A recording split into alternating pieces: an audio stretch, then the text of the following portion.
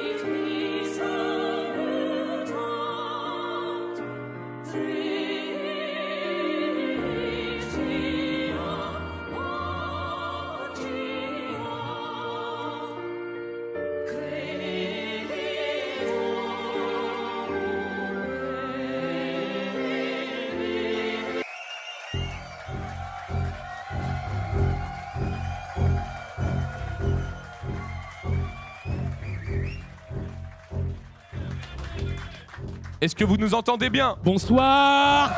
Il va nous falloir plus de son dans les enceintes. Ouais, plus de son de la musique dans les enceintes pour s'il vous plaît. C'est important. Faut tout faire sauter. Ok. T'es chaud quoi, Alex? Est-ce que les gens ils sont chauds? Are we bringing it back? Let's go! Maestro. Do it! Maestro. Of the Send game. it, send it. Maestro. Maestro of the game. On nous avait pronostiqué mort il y a déjà une éternité. Starcraft vit encore et la foule est électrifiée. Déterminé à vous laisser des souvenirs impérissables. On vous a There's qu'un the banger de fun, tournoi, c'est indubitable. Une pléthore de destinations, de champs de bataille et compétition. Jusqu'à la mort, ça se bagarre à chacune édition. Vie de l'amour, Paris Sora, en Votre top 4 4. magique. Et nous on prie un classique. 24 maestros au commencement, maintenant y en a plus 4. Ils ont traversé le monde entier pour avoir le droit de combattre. Ce soir au gourou, on vous détermine le nouveau GOG. Alors, foutez le bordel maintenant. Il est l'heure de faire entrer nos joueurs. Criez-leur votre amour sans aucune pudeur. Vous connaissez leur pseudo, chantez-les avec nous. Ils se souviennent que le meilleur event c'était avec vous. Oh, son sourire a déjà fait douter tous les hétéros. Maestro, quand on fait que de Niro. Maestro, 2014, il gagnait Sao Paulo. Faites du bruit pour Kim Jong-un. Dans l'histoire du jeu, personne ne sera son égal. Un de ses surnoms, c'est Finlandais phénoménal. Sa passion de la victoire chez lui est viscérale. Faites du bruit pour Basilis Serral.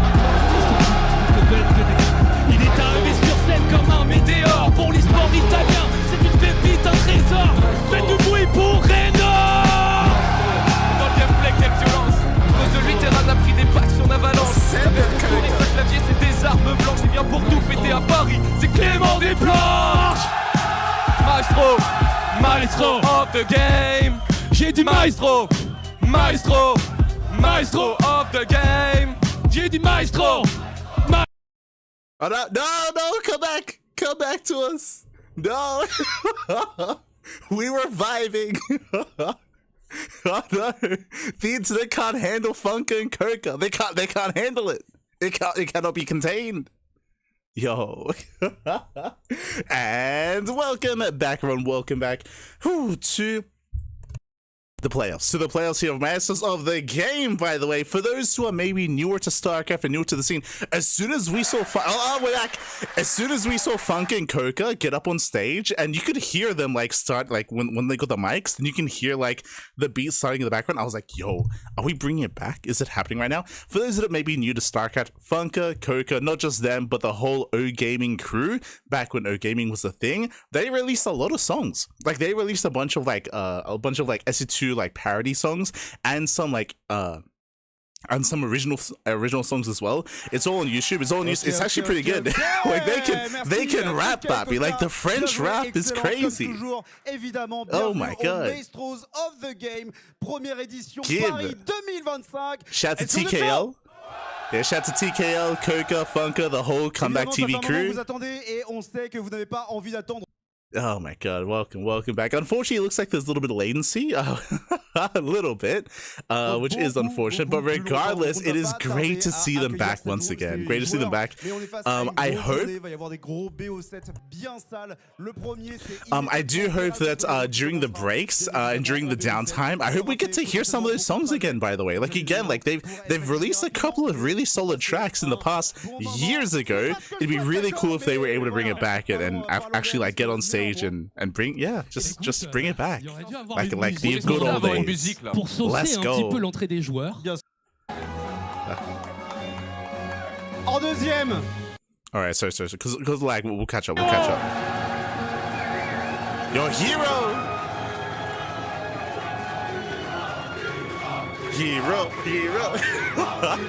On his new team, T1. It's the herO. There's a lot to get into. We'll get there. Wendale, loco. Sí. En deuxième, il sera son adversaire, mais il est premier dans les classements. Il s'agit pour la team Basilisque du Serral. Oh, give it up for Serral. Give it up.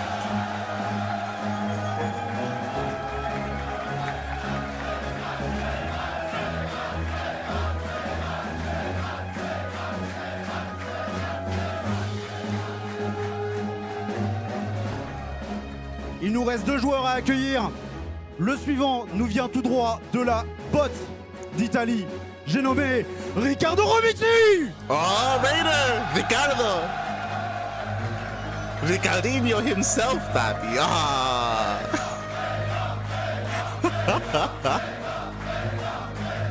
Ricardo's in the house. Let's go. C'est qui le dernier, TKL? Best for Comme ça, last. j'ai un trou. Un Bien trou évidemment, il n'est pas tout à fait à la maison parce qu'il est niçois, mais il est bel et bien en France. Le français, Clément des Planches. Ah! Le français, papi.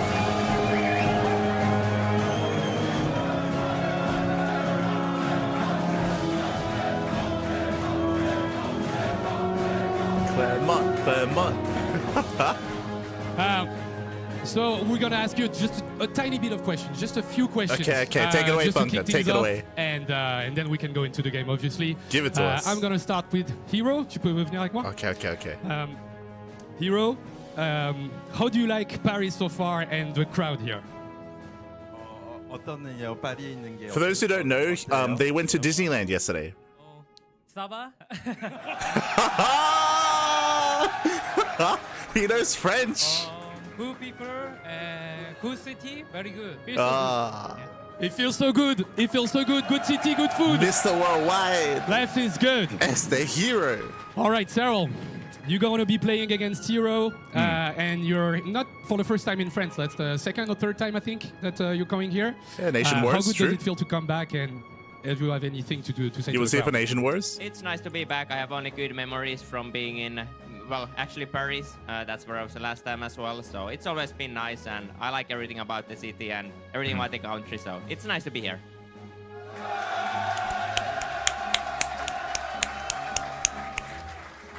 Reynor, Ricardo. I think everybody loves you here, and everybody loves every single player, obviously. But you're gonna be playing against Clem here. You're gonna be playing against the hometown hero. Like, is there anything you want to say? Well, even though I'm playing against Clem, I can feel the love coming from the crowd, and I know they're cheering for Clem, but they like me at the same time, and that's enough for me. Obviously, they're cheering for Clem.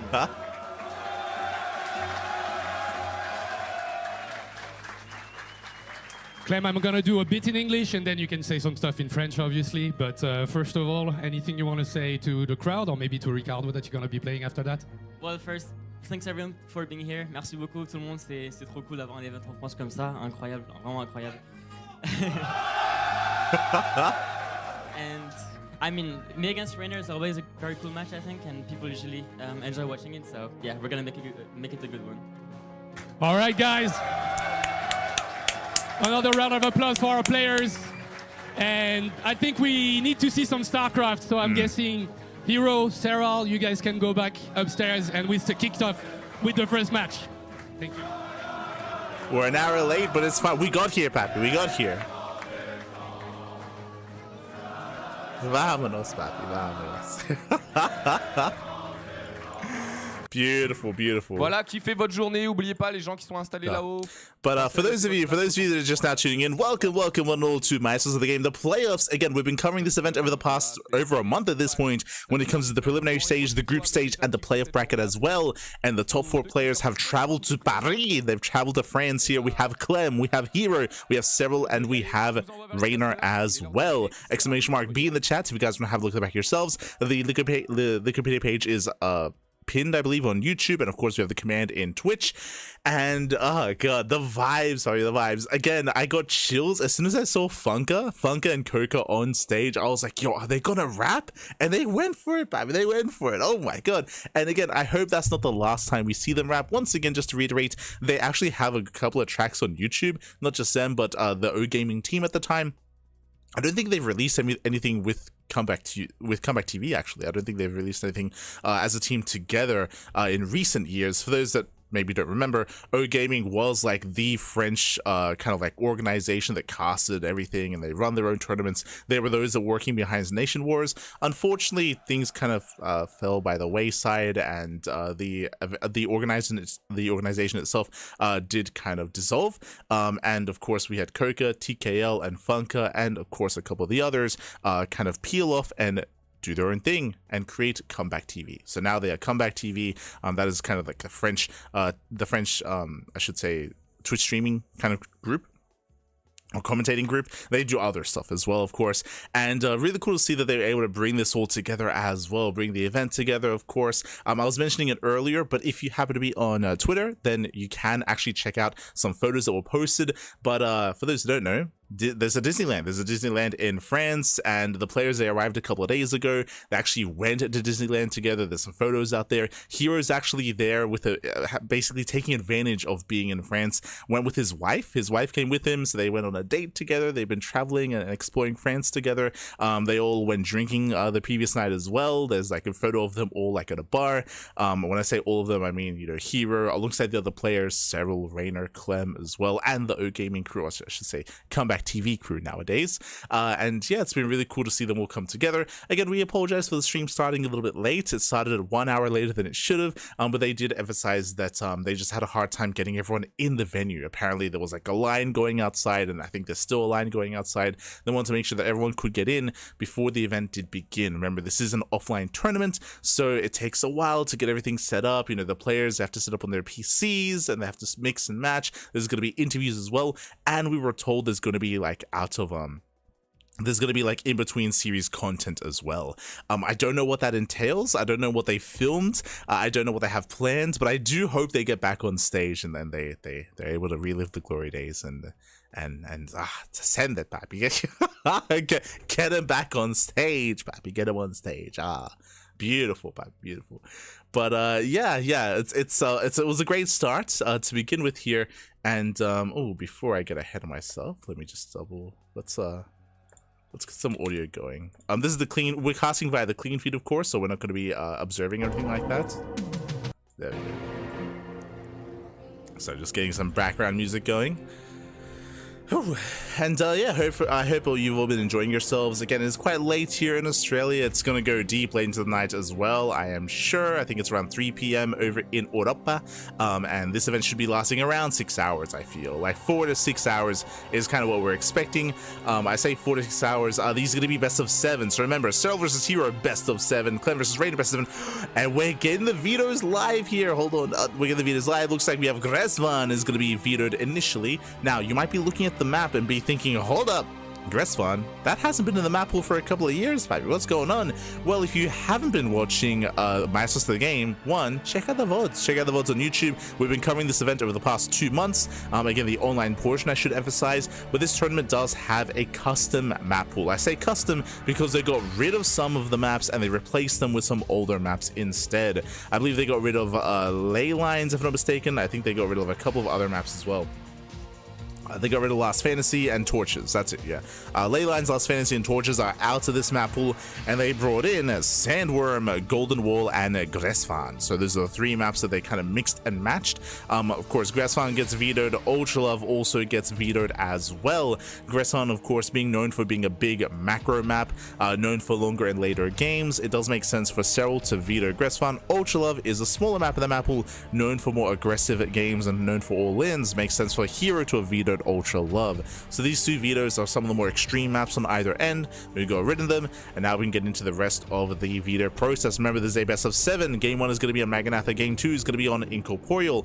First two maps are some of the larger maps in the map pool, known for these longer games. That's what we're expecting on them. Same with maps like Tokamak as well. Persephone, that's going to be one of the more aggressive maps in the map pool. That's where we can be maybe a little bit more in each other's face, potentially. We'll get into it when it comes to this ZVP.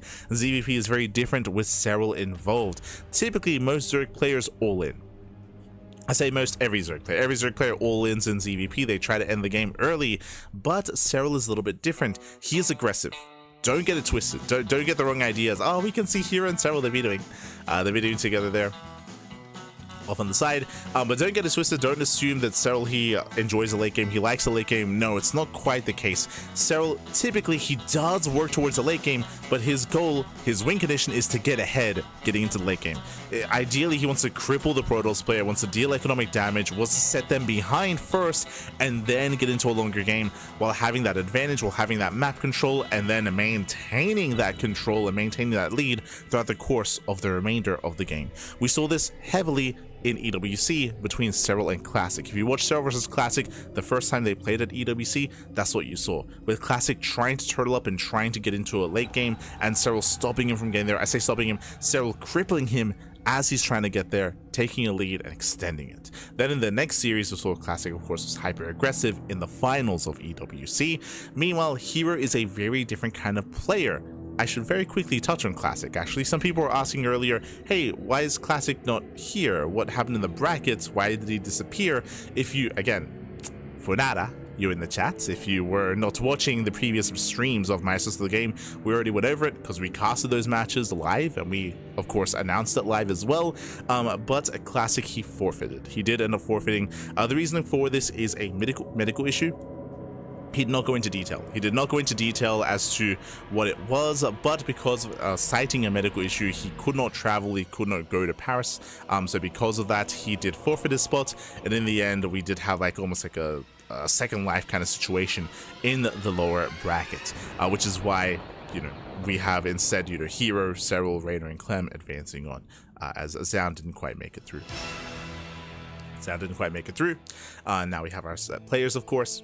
When it comes to herO, right, I was getting into the difference between herO and Classic. herO, he does play for the late game at times. True, if you throw down herO on Tokamak, on Incorporeal, on Maganatha, herO, he will be aggressive first, and once the aggression dies down, he will back off, he will turtle up, he will build up on 4 bases, and max out, get into Sky Toss. herO will head in that direction, but he is known mainly for his mid-game. He's known for his aggressive play in the mid-game. He has glaive up the hell out of Serral before, plenty of times, and we do expect to see some glaive ups at some point in this series as well, especially after what happened between Zound and Reynor.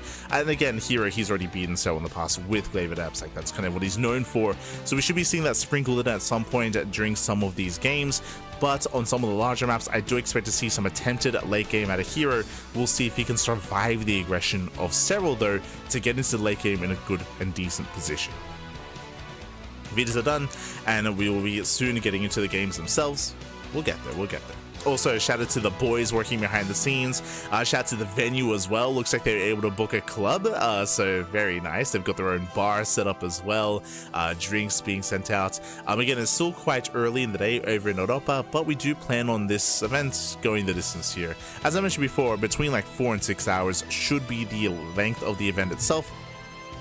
It's going to be 4 best of 7s. Expect each series to be at least an hour, but potentially up to 1.5 hours or 1 hour and 40 minutes. But looks like here we go. We have some intros. Let's go. Send it, Pappy. Send it.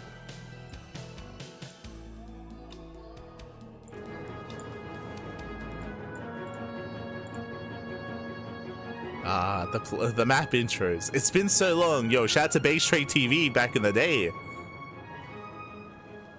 We're loading into Maganatha. And in the top left-hand corner of Maganatha, we have the finished Zerg player. We have the blue Zerg. It is Serral for Basilisk. Not pressure. Let's go, Yoda. Yoda. Yo, the crowd is mic'd. Let's go. And in the bottom right hand corner, we have the South Korean Protoss player. We have the red Protoss joining his new team, Team T1 or XSKT1, if you recall. The South Korean Protoss, it is herO. Let's go. I love how you even have some fans directly behind herO as well. Let's go.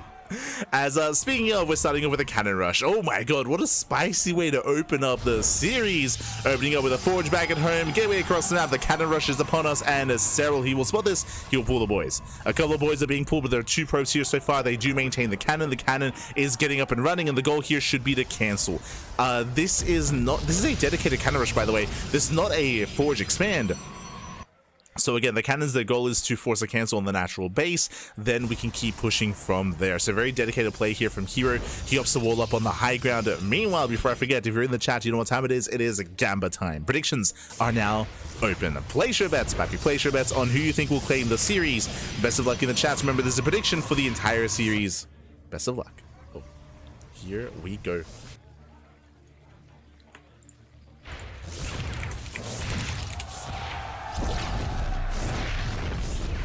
As the cannons are getting up and running, so far getting within range of the hatchery itself. The hatchery is allowed to finish, and Serral, he's going for the roaches. Okay, he does take both gases back at the main base. He's going for a roach rush behind this, and we'll see what Serral can get done. I believe the drone that he sent out across the map was followed, was shut down, so there's no proxy hatchery set up here across the map.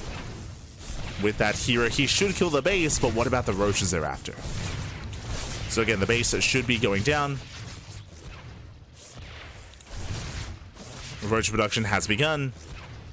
And remember, the production's across the map, right? It's like there's a Stargate on the way. Can we get a Void Ray up and running in time to defend? That is the real question here. Here, he has to buy time for that Void Ray. Gib, Pappy, gib. Oh. Here we go. They used to rap at Home Story Club too. Ah, there you go. That's, yeah, kind of. A little bit different, but sure. The red HST. But with that, we have the Ravagers being morphed in. Stargate is almost done. The Ravagers will break out and Serral suck on one base. herO is going to try to expand behind this, try to get ahead behind this. And Serral, he's droning. Okay. Serral is droning up, which means Serral, he has no intention of counterattacking. Okay. And herO, he's gonna get that Void Ray. I spoke earlier, I was concerned. I was like, is herO gonna get the Void Ray up in time? The answer is yes. Yeah, the Void Ray is fine. Remember, we're on Magnatha. What is Magnatha? Magnatha is the largest map in the map pool. Longest rush distance by ground. herO, he has time. He has plenty of time.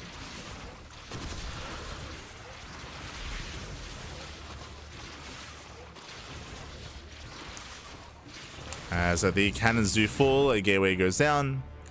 Behind this, they're going for a lair. Now, with a lair, you can turn this into an all-in with Drop Lords. You can go for a German Taxi. You can go for a Nidus-based all-in as well. Like Serral, he does have some all-in options, but so far, herO, he's in the driver's seat. Like herO, he successfully killed the natural base. He successfully got up to 2 bases, and he successfully got up to Void Rays. So yeah, +1 attack on the way. First Void Rays hunting down Overlords. Oracles being sent out to scout across the map. To scout to figure out what's going on, and herO, he will see the lair.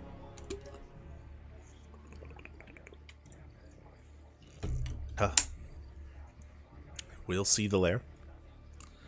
Famir's dipping in. Does dip in. Does sound like we don't really have in-game music, unfortunately. But we'll make do, Pappy. We'll make do. And there it is. I was curious, was it going to be the Drop Lord? Was it going to be German Taxi? Or was it going to be Nidus? We did attempt the Nidus form, but the Nidus form gets cancelled. herO, he's all over this. He denies mining at the natural. Did force a cancel on the Nidus worm. Now the Nidus worm has to be rebuilt. That's a delayed Nidus. Oof.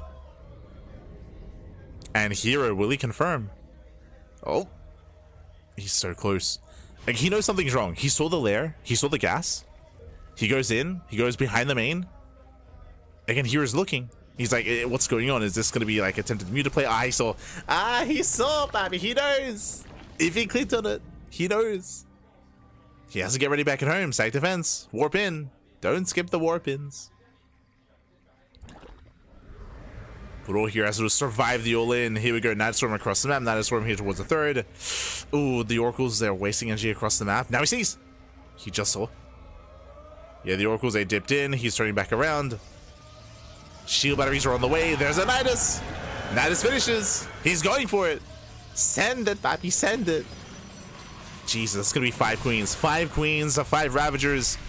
No transfuse. Yeah, no transfuse. Very nice snipe. Gets 1 queen. He gets 1. Oh, doesn't get the, barely doesn't get the Ravager. That does. 1 Ravager goes down. Decent start for herO. Ooh, clutch transfuse. I believe there's 1 transfuse left. Remember, the queens have to be on creep to be able to transfuse. Ooh, Ravager overextended. Gets 1 of the pylons. Depowers 1 of the gateways. But down to 5 Ravagers. More roaches are filing in. Got more roaches on the way. Ooh, another Ravager goes down. Oh, and another. hero's holding. Yeah, he's holding. He takes down 3 Ravagers. There's 2 Ravagers remaining. Only 2. Oh my god. The Jesus, the Void Ray taking a lot of hits. Yeah, the Void Ray takes a lot of hits. The Void Ray so close to going down, diving on the queens. Ah, but there's a spore. There's 2 spores. Oh my, there's 2 spores. The spores finish. Takes down one of the oracles. Takes down the Void Ray. The herO spores. There you got the crowd chanting herO. herO. Gets one of the spores. Now again, there's only 2 Ravagers left. Only 2. Almost 1. Clutch blinks. Clutch blink control. I mean, again, herO, arguably best blink control in the game. And GG gets called. The all-in fails. And herO takes game number 1. Whew.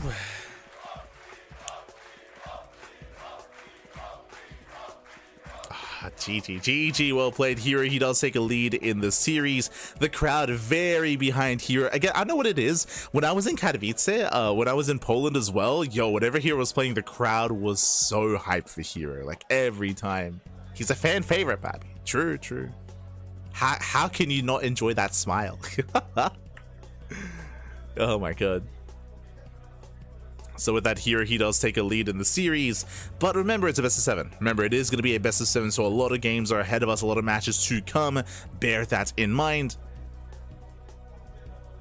And it was a spicy start. herO with a successful cannon rush, as we mentioned, especially because of the map as well, right? Because of the map, any kind of attempted counterattack at all-in from Serral was delayed. Not just that, but the attempted 2-base all-in was scattered, right? herO, he was able to get into his Stargate, able to get into the Oracles. He did confirm the all-in. He confirmed the Night Storms. He saw the Lair. He was able to get ready back at home. And crucial that he was able to snipe that first queen, get rid of so much energy, snipe the Ravager as well.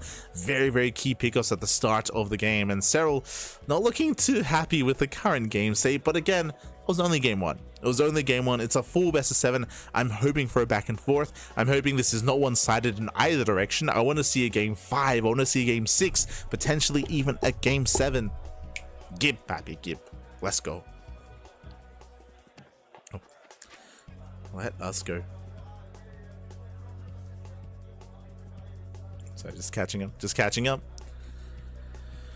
Whew. Yeah, okay, we got the hand warmers out. And again, shout out to herO's new team, T1. If you want to hear like a little bit more of our thoughts on things like that, so check out our podcast from this week. We did discuss the new announcement and what it could entail moving forward. Just really exciting times and really exciting stuff being announced in this week for StarCraft, when it comes to the patch, when it comes to new teams stepping in, when it comes to everything surrounding that as well. Be really cool to see. I'm celoso. Look at these guys. That's the benefit of casting from a bar. I mean, we saw the same thing with the Brazilian SC2 circuit, El Circuito Brasileiro, where they were also like the casters were able to get drinks. They were casting, in a bar. We saw the same thing with the House Galactic Battle, right, with the Polish tournament. And here, I mean, they're literally casting in the kitchen. If you notice, like, they're literally behind the bar casting. Really fun setup, really cool. Couldn't miss. I think that's a sink right in front of TKL, by the way. Don't get anything wet, papi. Don't get it wet. But yeah, it's definitely a vibe, papi. Definitely a vibe. Yo, do we have to crack open some chelas and then jump in? We can't be left out. True.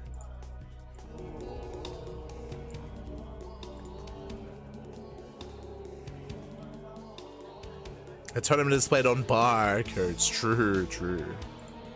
Yo, I got some tequila in the back. I could tell you what. I'll get some after this series. Like I don't think I have the time to head on over, unfortunately. But we got the incorporeal intro.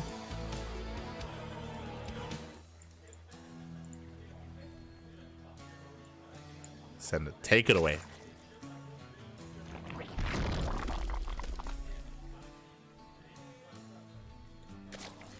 As spawning in the bottom right hand corner of Incorporeal, we have the Finnish Zerg player. We have the reigning world champion down in the series. Can he bounce back? Can he bring it back and make a series out of this? For Basilisk, it is Serral. I was premature. It's a little bit too soon.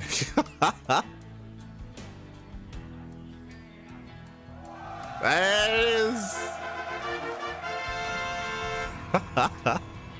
Let's go. Let's go. As spawning in the top left-hand corner of Incorporeal, we have the South Korean Protoss player. We have the Red Protoss representing T1, kicking things off with a lead here with a cannon rush, a cheeky cannon rush in game number 1. Again, if you're out there, yo, even the world champion goes down to cannon rushes, baby. Yeah, it's pretty good. It's pretty good. Can he extend his lead? It is herO. Let's go. Yo, we got some cheerfuls in the background. We got them cheerfuls. As we're getting into game 2, once again, welcome one and all to Incorporeal. Now, what I was going to say coming into Magnatha, I would apply here as well. This is one of the larger maps in the map pool. We expect longer and more robust games between our two players. But as I mentioned at the start of this broadcast, at the start of the series, herO, he is much more aggressive, much more so than Classic. He is willing to be in your face, and typically he does thrive in the mid game, or as you saw previously, sometimes even before that with a cannon rush as well. So our eyes are going to be on herO here. We'll see how he does mix it up. This is not a bad map for standard play though. Like again, coming into this, I do expect to see herO go for a standard opener into a third base, into a fourth, into a macro setup into the late game. We've seen it a lot from Protoss players, from herO as well, here on Incorporeal. We'll see if that trend continues or if he does spice things up once again. I just don't know I don't know if you want to be too spicy too quickly in a series like this. Like, it's a long series. You gotta pace yourself, man. You gotta pace yourself. Pressure, true. They seem to be maximizing the tiny venue. I wouldn't call it tiny. Like, it's a club. Like, this, there's a lot of people there, man. There's a lot of people there. Tiny? What do you mean? I'm sure the venue satisfies all involved and is even too big. I would say it's more than average sized. This guy is saying it's tiny. What are you going on? What are you talking about? Ay. Oh my god. As behind this, we're going for a fast forge. Interesting. Okay. Going for a very fast forge into 2 gates, but we get a full scout. Oh my god. Big misstep here. Big misstep from herO. Again, going for a double gateway follow-up here with a forge is straight into a Stargate. Now, before the Stargate, it looks like hyper aggressive play on 2 bases, delaying the third, right? And Serral scouts everything, so he knows to play safe. We should be seeing a safety Rotorn out of Serral. Yep, there it is, as if on cue. Typically, Zerg players want to be skipping this. They want to skip the Rotorn if they can get away with it, but because he scouted the gateways, he knows to play safe, and that means that herO is playing from behind. He is getting a Stargate, which means he's most likely getting a late third. So late third base from herO because of the second and third gateway and because of the forge as well. Again, this is still very dedicated on 2 bases, but because herO knows he got scouted, he has to try to deviate away from a 2-base all-in because his opponent has already seen everything. So herO, he has to be fluid here. We'll see how fluid he can be. We'll see, Pappy, we'll see. You sound like me, lad. I'm more than average size. I'm glad you caught on to what I was saying, Chase. See, you understand me, Chase. You understand me. I need you on, Pappy. We need to bring back the Chase cast. No.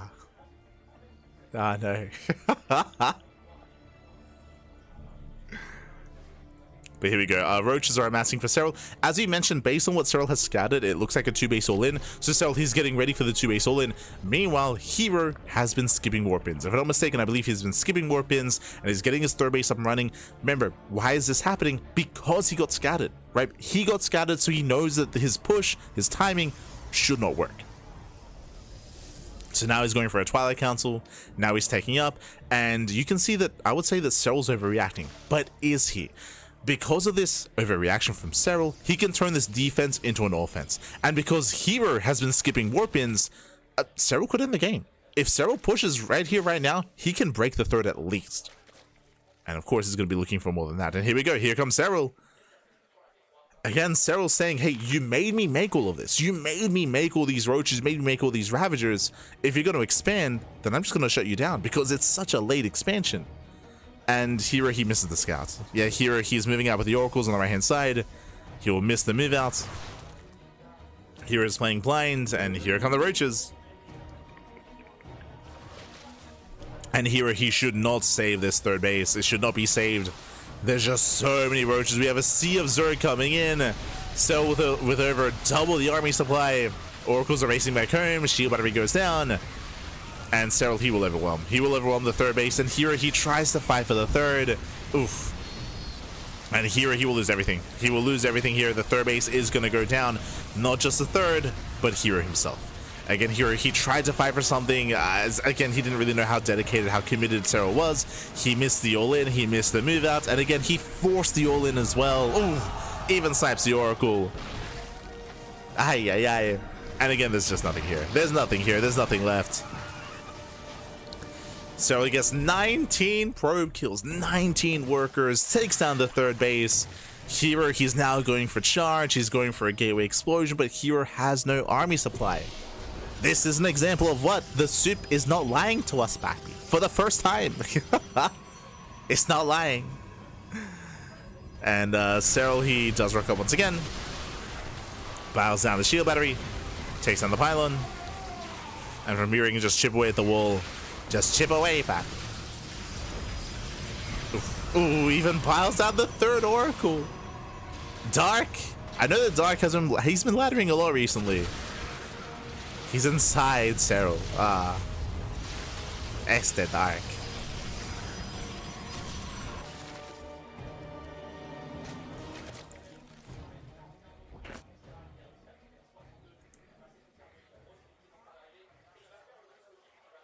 And with that, Serral, he pulls back. Serral, he pulls, and again, there's no pressure, right? There's no rush. There's no rush. Serral, he can just drone. He can just get another base. Build up. Secure his economy. There's no rush. And here, he be huffing some copium here. The copium is real.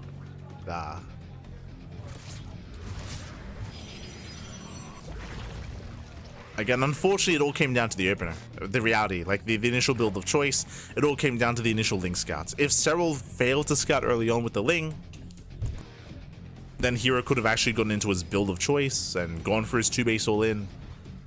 But he failed to deny the Ling scouts. And that kind of sealed the deal. That kind of sealed herO's fate in this game.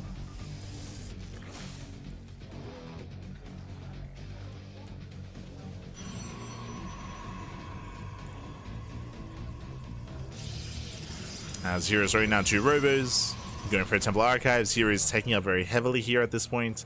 And again, this is all just very ambitious. It's very, very ambitious here from herO. And I think Serral's about to take away those ambitions. As he's just waiting for bailing speed. He's drawn up to 62. That is just under 3-base saturation. That's all you need. That's all you need, papi.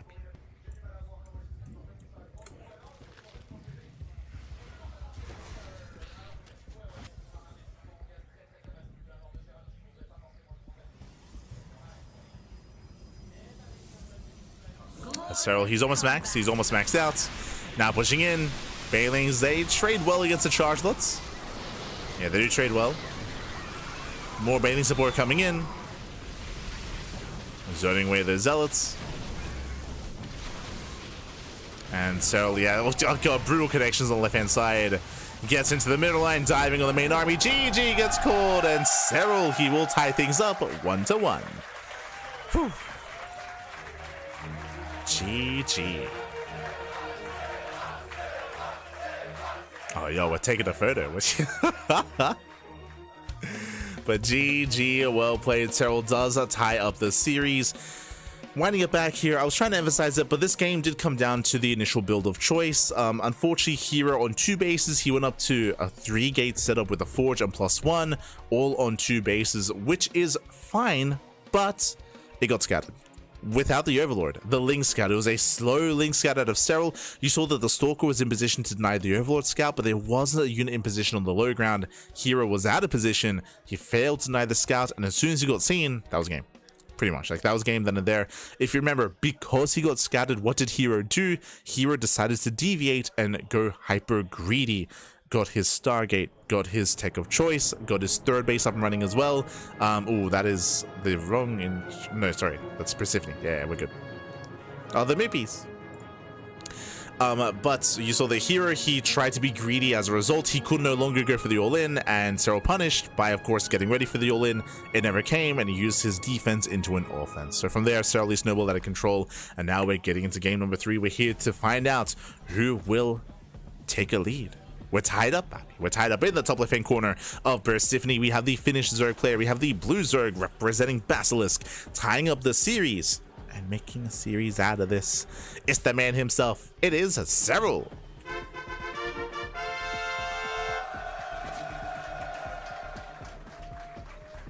The reigning world champion. And in the bottom left-hand corner of Persephone, we have the South Korean Protoss player. We have the red Protoss representing his brand new team, Team T1, also previously known as SKT. It is herO. Let's go. Again, what timeline are we living in where ex-CJ herO is now on T1? It's crazy.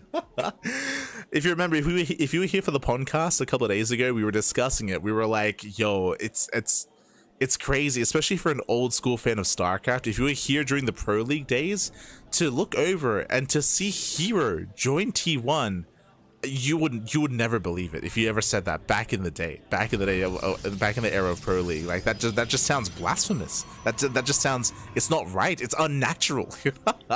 Like, what is he doing on T1? Makes no sense, no sense. But of course, nowadays in current era, right? Like after certain teams have come and gone, like it's a big pickup here for T1 to embrace herO. herO now on a Korean team. It's like if, I don't know, it's like if Flash joined like Jin Air, like right? Like it's just not right. It's like if Maru joined SKT, or if like we're saying here, or if Maru joined KT even. There you go. Or if like Zest joined Samsung, right? Like it's just I can't.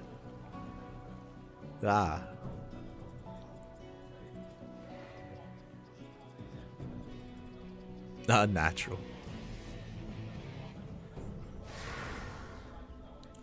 Best yeah. If Apple joins Samsung, true. They no.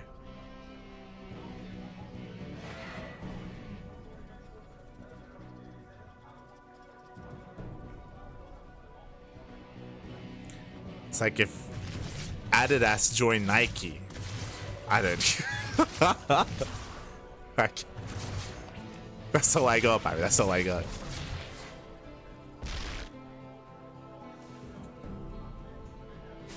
It's like if Sony joined Microsoft.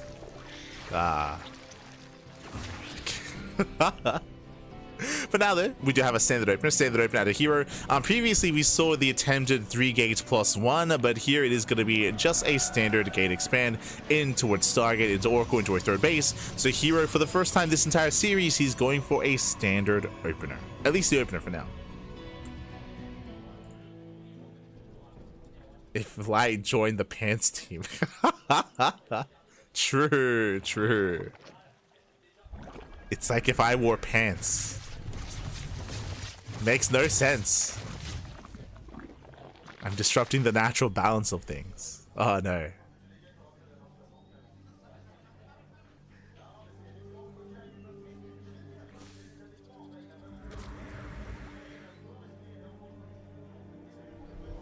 As for now, we do have a bit of a more aggressive follow-up. My apologies, sorry, I was a little bit distracted.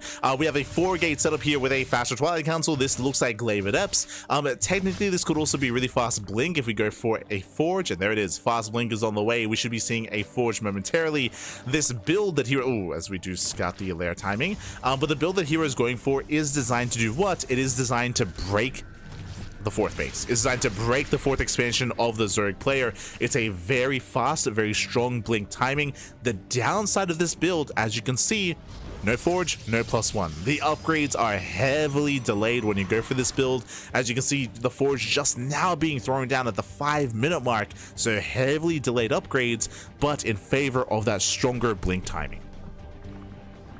So herO, he's building up, he's gearing up here, getting ready for that blink timing. Blink is halfway done. And the goal here, as we mentioned before, should be to break the fourth. Now we can see that Serral's playing safe. He does play safe. He does throw down the Roach Warren. If you recall last game, I spoke about how ideally as a Zerg player, you want to be able to skip the Roach Warren and go straight into Ling Hydra. But Serral, he does play things safe. It's Serral, of course. It's not Reynor. It's not Ricardinho, papi. Here we see Serral just playing it safe. Throws down the Roach Warren, getting his upgrades. Hasn't made any roaches yet. Here he confirms the location of the fourth base. Very important. And here come those Stalkers. Now, I said that herO should be targeting the fourth. That's what I would expect. But no, herO is actually pushing on the left hand side instead. We'll see what herO can accomplish with this. The pressure is on herO to get some damage though. 100%. The pressure is on herO.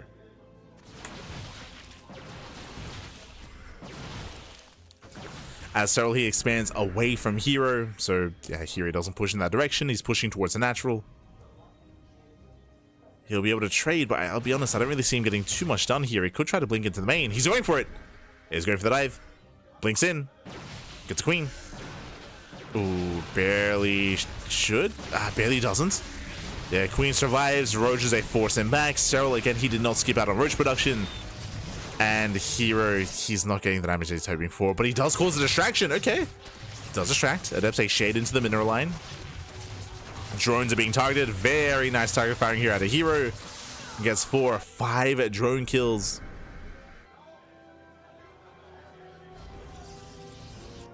Gets 5 drones. With that, herO pokes in. Pokes in, gets an overlord. I mean, this is decent damage. Even threading the roach warren. Supply blocking Serral. 5 overlords in production.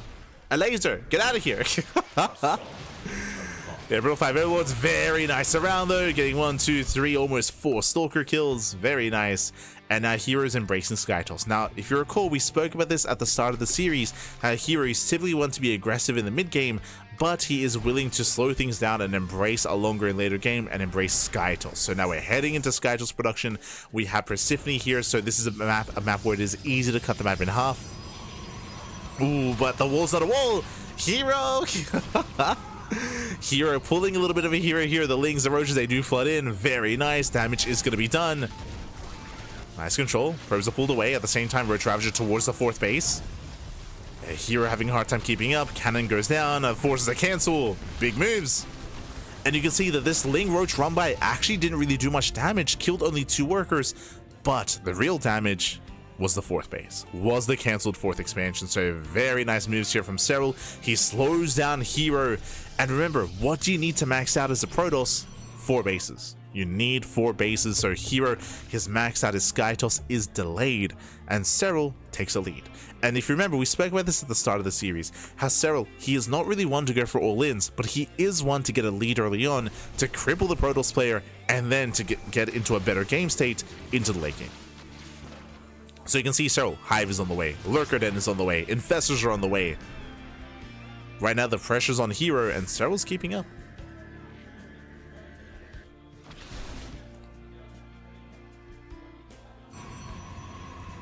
So your herO walls deploy. Well, I mean, Serral got what he wanted, which was canceling the fourth, right? Like, it was all a distraction. So it was still better for Serral. Serral, he will soon max out. And the goal for Serral is to break herO before Sky Toss with a maxed out army. And Serral, he's getting there. Oh, jeez, that's a lot. No, my God. Yo, herO, he saw the patch notes and he was like, yo, I gotta make use of the NG overcharge while I can. That's a lot of High Templar. That's what's that, 9? Soon to be 11? Jesus. That's a lot of Templar. That's a lot of Storm. And here he's going for the recall. He's going for the recall. He's sending it. Screw Sky Toss. Rushes the mothership, recalls into the main. It's all or nothing. Show us the Storms. Oh. Yeah, there's a slow zone. Storms on the Lings, Storms on the Hydras, Storms on the ramp. And Lurkers are going down. Stage Trap goes off as well. The mothership is going to go down, but another nice Storm. And here he has control of the main base. He has almost pure High Templar up here. Stalkers, they get in, and Lurkers, they just cannot get up the ramp. Oh, they're too thick. The stasis. Serral caught completely out of position. Oh my God. At the same time, here he moves in the right hand side. Zell taking it into the mineral line. Storms on the ramp. 17 drone kills. Oh my god, another brutal storm. Here he wins the fight on the right-hand side. And Serral, he was gearing up. Serral, he was getting ready for his own push. But herO out of left field. Now herO throws down the second Stargate. Now herO starts working on Skytoss. But he was the one that went for the early push, the early mothership, the early recall. And Serral gets crippled. He lost 22 drones. 22 drones and an expansion. And herO takes the lead. herO, he's ahead economically. He's on an even base count.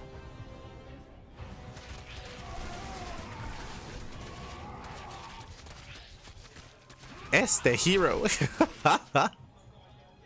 Oh my god. And now herO can chill. You know, now that lead that Serral once had isn't there anymore. And now we have a second Stargate. Now we have a Robo on the way. Now we can commence Tempest production if herO so chooses. He is down to 3 High Templars, so that mass 9 High Templar count isn't really there anymore. But there it is. Tempest production has begun. Right? Like, now he can slow down. He doesn't have to try to kill Serral. herO's already ahead. herO already has a lead. So there it is. So double Stargate, a second Forge, double upgrades. And herO, he can just chill.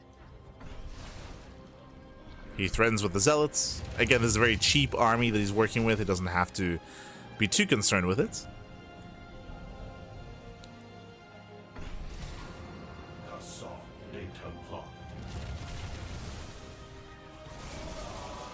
Ooh, nice, very nice fungal. Fungal goes off. herO pulls away. Lurkers pushing in, but herO coming in for the surround. No, Serral, he's getting caught. Yeah, he's getting caught out. That's gonna be 4 Lurkers for what? For a handful of Zealots. Oof. Yeah, brutal trade for Serral. herO, he pops off. herO, he's like, you're lucky that he played against Classic in EWC and not me. Oh no. It's like, you got lucky, Pappy. True, true. As hero's going for the recall. He's doing it again. He's doing it again. This time the Hydra's in position. Yeah, this time. So he's like, fool me once. Never fool me again.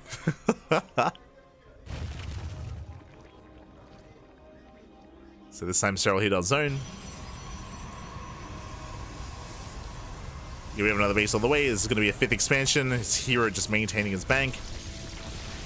Storm going to be zoning. Ooh, Serral, he's tempted to dive. Risky move there. Going for the Nidus. Ooh, brutal. Oh my, the feedback snipe. High Templar exposed. Ooh, that's going to be 1. 1 Templar goes down. Baits out a couple of storms, but a miscontrol there from herO. Just flying too close to the sun with those High Templar. Gotta respect the Lunkers. Respect the Lings even. Yes, Tempest are moving in. Where's the anti-air? There's 3 Hydras. There's 1 Hydra. Where's the anti-air? Lunkers. They can't shoot up, Pappy. Yeah, Storm Zone away. Nidus across the map. Oh, Nidus goes down to the cannon. Yo, that's the same cannon that cannon rushed last game. That's it's like, I'm back. Just took down a hatchery. Just took down a hatchery last game. Game 1 even. Takes down the Nidus. Este cannon. Lurkers they pop out. herO is able to defend back at home. Tempest, they're actually being isolated. Yeah, they're getting cornered here. Here he has to be careful. As he's gonna get surrounded, he has to recall. He has to recall out. He's gonna lose 2 Tempest. Ay, ay, ay. And here comes the rest of the army. Lurkers in position. Storms on the Lurkers, but the Tempest are going down. Yeah, here extended, losing every single Tempest. That should not have happened. herO, he got too excited. Again, he lost every single Tempest. So big overextension out of herO. Serral, he's back in this. Straight up, he's back in this game. He reset the Skytoss.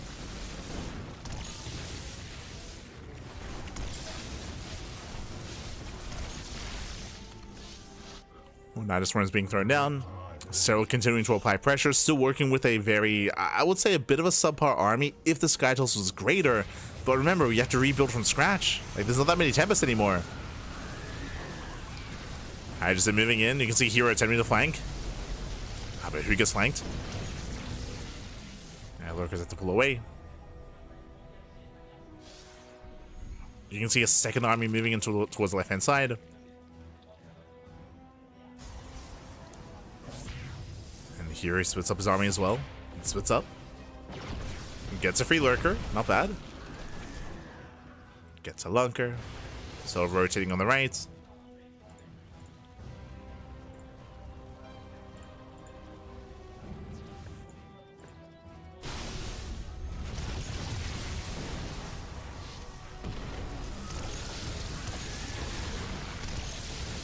Catching out a couple more.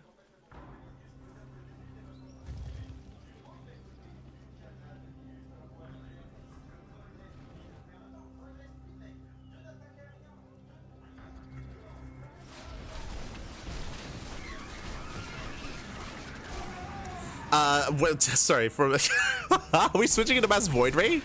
We have Flux Veins on the way. We're making 3 Void Rays at a time against a heavy Hydra Lurker army? Like, herO, now it's not the time for Void Rays. What's going on? Now, what do Void Rays help do? They're decent against Corruptors. True, they're decent, but I feel like herO would benefit more from from Tempest into Archon High Templar Carrier. Less Void Ray, but okay, interesting. Interesting choice.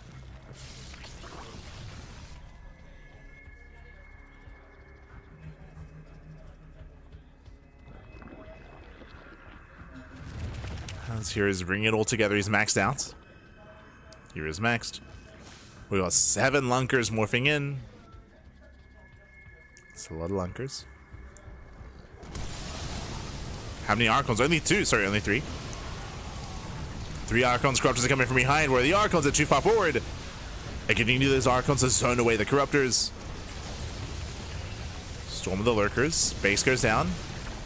Corruptors at top left. And so far, here he's controlling well. He's babysitting his Tempest. And up to 4 Archons. And Serral just cannot engage. Remember, like Serral, he does well in the late game against Protoss only when he gets into the late game from being ahead. That did not happen this game. That didn't happen. herO took a lead early with that move going for the Mothership recall into the main. herO, he's been in the driver's seat until he got surrounded until he got his Tempest surrounded, if you recall, but he's recovered. And he's at the advantage. All herO has to do is deny the gold. If herO can deny the gold base, he will win. Like, he just has more money, straight up. This is the issue with Persephone. Persephone is a map where you can very easily cut it in half, and it is so difficult to take your opponent's bases. So, for example, if herO, there's only 2 bases left on the side of the map. And Serral will never take them. He will never take those bases. And the way that ZVP works here is that the Zerg player, they have a more inefficient army. So they need another expansion. What do they need? The gold. Like Serral, he needs that gold base to have a chance against herO. Without the gold, I mean, herO, he'll just dominate.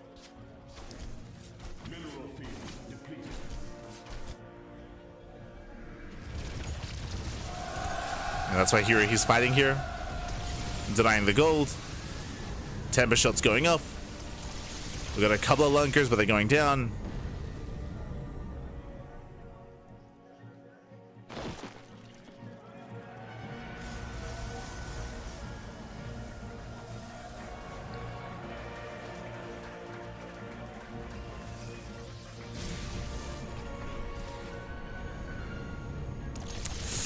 And this expansion is not long for this world. It should fall. Either should fall or Serral should be forced to engage. Both benefit herO, as here he wants Serral to push into him. Picks off some of the lurkers. There's the cloak. Base goes down.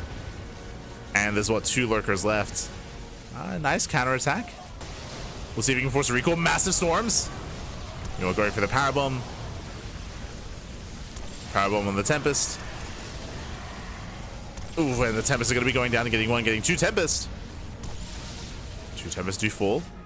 herO, he will lose 32 probes. Oh, that should... This run by, this counterattack. Yo, this counterattack is crippling herO. Corruptors, they go for the dive. Where are the Archons? Oh, Archon's out of position. Yeah, Archon's out of position, but despite that, GG gets called. herO, he takes the fight, and herO takes a lead.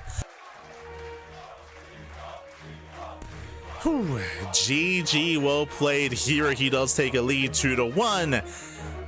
And we'll see if he can extend it. Can he extend it even further? Let's go. GG, well played. Again, Serral, he didn't have a bad start to the game. He did not have a bad start to the game. If you recall, Serral, he was able to gain momentum early on until what? Until the recall, right? Until the recall into the main base. That recall was insane. Again, I was already making the assumption when I saw the fleet beacon, I was like, oh, herO is going to start working towards Tempest, who's going to start working towards Skytoss. But no, he went up to 11 High Templar. To be fair, he morphed some of them into Archons, but he went up to 11 Templar, rushed into the mothership, recall into the main, and from there, he dominated. So he was struggling to keep up, struggling to maintain himself. And again, herO coming out saying, man, you got lucky they didn't play against me at EWC. Played against Classic, not even here. True. We're gonna be going on a break. We're gonna be going on a short break here. The players, they need a moment, all good. So make sure to stay hydrated, get some drinks, get some water, hydrate your hydras, stretch your roaches, massage your marines, and we'll be back soon with the remainder of the series. See you soon, Pappy. See you soon. Oh.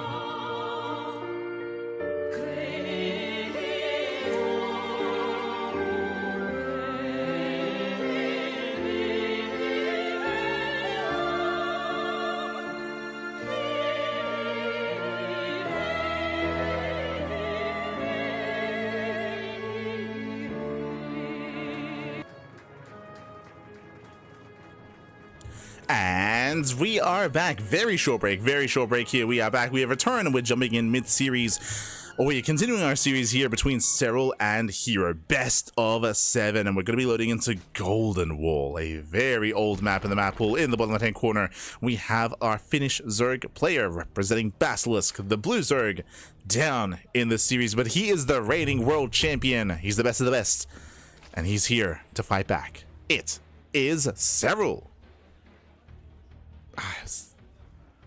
I was premature again. There we go. Whew. And spawning in the bottom right hand corner of Golden Wall, we have the South Korean Protoss player. We have the red Protoss, arguably the best Protoss player in the world, representing Team T1. It is herO. Here we go. Whew. Here we go, as we are now getting into the rest of our series here, and herO already opening up the southern half of the Golden Wall. Meanwhile, Serral embracing the gold base. Let's go, baby, let's go. I feel like this is probably a good time to also talk about herO and what happened at EWC. If you recall, herO, he had a lot of regrets after his tournament run did end. If you recall, he did go down, I believe it was to Solar, if I recall correctly. And if you remember that series, we spoke about it at the time, and we were validated and confirmed by herO afterwards when it came to herO's builds of choice. Basically, every single game, what did Solar do? He all-inned. He all-inned every single game, and he was also able to shut down some aggressive builds of herO. And herO, he never really got into the mid-game. He never really got into his own game state against Solar at EWC. And afterwards, herO, he did provide a post on his Discord server talking about how he felt like he never got to show any of his builds. He never got to show off any builds from his prepared PvZ builds against Solar, and he felt a little bit left wanting. Like, he felt like a little bit dissatisfied, very dissatisfied with his performance at EWC, because he felt like he had more to offer and he wasn't given the opportunity to do so. Well, now he does. Right now he does. Serral, you do not get better than Serral. He is the reigning champion, and now herO can show what he's made of here, as he was unable to at EWC. Let's go. let us go. For now, we're going to be loading into Golden Wall. Again, this is a map that was in the map pool quite some time ago. It's been a couple of years, of course. I want to say this was in the map pool back in 2021-ish era of StarCraft. And it's a map that we reference quite often because it was a bit of a pioneer map when it came to showcasing these golden walls, right? With these gold bases, you know, El Dorado took inspiration from this map, for example. Alcyone also took inspiration from this map as well, and many, many others. Serral is taking the gold, and here he's here to deny said gold base.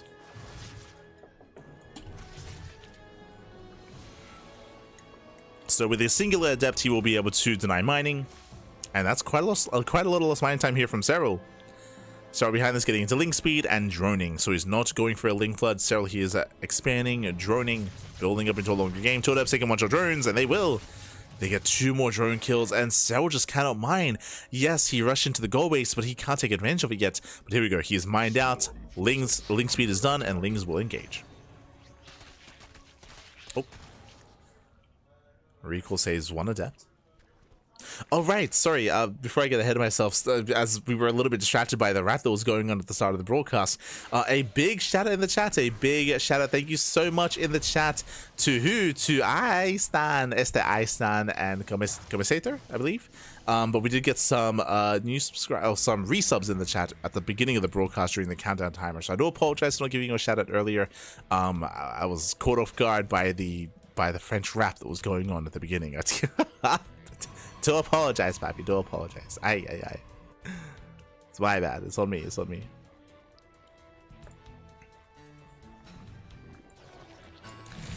Meanwhile, it was a Stargate opener. Standard opener out of herO. Double Oracle gets across the map. Gets 4 drone kills. Gets away. Very nice damage here out of herO. Even a little bit of a miss rally out of Serral. And so far, herO doing a great job at trying to punish that goal base. Meanwhile, Serral going into the early Eva chamber into early +1 melee. This time not rushing into roaches.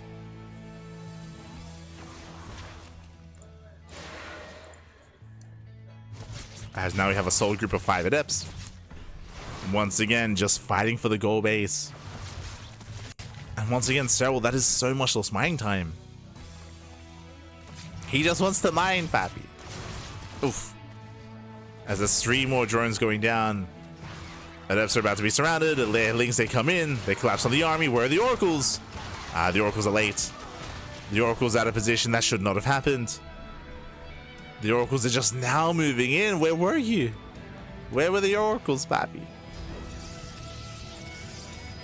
And Serral holds. So he defends back at home. Shuts down the adepts. Again, that shouldn't have happened. Like, the oracle should have been there. Should have maintained that position. And then herO could have gotten even more damage. Alas, Serral now able to alleviate that pressure, going for the Baneliness, +1 melee, droning up, actually saturating his gold base. Serral, oh no, he overextends. herO losing one of the oracles. herO does overextend, and Serral is stabilizing as he will lose another queen. Now the queen goes down. Sorry, to get within in theme of what's going on, Pappy. Aye.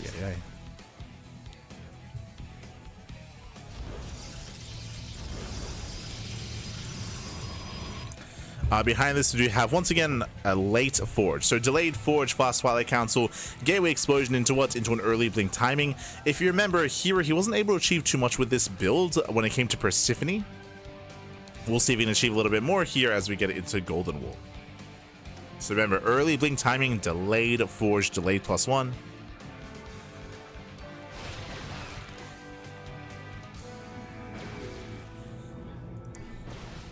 Aye.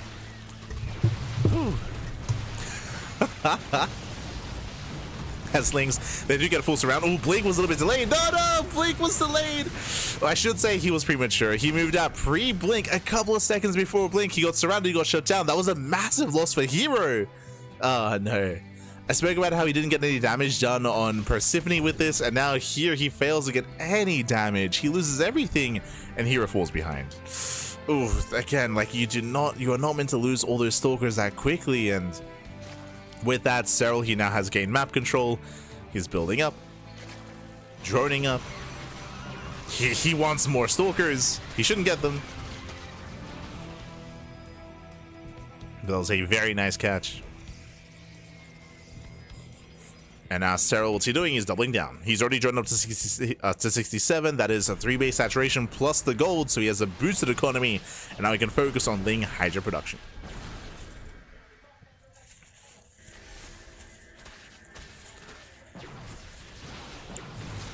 Can focus on his Ling Hydra. And here he cannot be active like, or he's trying to be active like this. He's mining at least, getting some value. But he has to be so careful. He's playing with fire.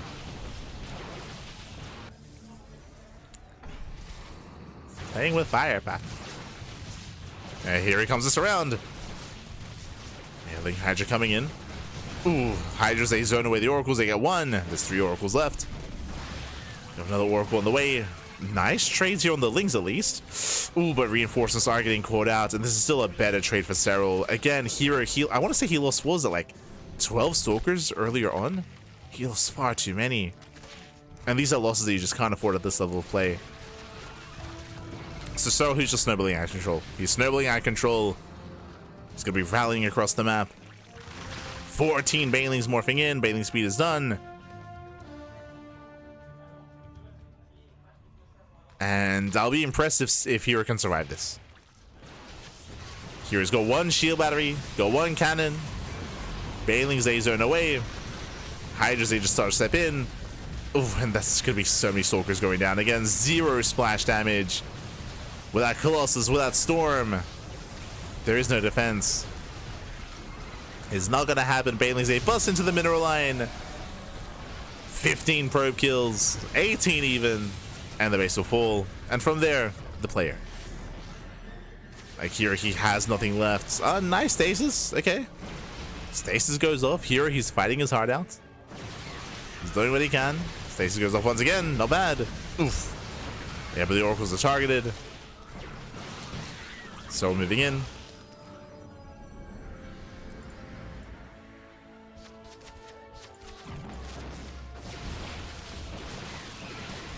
Catching another oracle. Yeah, with that, Serral, he has done it. He has broken the 3rd base. GG gets called, and Serral ties up the series 2-2. Whew. GG, well played. Again, a very intense series so far between Serral, between herO. Yo, we got a post on Cacao. Let's go, let's go. But GG, well played. And again, winding it back here, herO had a really nice start. Here he had a really nice start when it came to harassing the goal base, killing drones, killing queens with his adepts and with his oracles. It was all good. But where did herO falter? With his blink timing. Remember, he was rushing into early blink. He delayed his forge. He delayed +1, all in favor of that Stalker move out. But he pushed too soon. He pushed too soon. He pushed too quickly. Remember, he got surrounded as the Lings were coming in. He got surrounded before Blink finished, and he lost every single Stalker. Blink finished up as his Stalkers, I mean, as half of them had already gone down, and he lost everything. And with that, that does mean that +1 was delayed for no reason. His expansions were delayed for no reason. He invested heavily into Stalkers for no reason either. Like, he just fell so far behind from that moment, and Serral ran away with it. Up until that moment, again, herO, he was looking better in my opinion. Like he was looking far better there. He was looking to extend his lead even further up until he did fumble the ball there, up until he was a little bit too premature. With that GG, well played. With that, Serral ties things up. We are tied up 2-2, and now we're getting ready for game number 5. Oh boy. And this, so far we're getting what we wanted here. We wanted a back and forth. Okay. Let's get ready. Let's get ready, Papi. Jesus. It's been so long.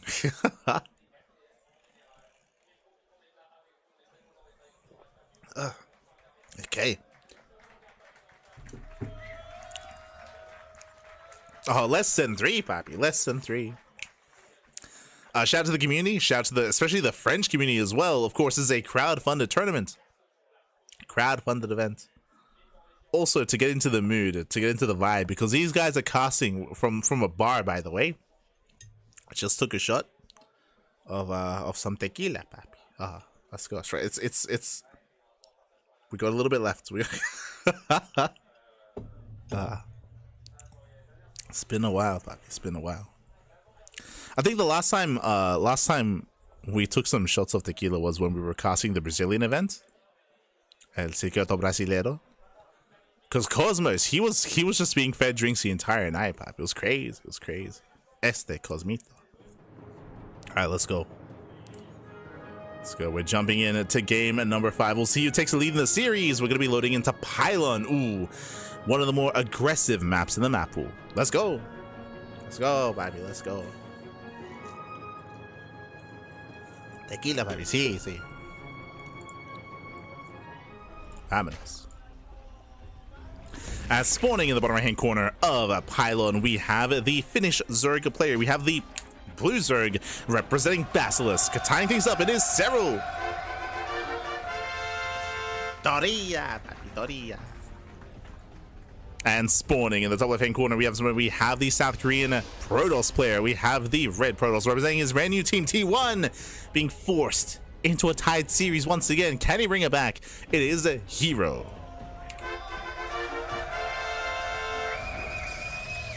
herO.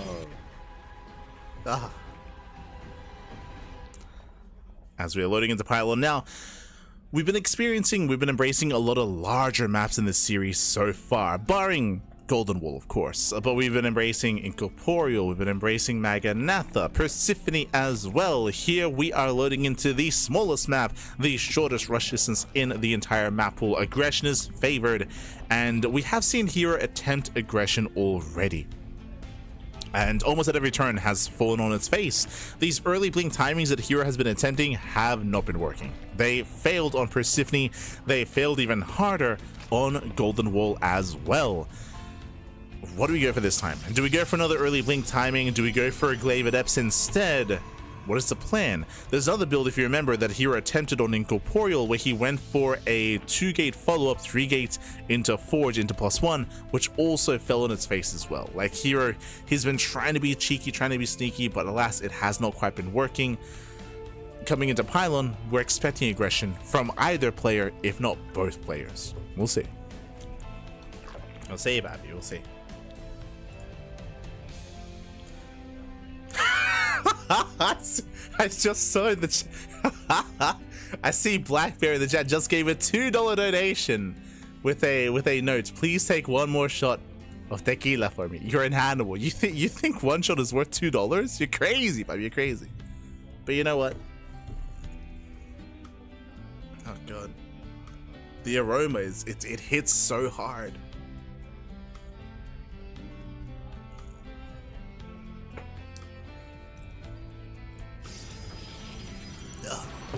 Okay. We're good. I see someone asking, is this live? Yes. That's Kirk. Our casts are live unless stated otherwise in the title. Someone's asking, is this live? Yes, we are live, of course. If one of our casts is ever not live, then it is stated in the title that it is a replay cast. This is not a replay cast, of course. This is all happening as we speak. Exclamation mark B in the chat if you guys want to have a look back yourselves. Otherwise, the bracket is pinned in the YouTube chat as well. Bracket is pinned. Otherwise, we're getting in, Pat. We're getting in. So far, Stargate opener, so standard opener at a herO, going for the Stargate into a third base. Everything's looking normal so far, nothing crazy. We'll keep an eye out for Serral to see if he does go for an early Forge, as, ooh, nice snipe at a herO, takes down the Overlord, but he will lose a Stalker. So a bit of a back and forth trade, but he does supply block Serral. You can see Serral, he's got 2 Overlords in the production tab, a brutal, 3 Overlords even, a brutal supply block. Can we go up to 4? Can we go up to 5? Do we go full laser? Not quite, just 3. But a supply block nonetheless. All good, all good. Also, a big shout to Agon in the chat, to Agon Dunter, or Agon Dunter. Thank you. Gracias, papi. Thank you so much. Thank you so much for subscribing with Twitch Prime for 3 months. 3 meses. Gracias, papi. Gracias. Do appreciate it. In fact, this is light, not live. True. Light is suffering. No. It's all good. No suffering.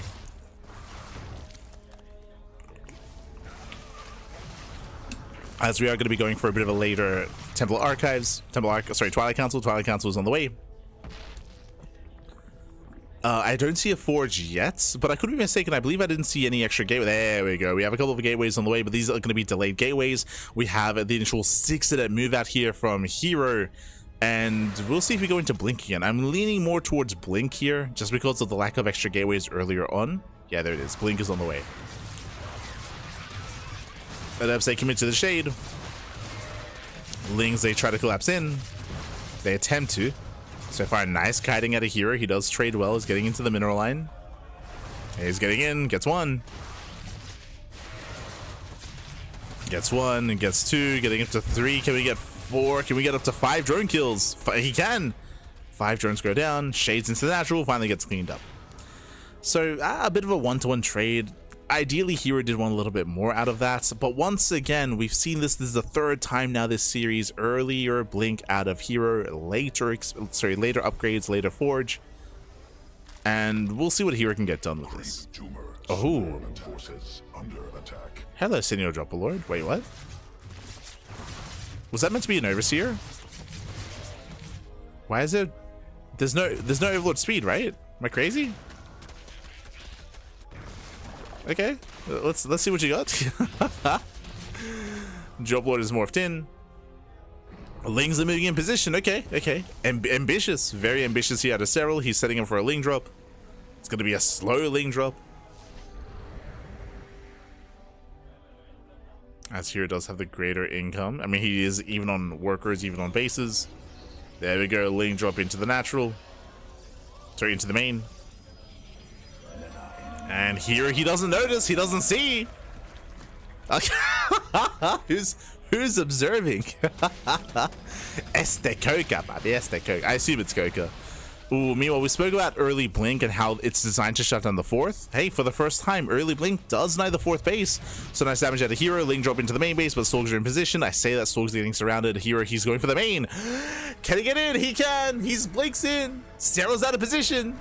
Yeah, Serral, he's out of position. He's at the bottom of the ramp. He's at the bottom. Trying to move in. Station Trap does connect. Catching out the Lings, catching out the Queen, but does not connect with the Roaches. And with that, Serral holds. So he holds onto the main base. The Roaches, they get up. If we had a Station Trap on the Roaches, different story. But the Roaches made it through. Yo, we got Tunneling Claws and Burrow on the way.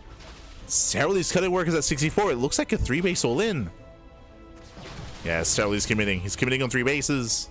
He's doubling down. I mean, we spoke earlier about how aggression is favored on Pylon. And we are embracing aggression.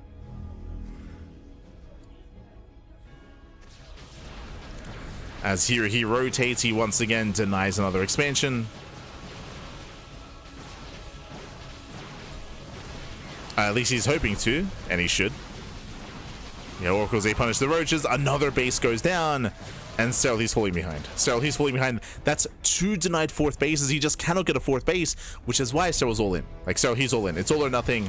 Either he ends the game or he dies trying. Roaches, they shut down the cannon. There's recall back home. That cannon means no detection. No stable detection, I should say. Stationary. There you go. No stationary detection here as Burrow is done in 3 seconds. 2, 1. Burrow's done. He can burrow. There it is. He hides. Ooh, that's a kill, not a cancel. And here is being pulled apart. The Tunneling Claw Roaches. They're popping off. Ah, the Revelation does miss the Roaches. Yeah, misses the Revelation. Cannons are on the way. herO, does he see? He doesn't have the energy. Even if he did. Yeah, no energy, and that's a massive Roach army. So he's barreling down at the 3rd base. Oracles, they try to respond. The Roaches back into the main. And here, he just doesn't have enough here. Roaches are getting to the mineral line. Oh, they were. There we go. 5 probes going down. But here, so far he's holding on. Okay. He does hold. He did not get a 4th base, though.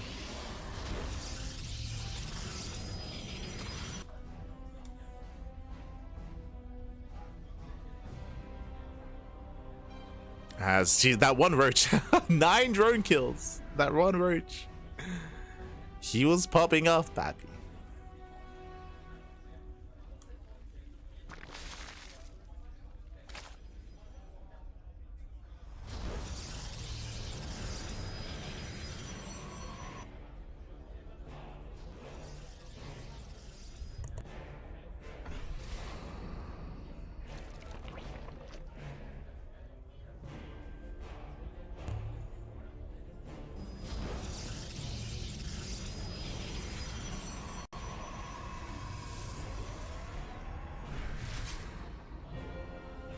Yeah, so far we do have Serral taking up in towards Lurkers. Lurker tech is on the way, Hive is on the way, the game is slowing down, and this is allowing Serral to stabilize. Remember, Serral, he had a really hard time getting a 4th base. Thanks to the Tunneling Claw Roaches, he's now able to expand. Able to expand. And Serral should be the first to max. Meanwhile, big shout to Este J Paralyzed in the chat. ¿Qué tal? ¿Cómo estás? Bienvenidos, bienvenidos. As Lurker 10 is still on the way. Hydra moving in, and herO, where's the splash damage? The answer is not there. There's no storm. Oh wait, no, sorry, storms are coming in. He's got 5 High Templar, but he needs those storms. And the High Templar, they're exposed. Yeah, the High Templar are exposed. There we go, Stalkers, now they move in, and here he's holding. With the power of Storm, he should hold on. But he's out of position. He needs the 4th base. Not again, not for the 2nd time. He already lost 1/4. He can't do it again. He can't lose it again. But he will. Yeah, down goes the 4th base for the 2nd time. Oof. And brutal losses for herO. And herO, he may just send it. herO now. Cashes the Hydras. Not bad. Hydras are chased down. herO's losing too much back at him. He's all in. Yeah, here he's all in. It's all or nothing. Either he kills Serral herO now or he dies trying. It all comes down to the storms. There's what, 2 storms?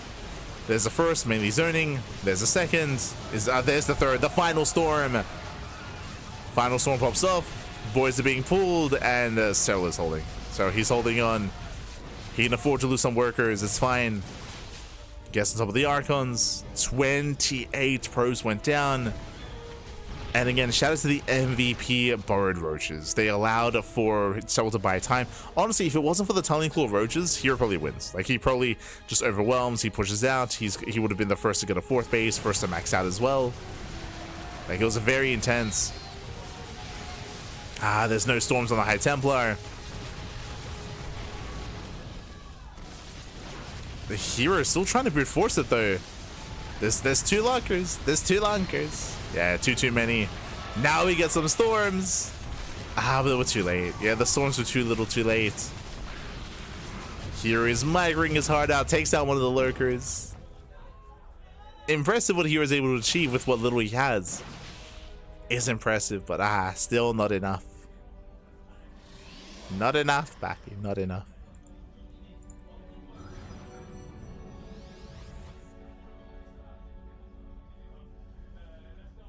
See in the chat, do pros ever play in the USA? Yo, are you being paid to sponsor? Like, are you being paid to promote? The answer is yes, because if you're in the USA, there are 2 major events happening in the US. They're happening in November. There's 2 big events happening in November. There's one in Canada and one in Philadelphia. Back to back. So Starfest is happening over in Canada, and SC for All is happening in Philadelphia in the US. They're both happening in November.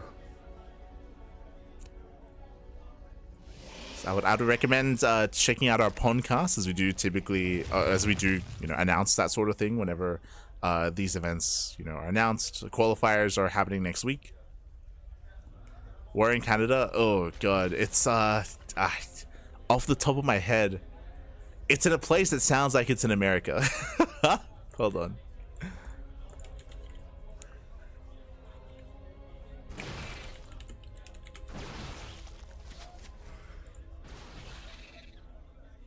I'll quickly check. As Serral, he's building up, and Serral, he's limping. herO is limping along. herO is limping along.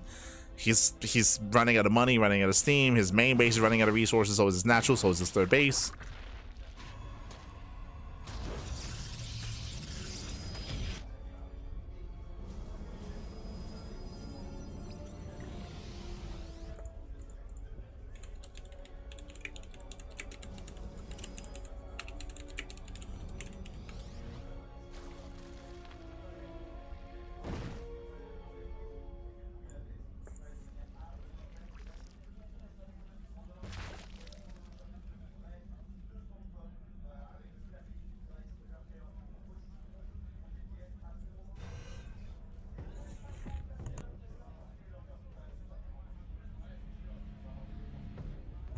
I swear I saw something different, but it's in Ottawa. There you go. Ottawa, Canada.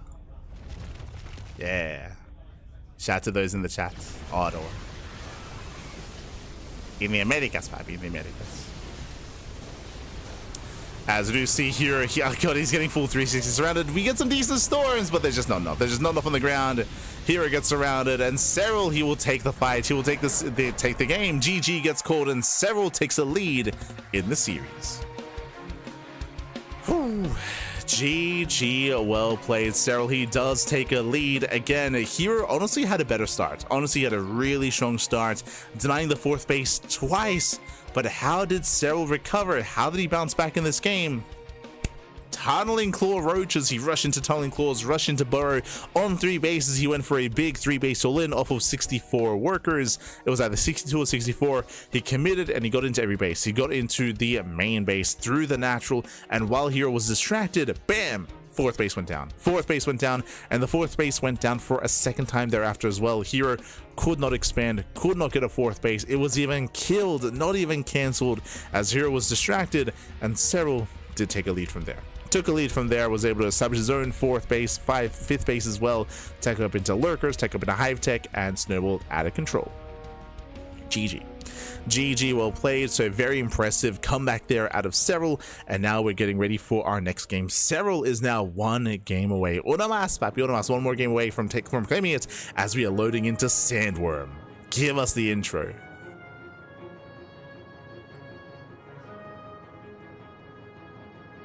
The dragon's teeth. The worm's teeth, even. Do we get any moopies? Nah, not quite. Not quite, but here we go. Spawning in the top right-hand corner of Sandworm, we have the finished Zerg player. We have the blue Zerg, the reigning world champion, leading the series 3-2 for Basilisk. It is Serral.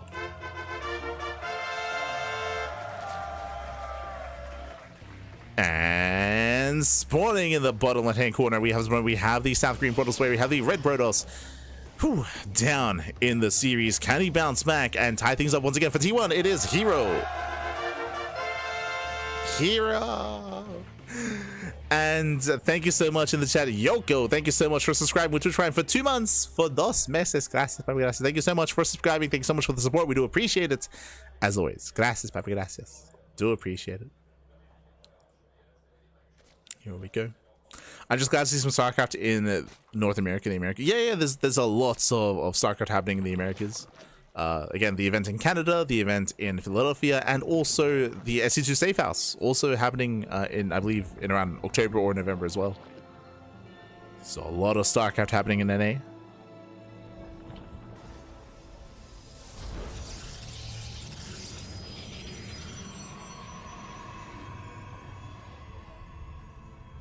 Here we go. How's it so packed at 10 a.m.? I believe it's around 4 p.m., right? It's around 4 p.m. in France, in Paris. So here we go. We have our standard opener out of Serral, likewise out of herO. So far, everything's looking normal. But welcome one and all to Sandworm. Sandworm is a TLMC 20 map from the previous season of TLMC. Was very unique as well. We featured it quite a lot on our channel, in our own tournaments, of course. It does feature a goal base in the center of the map, does feature those dragon teeth in the center as well, which does disrupt some of the movement of army, some of that army movement.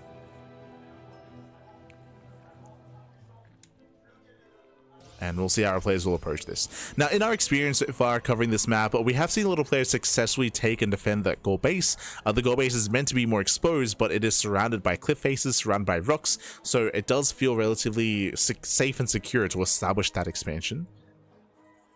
Likewise, rush distance by ground is a little bit shorter, so you can be in the face of your opponent. We'll see how aggressive we plan on being here. So far, there's a Stargate from herO. We'll keep an eye on him. We have been attempting to go for these early blink timings, and last game we saw a successful execution of that. Remember, herO, he denied the 4th base twice last game. Like, again, he did have a better start, and then he fumbled the follow-up, right? The follow-up was fumbled, so herO, he's got to lock in. He's got to tighten up. He's got to tighten up. Yo, meanwhile, big shout out to MJG in the chat. Bienvenidos. Thank you so much for subscribing. Also for 3 months with Twitch Prime. Thank you. Do appreciate it. Serral looks bored. That's just Serral. That's if you're a bit of a newer viewer or a newer fan of StarCraft, you may not be familiar, but what you're seeing actually is this is the most emotion that Serral has shown in quite some time. Like, you don't this is he's so excited, but oh my god, look at him go. Look. It's great. Oh my god, and we're going Stargate into a fast fleet beacon. It's the herO. Rushing into a fleet beacon, a cheeky move, not even going for the Void Ray. So a couple of things, winding it back here. It is an Oracle opener out of herO, but typically when you go for a hidden tech structure like this, you go for a Void Ray to hunt down the Overlord, to deny the scouts, right? Ooh, no shield battery. No shield battery! Lings, they bust in, the Stalker goes down. Down goes the Stalker, the Adept likewise getting low as well. And do we get a full scout? I think we will. Yeah, we're gonna get a full scout here. Ay, ay, ay, herO being so greedy. The Ling gets into the main base, Lings, they bust into the natural, and before herO can embrace his Sky Toss, before he can go for his Tempest Rush, he gets seen. He gets seen. Serral knows back at home he can drone, he can take his gases, rush into a lair, build up his queens, and Serral sees everything coming. Ay, ay, ay. The wall was a wall, but there was nothing behind the wall. There was no support. Again, it was just a really greedy execution out of herO. As you mentioned as well, like, he had skipped his Void Ray, so there was no support to deny the scouts. Likewise, again, of course, no shield battery either, so the natural base was exposed, and with that, herO, he no longer has any surprise factor. Not anymore. Not anymore.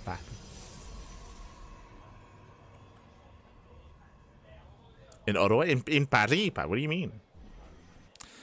Again, if you're unaware, we've been covering this event for the past 2 months. We had the online portion into the offline finals. Again, shout out to the French community, shout out to the greater community as well, because this is a crowdfunded event, and it got so much support, so much crowdfunding support to be able to host the event live, offline. I want to say it reaches gold before, like, specifically from the French community before it even hit the international scene, which is crazy. So he already has a Spire on the way. Tempest do move in. They move in, they do take down the initial Spore. Yeah, the Spore does fall. Gets into the mineral line, denies mining. I mean, hey, the Tempest, they're doing well for themselves. They get a Queen. Queen goes down, Spore goes down, mining is denied. Oh, but here come the rest of the Queens. The rest of the Queens move in. herO is kiting well. Can we get another Queen? He can. Oh, he was an A move. Yeah, he was an A move there, so the Overlord does tank a shot. It should not have happened.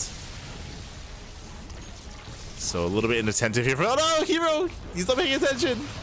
The Spore. Does he get the Tempest? Oh my god, the Tempest is so low. Tempest are low. I did not go down. I appreciate that Coco was checking. I appreciate it.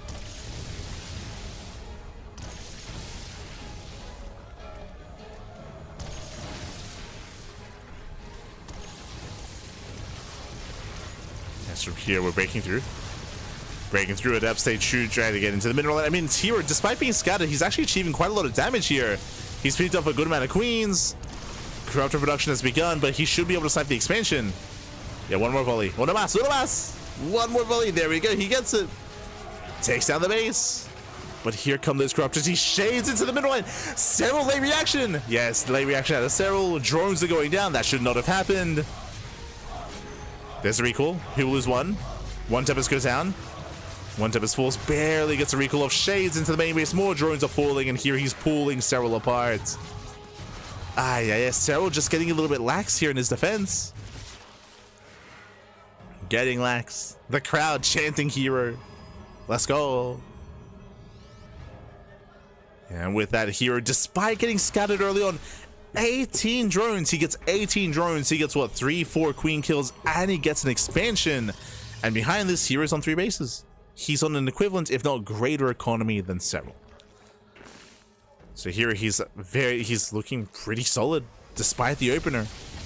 Corruptors, they attempt to chase, they attempt to punish. But there are Stalkers on the ground. There's a couple of safety Void Rays as well. Bling is not yet done, so here has to be very careful with his army movement. Does catch a Corruptor.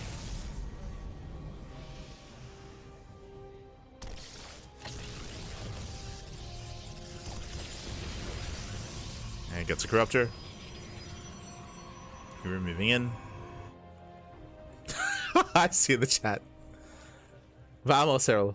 Agoyo. Peruano. Ga. Ga. Shaking my head. Serral's all in. Serral, he's all in at this point. Again, he's taken so much economic damage. And as you can see, what do we have? Overlord Speed. What is Overlord Speed for? Drop Lords. German Taxi. So he's going for a Roach Ravager Queen all in, going for the German Taxi. So he's just going to double down and commit at the same time. I mean, he has Corruptors to support as well. Going for the natural base. I should bring it down. Yeah, just the mass caustic spray. Hero's out of position. Down goes the Nexus. Very nice. Here he attempts to punish, but Corruptors are chunky boys. They're thick, papi. They're thick. So Corruptors, they attempt to get away. Tempest, they attempt to intercept. Here comes the ground army. Who intercepts who? Who catches who? Oh, nice blink control. Very nice. The Wilds. Jesus. Wilds who don't connect. But very nice distraction. So Serral, he intercepted, he distracted, and that allowed the Corruptors to get away. Corruptors, you can see them on the edge of the map. They just barely got away as they were not chased down. With that, Hero is getting a bay, working towards the Robo. As a reminder, Serral, he has not made a drone in quite some time. As we mentioned, Serral, he's all in. So Serral, he cut workers a couple of minutes ago at 60. And so he's just gearing up and getting ready for the push. He's just getting ready for the all-in. Now, if he can see this coming ahead of time, he can throw down a wall of shield batteries, but Hero's not getting ready yet. He's teching. Now is not the time to tech up. We need warpins. We need an army. Hero is playing with fire. He blinks. Ling's going to chase him down. Okay, Hero does get away. Does get away here. Serral, he's almost maxed. Remember, Serral, he hasn't drawn in like 3 minutes.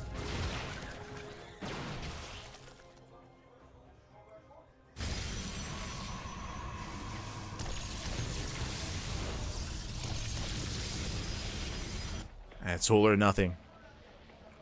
Waiting for +1.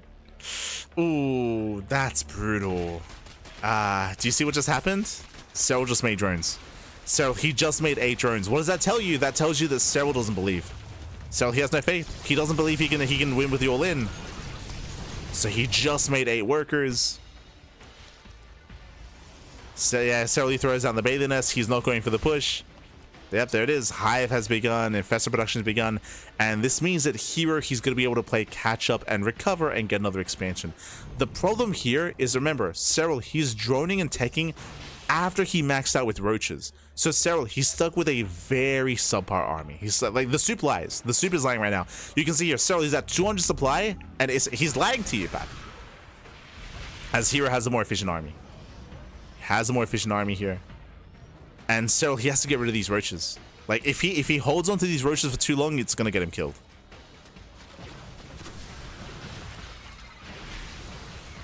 And you don't want to throw them away, but again, we're bleeding out a couple of roaches. Hero's distracted. Lings, they're going for the center expansion. They're going for the gold. Ooh, nice snipe.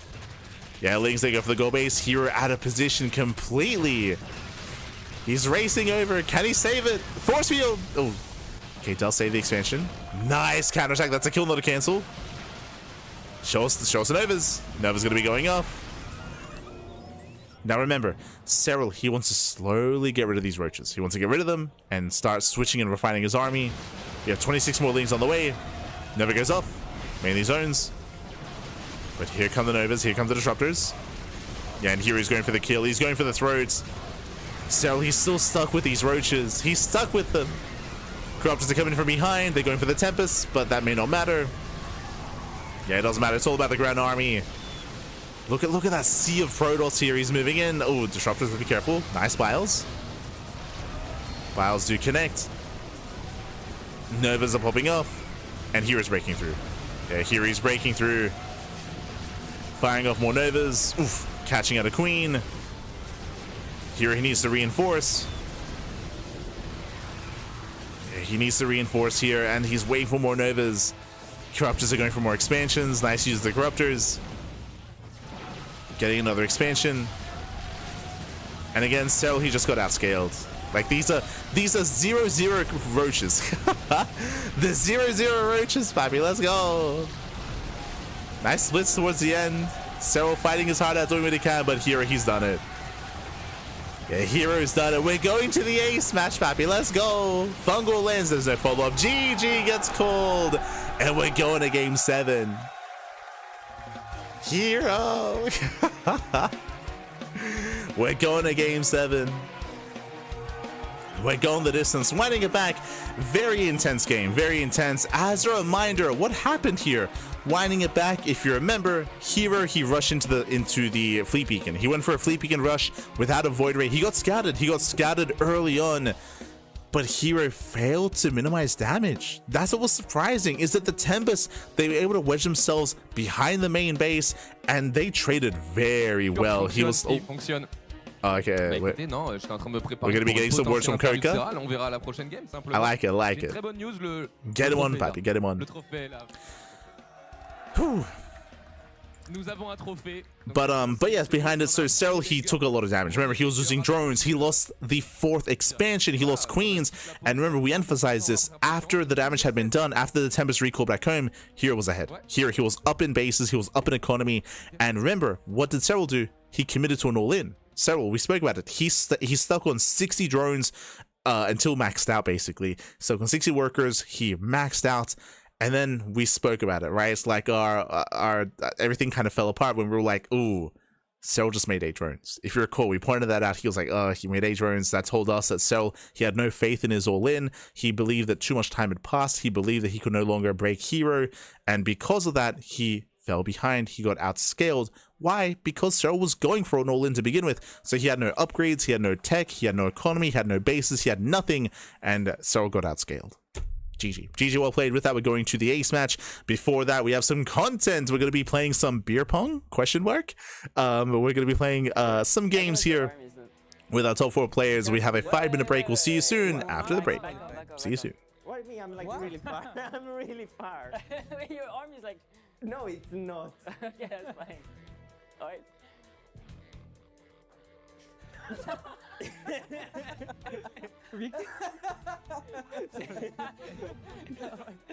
It's alright.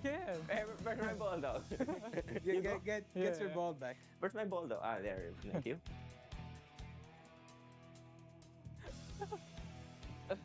Get ready to smack it, man. Wow! Close. Good try, good try. Ah, okay. You're a goalkeeper. Yeah.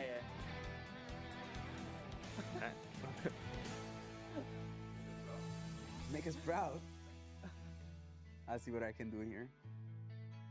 Oh, That was really good. close. Was it? No, well, It was really good. Was it really good? well, not really. It was a very good try. No, Yeah, it that's a wasn't. good try. Let's go. Get ready to smack, man. Oh! We're dog shit at this. What the hell? There it is. No way! No way. Oh, so close. Thank you. Hey man, where are you going? I'm Joksha. Ah, good try, good try, That good was try. good. So That was hard. really Yeah, good. so hard. That was It's solid. my turn? Yeah. Oh, Really good. damn. Hi. Okay, Get the one. cap Oh, out. okay. Alright. There you go. Thank you. Go, Clem. Wait. PM. Please, yeah. Get ready to smack it. The hell, you can't do that. What? What is he doing? Why he's allowed? Rev. No! Yeah. All of that build up for this shit. That was terrible. Okay, you wanna make me proud? Yeah. Or sign? No Oh, way! man. I hit the same angle. It's like we're connected. You got this. Thank you. Okay.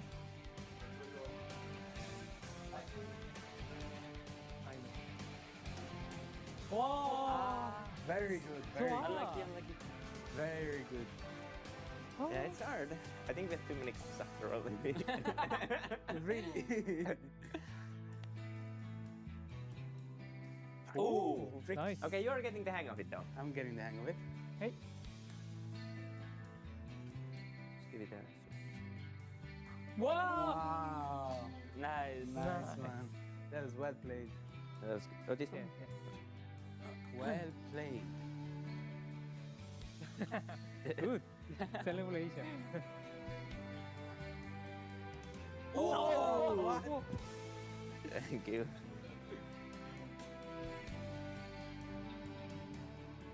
Oh, bad luck as well. Stain. Too unlucky. All right.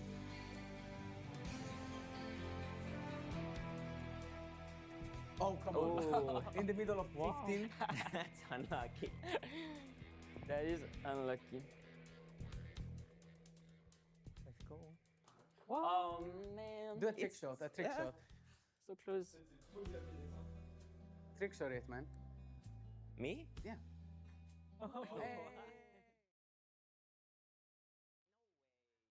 Perfect player for mouse accuracy. Mouse accuracy. I think I'll just go Clem. What about multitasking? I'll go Reynor there. What about clutch factor? Clutch factor. That's a hard one. I feel like I could pick myself there as well. What about strategies? Gumiho. Has to be Gumiho for me. The Gumi God. Yep. The trophy cabinet. I'll pick myself. What about physical qualities? Showtime. What about haircuts? Haircuts.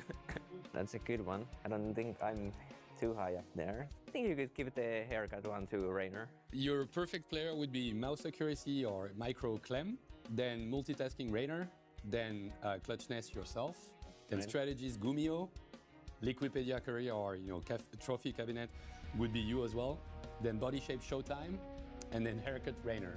So do you have any idea how you would call that a player like this? Let's go the European Shark.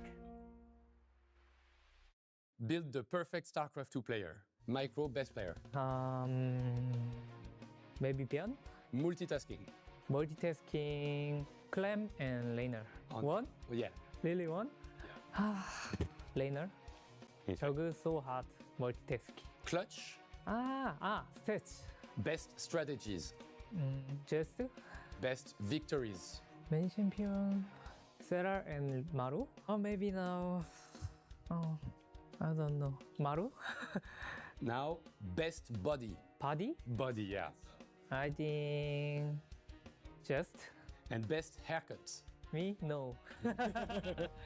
BlizzCon, Bjorn.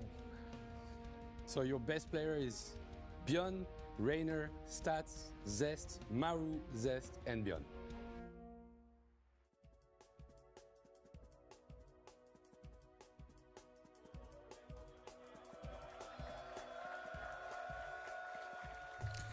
Yo, Zest is best, papi. Zest is best. But yes, we are here. We are back. We have returned with the final game of the series. Whew. Again, this is only our first series of the night, by the way. Our first best of 7. We still have many more matches ahead of us, of course. We have 4 series in total tonight. We have 4 players as well in this event. And what a way to kick things off between Serral and herO, to go all the way to Game 7. I mean, I knew that it was going to be a back and forth, but I did not expect it to go like this. And again, this can go either way. This can go either way here. This can go the way of here. This can go the way of Serral. herO does seem to be the crowd favorite, which is often the case. How could you not get behind that smile? But now we're getting into the ace match. Here we go. We're going to be loading into Tokamak.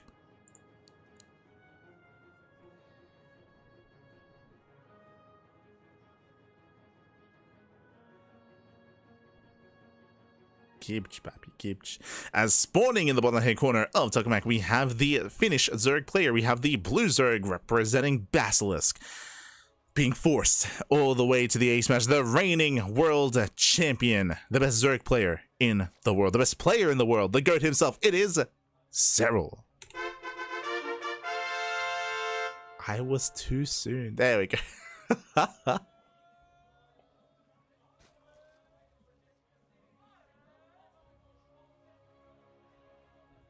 Oh, they're hyping him up. They're hyping him up. There it is. They're hyping him up, Pappy. Let's go. And spawning in the top right hand corner of Tokamak, we have the South Korean Protoss player. We have the red Protoss representing Team T1. It is herO.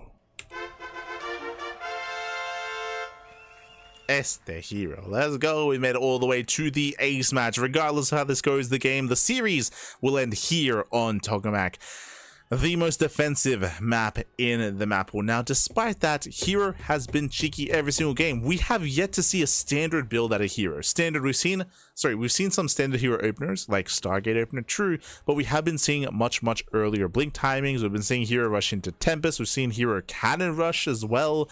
So we've seen a lot of shenanigans out of herO, a lot of aggression out of herO. We'll see if he does embrace any aggression here.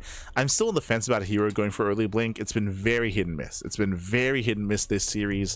Does he do it again? Does he do something different?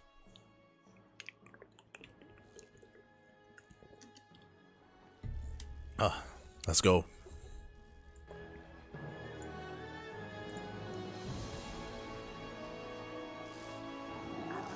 Whew. Zest and Showtime, the best body wrote down. Zest and Showtime, they're good. Sorry, I was off getting some water as they were doing their in between segment. Is that what they were rating, like body? Impact should have been up there. Did no one pick Impact? He would have been easy number one. Step Impact. True.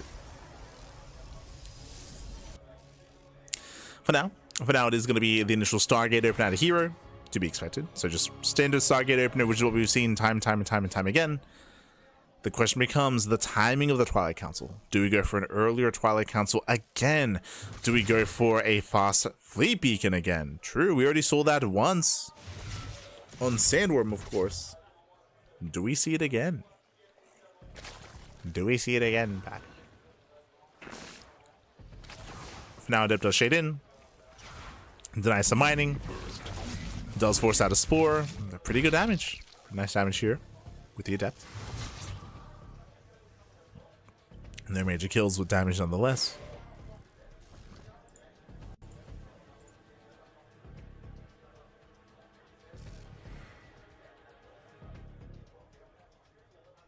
Can you translate these guys on the microphone? I think we can with context clues. It's fine. It's fine.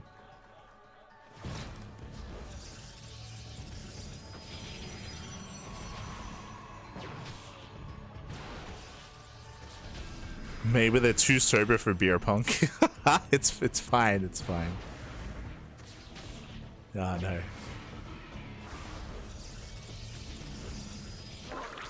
Alright, so now the Overlord is going to be hunted down. We throw it in a second gateway. Everything's looking normal so far. Second gate is on the way. Serral just droning, just saturating. He was forced to take the unnatural natural that can hurt him in the long run, but for the most part, he is spinning creep. He's deflected the Adepts. Looking good. This is going to be a later Twilight Council out of herO. So later Twilight Council, we're expecting a later Forge, or a Forge alongside this. Everything looking normal so far to herO.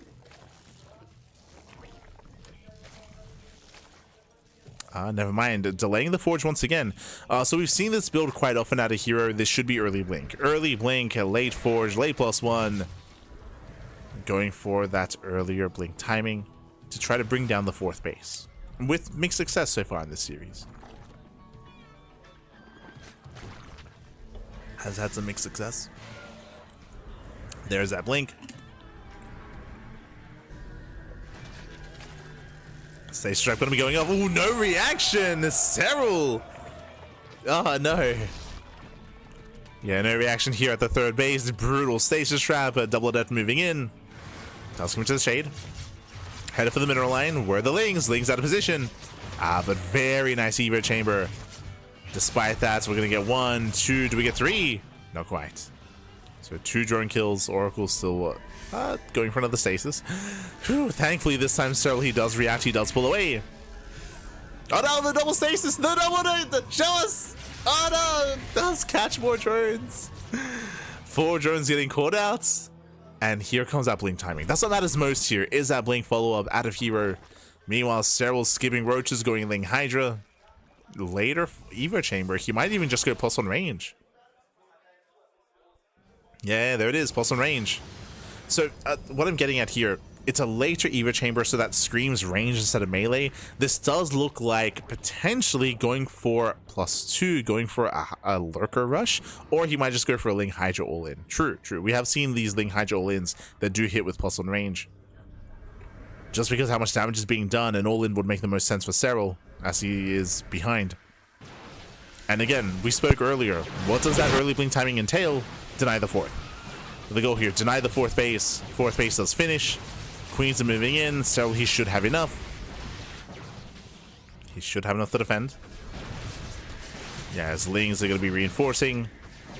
Here is still trading. The hatchery is halfway down. Ooh, baits out another stasis. Down to 1. Yeah, 1 stasis left. Serral holds. Yeah, Serral, he will hold on. He will defend. Nicely done. There's Infestation, but we spoke about +1. We spoke about the attempted +2. We spoke about the potential play to rush into Lurkers. And it looks like that's the play here for Serral. Very nice stasis. Lings, they cannot keep up. And herO is taking up into Storm. So fourth base on the way. Storm is on the way. I'm liking herO's position here. As long as he can get away. And he can. Yeah, he can get away. Serral starts up the hive. We should be seeing the Lurker Den soon. There it is. There's that Lurker Den. So again, as you mentioned with +1 range, Serral, he's rushing into Lurkers. Meanwhile, herO is already getting a fourth. And herO should be forcing a longer game. And herO should be at the advantage getting into a longer game state here. The pressure was more on Serral.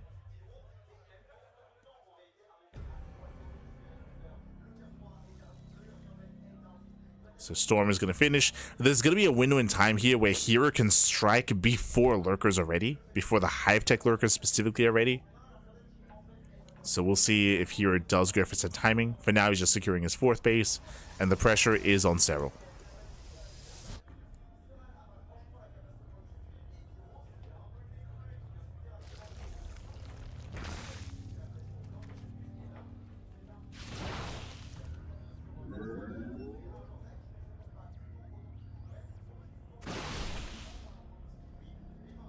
Who's moving in.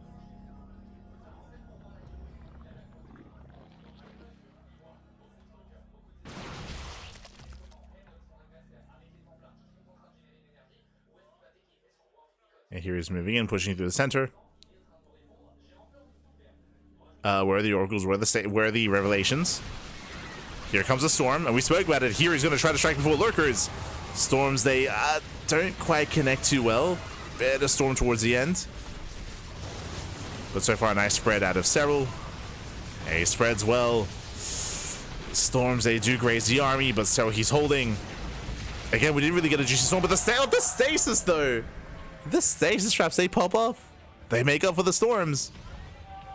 And herO, he might have too much here. Lurkers, they do borrow in time. Oof. Where's the detection? Yeah, no detection. Serral, he holds. So he holds on. The Lurkers are ready. No revelation. Zealots, they do hit the expansion. They could even just go straight for the Hydras, and they will. Lings, they arrive just in time. Serral defense. Whew. And Serral, he now takes the lead, catching out 3 High Templar. Again, we spoke about it. herO had a window where he could break Serral before Lurkers, but he didn't. Again, the Lurkers are getting up and running. Serral is stabilizing.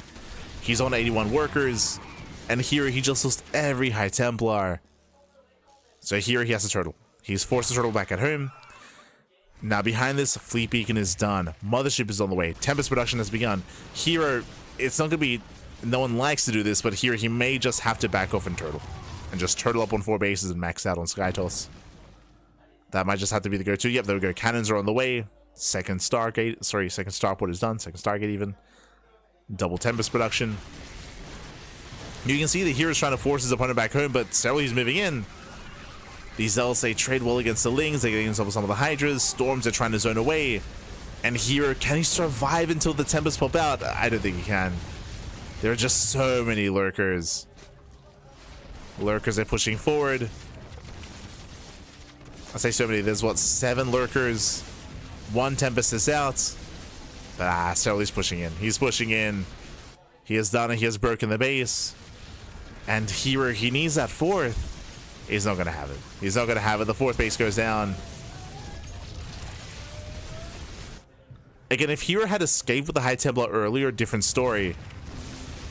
Or if he had his oracles with his main army, true. But herO, he just cannot keep up. Zelsa getting on top of some of the lurkers, not bad. There's a first storm, but the wave of Hydras continue. He needs more, Pappy. Tempest doing what they can. Storms, they do pop off. But Serral, he's done it. Serral, he has done it. He has broken through. Very intense back and forth. Went all the way to the ace match. All the way to game 7 of all things. Again, herO showing off like, Pappy, you avoided me at EWC, but here, this is where I can shine. And he did, right? herO, he couldn't have taken this series, to be honest. Like, there was also like a window in time even in this game. herO put up a very strong fight.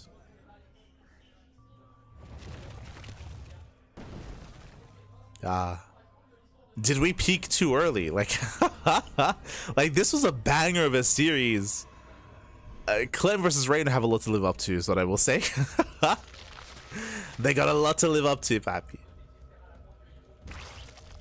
It's all downhill from here. Yeah, Serral is getting his lurkers, Vipers, +3 attack, +3 range. Spire is on the way. Serral just taking up in every direction he can, every direction he needs to. And remember, Serral, he has no need to push in until he maxes. There's no pressure on Serral.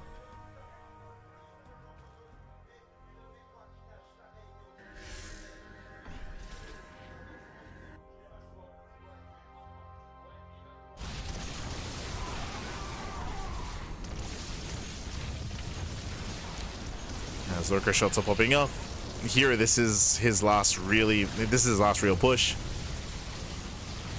He does have some storms available, okay. Tempest are doing what they can.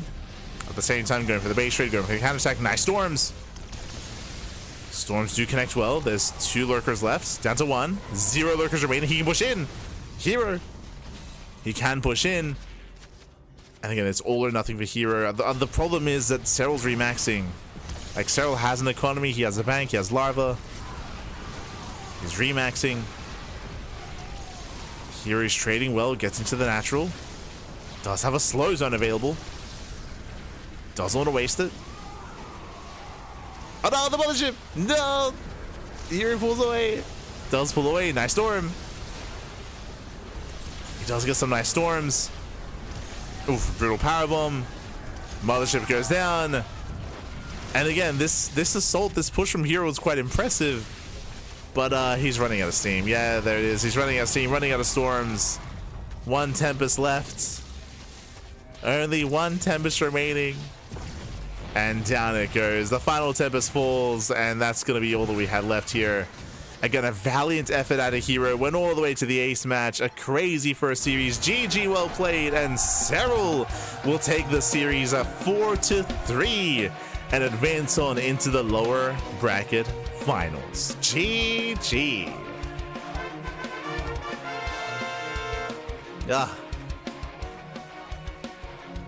I love how they're still chanting here. They're still chanting here at the... I mean, again, like, he looked really impressive. He looked really strong. Like, what a series. All the way to game 7. GG, well played. Congratulations to Serral, of course. He does claim that he's the reigning world champion. Serral was coming in as the favorite player, of course, which is why it was so impressive that herO almost did take it himself. Almost took it himself. GG. Oh. Ah. Yeah, give it up for herO. Oh, the herO chants. Ah. GG, Pappy. GG, well played. What a match. We just started the day, and I feel already super tired without playing. You know. Yesterday you told me, I think I'm going to lose against herO. What happened? What happened? Suddenly, You have to go to the 7th game. I was a bit the same feeling on the the previous match, you know, the game 6 on Ultra Love was super tight. For us, it was going to be a game 7 as well. Has not been. This time, this match was crazy. What happened? What, like, from Photon Rush to super massive late game. We skip the breaks because we need to finish the day. Yeah, well, all the stars aligned right this time. I had good. I mean, I just feel like a lot of things went right for me, especially the last game. Like, I don't think my position is that great, but I just get the really good defend against the Stalker push with the Hydraling and with like 2 lurkers. And I think after that, I kind of had the initiative and I managed to just do a counter push. But I'm a little bit annoyed about the 6th game because I scouted everything, but 2-player wasn't fast enough. So. Yeah. It was. He's talking about the Tempest Rush game. The next match is going to be Clem against Reynor. What's your call for this match? And who do you prefer to play first? Maybe you're going to the grand final. I don't know. Yeah, well, I mean, at this point, you kind of have to beat everyone, so it doesn't matter for me. But we'll see. I think it's going to be a... yeah, he said it doesn't matter. That's the kind of thing you can say when you are the GOAT. All right. It's fine. I mean... I agree. I have to win both, so who's first isn't that relevant. But yeah, I mean, I think it's gonna be a tough one for Reynor. But at the same time, I think Reynor always puts a really good fight up against Clem. So I don't know. I'm kind of feeling Reynor here, but I do think it's very hard.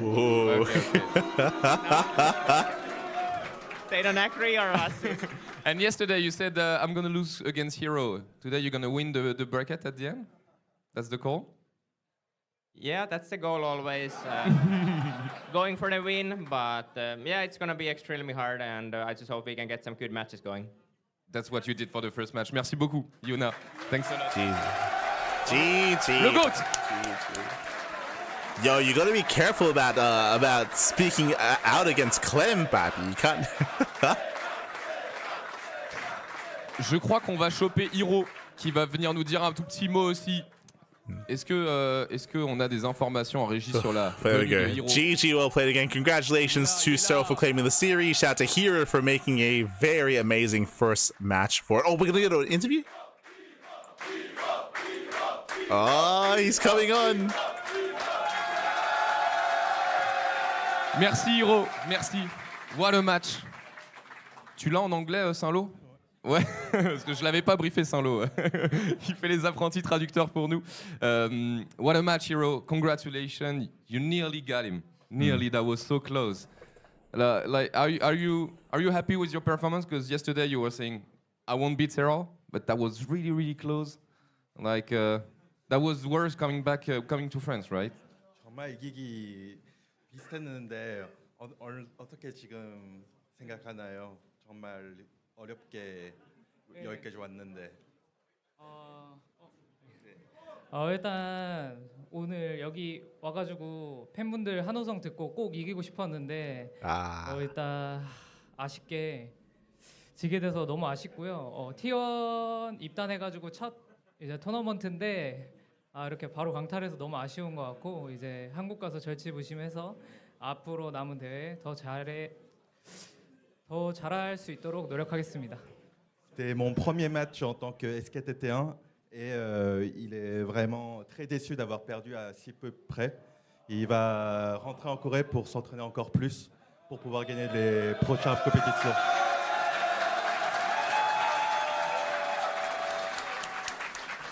For English people, disappointing to lose for SKT1 on this first time with the jersey, but next time we're gonna do better.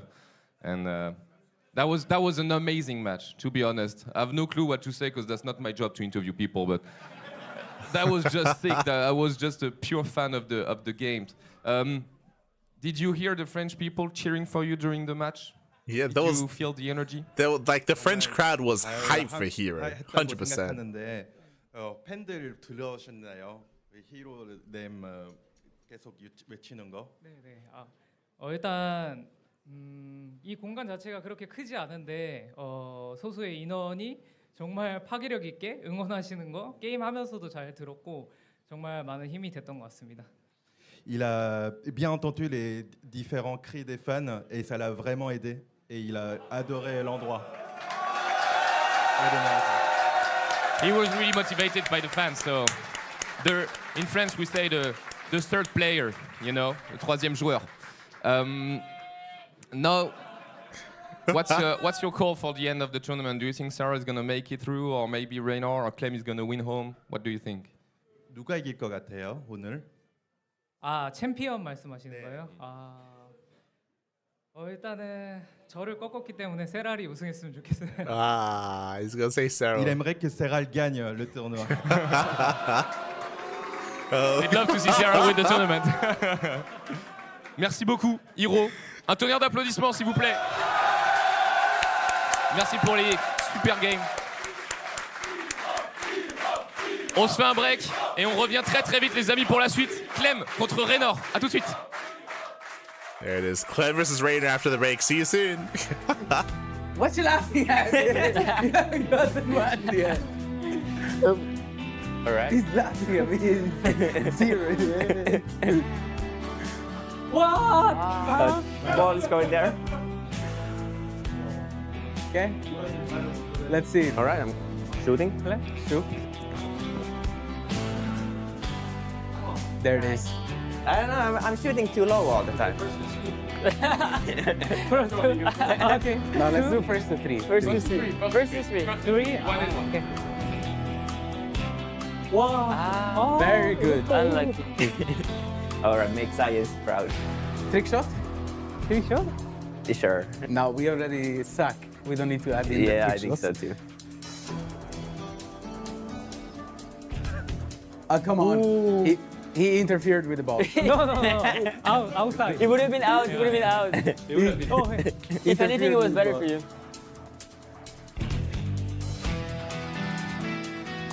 Oh, so close. But there's something wrong with the balance of like the atmosphere inside here. It's like What does that mean? I don't know, man. There it is. There it It is. just doesn't go in there. Doesn't want to go in. Get ready to smack it, man. Wow. So close. Is our technique flawed or something? Oh, Clem good. Oh. 와, 이 감 잡아간다. No, sorry.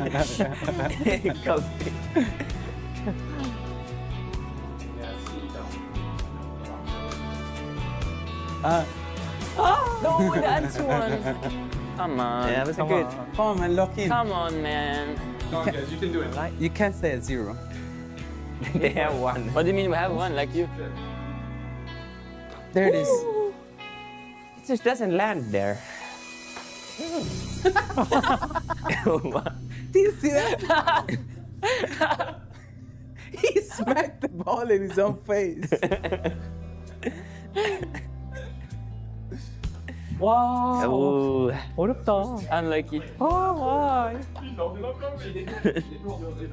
Close to. Oh. Oh. How did you hit the one? It's theoretically not hard.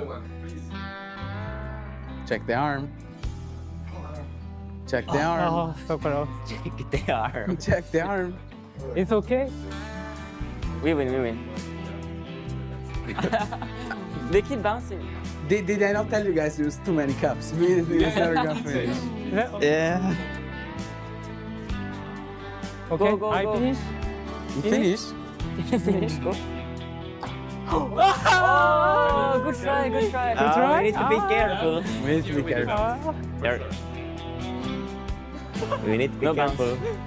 Oh! There it is. There it is. Making science proud. Yeah. Making science proud. Okay. Science victory. Okay. And calculate the pressure of the speed and. Oh, no! Nice You were so smack. Not like that. No balls are getting through you, man. Good try. Yeah. Oh. You're getting the hang of it. You get the hang of it. The game is about to finish. Oh, There it is. let's go. Oh. Nice. That's True.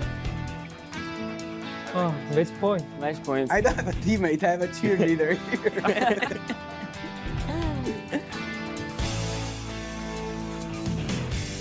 There it is! No way. We can. Huh? We can. Wait, we have one shot as well. We have one try as well. What? Is that true? Did we start? No, they started. You. You go. You can. You started. One chance. That's the question. All right, give it to them. Give it to them. I knew can't believe it. I smelled it. That was the true smack. I saw it in his face. Do you see the jump I did? It was quick, like that. Like that. As soon as the ball left his hands, I was ready to hop on it, jump on it. That's good. Yeah, truly one. Well played. Well played. Why are you shaking his hand? He did nothing. You fishy.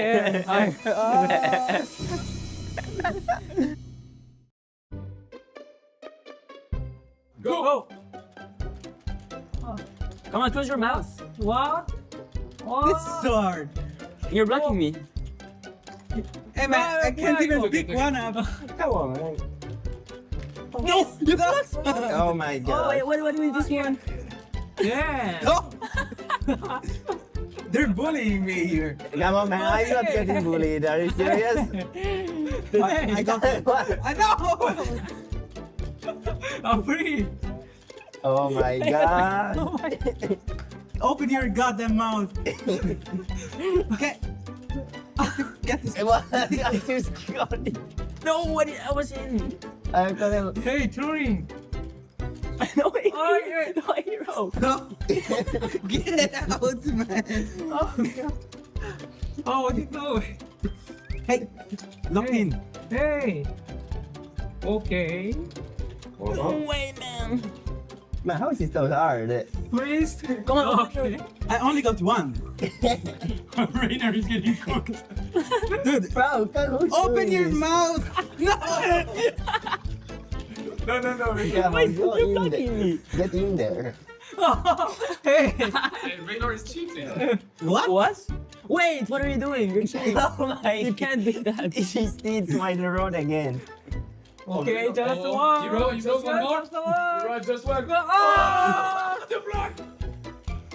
Hey, Clem, no Oh problem. my god. Oh my god. Just, I don't know, for Okay. Bro, get your hand out of it. That's Hero. Hey, Serral. What? Serral just one. Ah. No, I have two still. Oh, Serral, just one. No, I have one more. Oh my god, I'm getting Get blood. out of my. Oh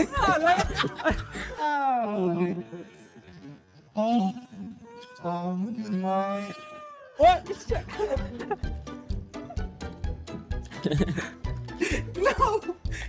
No. Let's Oh, go. he got it. Keep going. Oh. It's Reynor.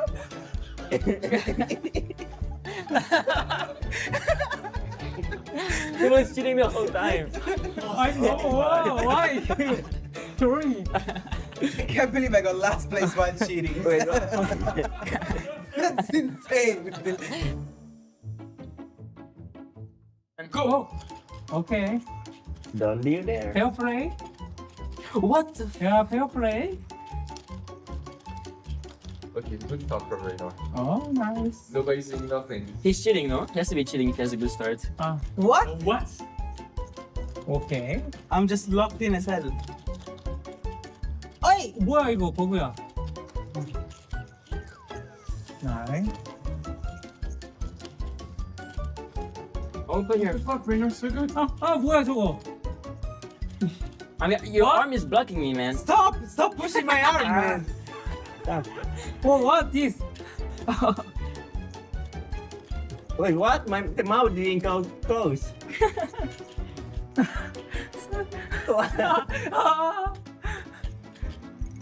No, but these freaks, they don't open their mouth enough. Yeah, they don't know. Close them, that's the problem. Oh my god, that's my. Alright. Hey! Hey, I'm here. That's one for ready for Serral. Oh my god!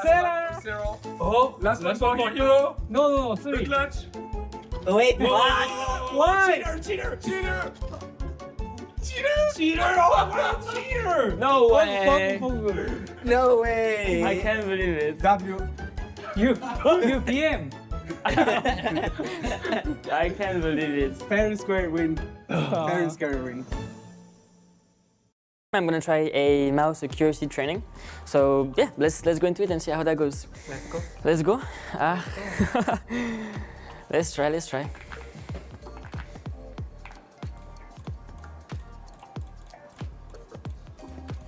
Oh, So many. nice. Miss. Too many. Too many. Very nice. No. Calm down. 5, 4, 3. 2, 1. Oh. Very good. I don't know. Fighting.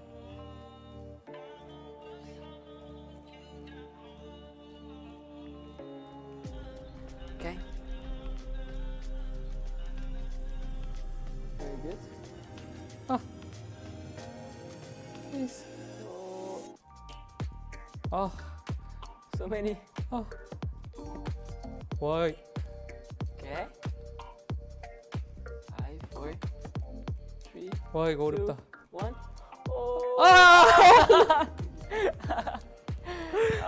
1. 지지. Good luck. What are you on about? Come on, go faster. What are you doing? This is not a... Come on, man, I'm 20 years older than you. Like, what do you expect? This is not a slow and steady wins the race type of scenario here. You know? No. Oh my god.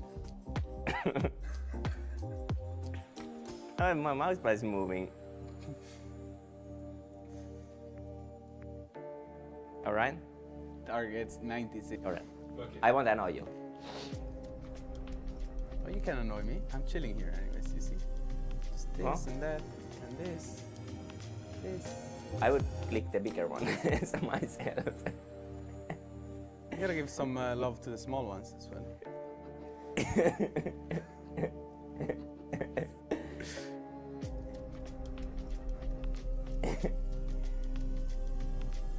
I wonder how you decide which one to press. I usually go to the bigger ones as you suggested. I don't know, that's man. all right, That's not a good look. if I had my setup, yeah, for sure. thank you guys for watching the triple test, as we call it here. And tune in for the next episode. Thank you so much. Bye-bye.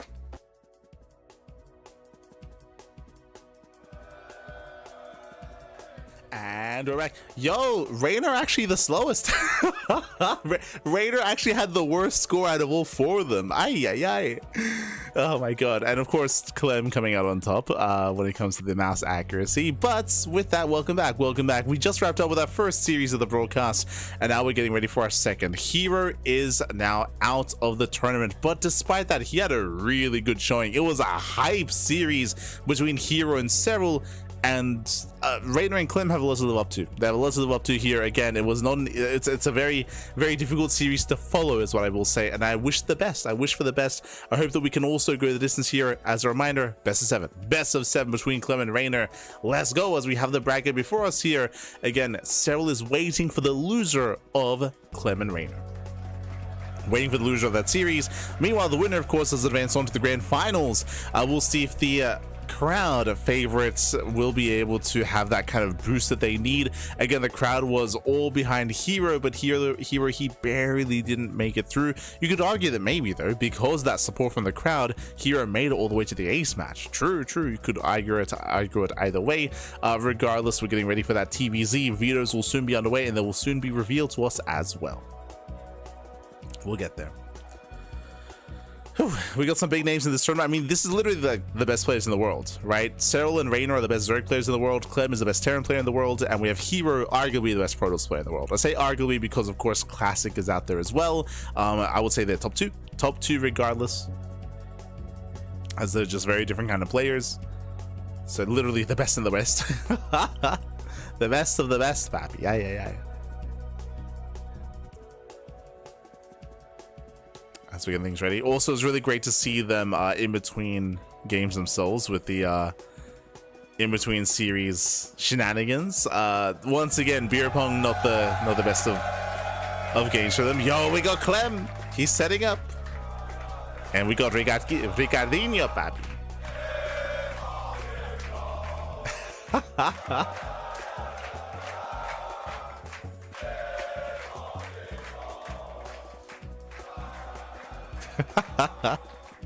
You're cheering Clem's name.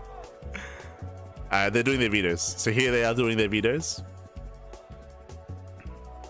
Yo, Reynor, he was cheating so much during the games as well. All the shenanigans. They just played scissors, paper, rock to determine who plays first, or who vetoes first. Let's see what we're getting rid of. We shall see.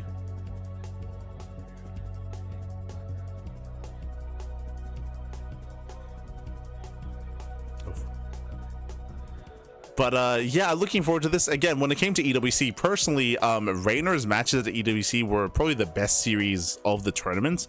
Specifically, Reynor versus Maru and Reynor versus Serral. Like Reynor, he had the best series of the tournament of Esports World Cup. So we'll see if that trend continues here as well. We'll see.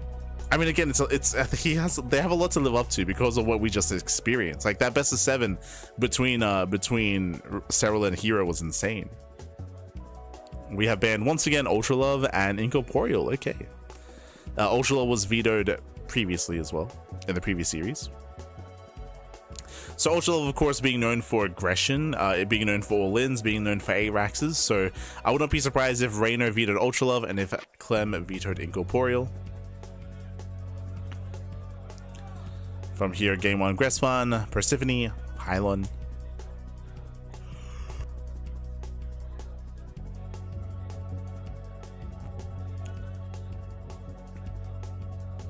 Why doesn't MaxX play offline tournaments? Most likely just like an anxiety thing. He just does not wish to participate in offline events. Many theories about this. I'm pretty sure it's just like a social anxiety thing. I think that's the most the quote unquote theory with the most validation behind it.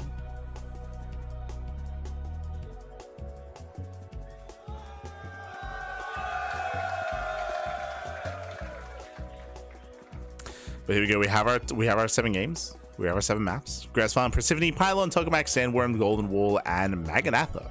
Let's go.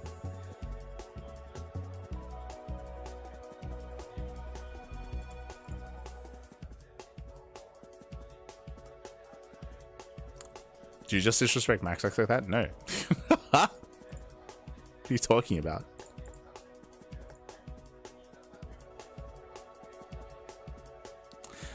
But yes, we have our maps and we will soon be getting into our series, into our best of 7. Let's go.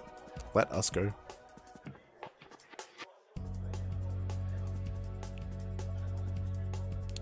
Drink coffee. I don't typically drink caffeine. Only when it's necessary. I might need to for maybe the upcoming series, but we'll see. Oh no.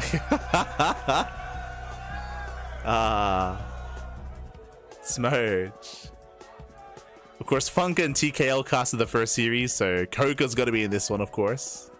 Now, sorry, I was going to say something earlier. I'm hoping that at some point, maybe before the finals or maybe even after this series, I'm hoping that Funka and Coca take to the stage and they're able to have some renditions of some of their raps, some of their previous songs.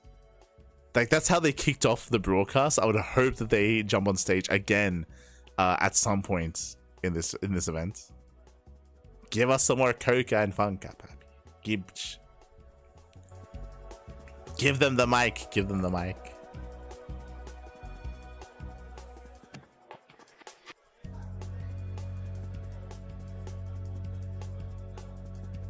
Just step back away though. You're an animal, papi. You're an animal.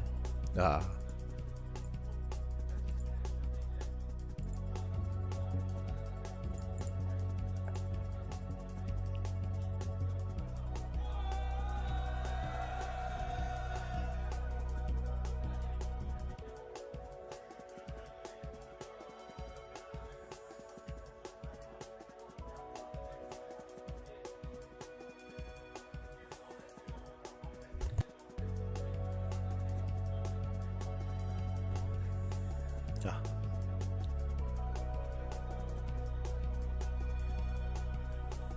Otherwise, hope you've all been enjoying yourselves. Again, it's going to be a long night of StarCraft for sure. With 3.5 hours in, and we've only covered one series. So my assumption was that this event would be around 6 hours. It's going to be a lot more than 6 hours. Let's be real here. Oh no. I was like, yeah, 6 hours should be good for 4 series. Nah. We're gonna go the distance, pappy. They should have a 3rd/4th place match since they flew all the way here. It should be epic hero versus whoever loses. Well, the problem is that because it's double elimination, like they already that's already confirmed. Like hero is 4th place, right? Like they don't.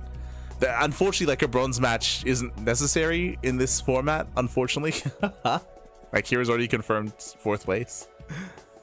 But I know what you mean. It would be nice to get some more matches. Yeah.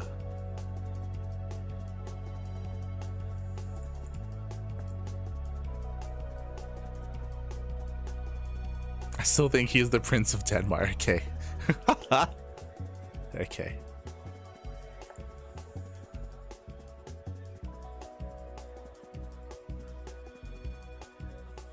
He's actually the King of Finland.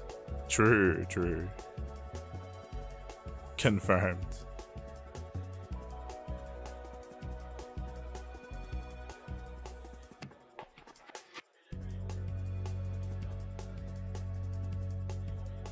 I hope he is the friend. I hope there's no one that actually thinks that.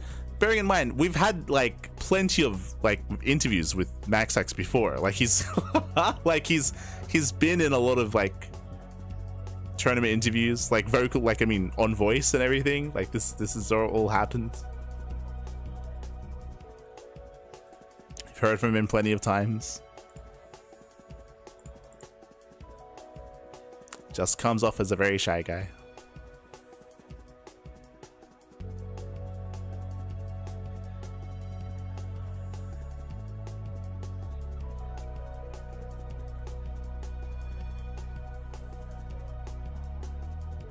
But for yeah, I mean, there's a lot. He got interviewed during WTL, during World Team League. I want to say there was an interview with not El Chanchito for Pegasus Cup. Masters Coliseum, true.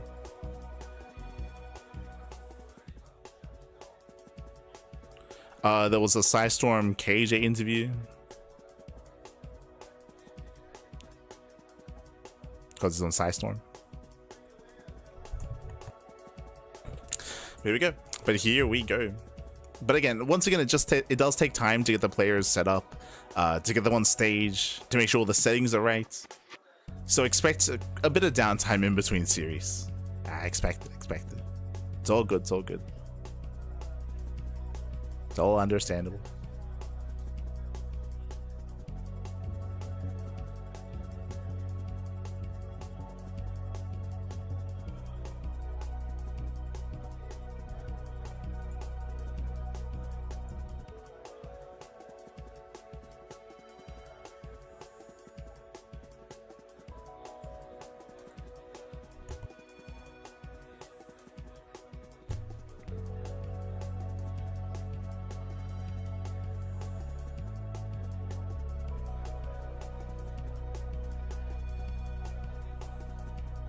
Yeah, I'm disappointed they're not actively handing out drinks while they're casting. I think stay behind the bar. Give Spappy. Also, there's a defibrillator in the background as well, just in case. They're ready, Pappy. They're ready. I don't think I've seen that before, I'll be honest. Like, I've seen like med kits in the background, but specifically a defib in there. Sorry, you can't actually see it. Hold on. I just realized. There, you can see at the back right. That's a defibrillator. It's crazy.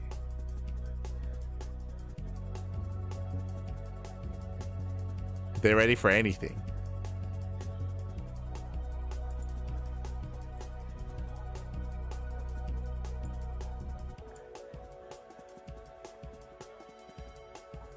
who won Serral Hero, did just wrap up. It was really good. It was really good.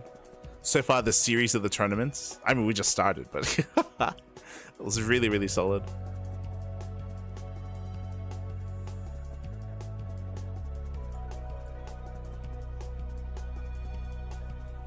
Most commercial buildings. Okay, okay. I'll take your word for it. I didn't. I've never seen like a defib like just hanging on the wall, like at a bar, at a restaurant.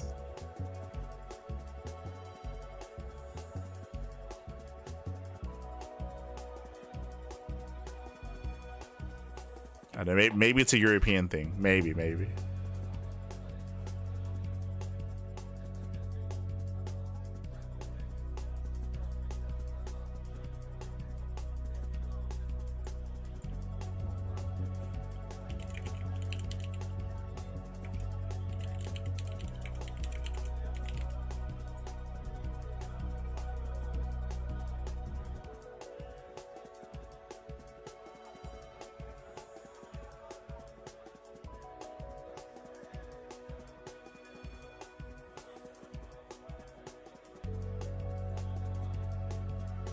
So upper, lower bracket, and finals left. 3 series left. Exclamation mark B in the chat. Exclamation mark B in the chat if you guys don't have a look at it yourselves. It is going to be upper bracket finals, then lower bracket finals, then grand finals, papi.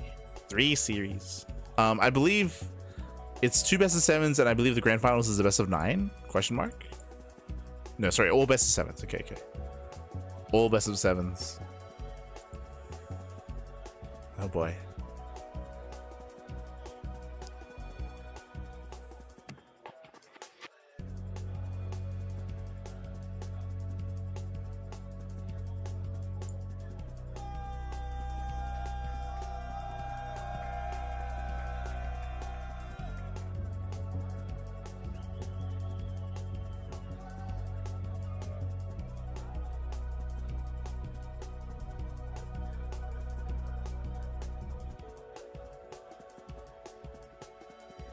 Okay, sorry, just double checking, make sure I didn't miss anything. We're good.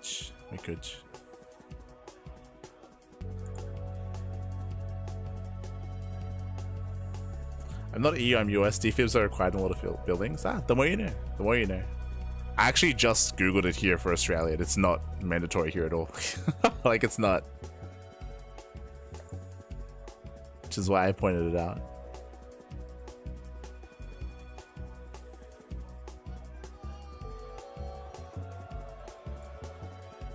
Oh, looks like our players are ready.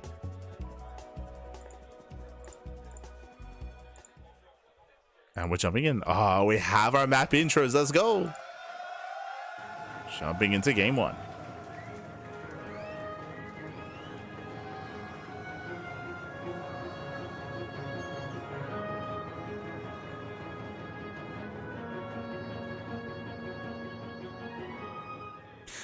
And spot. Oh, yo, I just realized. Is this new? Are we measuring their heart rates? was that there before? In the top left-hand corner here of Gressfan, we have our French Terran player. We have the blue Terran representing Team Liquid. It is Clem.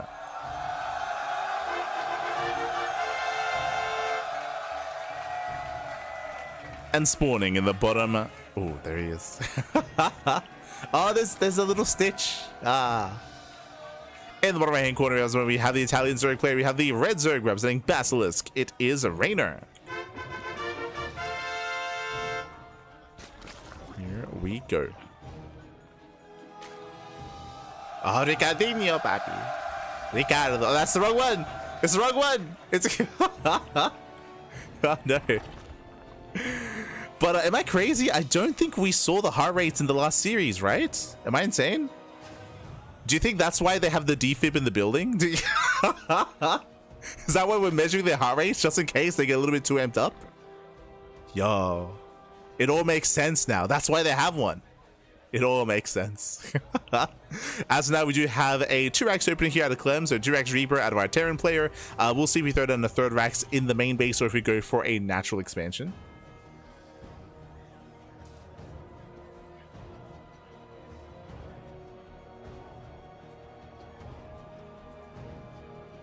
Yeah. We'll jump on. We'll jump onto the stage. If we lose the heart rate of one of our players, we're ready. We're ready. Do you think they got it for Serral because notoriously his heart rate is so low? Do you think like if he's in the middle of like the late game, like it's oh no, they're taking all the precautions for now. Again, meanwhile, ooh, Reynor opening up, not just the link speed, he stays in gas and he goes for a Roach Warren. Okay. Reynor, he is going to be rushing into roaches here. He's going for an attempted rush, attempted all in. His Overlord just now confirms the initial 2x Reaper. Reynor is aware. So blindly he was going for this.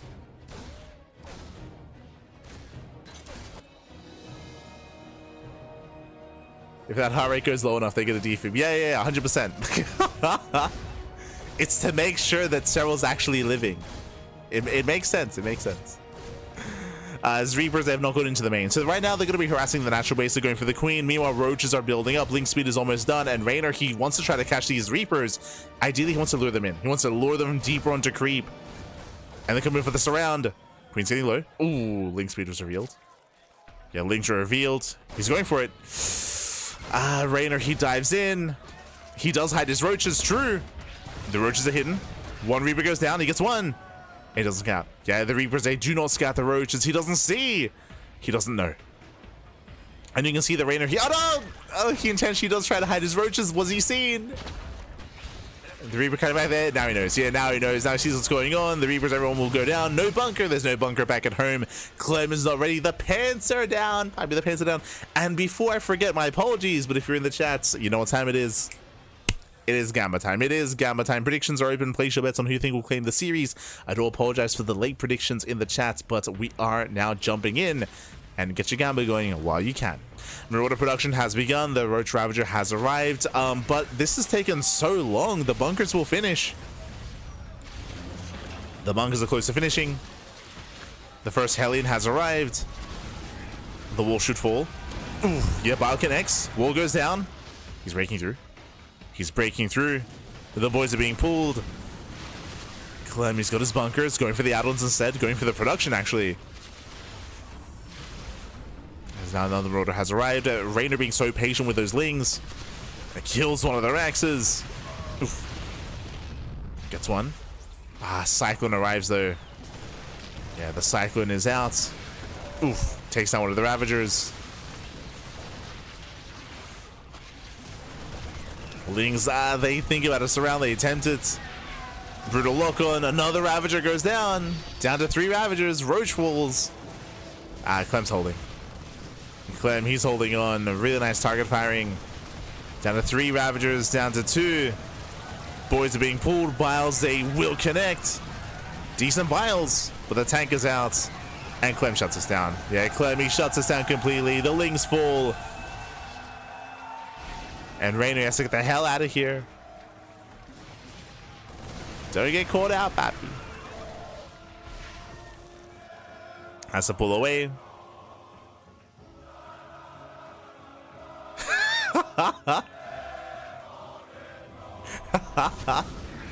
We got the Clem chance going. Let's go. Nice deny on Stim. Okay. Deny Stim. Stim gets denied, but again, Reynor, he cut worker production. Like, the problem here is that Reynor, he cut a lot of droning. Not just that, Reynor has no third. Reynor, he has no third expansion. It's not there, papi. Also, I'm a little bit confused about the heart rates because... Oh, no, okay, they fixed it. Because they had the portraits reversed earlier, but they fixed it up.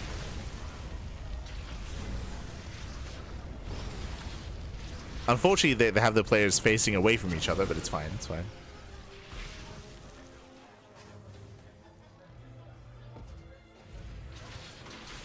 As Reynor, he's at least denying the add-ons as best he can. Still no third expansion. Reynor, he's massing up Lings, though. He's not droning. Yeah, he's going for a second all-in. Reynor, he's gearing up for a second wave, a second all-in. Again, it either kills Clem or he dies trying, and I feel like he's gonna die trying. There was no salvage on the bunkers. Now we're up to 2 tanks. There's 2 tanks, Pat.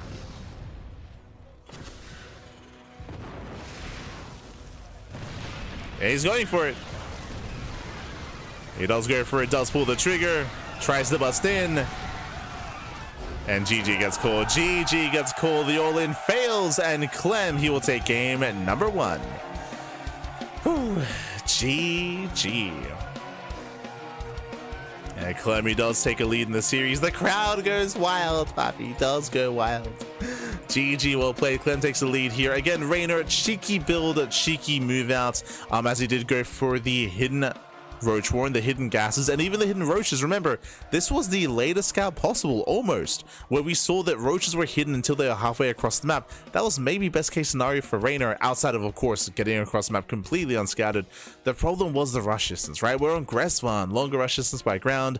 Reynor, Clem was able to buy enough time. He was able to get his bunkers up and running. He was able to keep his factory alive, get the Cyclone out, and once the Cyclone arrived, he shut that down so hard. He was able to focus on the Ravagers one after the other and shut down Reynor. Reynor, he had no other option except to go for a second all-in because he was so far behind economically, and again, as the game went on longer and longer, it was just better for Clem. GG. GG, well played with that. Clem does take a lead, but that was merely only game 1, and this is a best of 7. Plenty of games ahead of us. Plenty more, Pappy, plenty more. Here we go. Why hold the links so long? Bad decision. I mean, if he didn't hold the links when he did, he just would have lost them all. If you remember, one of the reasons why he was not engaging with the Zerglings is because 1, both bunkers were up and running, 2, there was a Hellion, and 3, there were SCVs to be pulled to surround the bunkers to make sure that it gets surrounded themselves. So I would say that it was the correct call not to engage with the Lings. I would say that it was just a really rough position to be in, regardless there for Reynor, just because enough time had passed that Clem was able to get set up. And once he got set up and secure, that was game. That was game then and there. We spoke about the timing when he arrived with the Cyclone, of course. And now we're getting into our game number 2. Let's go. All the Moopies. The Moopies. So cute.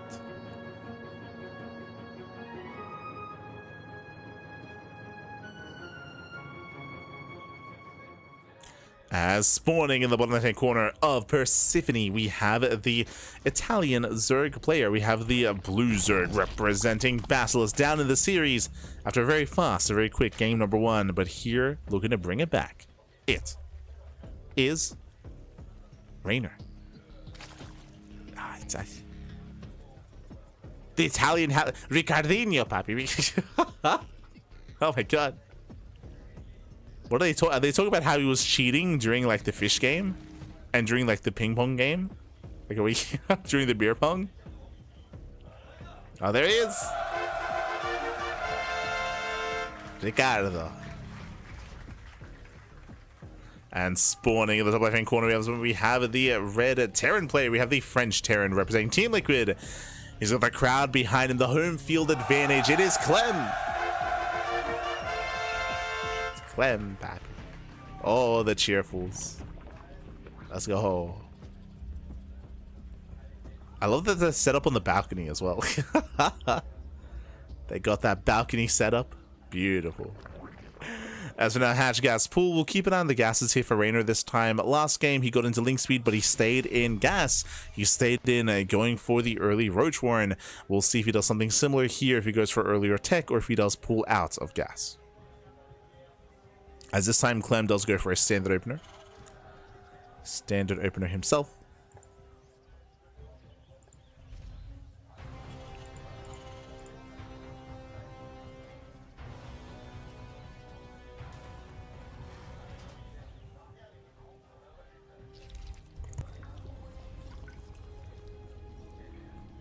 No. As from here, Clem is getting his own natural, just a standard Rax expand, SCV Scout into Reaper Aggression. We can see that Reynor, I believe he has pulled out. Yeah, he's pulled out of gas.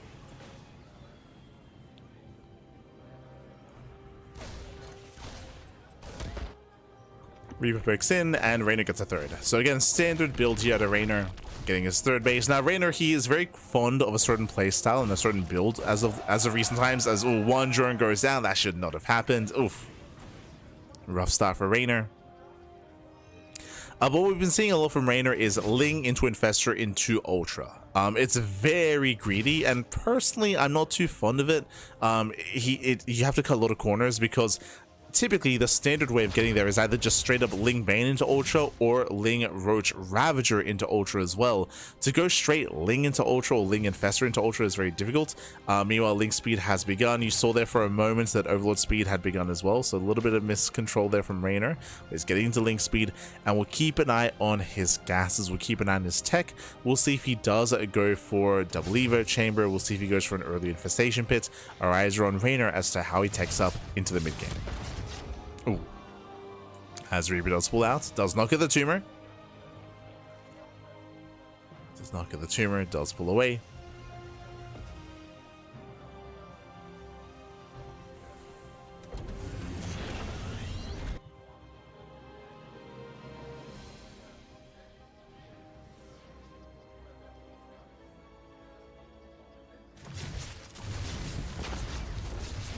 It's Clem threatening a dive.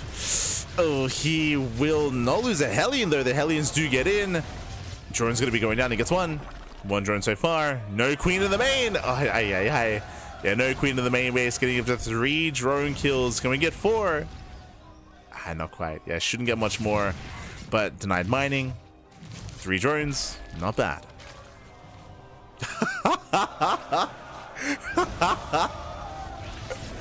I mean, can he get more? The drones. 5 drone kills things to get us around. They shut this down. They shut this down. I was like, I don't know if now is the time to chant. Like, this is... He does get some nice damage. This is good.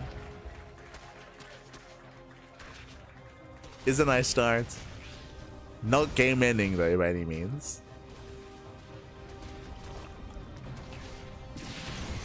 Like, I got behind chanting after he killed the first drone. For sure, for sure. That's fine.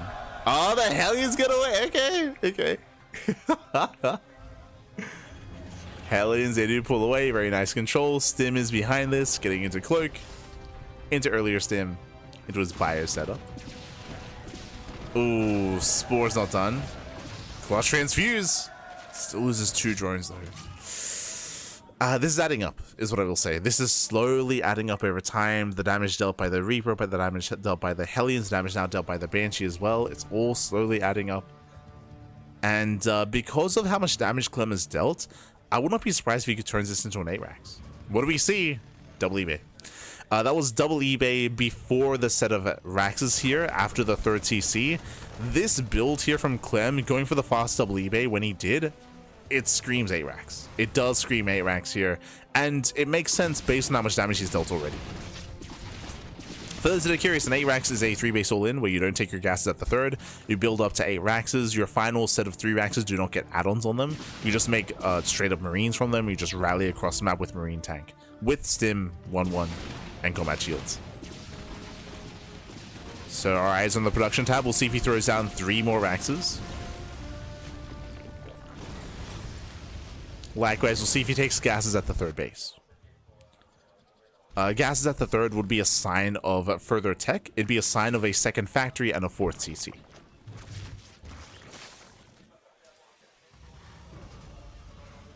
Oh wait, sorry, he is getting a 2nd factory. Okay, never mind. He's getting a 2nd factory, so this is an indication that we are not going for a 3-base all-in. I knew there was something odd about the production tab.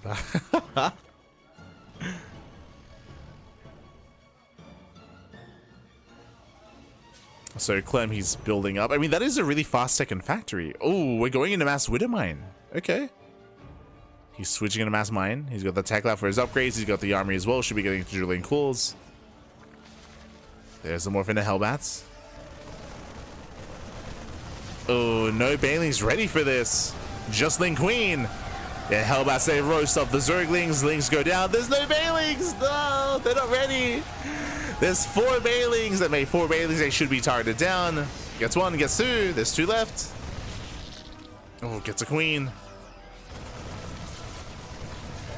And a very efficient trade here from Clem. Takes care of all the Zerglings, takes down 2 Banelings, gets a Queen, pulls away, and sure, this doesn't kill Oh no, I spoke too soon. Gets another Queen! Gets another. And he's just rallying in. He's just rallying in. There's only 2 Banelings. A Baneling just now morph in, and this might just end it. He's going for the kill. He's going for the throat. He can stim, and he can win. Pappy. He could have just A-Raxed, to be honest. But Clem behind this, he's macroing. Clem behind this is getting 2-2. He's getting a 4th CC. He's getting Drilling Claws. He's a little bit overstimmed. Quite heavily overstimmed, actually, but it's fine. As long as he doesn't take a... Oh, no! Jesus. As long as he doesn't take a Baneling to the face. Nice on burrow. Jesus, the stimming has been crazy. Clem, calm down.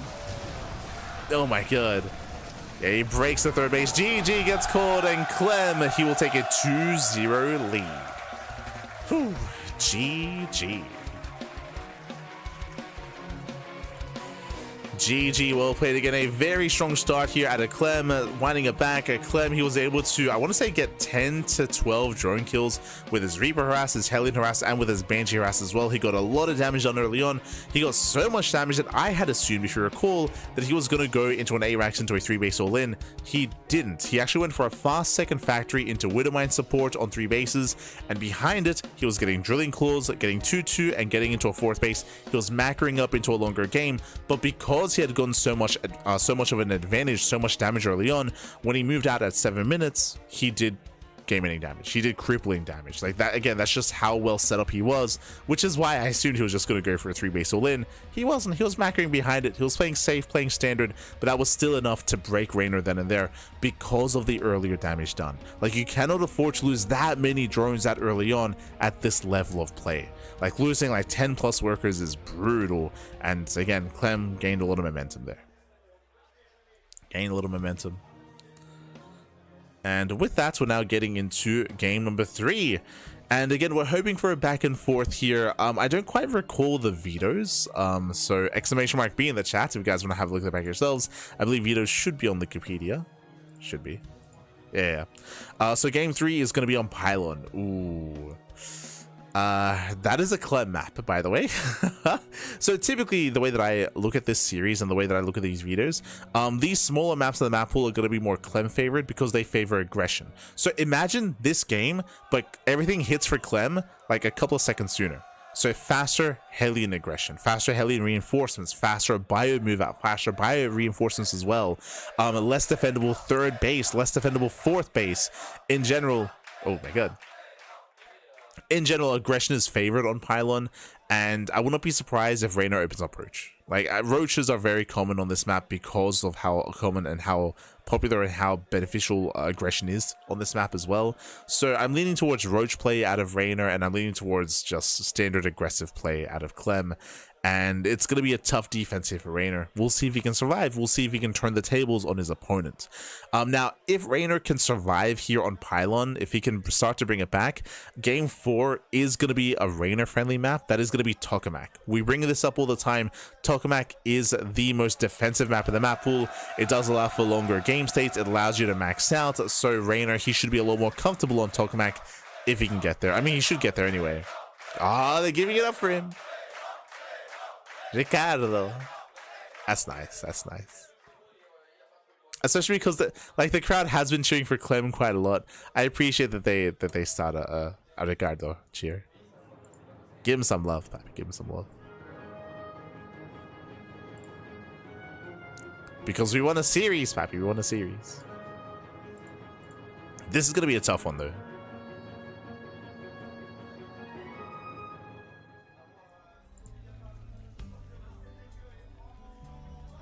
Yeah, and here we go, spawning in the bottom right hand corner. We have the Italian Zerg player. We have the blue Zerg representing Basilisk. It is Reynor. It's too soon, Papa. It's too soon. But Reynor, he's down in the series, down quite heavily. He has to bring it back here and now to make a series out of this, to start that comeback. Here he is. Ricardo. And spawning in the top left-hand corner, we have the French Terran player. We have the Red Terran representing Team Liquid, leading the series 2-0, looking to extend his lead even further. The best Terran in the world. It is Clem. De la Clem.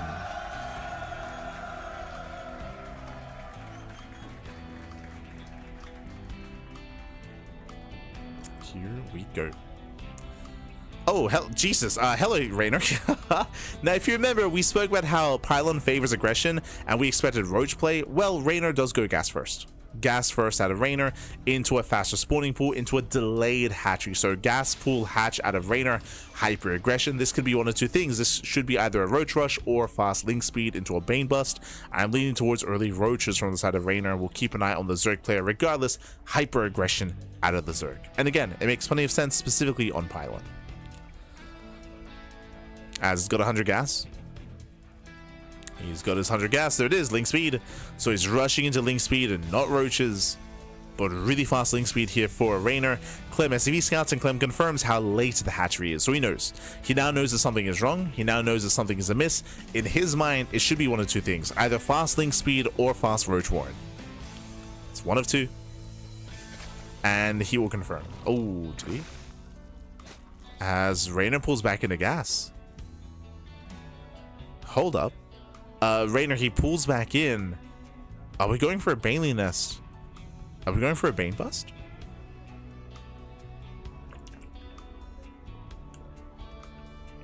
He's got the gas for it. He pulls out. Oh, it was for sure. Okay, I see you. He pulled into gas when the SCV scout came in to make it look like he was mining gas for something. Then he pulls out, of course, after it leaves. So it was a bit of a fake out there. So again, no Baneleys, no Roaches. He's droning. So it is fast link speed, but Reynor is going to try to macro out of this. This is a really shaky start for Reynor. Fast Evo chamber to make use of his gas. Oof. This is a messy early game here. So what's happening is that Reynor, with fast link speed, he would have been able to almost hard counter like 2-Rax Reaper, for example, to shut down 2-Rax Reaper. But we can see it was a standard opener out of Clem, and because Clem scouted, that's why Reynor's droning right now. That's why he's not going for an all-in, because he wants to macro out of this, because he believes that Clem should be ready for any kind of aggression, and he's not wrong.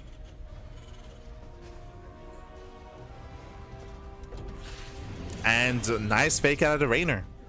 Reynor, he floods links across the map, but only a handful because he's been droning the entire time. Reynor, he's been droning, now he's taking a third base. Reynor trying to catch up and then take a worker lead.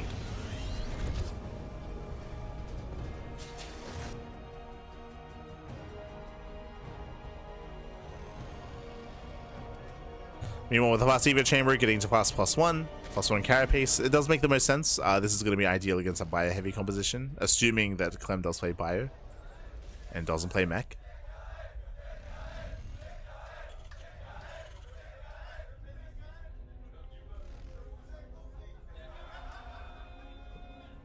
As from here, second Evo chamber for +1 melee.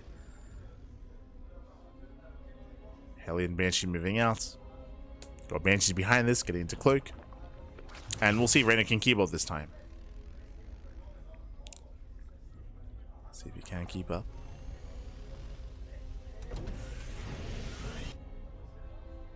Is bio, thankfully. Namek.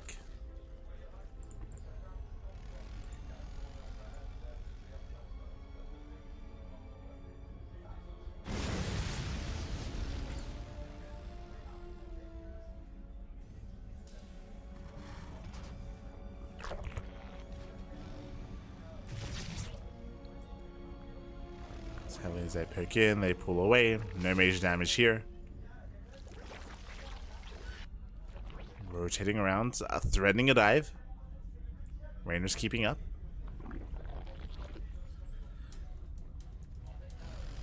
Now going for a 5-minute lair. Once again, you can see Clem, he doesn't throw away the Hellions. That's what's important here, which means he can use them for a Hellbat push.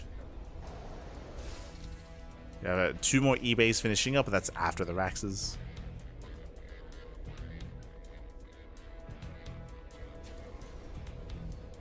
So Clem just building up into the mid game.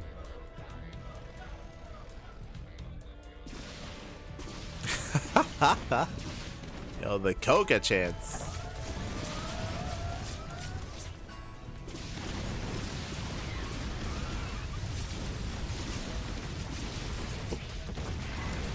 Yeah, as soon as they collapse in, they do catch 2 of the Hellions.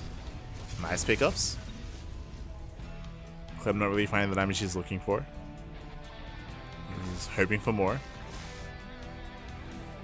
And, ooh, bold move. Now, do you remember something that we spoke about last game? If you remember, it was last game or the game before.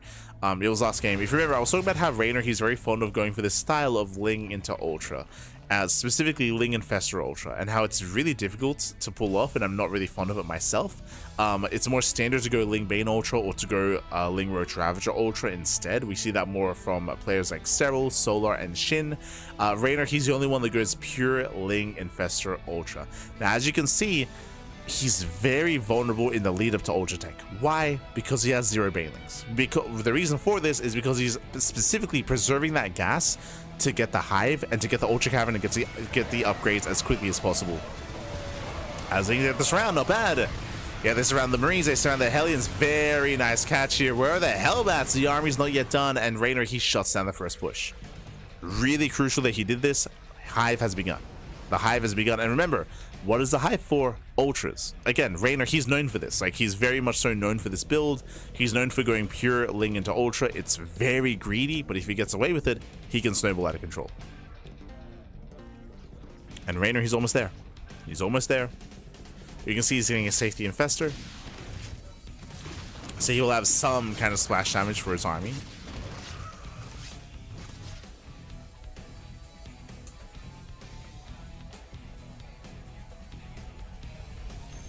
Is the Carapace only a new development in ZVT matchups? I mean, Carapace, we have 1/1 upgrades, but Carapace is just more valuable against bio compositions. It is just the better upgrade, so it just matters a little bit more.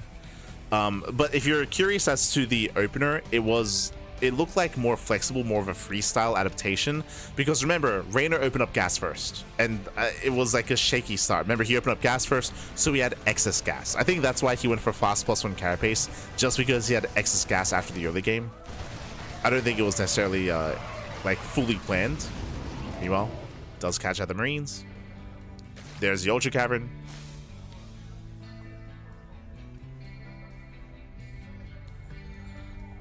Ultra Cavern's on the way.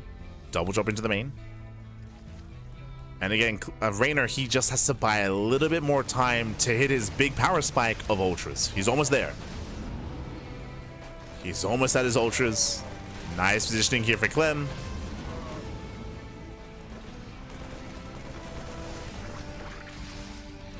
And likewise, Clem, he has to get some critical damage before the Ultras pop out. Clem getting a 4th CC, getting into 2-2.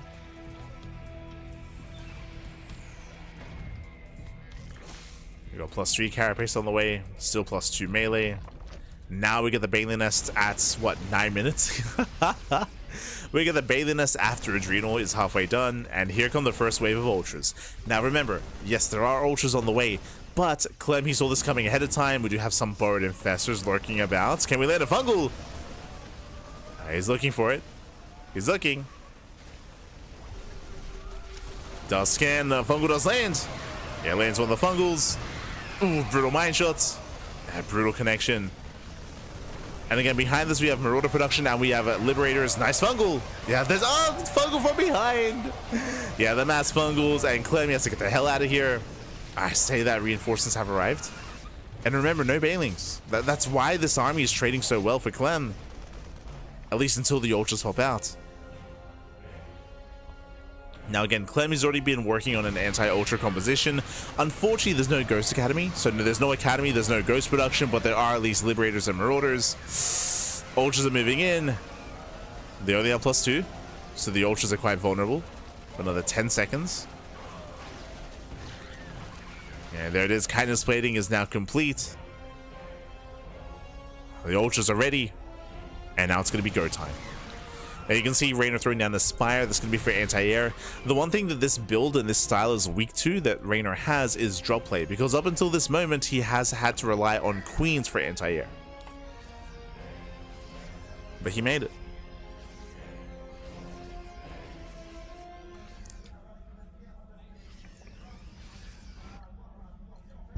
At this point, I would say that Reynor, he's made it. He's getting +3 Carapace. Getting Ultra Speed. Going for the Ultra Run by. Going for the Planetary. Lings, they try to flood in. Oh God! They attempt to flood in. Now, 3 ultras across the map is actually quite a big investment. And Clem, can he just go for the kill? He will lose a planetary. Yeah, planetary will go down. Oof. My shot's going off. Reynor's holding. Yeah, Reynor, he's holding. He's defending. And Reynor, he's running away with this. Clem, he's trying to amass an anti-ultra army with what he has. 14 Marauders, 5 Liberators. It does have some freedom. True.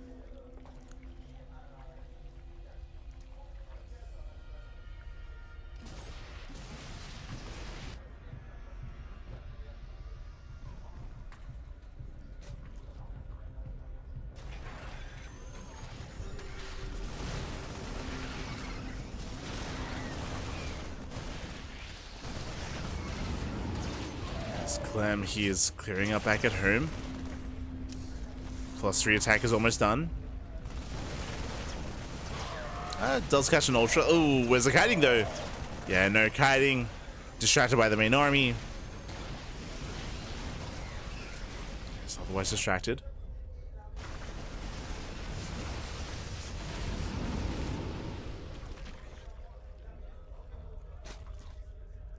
Gonna be 9 SCVs going down. Reynor, he's maxed. And Reynor, he's ready to kill. Yeah, he's just going for it. And I don't think Clem can stop him. Remember, there's no ghosts, there's no snipes. Fungals are connecting, ultras overwhelm. Liberators are getting free damage. Jesus, look, oh god, they do punish the ultras. Ultras are being punished. Now, if Reynor does that like 3 more times, then maybe. Clem does that trade, but he's still chasing ultras. Baneling's speed is finishing up at almost 14 minutes. Let's go. 13:30.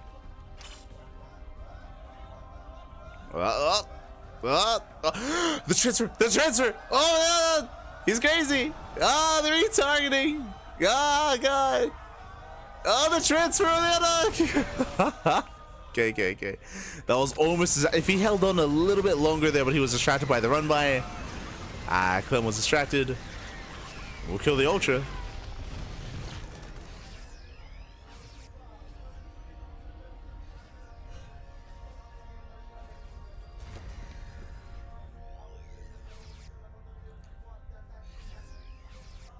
Now, is there a world where Clem can recover in this game? I mean, he does have 4 bases. True, right? He does have a 4th base. So over time, he can look to max out with a more efficient army.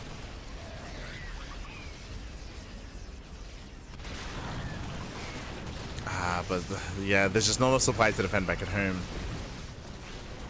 It's not enough. Watch as they move in.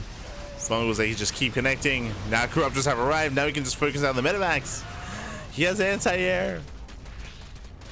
And you can see that Clem's just being pulled apart. We will have a series. We'll have a back and forth. Thankfully, no 3-0 or 4-0. Not here, back. Not this time.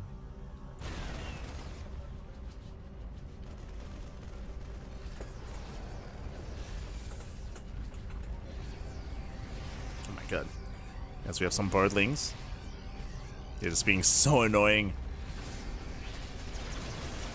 Ultra's moving in as well. Going for the expansion.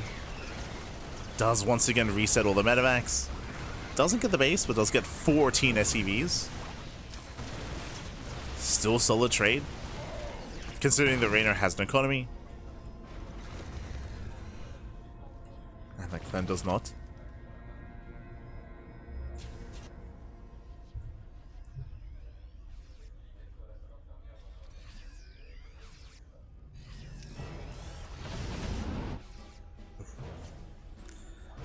Lings are coming from behind. And right now we're just kind of taking it in at this point. Like soon Reynor can just A move. Speaking of soon, as soon as here, soon as now. GG gets called and Reynor, he fights back. Reynor does put a point on the board. Whew. GG, well played. Reynor, he does take it game number 3. It's not going to be one-sided, not going to be... Oh, Clem, he has like a nice little like note on his cup. Let's go. But yes, GG, well played. Again, it is not going to be a one-sided series here. It's not going to be a 4-0, thankfully.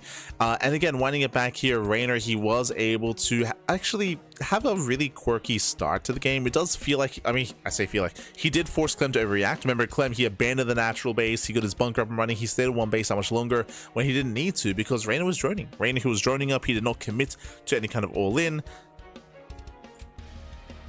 He did not commit across the map.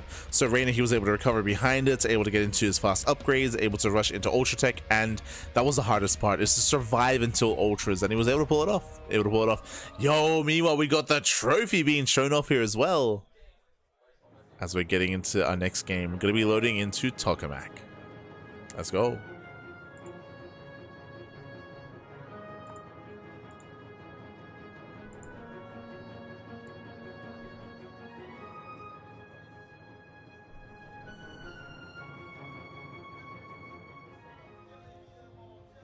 Yeah, spawning in the bottom left-hand corner of Tokamak. We have the Italian Zerg player. We have the blue Zerg representing Basilisk. Whew, still down in the series, but can he tie things up? Can he tie things up? It is Reynor.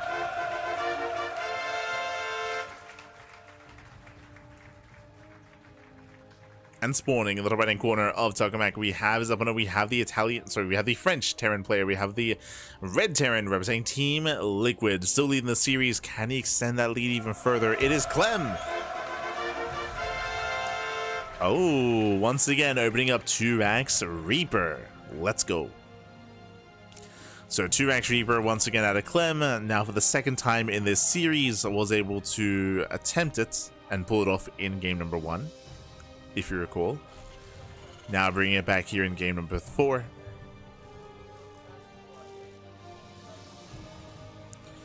Now we'll see if he throws down another Rax. You can still, of course, throw down a third Rax and go into 3x Reaper instead and be a little bit more committed. Otherwise, the goal here is to contain the Zerg player on 2 bases for as long as possible. And then you can go into a 2-on-1 afterwards. There are some builds that open up 2x Reaper into mech. We've seen that out of Maru. We have seen that out of Maru. We've seen that out of Bjorn as well. But I don't think Clem is really one to embrace that sort of style. Clem has been playing he's been playing quite a bit of mech against Protoss. And he has dabbled in mech against Zerg, but it's not typically something that we expect out of him too much. We'll see. It's still worth bringing up. Nice trophy. Yeah, it's cool. It's got the record. It's got the record. The Maestros of the game record. It's really nice.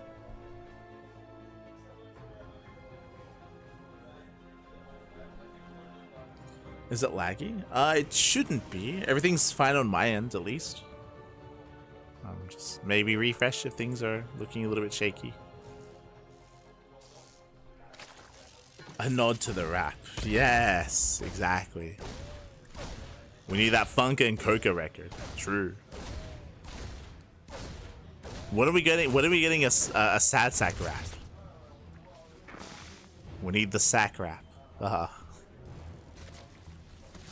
As Double Reaper does hit the natural again, Reynor is contained on 2 bases, and we shouldn't be getting any major damage done except for the contain, of course. And forcing out these lings. You can see Clem, he rotates, he checks the linear third, and then he checks the triangular third as well. So it's going back and forth, checking for the expansion.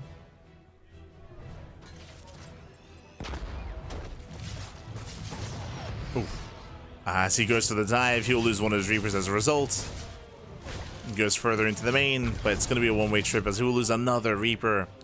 Now the purpose of this is to get a full scout. So he gets a full scout to the main base. He also sees a faster worker in the gas geyser.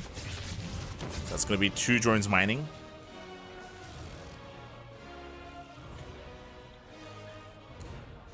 And this can lead into, there it is, earlier Evo chamber. Okay. This is quite similar to what we just saw in Pylon. So earlier Evo chamber, earlier +1 carapace, of course.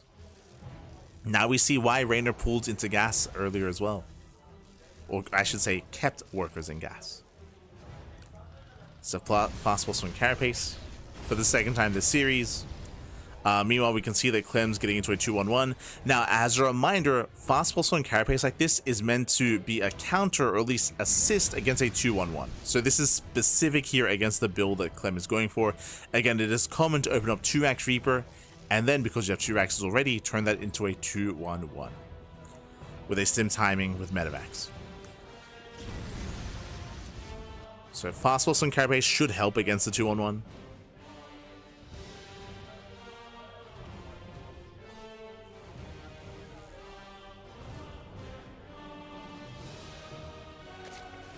What is Clem drinking? Don't worry about it, baby. Don't worry about it.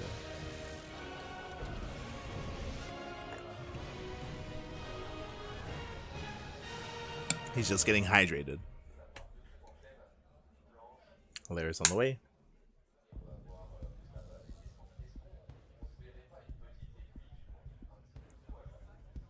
Zerg tears. Now he's juicing on that stim.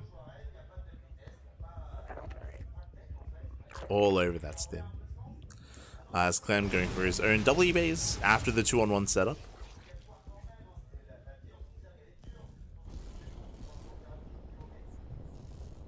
And we're waiting for that eventual move out. Clem is being out with his Hellions. The stim is now done. Clem, can he get away? Oh my god. Barely does not get away. Yeah, he dove too far into creep and he should get surrounded. Oof, Clem, he will lose every Hellion. That was what, 8 Hellions? Aye. Yeah, you can see he's not happy about that. Sorry, it was 6 Hellions. Imagine if those 6 Hellions hit with stim. As in hit with the Bio Army. As Hellbats. So, really rough moment there for Clem. Here comes the double drop. As Clem moves out, Reynor moves in. And because we just lost 6 Hellions, I mean, now there's no ground support on the ground. There's no ground support at the third. No ground support. Reynor, he gets 3 SCVs, denies mining. Reynor, are we going Ling Ultra again? Not again. Sorry. Ling Hydra. Ling Hydra, no Bailey Nest. Not Ultras, not this time. As Reynor, he's defending, he's holding. There's the infestation bit. There are the Hydra upgrades. Based on the fact that we're seeing Hydra upgrades, it should be in towards Lurker tech. That I would imagine is the plan.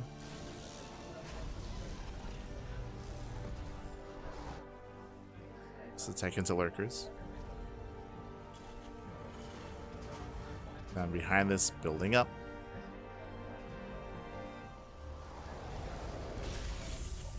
Second factory is on the way, indicative here of extra gases and of another CC, which is what is happening, at least when it comes to gases.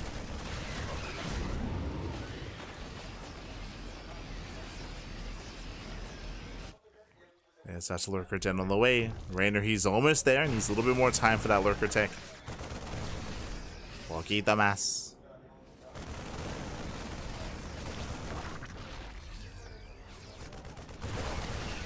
Clem does attempt to stim. Gonna be punished.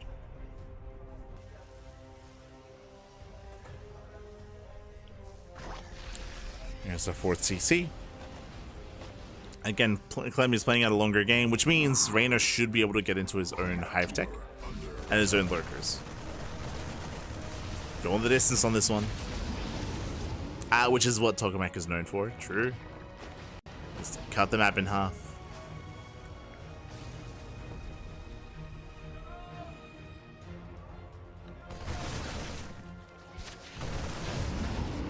As Reynor, he attempts to engage.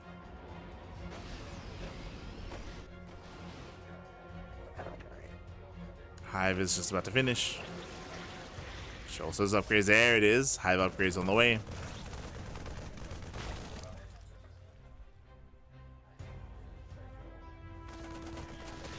A couple of Vipers. Oof. As that was a kill.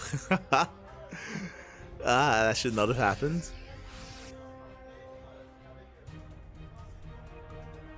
I'm still all over this.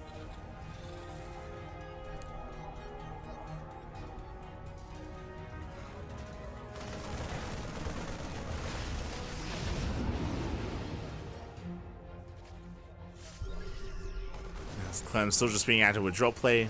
No major commitments, just slowly building up his tanks back at home. Tanks are amassing, Ghost Academy is almost done.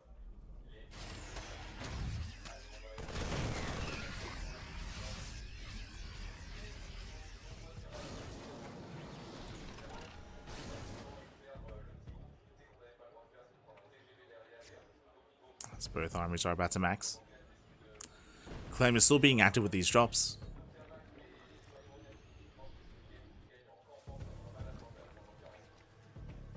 Let's move in. Does bypass the main army. Uh-oh.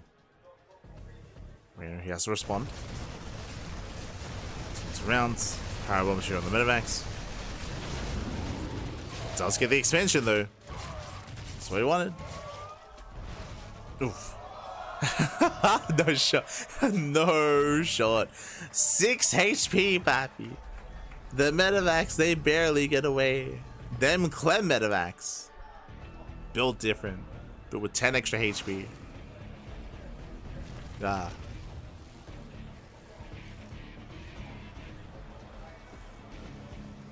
As Clem, he's just now maxing.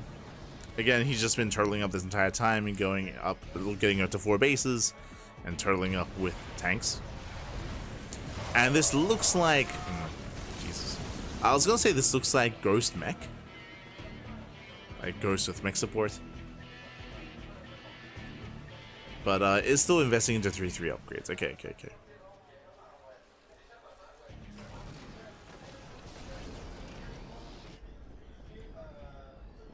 Getting into that.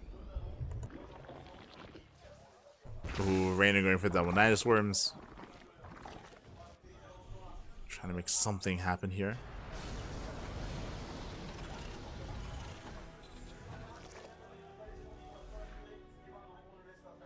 That's Reynor, he's double expanding.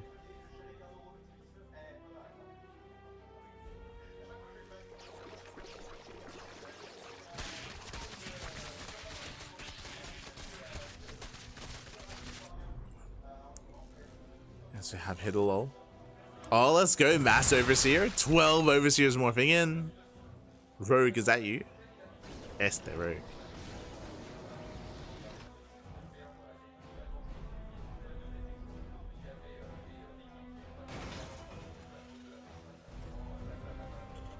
There's a fusion core, second starports. Clem just accepting his fate. He's like, okay, I'm going to work towards liberated range. To mass lib. Or even into BC. Storms are getting up. But again, they're mainly being used to rotate between bases to defend.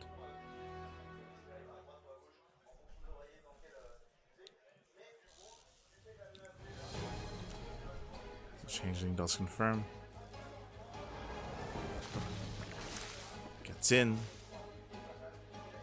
Academy's almost done. Ooh, going for the Nidus into the main. Okay. Once again, bold move out of Reynor. But Clem does notice. He responds. Nidus will finish, but it shouldn't really mean anything. We have a couple lurkers on burrowing in. Okay, 3 lurkers hop out. We're getting more lurkers. Okay, it's getting out of hand. Yeah, very quickly getting out of hand. It's nice stuff popping up. And then this has freedom. Oof. Gets up to 4 lurkers. Yeah, and with that, the lurkers, they should be shut down. Getting there. Throw the buyer. Yeah, at the same time, Reynor moving in. Clem out of position. Can we get the expansion? Should be able to. Get the base. Is even investing into scans.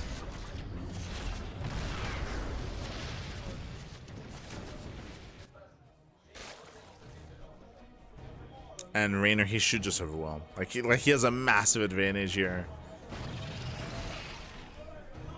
Reynor on all these bases. I'm going for the mass changing scouts. Let's go. It's going in.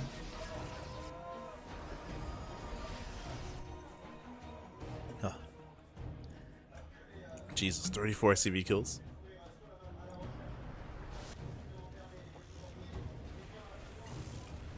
Ugh.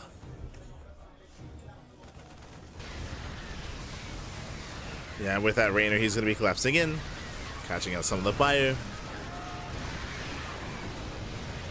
And I don't see Clem surviving this here, or at least regaining his lead. GG, yeah, GG gets called. You see Reynor just overwhelmed with power, and Reynor, he will tab the series 2-2. Whew, GG. GG, well played. Again, Clem, he more or less just got outscaled here. We saw that Reynor was able to safely actually get into his own hive tech, get into his own lurker tech. Yes, Clem was being active with some drops to try to harass and try to hinder, but alas, in the end was not enough, nowhere near enough, and with that, GG. GG, well played. We saw that Reynor was able to survive said early game, which was the attempted all-in, and with that was able to snowball out of control. GG. GG. I just blanked out for a moment there. God, what time is it? It's 2 a.m. So it's 2 a.m. It's not even that late, but the problem is that recently I've been going to bed at reasonable hours. Hey, we are here okay, with Reynor. We're going on a break. Oh my God! 40 minutes. We're gonna be going on a short break. We'll be back soon. We'll be back soon. And yeah, Let's see how let's it crack goes. it. Let's crack it. Okay.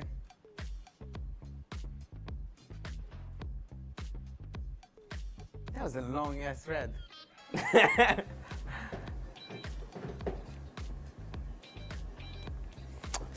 I don't know. That's better than average. Oh, okay. Ooh. Oh. I don't know if it's good. There All right. Oh. Maybe. I don't know. I don't know.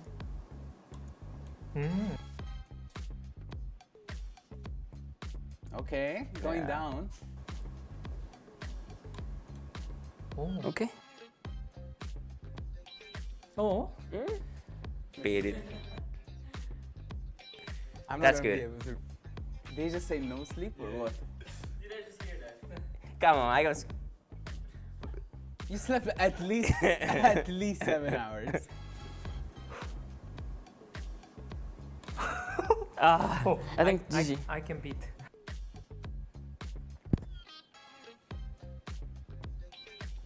Oh, we got the same. Same? I think we got same. Same? Similar. Ah. Yeah. All right. Average is like 189 here, probably. What? 40 minutes? That's very He said not as good as me. I had to lock in, man. Loki, you accidentally pressed the mouse. What do you mean?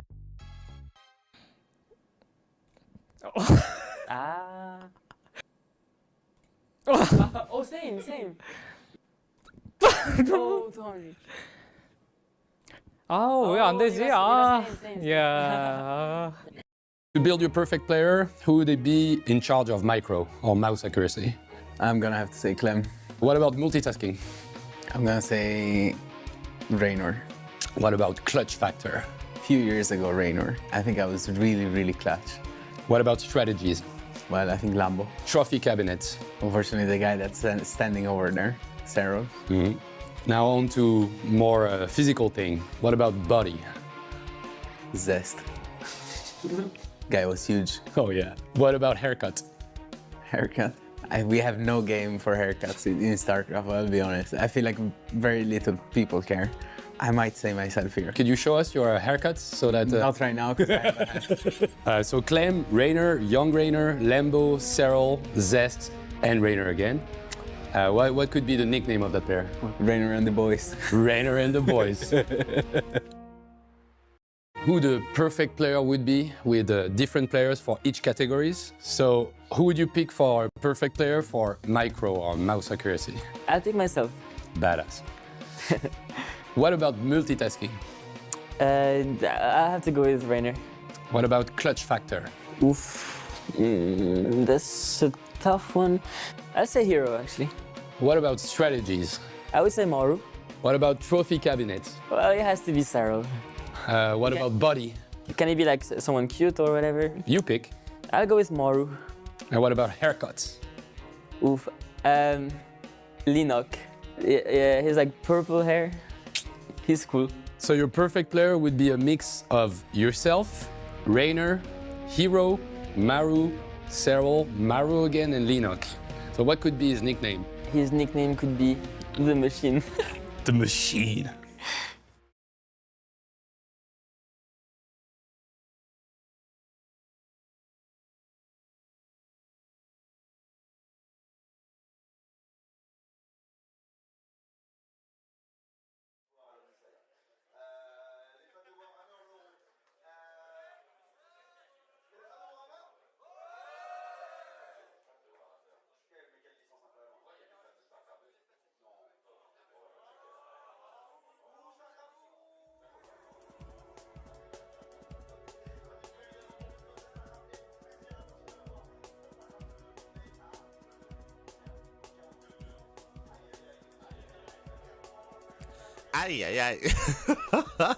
And we're back, and here we are. We have returned. We are back with the second half of this series of Reynor versus Clem.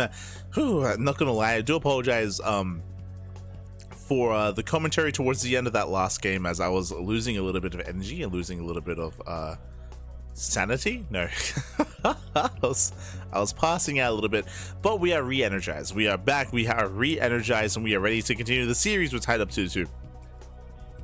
We're tied up 2-2. Once again, we saw that there was a lot of pressure on on Clem to get some damage done early on, but he failed to do so. We saw that Reynor was able to stabilize, able to build up into the hive tech, able to build up in towards his maxed out composition and snowball the control from there. Clem, he was unable to stop him, unable to slow him down in the end. And now we're getting into game number 4. Show us what you got. Oh, what do they got? Is that water? This is some big glasses. All right, let's go. As we're jumping into game number 5 to determine who will take a lead in the series. Let's go, Poppy, let's go. Lights on the espressos. No, I got some granola. I need like an energy kick, so I got some granola and I got some nuts. I've got the energy, and here we go in the top right-hand corner of Sandworm. We have the Italian Zerg player. We have the blue Zerg representing Basilisk, being able to bring it back. It is a Reynor.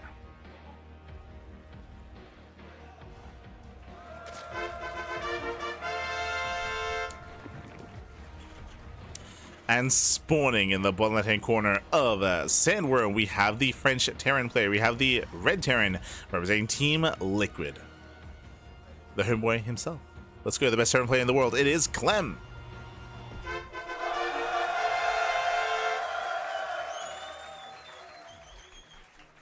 That's healthy energy. How you want to? What do you mean? What are you talking about?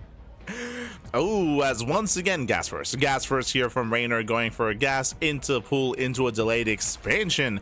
If you remember, we saw this on Pylon. We saw the same opener on Pylon, going for the early gas, going for the early link speed into eventually earlier +1 carapace. If you recall, that is what Reynor had gone for. We'll see if he will do something similar, or if he does go for roaches. Roach rush is still an option here for Reynor. We'll see where the gas is going to be spent.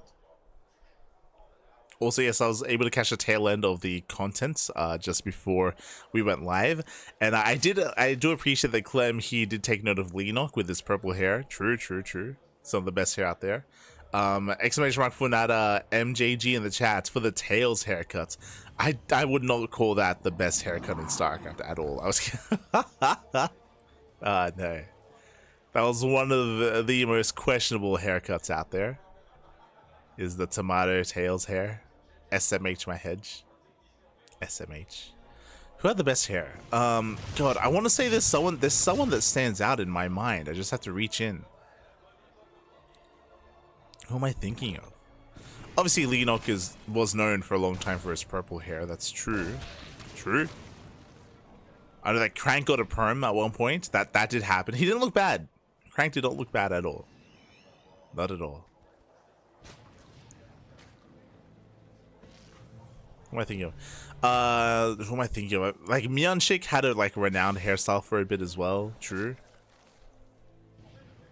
You know who I'm thinking of? Because they were like trying to construct the perfect gamer. Does anyone remember Kangho? Remember Lysira? Like Lysira, well, Jesus, as we are. Yep, same thing. So fast link speed into fast +1 carapace. Third time this series we're seeing this at a Reynor. Third time. But do you remember Lysira when he hit puberty? It was towards the tail end of his career. But yo, Lysira had like an insanely deep voice. Insanely deep. And towards the end when he was teamless, I want to say he went to like a GSL selection with a crazy like get up. Like he was looking suave, papi. Este Lysira.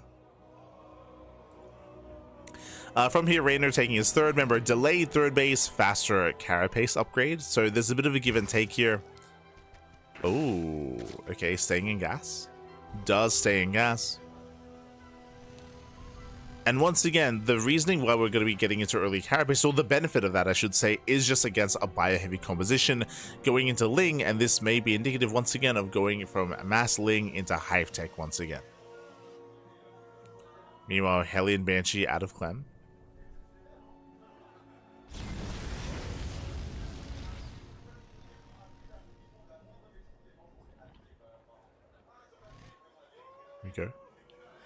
Here we go as Lings do move out towards left hand side. That's a lot of Lings. 26 Zerglings out of Reynor. A big investment, big commitment. The Hellions are across the map.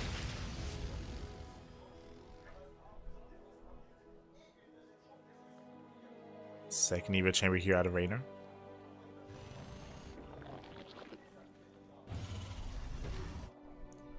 Clem's hair was amazing. Now that you just unlocked, how could we forget? Yo, Moonglade.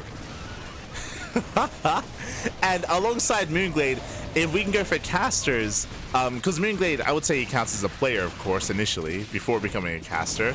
Yo, Maynard's Dreads, true. But Moonglade's main was like legendary. Like Clem has to get up to that level. He needs Moonglade's main, papi. True, true. Luscious, papi, luscious.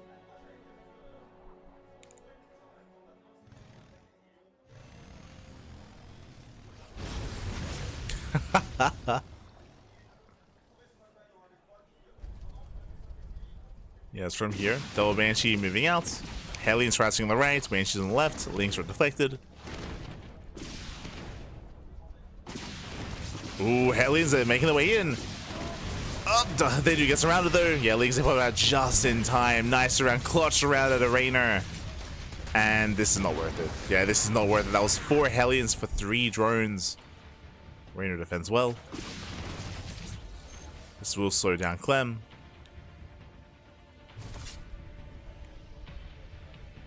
Reynor's holding.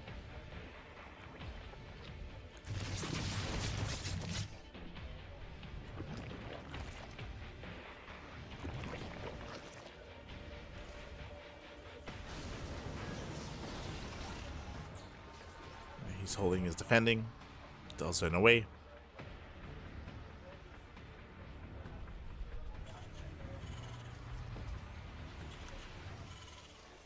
And behind this, we're throwing down 3 more Raxes.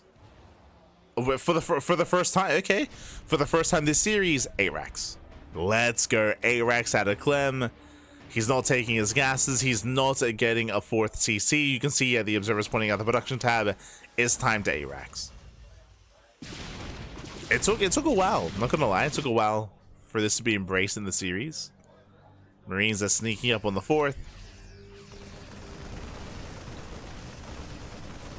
Lings, I'm not so sure they can engage. They're gonna try to. Nice kiting out of Clem. Kites well, and he will get a cancel. Ooh, that was a kill! No, that was a kill, not a cancel. Reynor, Ricardo, ¿qué estás haciendo, papi? ¿Por qué? As that was brutal. Behind this, Hive is on the way, Infestor's on the way. That Infestor is a sign of Ling into Ultra. So it looks like Ling into Ultra out of Reynor, but we spoke about this previously the last time he attempted this, which actually did work quite well, is that Reynor is very vulnerable to all-ins. Why? Why? Because he has no Banelings, right? There's 0 Baneling support. Now, he will have 2 Infestors. These fungal growths are going to be crucial. If he whiffs, if these fungals do miss, that's game. Like, they need to connect. Likewise, Clem, he's got a split. He would have to pre-split here. There's a scan. That scan does move in. Meanwhile, the wall's at a wall.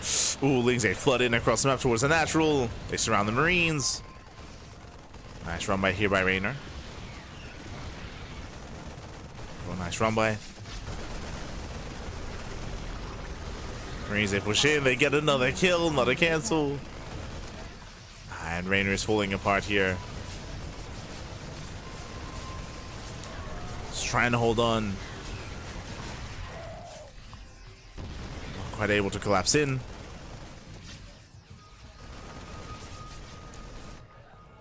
Still holding onto this fungals. One does graze the army. But Clem, he's so close to just killing. He's so close. And another fungal does go off, but the Medivacs does just tank it. Catching another Infestor, and this is it. He does go for the kill, does go for the throat. Takes out another Infestor as well. We're down to 3 queens. 3 queens and 4 Infestors. Ling's forcing, okay. Ling's a force friendly fire. Reynor, he's holding. He's holding, he's trying to at least. Clem, he does on siege in time. Another Infestor goes down. And Clem is not stopping. Jesus, he's not stopping. I was curious. I was like, where's the army? I feel like this should not be that close.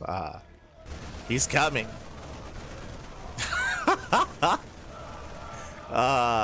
This is the correct time for the Clem chant. It is. It is. Because from here, he can just rally. He can just rally across. He can take every fungal to the face. It doesn't matter. Not anymore. Take them all to the face, man. As he stims in, GG gets called, and Clem, he will take a lead in the series 3-2. GG.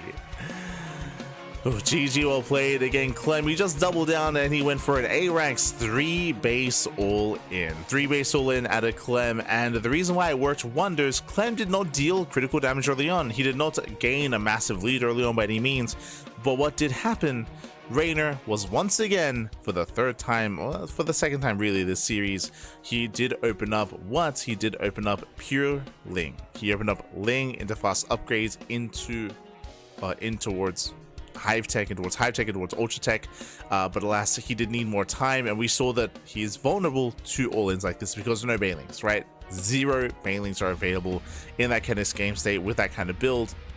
Without Banelings, there was no defense. Not against an A-Rax. GG.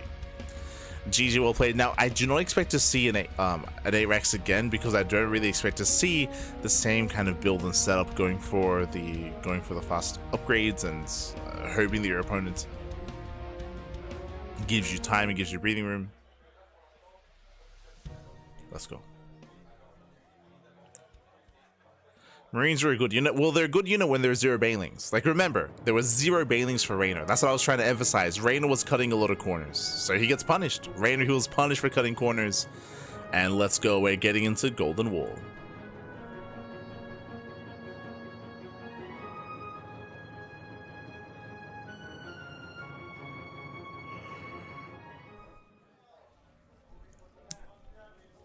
Here we go, we're getting into potentially the final game of the series, and in the bottom right hand corner we have the Italian Zerg player, we have the blue Zerg for Basilisk. Down in the series, can he bring it back and force the ace match? It is Reynor. Ricardo. And spawning in the bottom left-hand corner, we have the best Terran player in the world with the red Terran for Team Liquid from land of France. It is a Clem.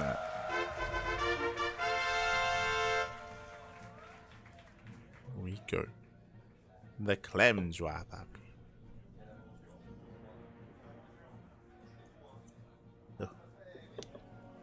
As from here, we do see Reynor taking his own natural expansion. We've been seeing, oh, is he going gasless? True, makes sense on Golden Wall. We've been seeing a lot of gas first. We've been seeing a lot of gas first out of Reynor 3 times, I want to say, this series so far. Almost 4.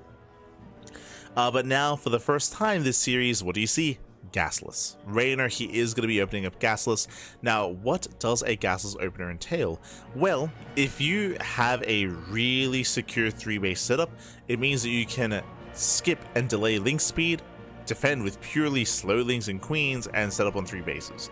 It is very map dependent. There are some maps where you can get away with the bare minimum to get up to 3 bases quite easily. Maps that typically have a pocket expansion. Now you can see that Reynor, he will actually expand forward he will go for the linear third base here out of Reynor. Bold move, very bold. We'll see if he gets punished. We'll see if Clem can catch wind of what's going on. We shall see.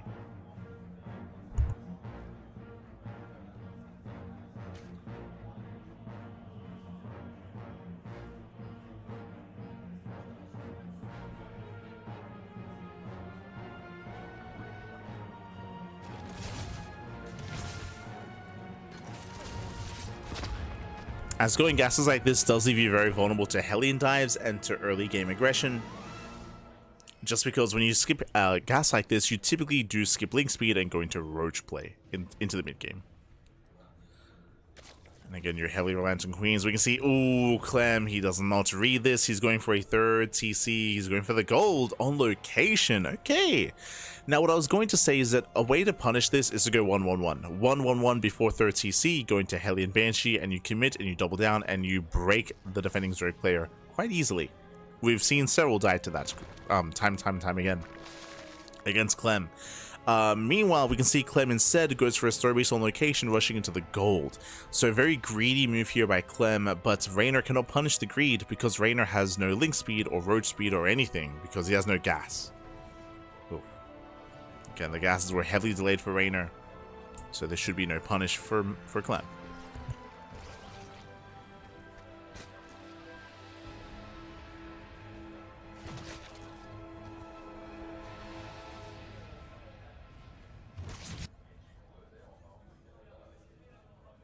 So Clem can freely get his own gold base up and running. We can see Reynor going double Evo chamber. Makes sense to try to catch up. Link speed is on the way. Link speed first. Not going for roaches. But again, that fast gold, it's going to be quite brutal. We'll see if Clem A-Raxes.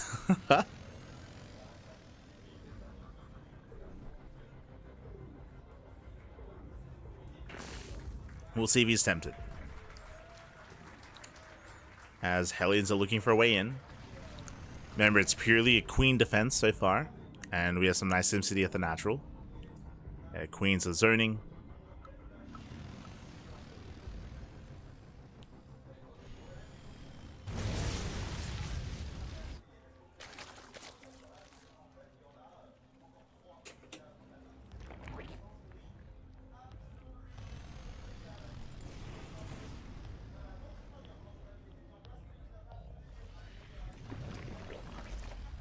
From here, pulling back. See someone in the chat. Is this the new patch? I think is what is being asked. If we ever cast something on the PTR, then it would be in the title. This is on the base game, not PTR. But nice snipe on the tumor. Yeah, nice snipe. Clem is still gearing up. Still saturating. And we're waiting to see as he takes out another tumor targeting his own Reaper. Very nice. We're waiting to see an extra pair of Raxes. For now, I believe this is just the 5th pair. So I believe he's getting to 5 Raxes. We haven't seen any major commitment yet, if not mistaken. Is taking another Gas Geyser, indicative of a longer game. And it looks like Reynor, he will get away with going for a Gases opener. Okay. Oh, I spoke too soon. Okay, Clem, he's doubling down. He's doubling down. That's a lot of Raxes. I assumed that he was going to be transitioning out of this because he took his gases at the 3rd, but because of the boosted income, it might just be to get that extra gas. Okay.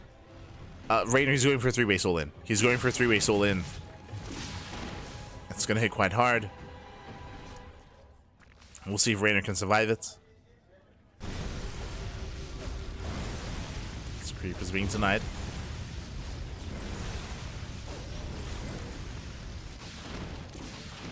Nice creep. Banshees, they get into the natural. 8 drones? Oh boy. 8 drone kills. And you can see Clem is making 11 Marines at a time. He's all in. Like Clem, he's 8-raxing. He's 8-raxing with a boosted economy thanks to the gold. As Joe was pointing out that alas, Reynor doesn't know. Reynor doesn't know. Doesn't know.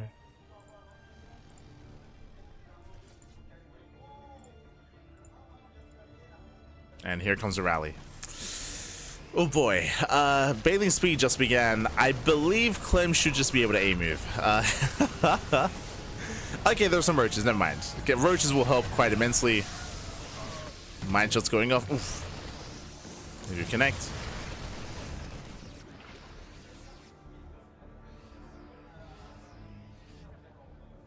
But roaches are helping. Braining speed is almost halfway done. Windows rotate. Sims in. Gets a queen. Nice target. Oh my god, the target firing! The Bailings, not a single one connects. And without Bailings connecting, there's no defense here. There's no defense. There's one Bailing left. Una mas, papi, una mas. 0 Bailings remaining. Oh, Bile does connect. Oof. Next one of the Biles. Kites back into the mines.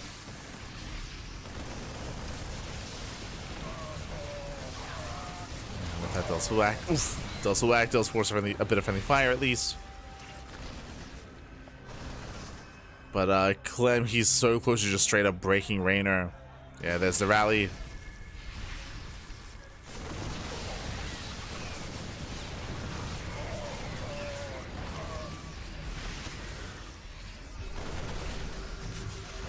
Yes, again, without Infestors and without Bailings, it's just a very difficult defense here for Reynor.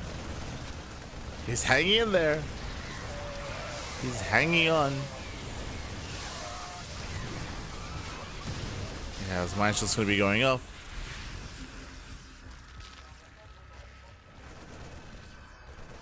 Clem looking for another win. Rotates once again.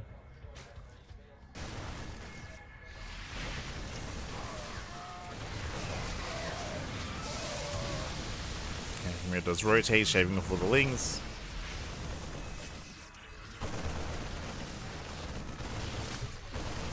And Clem, he can just keep this up. He can just keep up the aggression.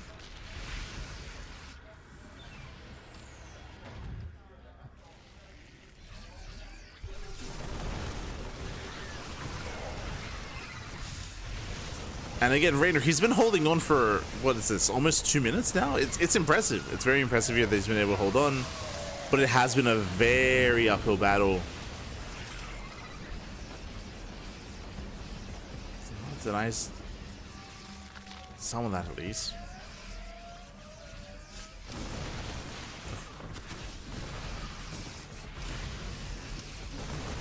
As Woodman's getting sniped. Okay, they do connections to Marauders, not the best connections. Well, the best connections there for Reynor. Once again, nice target firing at a Clem.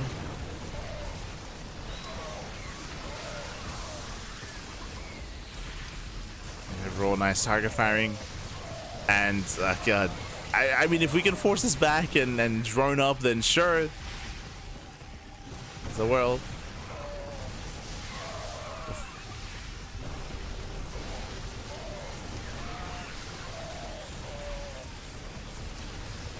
Yeah, but alas, with that, Clem, he is overwhelming. Bailey's able to morph in just in time. They morph in just in time to help hold on. He's holding on back.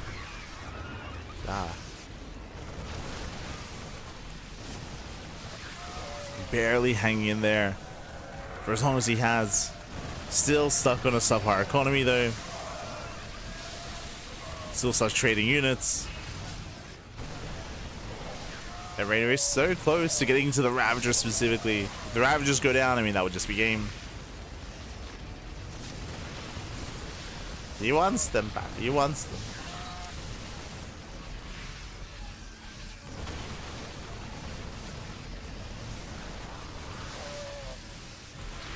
It's a beautiful dance, nice hold so far. I mean, true, like, Reynor, he's bought enough time for the Hive. Like, it's been an uphill defense for Reynor for the past, like, 2 minutes. All the wine shots. Bailing's like raise the army. But nice splits out of Clem. Avoids the piles, gets into 3-3. Yo, can Reynor stabilize? Can he stabilize back? Has Clem just been trying to brute force his way through? You can see here the economic lead in favor of Clem. As we mentioned before, it's just everything's just been in favor of Clem here.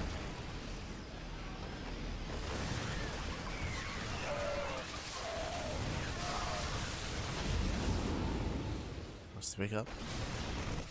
Still denying bases. Oh, ooh, not quite paying attention. With Dust Boy in time, yeah, the Mind Shall say punish. Do you punish?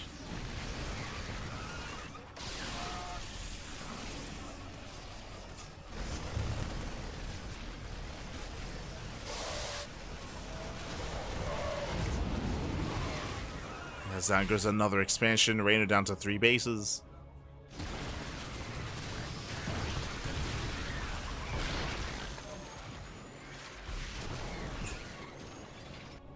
One Liberator. So annoying, man. So annoying.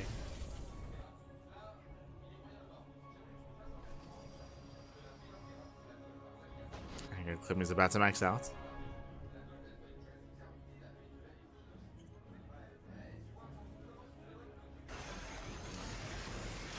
And from here, he's maxing. We're still trying to hang in there, Pappy. Still trying. Again, Reynor, he's been dying for 4 minutes.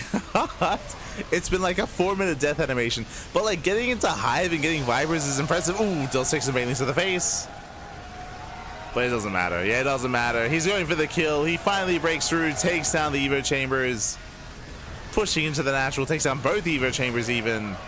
And this time GG gets called. Clem, he will take the series and he will make it through to the grand finals. GG. Whew.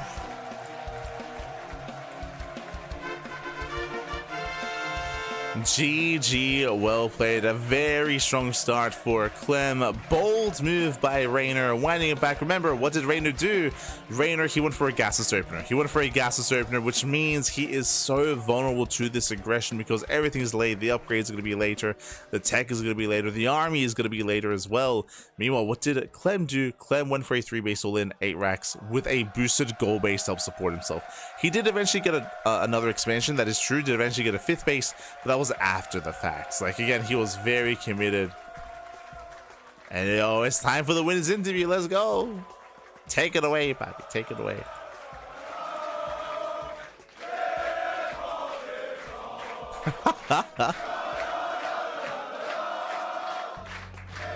Waouh. Je sais pas si on a besoin de faire une interview en fait. On va juste les laisser gueuler, hein.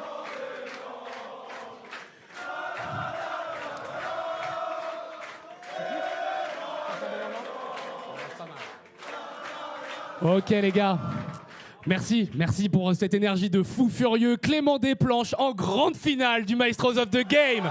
C'est un top 2. C'est un top 2 garanti. Clem qui a une série de ouf.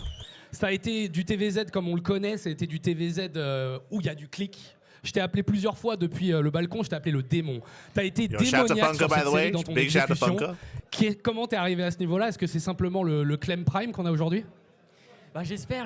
Mais en tout cas, pour le moment, ça se passe bien. Je me sentais pas trop mal au niveau des If you're curious, Funk introduced him as the first player to make it to the grand finals correctement aujourd'hui, donc of Masters of the Game. C'est un bon jour. Et puis après, grande finale, incroyable, franchement incroyable. Alors, moi, j'ai envie de partager le fait que moi, je pensais aujourd'hui que peut-être mécaniquement, ça allait être un petit peu difficile pour toi. Je sais que t'as peut-être pas eu la nuit la plus simple et tout, machin. Et malgré ça, t'as cette grosse énergie, genre, comment t'as reset? Parce que t'as dû reset un petit peu. Et pourtant, c'est sûr que t'es un bon joueur mécanique, c'est évident. Comment t'as reset? Petite sieste pendant l'autre match et après, après l'adrénaline, tout ça, et le fait de jouer un match comme ça, devant autant de personnes, et vous êtes tellement chaud et vous êtes des gros malades, ça fait trop plaisir.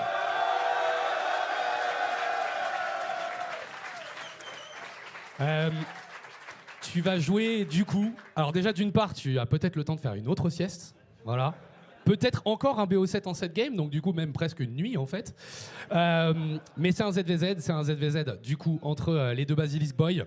Comment tu penses que ça va se passer et à qui tu t'attends du coup en grande finale?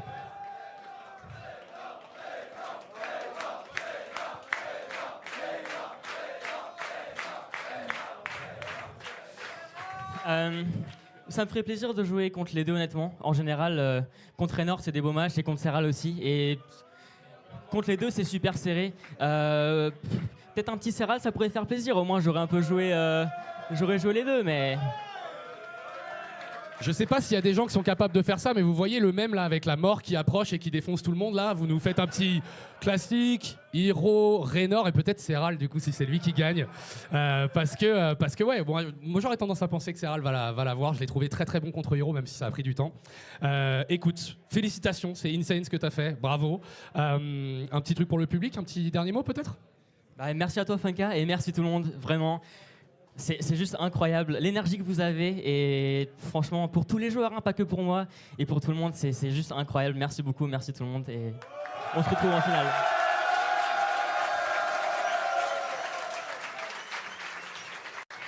If I have to do a quick translation for the English stream, Clem said that he was the best player of all time and that it was normal that he beat Reynor. No, he was being like obviously his cute self and just really happy to play in front of the French crowd like this, and the energy was like out of this world.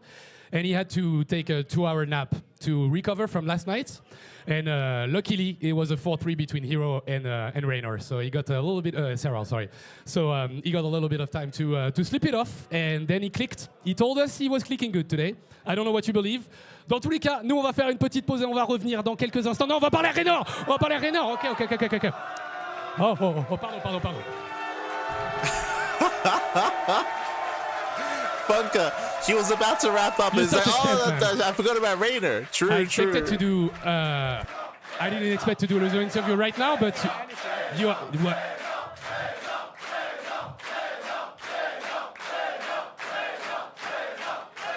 All right. I know it's like an easy question after that, but what about that crowd? Do you think it's epic and it's hype or what? It's powerful, man.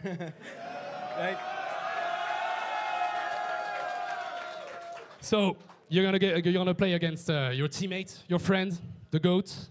You actually destroyed him, right? When you played him earlier in the tournament. Do you make it a second time thing? You go for it again and then you play against Clem again? Is that what you want to do? I'll do my best, yeah. I think, well, he's not bad, obviously. Yeah. So, can never count him out. And we both have the Disneyland buff, so I don't know, man. It's going to be rough. But, True. Yeah. I'll do my best. Are you guys going to be playing with the hats? You think it's possible?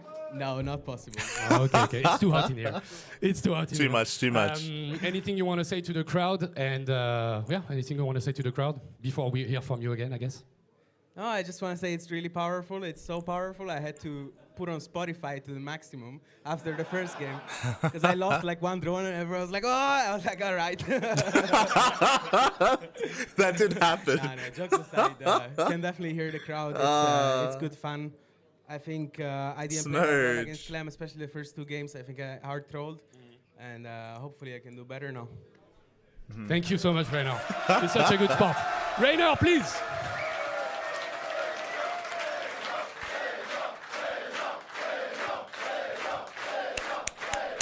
Ils sont trop bons. Ils sont trop forts. Ils sont trop forts. Il est trop fort. Il arrive, il donne de l'amour. Il vient de. I was about to say that I wouldn't be surprised if that affected Serral as well. Someone was saying earlier, like Serral, he was making some mistakes during a series against herO. There is some added pressure if you're like not the crowd favorites.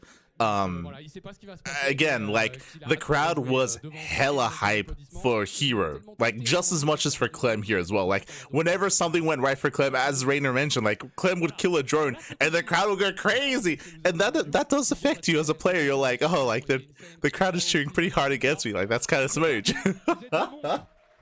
So the same thing was happening with Serral versus herO, where the crowd was insanely behind herO as well, which is really cool to hear, really hype, of course. But like as the opposing player, that's also something that like weighs on you as you're competing, right? As you're playing, like to hear so many people rooting against you, like it isn't the best feeling.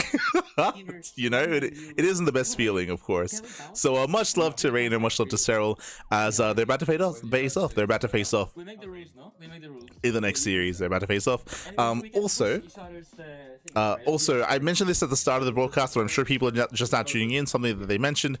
If you're on social media, if you're on Twitter, you would already know this. But the 4 of them all went to Disneyland. They went to Disneyland last night. There were some photos revealed, photos posted, and it looks like they were out very late drinking as well. So that's why Clem was like, I need some sleep. I got some veg. I got a nap in.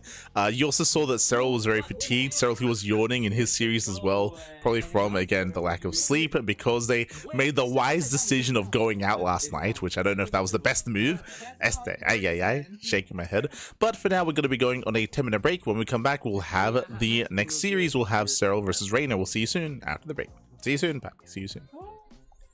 Too many pros in the crowd. I mean, it's the same crowd that cheered for Clem, so I would say no. It's just like herO. I don't know what it is, but it was the same with like Katowice with the Polish crowd. Like herO has a lot of fans. Like regardless of race. Like even me, like I'm a big herO fan. I'm a Zerg player. I'm a big herO fan. Despite being a Zerg player. Like it's hard not to root for herO for sure. But yeah, we're going for a break. Going for a break season. That's not bad. Oh my, this guy is like full on trolling. What do you mean? I'm already training. I don't need to do again. Yeah, one more try. Yeah.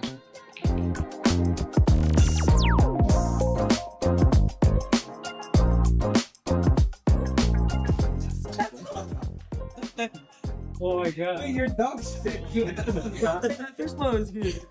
You read. Yeah, the first one was great. Oh my god, you're on. That's like risky, dude. That's crazy. So funny. Come on, that's a win. Clearly. 1-0 for you. Oh, we finished the best of 3, yeah? Yeah. You're yellow, you start. That's a strat. The strat doesn't work. Don't worry about it. Did he actually get it completely unlocked? So lucky. But you think it's the first one that wins in the game? Come on, guys. Yeah. Chill it out. Oh. No. Okay. That's fine. All good.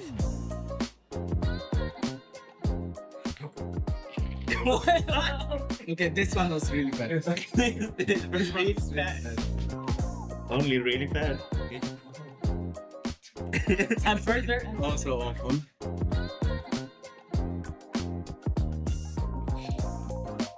Well.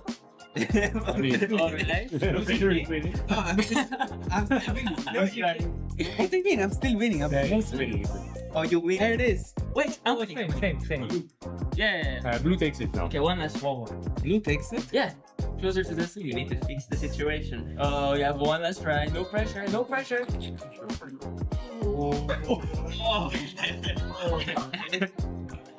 Ay. Let it. You go. Tu caresses. Easy for you, guys. I'm telling you. Way too hard. You got so lucky. What do you mean lucky? It's just You smashed it 4 times, no? That's how you do it. He got close, I just smacked it away. Yeah, sure. You don't need to be in the center, you just need to be in the face. It's GG. Right? It's actually harder than it does.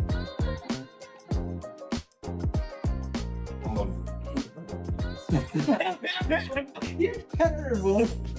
Come on, that's like yours. No, it's not. What do you mean? Yeah, it's okay. I had good shots. Oh. Wait, he's It's good. He's gonna Korea calling. You play this at home. Yeah. Oh. It's hard, but I'm getting the hang of it. You're a disgrace for dessert player, so. I don't know, it's better than yours, I think. No, it's 1, 2. What? I mean, right? There's a clear move here. You want some backstanding? You need to I know. angle it so that you shift this one to the top. You know what I mean? Yeah, sure. It's like we need to put a curve. You're coaching? Coaching. But he's too trouble. Yeah, I think that's too hard for me. There's a clear angle here, man.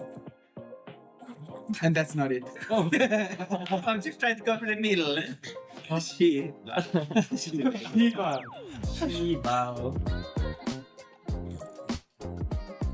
Oh. Keep it closer.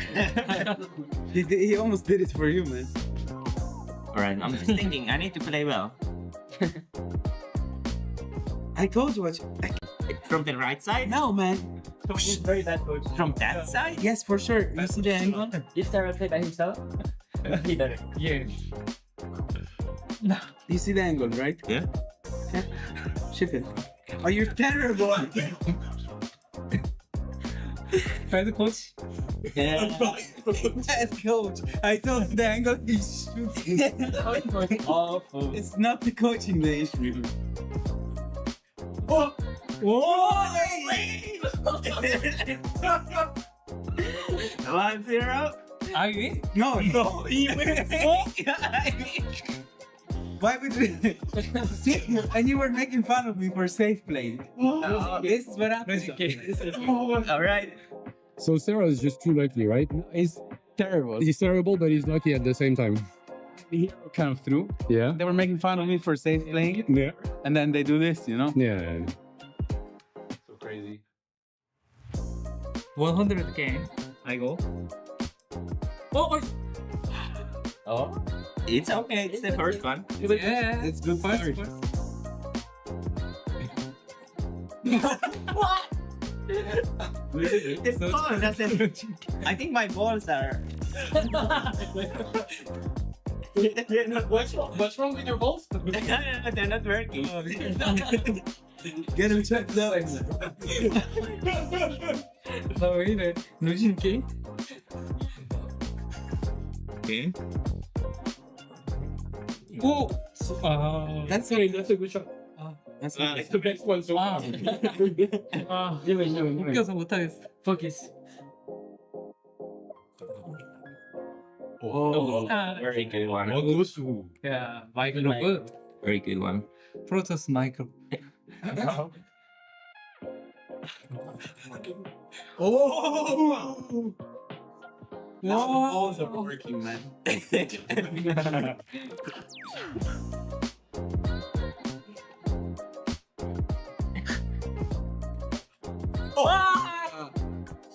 Just play safe play. Safe play? No. Play. Never safe play. Never safe play. It's gonna lose. Double win, I want. Wow. Almost helped a little. Almost. Okay. No. Yeah. Orange starts. Go on. Calm down. Calm down. I'm just getting the measurements. Oh, that's not bad, man. Good. Not bad. This best of 3? Yeah. Oh my god. Oof, thank you. Bad. Calm down. It's not decided until the last ball. Oh. That's why it's gonna go. Your balls are on the way. That's the problem now.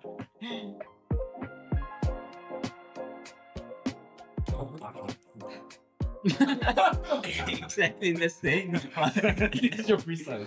He is some coaching. Don't worry about it. I'm still confident in my position here. Oh, well, a bit hard. Last one. Oh. Oui. Safe play? Safe play. Oh, 1-0, 1-0. 1-0.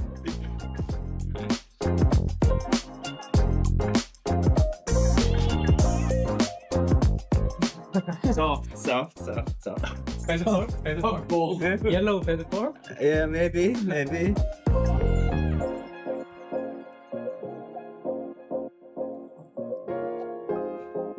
Even softer. I think the Italian strat is not well. Calm down. It's a long game we're playing. I missed it. It accidentally worked out. Why did I do this? What are you doing? I'm scared of hitting it. Hitting it? I'm thinking it's not. Why lose? Wait. Calm down. He played better against me. Yeah, it became worse.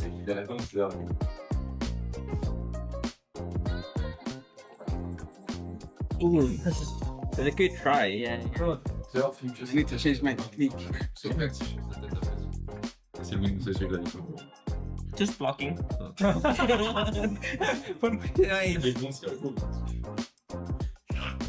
Okay, for the 2-0. What do you mean for the 2-0? Calm down. I'm 1-0 up, man. Calm down, both of you guys. Calm down. Let me take my measurements. No way. I moved it. Well, yeah, I don't know. I think it's pretty clear. Yeah. I think it's still orange though. I'm sorry, man. It's a good try. All right. Is it? Is it orange? Final verdict? I do think it is. Yeah, it's tied. I mean, this one is not. Hey, he moved it. He moved it. He touched the blue ball. That's what you do. Yeah, I mean, All right, I'll take the loss. all right. Well done. Good game. Well played. So, you know, What a game. Very happy with this one.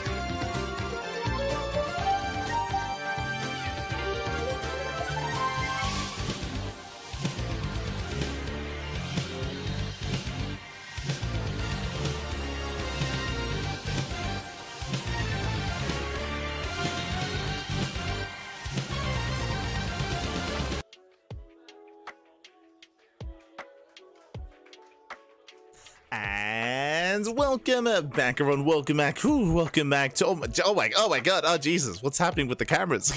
But welcome back, everyone, to the playoffs here, the playoffs of Maestros of the game, the finals, the offline finals. Even we just wrapped up with the upper bracket finals, and Clem does advance on over Reynor into the grand finals, and Clem is waiting for the winner of this next series, of this next ZVZ. It's going to be a Zerg versus Zerg matchup between Serral and Reynor. Oh boy, let's go. The Basilisk boys are going to be facing off. And as a reminder, this is a rematch. As they alluded to earlier in the losers interview, they explained, or they did mention, that Reynor, he did dominate Serral the previous time that they played in this tournament.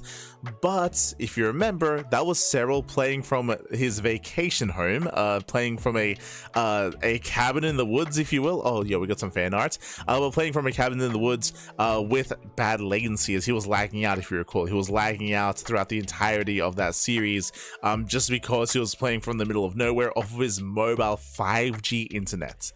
So there's I don't want to give too much excuses, but legitimately, like, there were reasons as to why Serral was performing as poorly as he was in that series.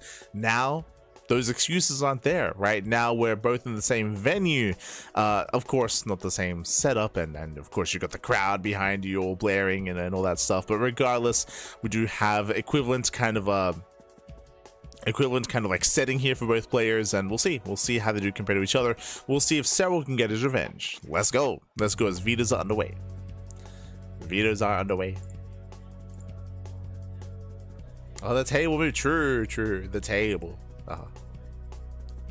Can't understand that tribalism. Yeah, it's kind of weird. Like, for me personally, like, I'm like, just, I mean, as always, was just a big fan of like players for sure. Big fan of herO, big fan of Ryungjwa. True, Ryungjwa pack. Big fan of Ryung. Bunny as well. True, Bunny. Dark, Eric. All the X and adjacent Axiom boys as well. True. Bang Taeso, who's now competing in Brood War.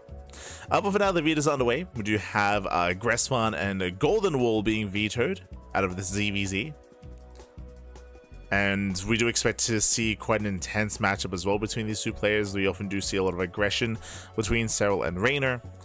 Of course, infamously, Reynor, he barely didn't defeat Serral at EWC, even though he was so close, even though he was favored, to be honest, in that series. Like, he was ahead at multiple points in a lot of those games, but alas, did end up fumbling the ball, did lose that lead eventually, and Serral was able to claim it back. It was impressive play to Serral, of course, but again, a bit of a rough performance there from Reynor, again, when it comes to that EWC series. But now they're having that rematch.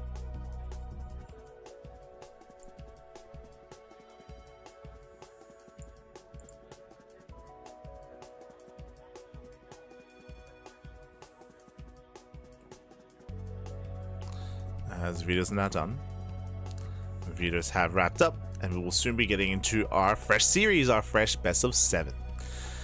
This time it's going to be TKL hosting, meanwhile Funka and Coca on the casting couch. Let's go.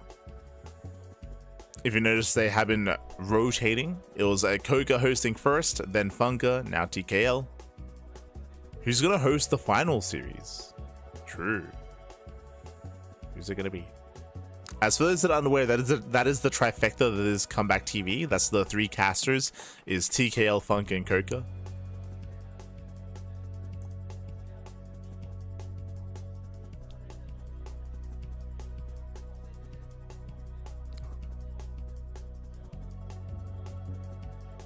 Again, my hope is I still want to. I want another rap. Give us another rap, Batman. Gibbs. That's all I want. I like those little shopping carts on the shelf behind them. They're very random, but yes. We got the shopping carts, we got like the microwave, the trophy, of course. I love how for a lot of like Premier, or like not even just Premier, even Home Story Cup, they typically like have like the trophy like on a little like mantle or in a stand, or like somewhere where like it stands out. Here's just off by the side. It's just thrown away like behind the casters. It's fine, don't worry about it. It's there. Let's go.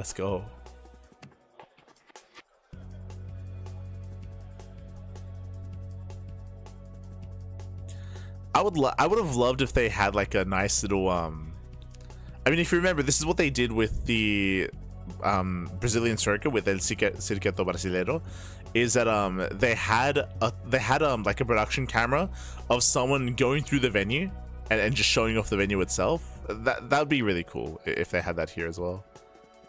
I'd love to see like the club itself, like what it looks like all together. But here we go. Here we go. Looks like the Vitas are done. We're getting into our first game of this series. The best of 7 is upon us here. It's been a very long, very intense broadcast so far. We're halfway through. We got 2 series left to go, and we're here to determine who will advance on into the grand finals. Let's go. As spawning in the top right-hand corner of Ultra Love, we have the Italian Zerg player. We have the blue Zerg representing Basilisk. It's the Italian Stallion. It's El Ricardinho, papi. It is Reynor. That was too fast. Also, I love how it makes sense. We have Reynor's heartbeat. Do you notice something? Serral. Someone get the defib out. He has no heartbeat. There's nothing there. There's no beat. Oh no. In the bottom left corner, we have the Finnish Zerg player. We have the red Zerg representing Basilisk. It is the reigning world champion, of course. It is Serral.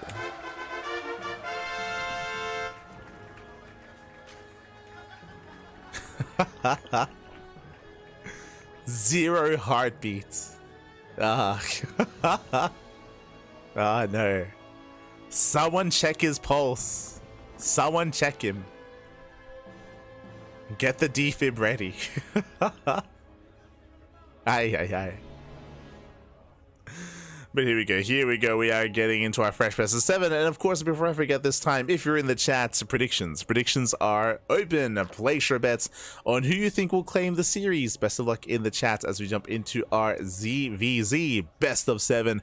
As I mentioned before, this is going to be a rematch. Honestly, Reynor was looking very in form and was looking favored when they faced off at EWC, but alas, some mistakes were made.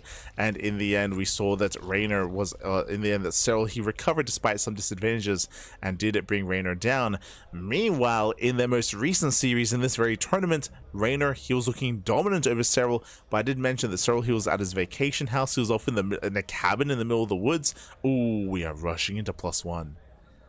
Okay, we're rushing into that looks like +1 carapace, by the way, and that should be for an early timing, an early flood. Reynor is getting ready for some very early aggression, and we'll see if Serral can realize what's going on. I say +1 carapace. This could just be +1 melee, right? You start +1 melee, it lines up with link speed, and then you go for a link flood. Yeah, there it is. Yeah, melee. He's going from melee into link speed into link flood. Let's go. So the reason why you get +1 melee first is because melee takes longer to produce and link speed takes less time to produce. So you can actually start link speed with your next set of gas. There it is. Link speed is on the way and they're lined up. Like link speed and +1 melee, they should be lined up and good to go. Reynor throws down another Evo chamber here as a part of the wall to hide his build to throw Serral off. Now, Serral behind this, he is assuming it's 2-base Roach, so he's going to be going for a third. So Serral's getting a third base, getting into link speed. Now, because right now, Reynor is faking 2-base Roach, Serral, there's a high chance that he skips his Baneling Nest. And you can see here, Serral, he skips the nest, going for the Roach Warren. And this is technically the correct thing to do if you're up against 2-base Roach, because you don't want to waste gas on Banelings. But because there's no Baneling Nest, that means that this Link Flood from Reynor could just kill. It straight up could just kill Serral. You see the third base being taken. Lings are banking up Reynor, and Reynor, he's soon going to pull the trigger, and Serral's pants are down. Serral, his pants are down. There's that Roach Warren. Lings, he'll soon pull the trigger.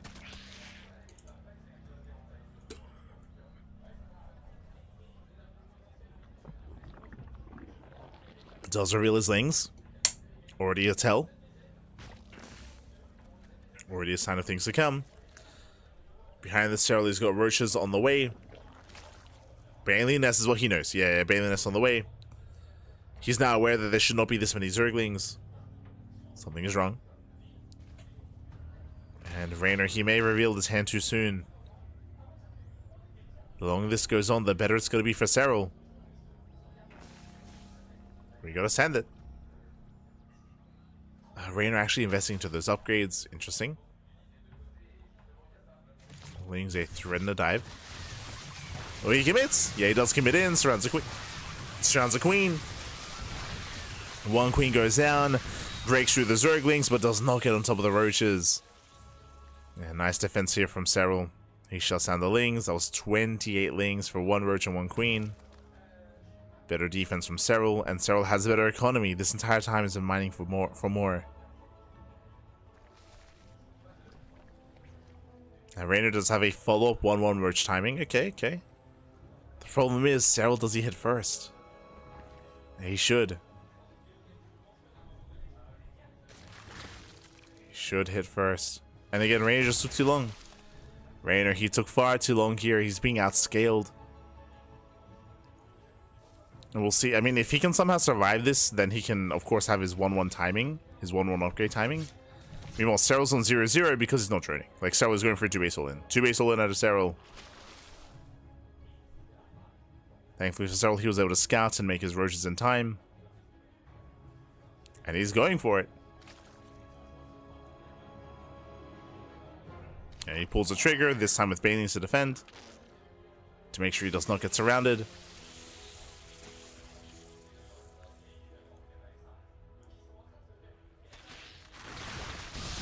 Yes, Reynor, he runs into the Banelings. No, he runs in. Whilst they do graze the army, but there's not much here for Reynor. There's just not much here. Lings, they collapse in, they get us around. Banelings, they make their way into the mineral line. Drones are falling. And Serral is snowballing out of control, diving on the main army. Oof. Yeah, Lings, they do get into the mineral line. More Rosh is going to be going down, more Ravagers as well. And Serral, he's just snowballing out of control. Again, Reynor, he was all in, and the all in failed. And this is just the result of that. Of the failed all in. Whilst they shut down some of the eggs. Roaches get surrounded. GG gets caught, and Serral takes game number 1. Whew. GG. GG, well played. It was a cheeky build out of Reynor. Reynor, he went into the fast Evo chamber, fast +1 melee into the Ling Flood. Unfortunately, if you remember, he revealed his hand early. He showed his Lings to the Ling harass at the 3rd base, so he showed his hand, and that prompted Serral to do what? To make roaches. To make roaches to not drone. He droned up to 41. That is, again, under 2-base saturation, so low drone count. He did not over drone. Made roaches, defended. Serral out of control. GG. GG, well played. So nice scouting there out of Serral, able to recognize what was going on, and with that, the pressure is now on Reynor. Now, I say that was merely only game 1. You know, there's still plenty more games ahead of us, plenty more games to come here. So, do not worry, do not fret. We will get ready for game number 2. Here we go.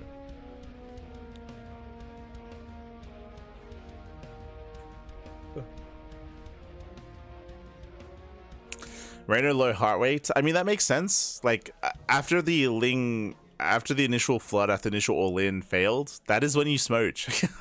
Like, so that does make sense. The smooch was real, man. The smooch was real. But here we go. We're getting into our next game, getting into game 2. Game 2 going to be loading into Incorporeal. We'll see if we can tie things up or if Serral will extend his lead. As spawning in the top left-hand corner of Incorporeal, we have the Italian Zerg player, we have the blue Zerg for Basilisk. Can he bounce back? It is Reynor. I was trying to line it up. I was trying. They're still going. Who is he? From Italia. Ricardo.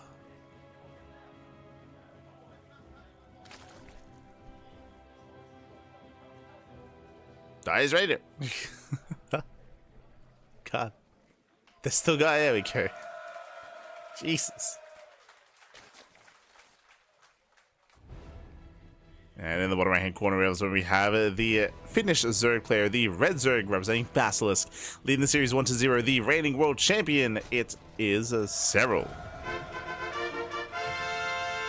No longer lost in the woods, no longer in the cabin. He has found his way out, wandered into Paris, into France. And here he is with that 1-0 lead. Remember, Clem is waiting for the winner of this series.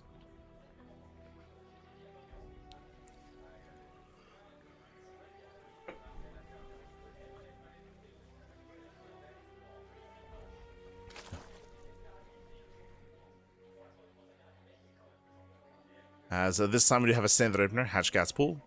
Standard opener out of Reynor, standard opener out of Serral. Last game we did see the early Evo chamber into +1 melee first before link speed. Shouldn't be the case here. Should be able to settle in.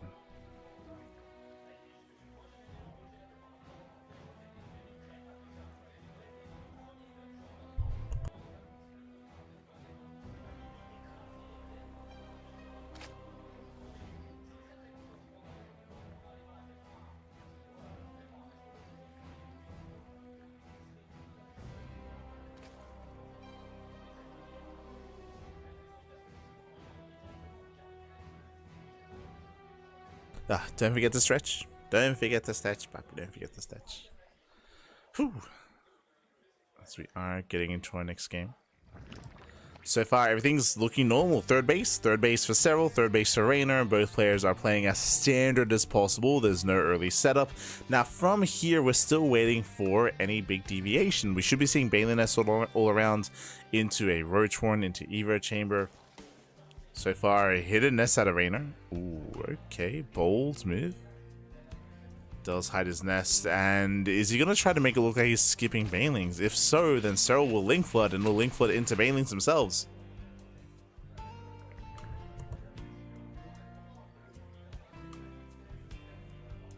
There's that Link Flood. There it is. So 16 Lings in production. Again, the reasoning for this is because as far as Serral knows, the Baneling Nest for Reynor is delayed. We can see that it isn't. So here we go, soldiers move out.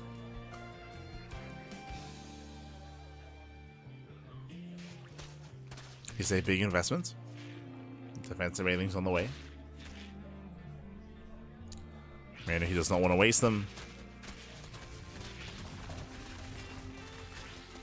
Railings are waddling in.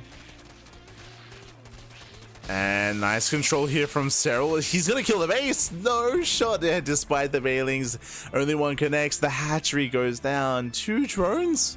Oh, that should not have happened either.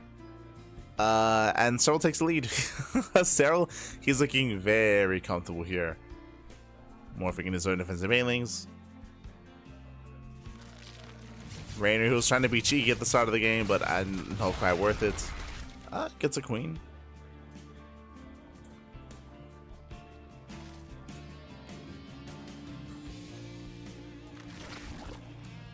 So with the survival training force, like it's like with the main characters in the anime, you need to survive and power up and come out stronger. Yes, he spent there was a time skip, and Serral, he was in the wilderness. He was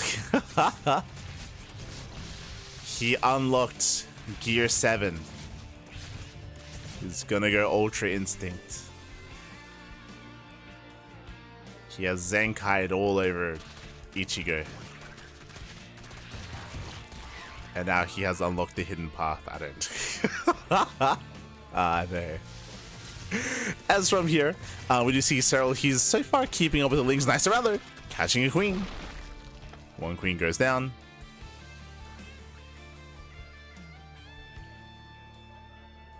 As Reynor, he has to get whatever he can. Remember, Reynor, he's behind. He lost an expansion. He lost a third base.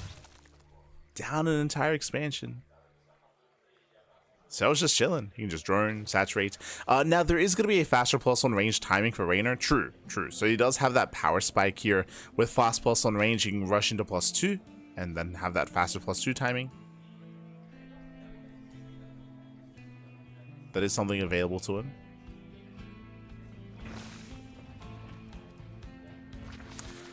Reynor had same supply.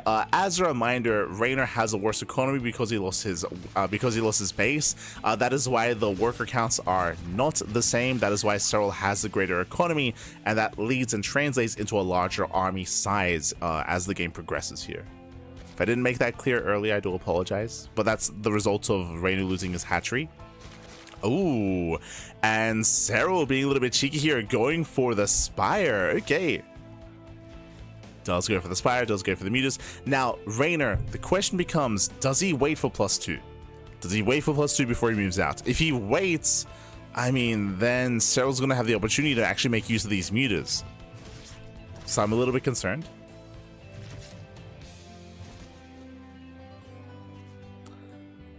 Do we say the soup lies? Is it the time to say the soup lies, Papi? The soup lies. But Serral, he has had a higher worker count for longer, if you hadn't noticed. There was a time where he was up, I want to say, like 8 drones. But I do like this for Reynor. Reynor who's going for Drop Lords. So he's going to be more aggressive here. We have Overlord speed on the way. As you mentioned, there's a lot of pressure on Reynor to get some damage done soon, before the Muta play.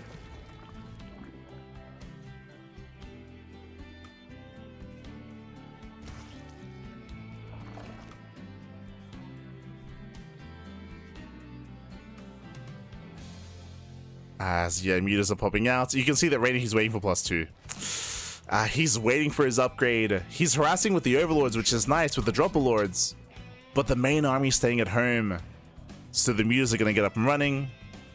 Oh, he scattered though. He saw, well, nah, he didn't quite see the Spire. He is thankfully blindly going for the Hydrogen, so he will have some anti-air. But Mutas are about to hit the field. And Mutas will just get free damage here on the Roaches. Oof.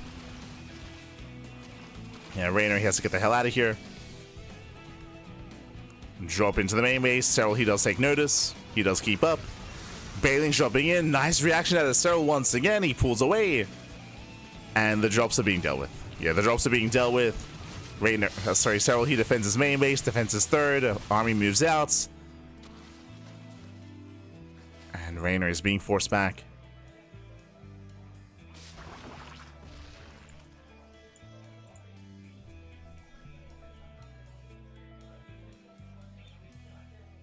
And with that, now he's stuck at home. He's stuck at home, Serral is maxed. Now, when it comes to the Mutas, it's not really going to help too much in a head-on fight, especially as Hydras get incorporated, but Serral has map control. He has map control, he's containing Reynor. This tells me that Serral can freely take another expansion. He's catching up in upgrades. We spoke earlier how there was an upgrade lead for Reynor. That will soon be no longer there, as Serral's catching up with +2. Ooh, and he's incorporating a Luddling Bane. That'll be ideal against the Hydras. Again, Hydras are being forced out. 5 Mutas, a one-shot drones. Another 4 drones falling. And we're still waiting for Bathing Speed.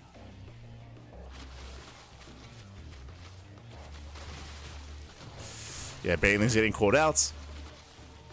Not bad. Nice pickups out of Reynor. Denied some of those Bailings. Oh, that's still going to be 9 more drones falling. And can he get on top of the Hydras? He's going for it. He's going for the Hydras. Bailings are rolling in. Oh, knocks down the rocks. Yeah, nice choke point here. Reynor, he's holding on. He's surviving. He's holding on outside of his natural. Serral rotating around, getting into Burrow, tunneling claws. Meanwhile, Reynor, he's taking out further into what? Into Lurker Tech. Now, Lurker Tech will outscale Roach Ravager if he can get there. Yeah, Serral cannot push into the concave. Better fight for Reynor. Oh, at the same time, Bailings to roll in. Oof. They get half a mineral line. 8 drone kills. 8 more drone kills. And at this point, Reynor, he's in a really brutal position here. Again, this is another example of says you don't want to be like misinterpreting the game state here. Reynor is far behind just because he has no bank. Serral, he can fight, he can trade, he can rebuild and remax because of his economy. Again, the soup lies, Pappy, the soup lies. As Roaches, they poke in towards the 3rd, they push in towards the 4th. More drones going down, more bases going down, more importantly. And yes, on the one hand, Serral, he will lose this army, but remember, Serral can replace the army. So he gets into the main base, gets into the mineral line, more drones going to be falling, again ensuring that Reynor's economy is crippled. back at home, Serral, he's remaxing. Reynor, he's all in. It's all or nothing for Reynor. Yeah, you can see here the economic advantage.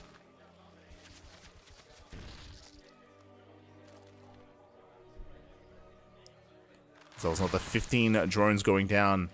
Okay, there are so many banelings. Okay, we have 3 lunkers, Pappy. 3 lurkers are on the way. That's the Hail Mary play here for Reynor.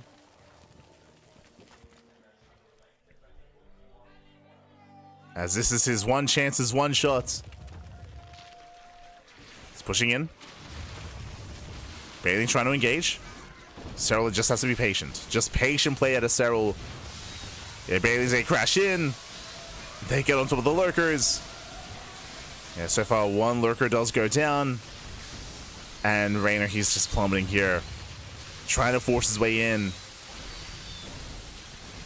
I mean, the lurkers, they do add a lot of DPS in the back line, true. At least they're trying to as they get close. These are lair tech lurkers, yeah. They are lair tech lunkers, they're doing what they can. And you can see that Reynor, he's just running out of steam. Again, because the economic advantage that Serral's had. Because of the crippled economy. And with that, Reynor, he will lose everything. GG gets called. Serral, he will extend his lead 2-0. GG. Whew. GG, well played. And again, Serral, he was just able to take, maintain, and extend his economic lead throughout the entire game here. It was just a really rough start for Reynor. Winding it back, remember, Reynor, he lost his third base, lost the expansion. Because of that, he fell behind in the worker count, behind in the economy. There was that +2 timing, true, that we did mention, but before +2 hit, what hit instead? Mutas. Right, we had the Spire out of Serral so he could get into his muta play, gain map control, and nullify that upgrade lead that Reynor had. Because sure, he had +2, but he couldn't actually make use of it, and eventually Serral, he was able to catch up in those upgrades, and of course, still extend that economic lead as well. GG. GG, well played. Whew. And with that, Serral does take that 2-0 lead, and we'll see if Reynor can begin the comeback here. Now remember, it's a best of 7, so plenty of games ahead of us, plenty more games to come. Plenty of opportunities to recover in this series. Serral has no bank, can't replace. He did have a bank. So I do apologize if I didn't make it clear, but again, Serral, he was up in workers, he was up in economy, so he had more money to spend. He did have a larger bank than Reynor. That's why, as you saw there towards the end, Reynor had no supply to work with as he was bleeding out units, and Serral was replacing whatever he was losing.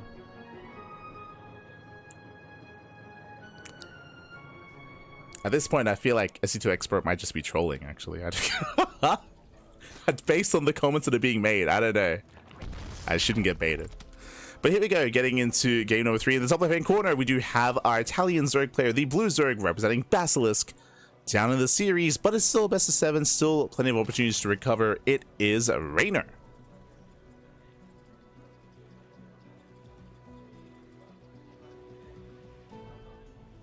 I was too soon. I was premature, Pappy. Premature.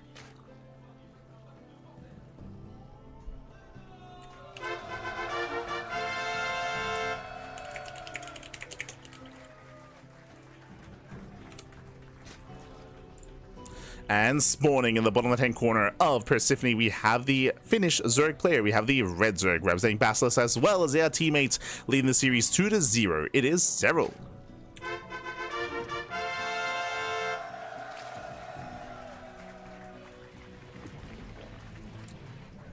It's a bait, yeah, it looks like it. I have to imagine.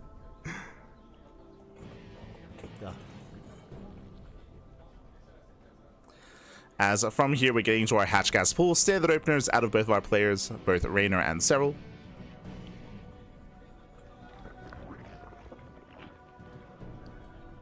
And once again, we'll see where our players do decide to deviate. We'll see if anyone goes for an earlier Evo chamber. We'll see if anyone tries to be cheeky again. As a reminder, what happened last game, Reynor, he tried to hide or tried to make it look like he was going for a Baneling Nest less opener, where he was trying to hide his Baneling Nest, trying to make it look like he was skipping tech and trying to catch his opponent off guard.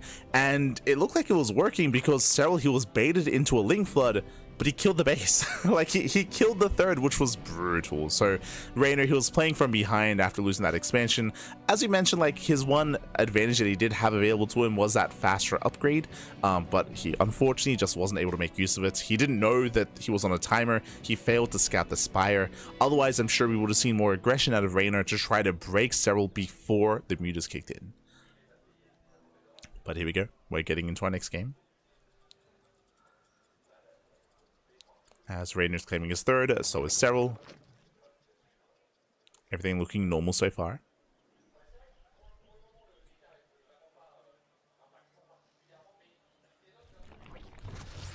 This time, no one is skipping their Bailey nests.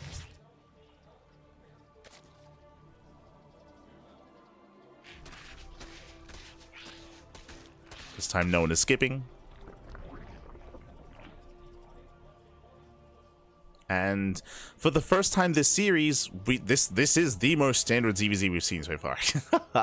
Like up until this point, we saw that Reynor, if you remember game 1, he rushed into fast +1 melee into an attempted Link Flood. Game 2, he had the hidden Baneling Nest that he was trying to fake out his opponent. Game 3, everything's looking normal. Like this is, we're getting into the most standard game that we've had so far in the series. Baneling Nests are finishing up. We do have a bit of a Link Flood here for Serral to apply some pressure. Safety Banelings out of Reynor, and from here we should just be getting into the mid game. From here we should be working towards Roaches into Roach versus Roach play. There's that Roach Warren for Serral. Reynor has yet to throw his down, but we should be seeing it soon. Lings poke in with good enough Baneling control though. Oh, speaking of, Serral does attempt to intercept. Oh, baits out one of the Banelings though. Better trade for Reynor. Reynor does snipe one Baneling, and so far so good. Reynor's holding. Reynor's holding, Reynor's defending. +1 range is on the way. Unless I missed it, I believe that Reynor did not throw down a Roach Warren, right? Which is a little bit concerning. Layer has begun. There we go, Roach Warren's on the way. I say concerning, it would have been concerning if Serral was going to try to make use of the Roach Warren early, but he's not. He got the Roach Warren, but he's not producing any Roaches. He's playing catch-up instead. Getting into his lair, getting to his own Evo chamber. So just like the previous game, Reynor, he will have the earlier upgrade, and he will have that lead, and potentially a +2 timing.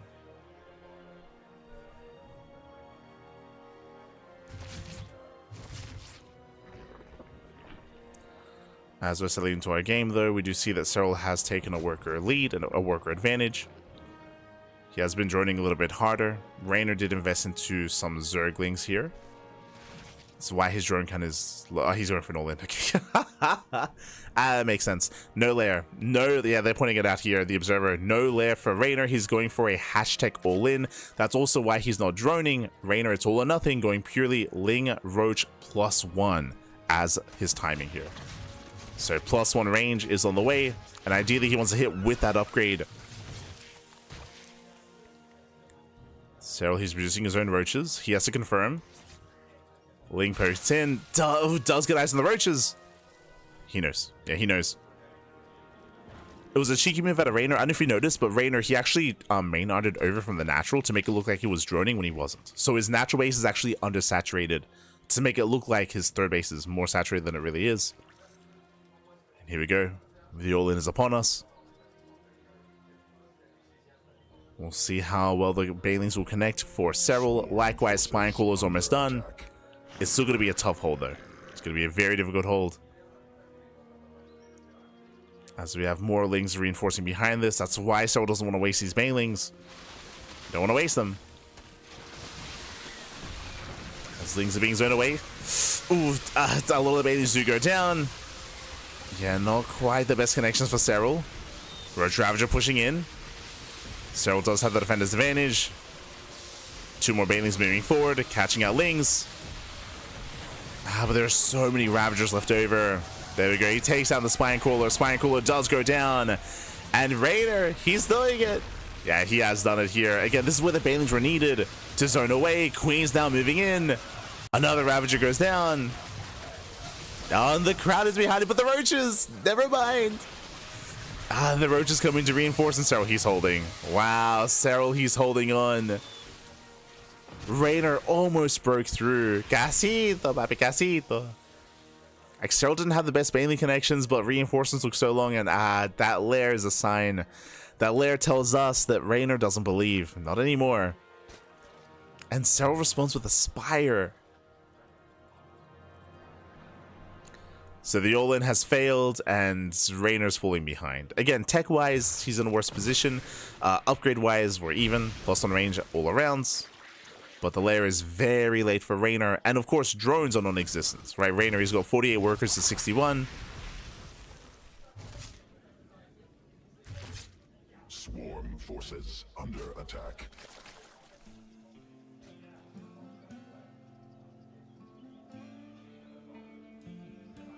And there's going to be no answer to the mutas here. Oh, does get supply block there. Okay. Does supply block Serral.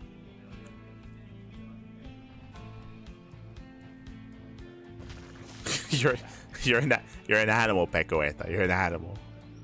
Oh no. Ask you, what do you want to be when you grow up? You're like, I want to wear no pants. You're an animal. Este Pecoeta.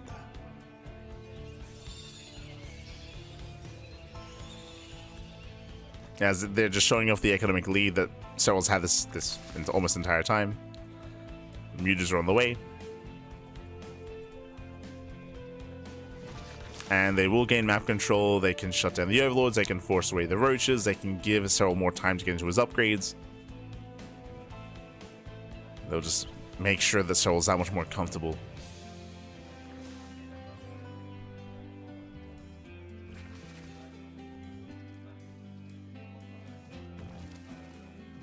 As mutas are revealed, Reynor, he instantly throws down the Hydrogen.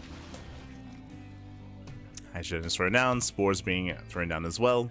Now, thankfully for Serral, he didn't really invest too hard into mutas. I believe he only got around 5-ish mutas here for map control. And then he's focusing on roaches. Oh. Hopefully everything's okay. The clean feed a little bit dirty for a moment. Un poquito.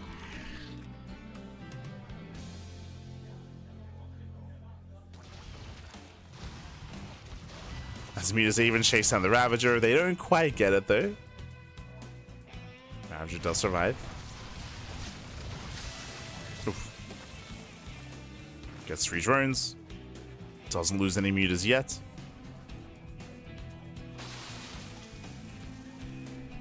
Reynor looking for a way in. So once again, more in a massive wave of Baneys. 26 Baneys finishing up. And Serral, he's pushing.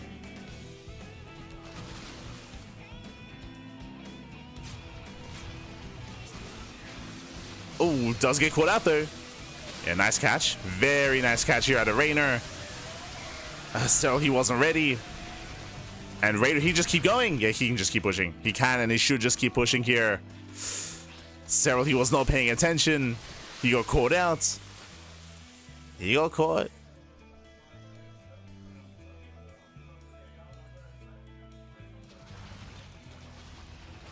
Oh, but Reynor, he doesn't press his advantage. Yeah, just really careful play here out of Reynor. This will allow Serral to remax. Now, as we're remaxing, I will say that as time progresses here, I do actually want to favor Reynor if he can get into lurkers. If he can embrace lurker tech, then Reynor, he will have the better quality army. Bailey's rolling in. Oh, nice counter Bailings. Very nice. The counter Bailings. But I believe there's only one Bailing left. Yeah, just the one. Doesn't connect. He's going for the Hydras. And once again, rolling forward here. Biles a grace some of the roaches. And Serral, he does not have enough. Does take care of most of the Hydras, though. Most, not all. Reynor's holding on. Ooh, I just realized, yeah, Reynor, he's still stuck on 3 bases, though. Yet to take a 4th. Serral, he can afford to take some inefficient fights.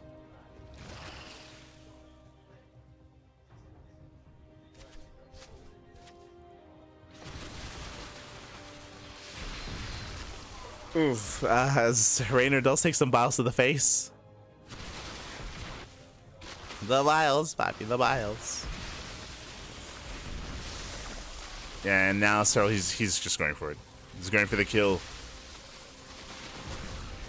Nice fungal. Fungal does connect. Biles will zone away, but Serral's army is getting very softened up.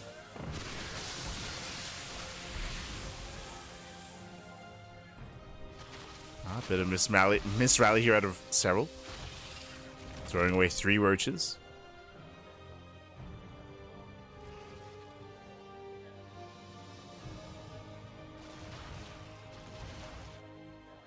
They'll throw some away.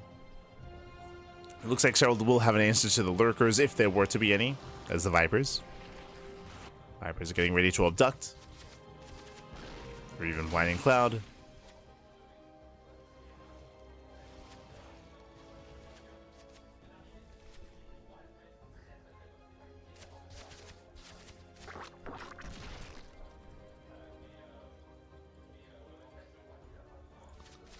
Raider's moving in.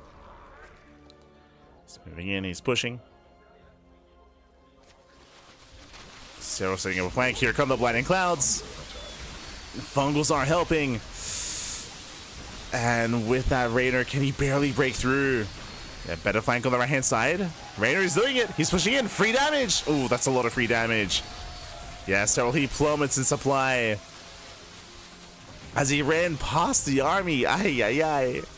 And Reynor, he will make a series out of this. He'll make a series out of this despite being down at 2-0.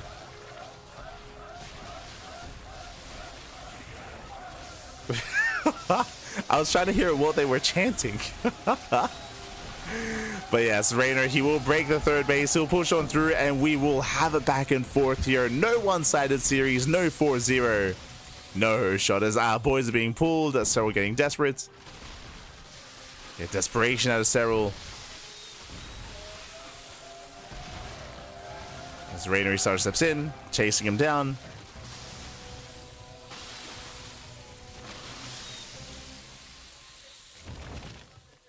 Oh, cheeky moves out of Reynor. Very cheeky. And yeah, from here he's just going for the natural. Serral, he barely has a standing army. Barely anything left here for Serral.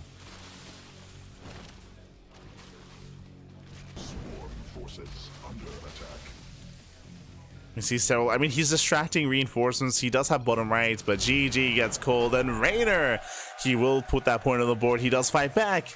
Let's go. GG. Whew.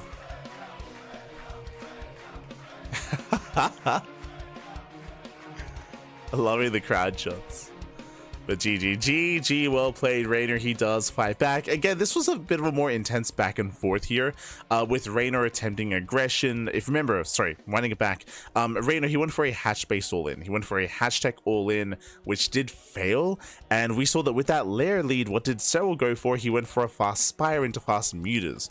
With those Mutas, he was able to gain map control, and Serral was able to take a lead, able to get ahead economically, get a 4th base. But what did Serral do with that lead? He was hyper-aggressive. With what? With Roach Baneling.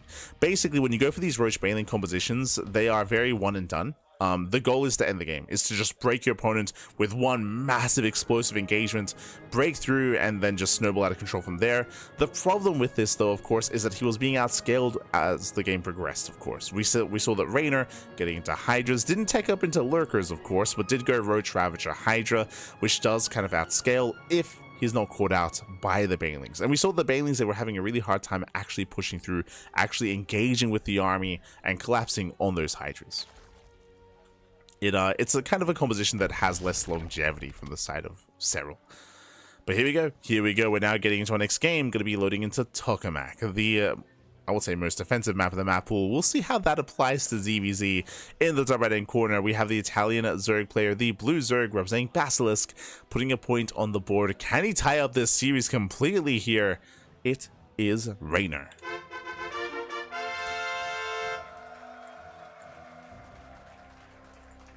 Ricardo. And in the bottom left-hand corner, we have the red Zerg player, the Finnish Zerg, representing Basilisk. Leading the series 2-1. It is Serral. We go. Whew. So, oh. Yo.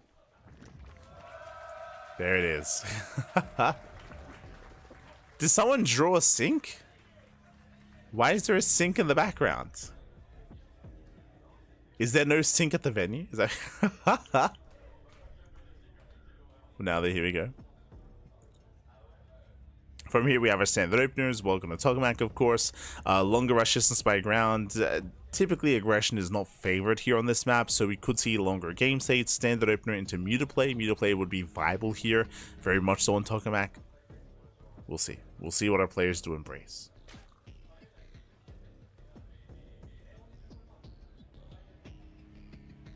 Reynor showing his true form. And Reynor's been very cheeky this entire series. Like, it's been mainly Reynor going for these more aggressive builds. So what's it going to be this time? Reynor has yet to embrace mutas himself. True. Has yet to do so. This might be the map for it.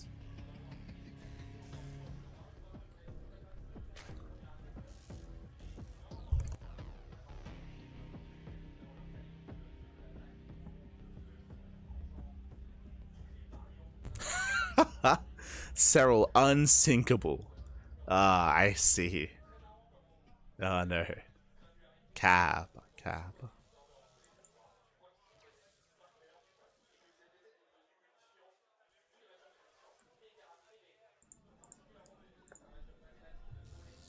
Nope. As we see Serral getting his Bailey nest. Before his third base. Well, no, just getting his Bailey nest. Reynor, he's going to be skipping his own nest here. Okay, there we go.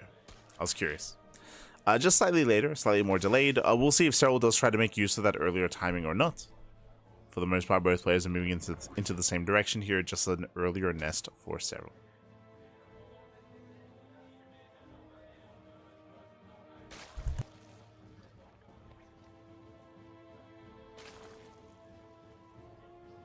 Ooh, as that is, speaking of early Baneliness, very early Roach Warren. Okay. Very early Warren here from Serral. We'll see if he does go for an early push. Forces under attack. Likewise, Reynor going for the earlier Evo Chamber to get into +1 range, I would imagine.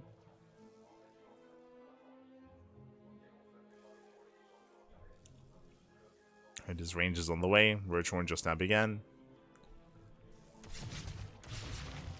Link Shot does confirm the Evo Chamber, does confirm the upgrade. And Serral, he's pushing, he's going for it. It's Serral's turn to be the aggressor. As I mentioned before, every game so far, it's been Reynor doing something cheeky. Now it's Serral's turn.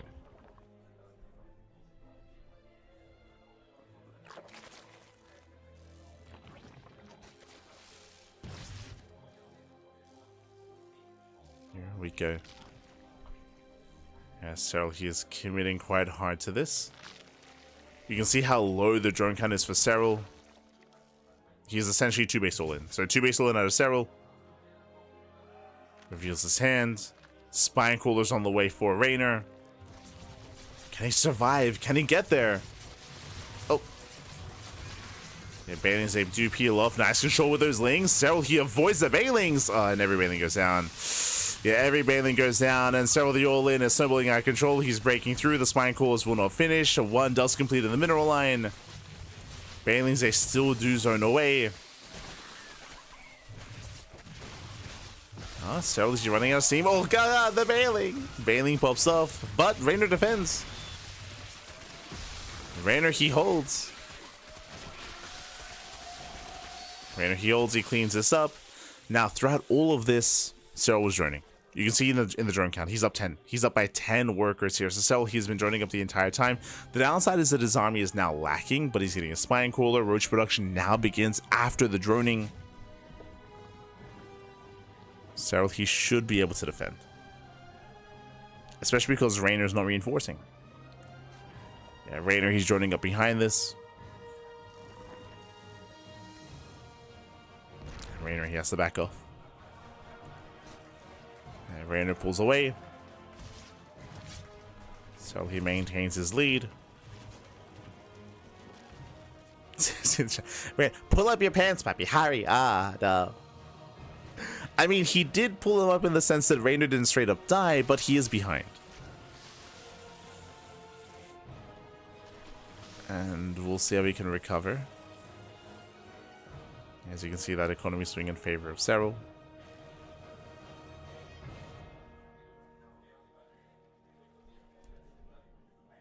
No lair for Reynor. Oh. The longer this goes on without a lair, the more all-in this is looking for Reynor. Reynor is cutting workers at 50. Cutting workers early here. And Reynor, he'll soon just send it across the map. He'll soon just send it back. He's going all in on 2 and a bit bases. 2 and a third. If that.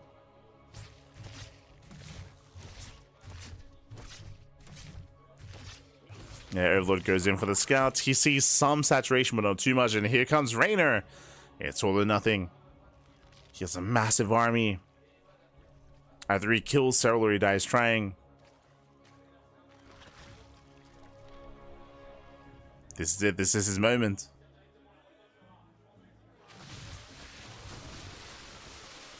Spiles they attempt to zone away. Serral collapsing in. Has a better concave. Biles, they do force out some micro though. And they do graze the army of Serral. They do graze. With that Reynor, he is trying to force his way through. Biles are connecting. Oh. Yes, some of the Biles are connecting, but Serral is getting on top of the Ravagers. Only some. Let's transfuse. He's getting on top of the Ravagers themselves. And remember, the longer this goes on, the better it is for Serral. Reynor doesn't have a lair. He doesn't have tech. Yeah, there's that Roach Speed kicking in. Faster reinforcements, diving in the army. And Reynor has to get the hell out of here.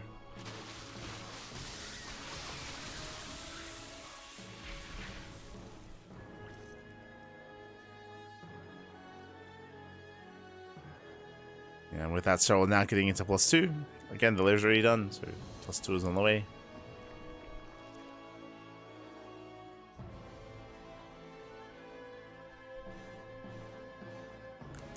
And it's gonna be a tough road to travel here for Reynor, for sure. Oh boy. A lot of droning to do, a lot of teching to do as well.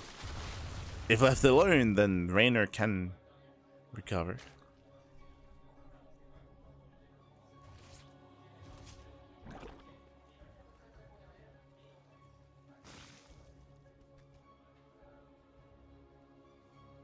So just waiting for those upgrades. Again, there's nothing really pressuring Serral to push out ahead of time. Just as a chill.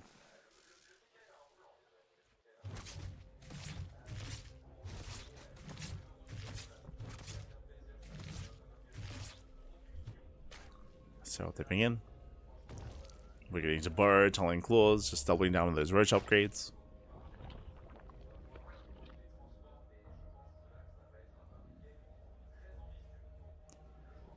And here comes a move out. So Serral is going to cut workers at 66. That is 3-base saturation. So he's cutting workers. Making more roaches. Again, Burr, Tunneling Claws, drop lords as well. Coming in from all the angles.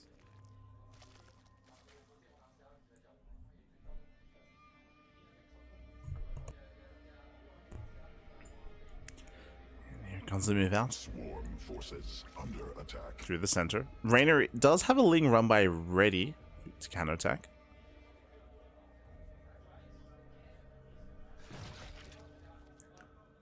Does have Rennie. So moving in.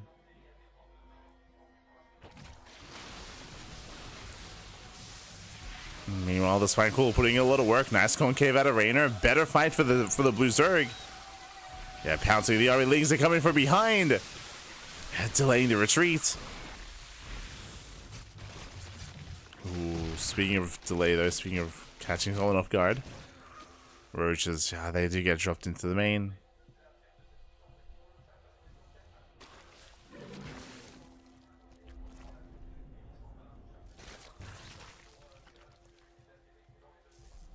And from here, Reynor pulling back. +2 is, of course, kicking in for Serral. Does have the upgrade lead. The numbers aren't there. Oh. Okay. Buying more time.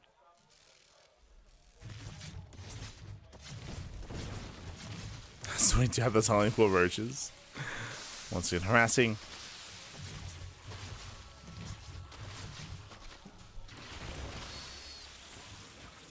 And so far, that's 5 dead workers.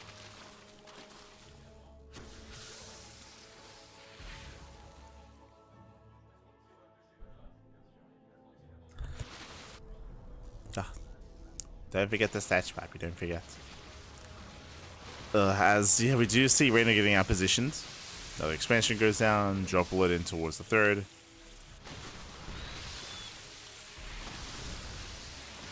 Oh, as who catches who? Bit of engagements here out of Reynor. Once again, battling away.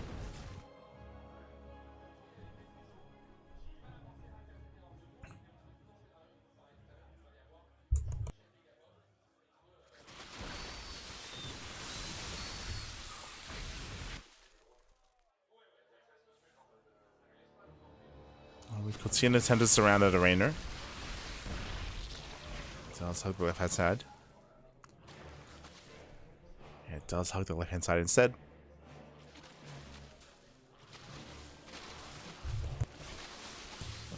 So Reynor getting caught out for a moment at least before catching out Serral.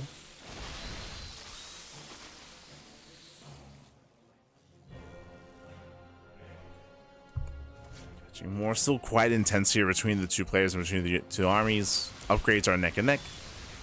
It just comes down to control. So far the biles are connecting. Yeah, they're connecting on Serral. But Serral comes in for the surround, comes in from behind. That might just be too much.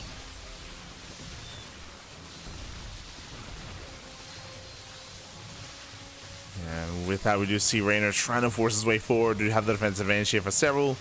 Needs a little bit more time, a couple more roaches. He's almost there.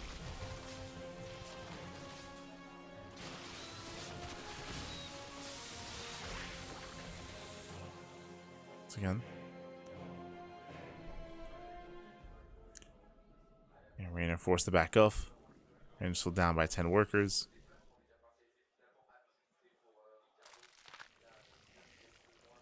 It's one of those things where Serral's had an advantage for quite some time, but he cannot leverage it into a win here. You can see.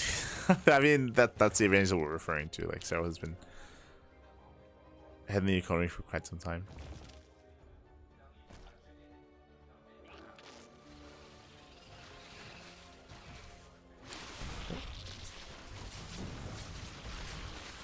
So let's move in. Moves in, zones away, just bullying back and zoning away Reynor.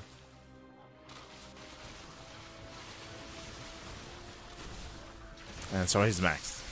Here he's maxed out.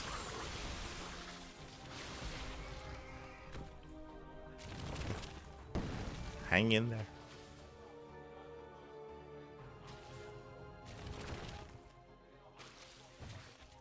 Unfortunately, this tech here from Reynor is just a little bit delayed.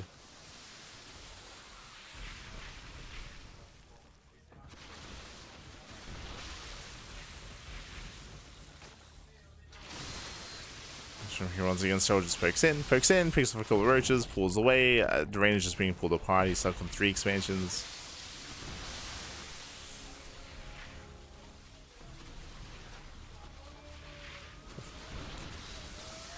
Yeah, and it has just been this kind of slow death here for Reynor, where he can't afford these losses. It's just losing 1, 2, 3 roaches at a time.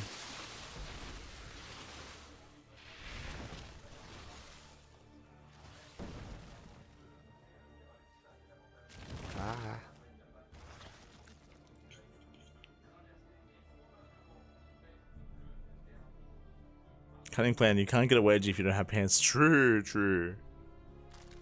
Just don't wear them. You'll be fine, Pappy. You'll be fine. Oh. As once again, Serral just trying to push into the previously set up CranKy here.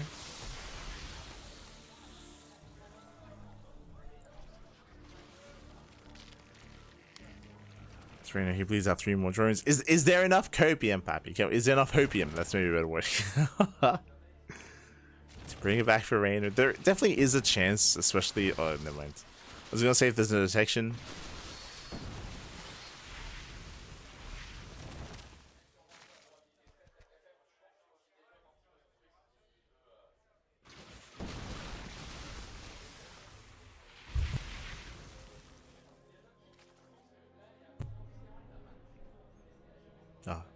This is the rotary roach that often kind of gave ZVZ a bit of a worse reputation. Is that you got the roach wars, and again, it can just be very difficult surpassing your opponent. For sure. So 6 turns going down. Working on here is looking worse for wear.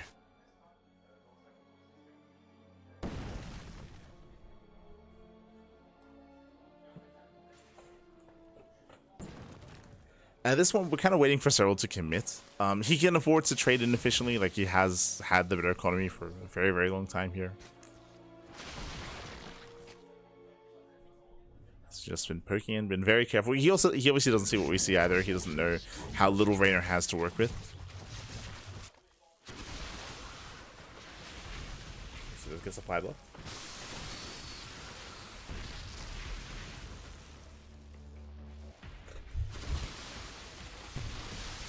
Serral collapsing in, diving on the roaches, better engagement here for Serral, and this might just be too much.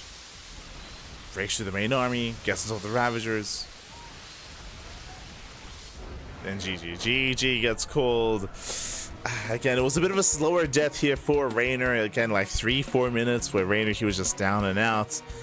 Serral couldn't quite kill, but I mean, Reynor didn't really have much opportunities to recover in that kind of game state. GG.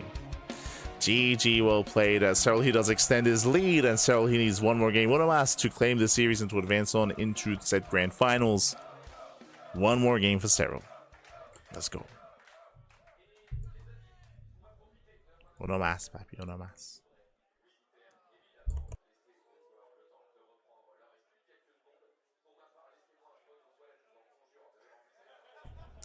Intense roach wars. I mean, kind of, as I mentioned, like it was Reynor dying for like 4 minutes. Like it was okay. It was Reynor dying for like 4 minutes there. So it was just very much so an uphill battle. Very much so.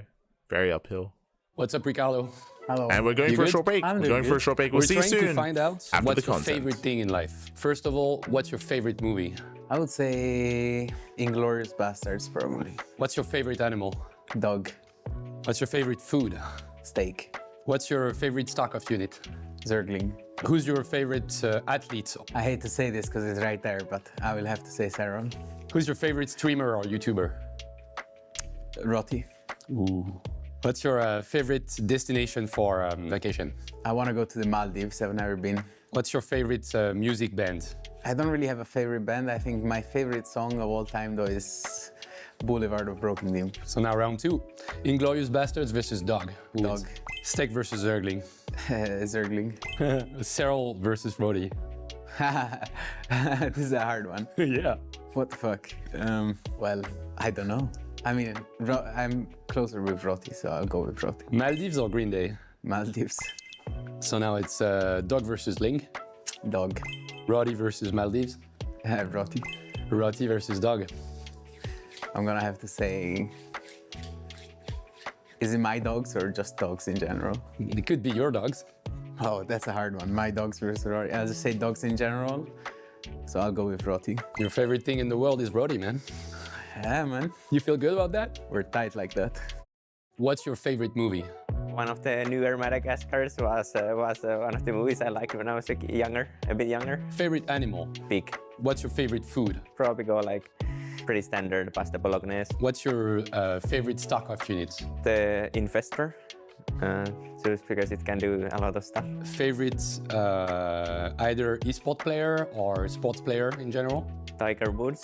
He was in PGA Tours. I remember playing 2004. He was on the title screen, so that's pretty amazing. Favorite streamer or YouTuber? Let's go Steadfast. A favorite destination for a vacation? Just take the car and drive 3 hours towards the north and yeah, enjoy summer next to a lake somewhere. Favorite band or artist? Martin O'Donnell. Who do you prefer between Madagascar the movie and Pig the animal? Pig wins that easily. Pasta bolognese and the Infestor. Infestor wins then. Who wins between Tiger Woods and Steadfast? Oh, that's a hard one. I kind of feel like Steadfast has a better number. The Lake and Martin O'Donnell. The Lake. Pig versus Infestor. What do you prefer? The Pig wins. Between Steadfast and the Lake. Yeah, Lake wins. Who wins between Pig and Lake? The Pig, no question about it. So your favorite thing in the world is a pig. How does that make you feel? Makes me feel good. Hello, Clem. Hello. How are you? I'm doing great. Yeah? Doing great. We're trying to find out what's your favorite thing in life, okay? Okay. What's your favorite movie? Favorite movie? Well, one that comes to mind is Shutter Island. And what's your favorite animal? I could say cat, but it's a bit too basic. I'll go with bears. Polar bears? Or just yeah, bears? polar bears. What's your favorite food? I like cheeseburgers. What's your favorite StarCraft unit? The Widow Mine. I think it's the coolest. Who's your favorite athlete? Oof, that's a tough question. I don't... Who would I pick? I'll go with Donk. In CS, I like Donk. Who's your favorite streamer or YouTuber? I'll go with Coconut Games. What's your favorite destination for vacation? I want to go somewhere in South America, I think. I'll go with Mexico. What's your favorite band or artist? I'll go with Nirvana. So what do you prefer between Shutter Island and polar bears? I like polar bears way more. What do you prefer between cheeseburgers and Widow Mines? Widow Mines more. What do you prefer between Donk and Coco? I'll go with Coco. What about Mexico versus Nirvana? Well, I like Nirvana more. Now it is between polar bears and Widow Mines. I have to go with polar bears. What about Coco versus Nirvana? I'll go with Coco. So now it's bears versus Coco. I'll go with bears. So your favorite thing in the world are bears. So is that okay with you? Yeah, that's good? Okay. Hello, herO. Hello. Bonjour. Bonjour. So we will try to find your favorite thing in life. So first thing, what's your favorite movie? K-pop Demon Hunters. Favorite animal? Dog. Favorite food? Korean food, 김치찌개.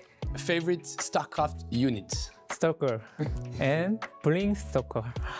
Favorite athlete or pro gamer? 흥민선, always body good. Favorite streamer or YouTuber? 서재로. Favorite country? 가보는 곳 중에 Japan. Favorite band? K-pop Demon Hunters, Huntrix, Golden. We do versus, so K-pop Demon Hunter or Dog? Dog. Kimchi Jjigae or Stalker? Stalker. Hongmin-sun or Sojiro? 흥민선. Japan or K-pop Demon Hunter Golden? Demon Hunters, Golden. Dog or Stalker? Dog. Hongmin-sun or Golden? 흥민선. So Dog or Hongmin-sun? Dog. Malawi. So your favorite thing is Dog. Your favorite thing in life is Dog. You happy with that? Yeah, very good. And welcome back, everyone. Welcome back. I feel like it's when it comes to the game that they played there. Obviously, it's weighted heavily to the animals. How could you not love the animals, right? Like,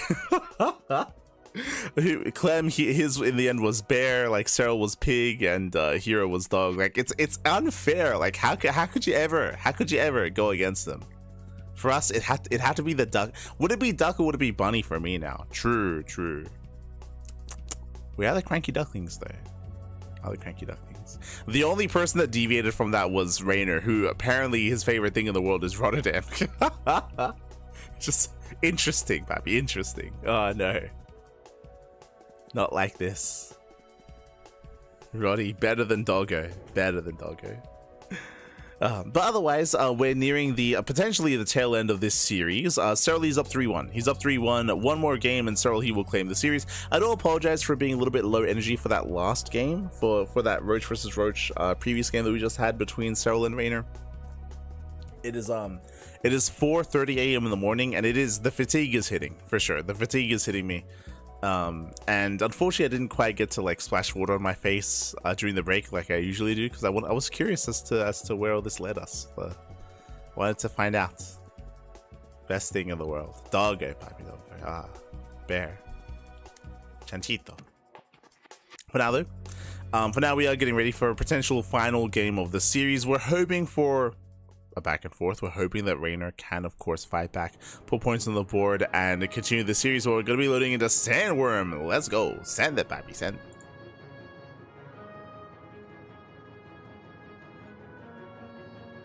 Estelite animal. True. Yeah, I'm getting a little bit fatigued, not gonna lie. But the show must go on. And spawning in the right-hand corner of Sandworm, we have the Italian Zerg player. We have the blue Zerg for Basilisk. Down heavily in this series. He has to fight back here and now. Can he do so? Can he extend it? Can we take it to the next game? It is Reynor. God. Yo, the crowd is not mic'd up. In the left-hand corner, we have the Finnish Zerg player. We have the red Zerg representing Basilisk as well. One game away from claiming the series. It is Serral.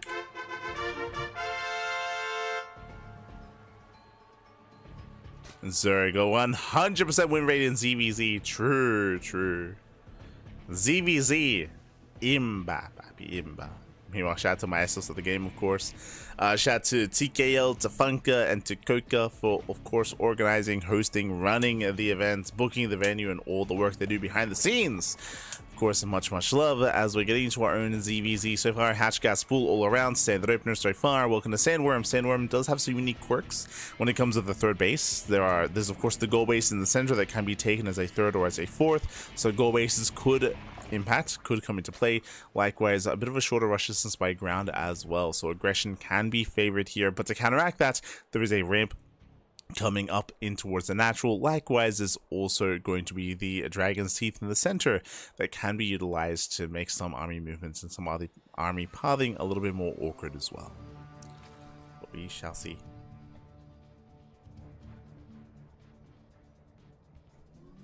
Roddy better than pizza for Reynor. Is he really Italian? True. Fake Italian. Oh no.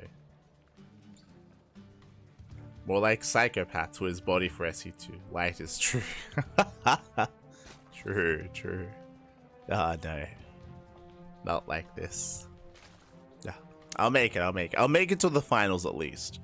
Then I'm gonna have to take some drastic measures for said finals to make it through. I also feel a little bit bad. Recently I have been, of course, letting out my new pet bunnies to free roam the room. But usually I do it whenever I'm around, I'm around to supervise and make sure that nothing's wrong. And usually they'd be roaming now. I mean, they would have been roaming up until this point. But that is not the case tonight, just because of the cast, which is very long and going very, very deep late into the night. So they have been in their enclosure today. So I would like to let them out eventually. I guess tomorrow. No. Don't want them to be running wild while we're casting Maestros, papi. Oh, as we are going for a Ling Flood.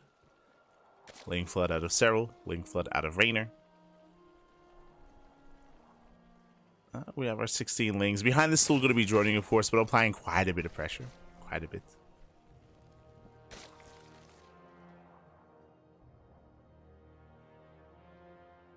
Things do move out.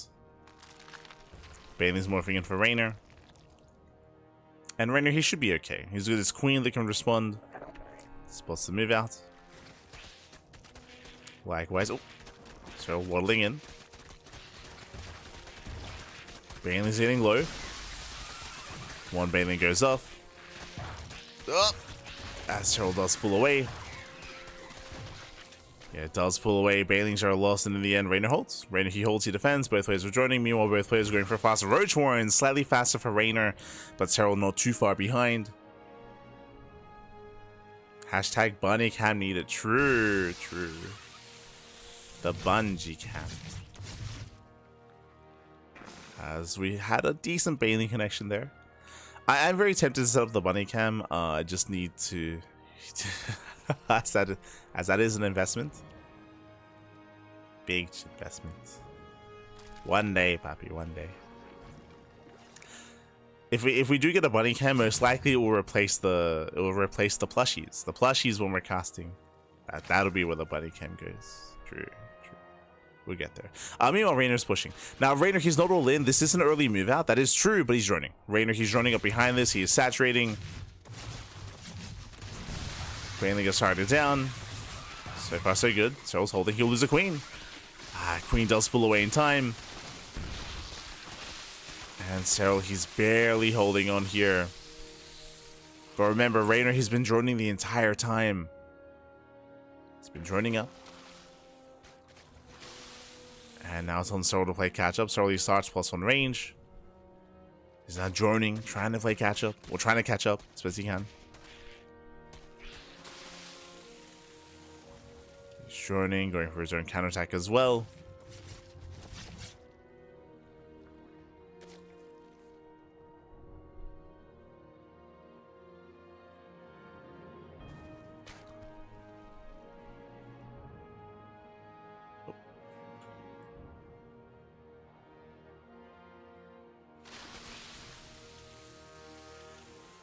So he's rotating. Remember, he is droning up behind this, so he has no intention to commit. Just trying to force a reaction of his opponent. And he is forcing out roaches. He's forcing out Zerglings as well. Yeah, Reynor is going for it. Reynor, he's going, he's committing. As Reynor is not getting any Evo Chamber, Reynor is cutting workers at 50. He does have a layer, he does have roach speed on the way, but only roach speed. Nothing else.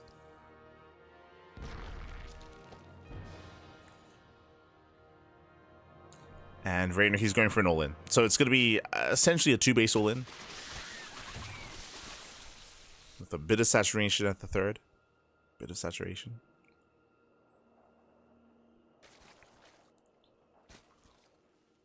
And if Serral drones up from here, he's going to be in danger. Thankfully, he's not droning. He's making roaches. He's getting the gold. This is greedy. This is very greedy here from Serral. Now is not the time for an expansion. That could just be more roaches. That could be more roaches here. He's down 20 supply. 20 army supply. Okay, there he cancels. Yeah, he knows. Yeah, now he knows. He cancels the base. We have a Ling run by here behind the army towards the natural. Oh, he gets in. Yeah, he does get in. Serral out of position. So he's trying to hold on. Drones are going down. Banelings just try to connect. Serral taking a bile to the face. And did he cancel earlier? He did. Yeah, he canceled the Spine Crawler. Which means Reynor, he may just have too much. He's overwhelming. Trying to break through that main army. So he cannot quite reinforce in time. And again, Reynor, he should have enough. So he refuses to pull the boys. Does refuse. I say that again with the defenders popping out. Right in the front lines. Serral, he's actually surviving. No shot. He's holding. Serral, he's holding on. He shuts down the all-in. He has +1, of course. He has the better upgrades. And Serral, he still maintains the better economy as well. Ay.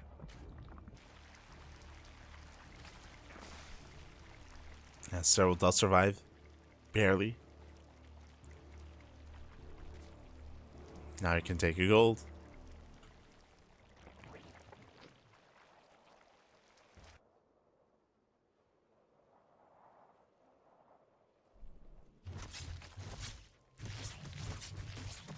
He's going for the goal base. Reynor getting a little bit desperate. Does go for the Spire. Spire has a lot of potential, of course, if you can get there.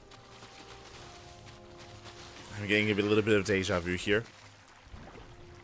We'll see if Serral strikes with +2. See if he goes earlier.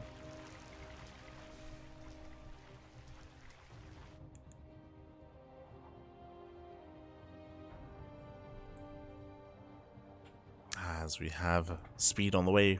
Overlord speed on the way for Serral.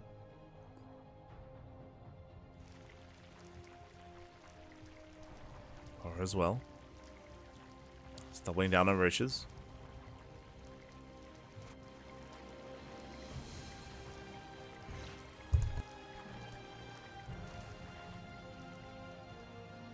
And the Spire is about to finish. He gets scouted. Yeah, Erisir comes in. Serral gets a full scout. He responds with a Hydrogen, and he will claim the gold. Oof. So Serral is getting further ahead here. Mutas have potential to deal damage, but Reynor also knows he got scouted. Reynor, he has 1 Muta on the way. Oh, now to 2.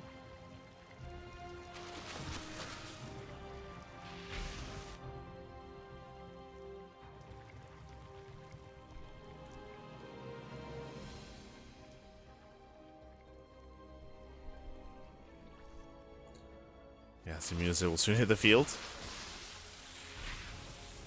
Reynor still cannot break through those roaches though. Not without his own upgrade.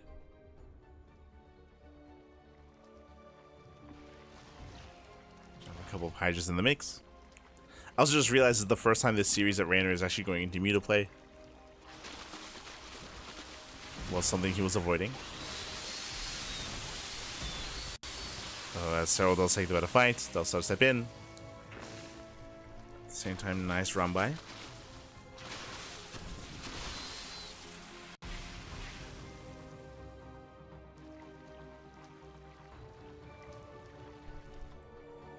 Yeah, the goal is up. Serral has the better economy.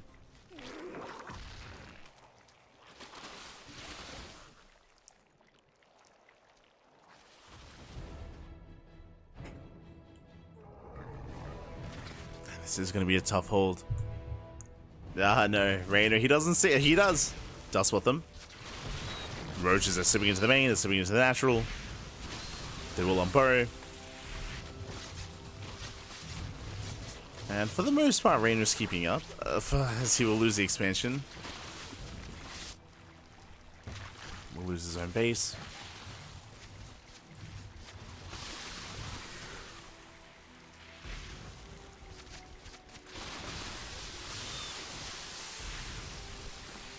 Once again, these are still better traits for Serral. He's got +2. Does graze the army. Okay. Does graze, but remember, Serral, he can just rebuild, he can remax. Roaches, they get into the mineral line. And Reynor, he just doesn't really have that much left over. Serral's got 15 more roaches in production. But all the roaches. And the Mutas were lackluster. The Mutas didn't really achieve too much. I think they got like maybe 1, maybe 2 Overlords.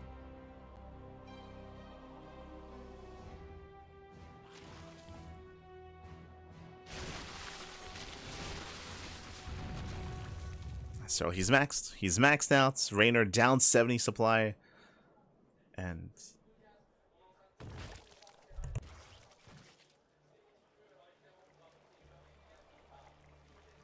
Jesus. Sorry. Freaked out for a moment there. But yeah, Serral, he's pushing. He's going in. He's going in for the kill. Unfortunately, Reynor, he just cannot keep up. GG gets called. He cannot keep up. Not anymore. And Serral, he will take the series 4-2.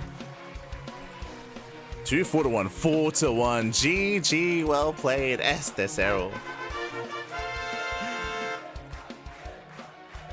GG, well played. Again, it was just a really unfortunate setup there from Reynor. Winding it back, as a reminder, Reynor, he was all in. Reynor, he committed to an all-in. The all-in did fail. As it failed, remember, it was not hash-based, it was lair-based. He had gotten into roach speed, but no Eva chamber, no +1, no drones behind it either. And after it barely failed as well. It was so close, to be honest. It was so close, it almost broke Serral, but Serral, he barely held on, somehow survived, even with the higher drone count, and with that, GG, First well of played. all, congratulations. You just access to the final of Maestros of the Game against Clem. How does it feel? It feels amazing. I knew it's gonna be a hard road from the losers bracket. Beating herO and Reynor is never gonna be easy. So I'm very happy.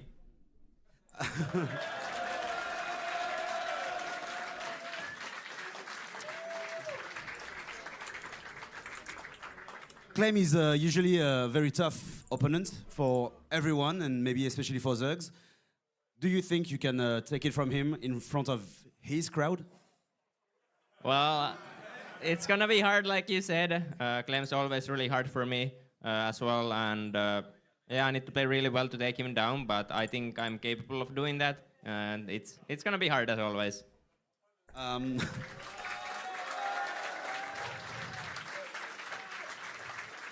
And if you were to win Maestros of the Game first edition, would you come back for a second? Yeah. Well, yeah, you kind of have to defend the title always, but I mean, I hope to be here even if I'm second place, but yeah. No, if you're second place, you're not invited. Just kidding. Thank you very much, sir. A big round of applause. Congratulations.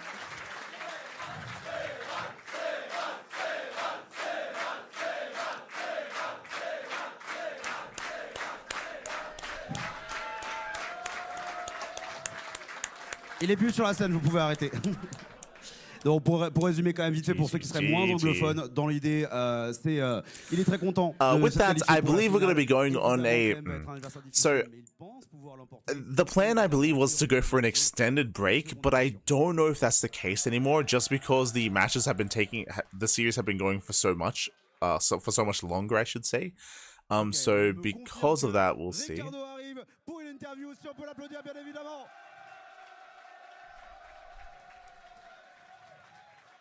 We'll see. We'll see how long the break is going to be.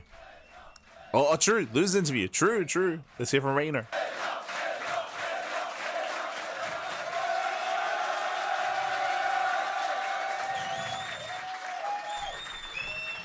Let's hear it, Papi. Let's hear it.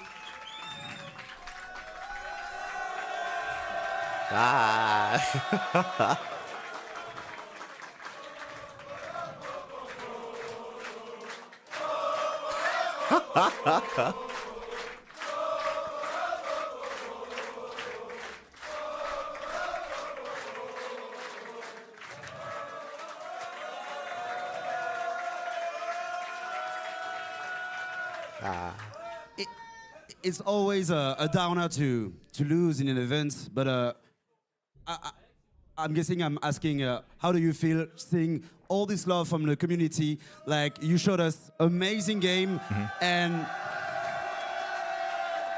how do you feel? Well, even though I lost, to be honest, I'm still happy, because I'm happy I came, I'm happy I played in the tournament. The crowd is absolutely amazing. It's been...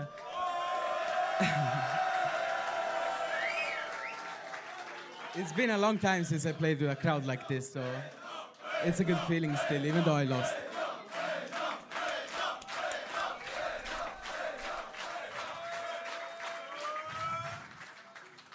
Who will you be cheering for in the finals? The teammate or the rival, the homeboy? Well, obviously I'll be cheering for Serral, because I think, first of all, Clem, I think, has enough cheering here. Well, I think Clem has enough cheering here, as we can see, and Serral is also my teammate, and yeah. And he does need his fan as well. And same question as Serral. Would you come back for a second edition of Maestros of the Game? Of course. Perhaps I'll take the next one, we'll see. Thank you very much, Reynor. Big round of applause.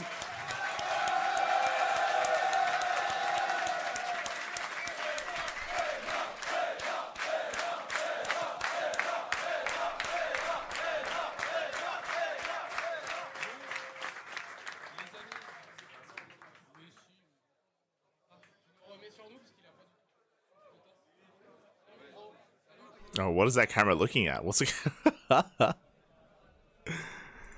But yes, shout out to the crowd. Shout out to the crowd, Papi. Shout out to the crowd. As we are getting ready for the grand finals, again, it's going to be best of 7. Best of 7 between Serral and Clem. They're going to be getting ready, of course. They're showing off the trophy as we speak, with that lovely record, of course. And the question becomes, are we going to be hearing another rap from Funk and Coca? I hope so. I hope so. Like, for the people, Papi, for the people. We got to get it. We got it. Hi. But yes, we're gonna be going on a break. Maybe an extended break as well. Let's see. Yeah, true. Show us a shop. Let's go shopping, Pappy. Let's go shopping. Atmosphere seems to be absolutely amazing. Yeah, it's a solid atmosphere. It's good. It's good. Solid, Pappy. Solid. Always difficult for anyone going up against the home crowd favorite in Clem, of course. Obviously, the exciting thing about this next series is that these two did not face off at EWC. In the interview afterwards, Serral even said that he was very grateful that that Classic was his opponent and not Clem. In the Esports World Cup, as they did, of course, never face because Classic brought Clem down. So they never did face off. Oh, never did play. But now we get to see them face off here and now. So see you soon. See you soon after the break, as we're about to get some content. See you soon. See you soon. Oh no, I think they broke it. I think they broke the break. Oh no. But I'm going to go freshen up. Splash water on my face, and get some water and maybe some tea as well, and get ready for the final series of the broadcast. And also check on my bunnies. Make sure they're okay. We'll see you soon. See you soon after the break.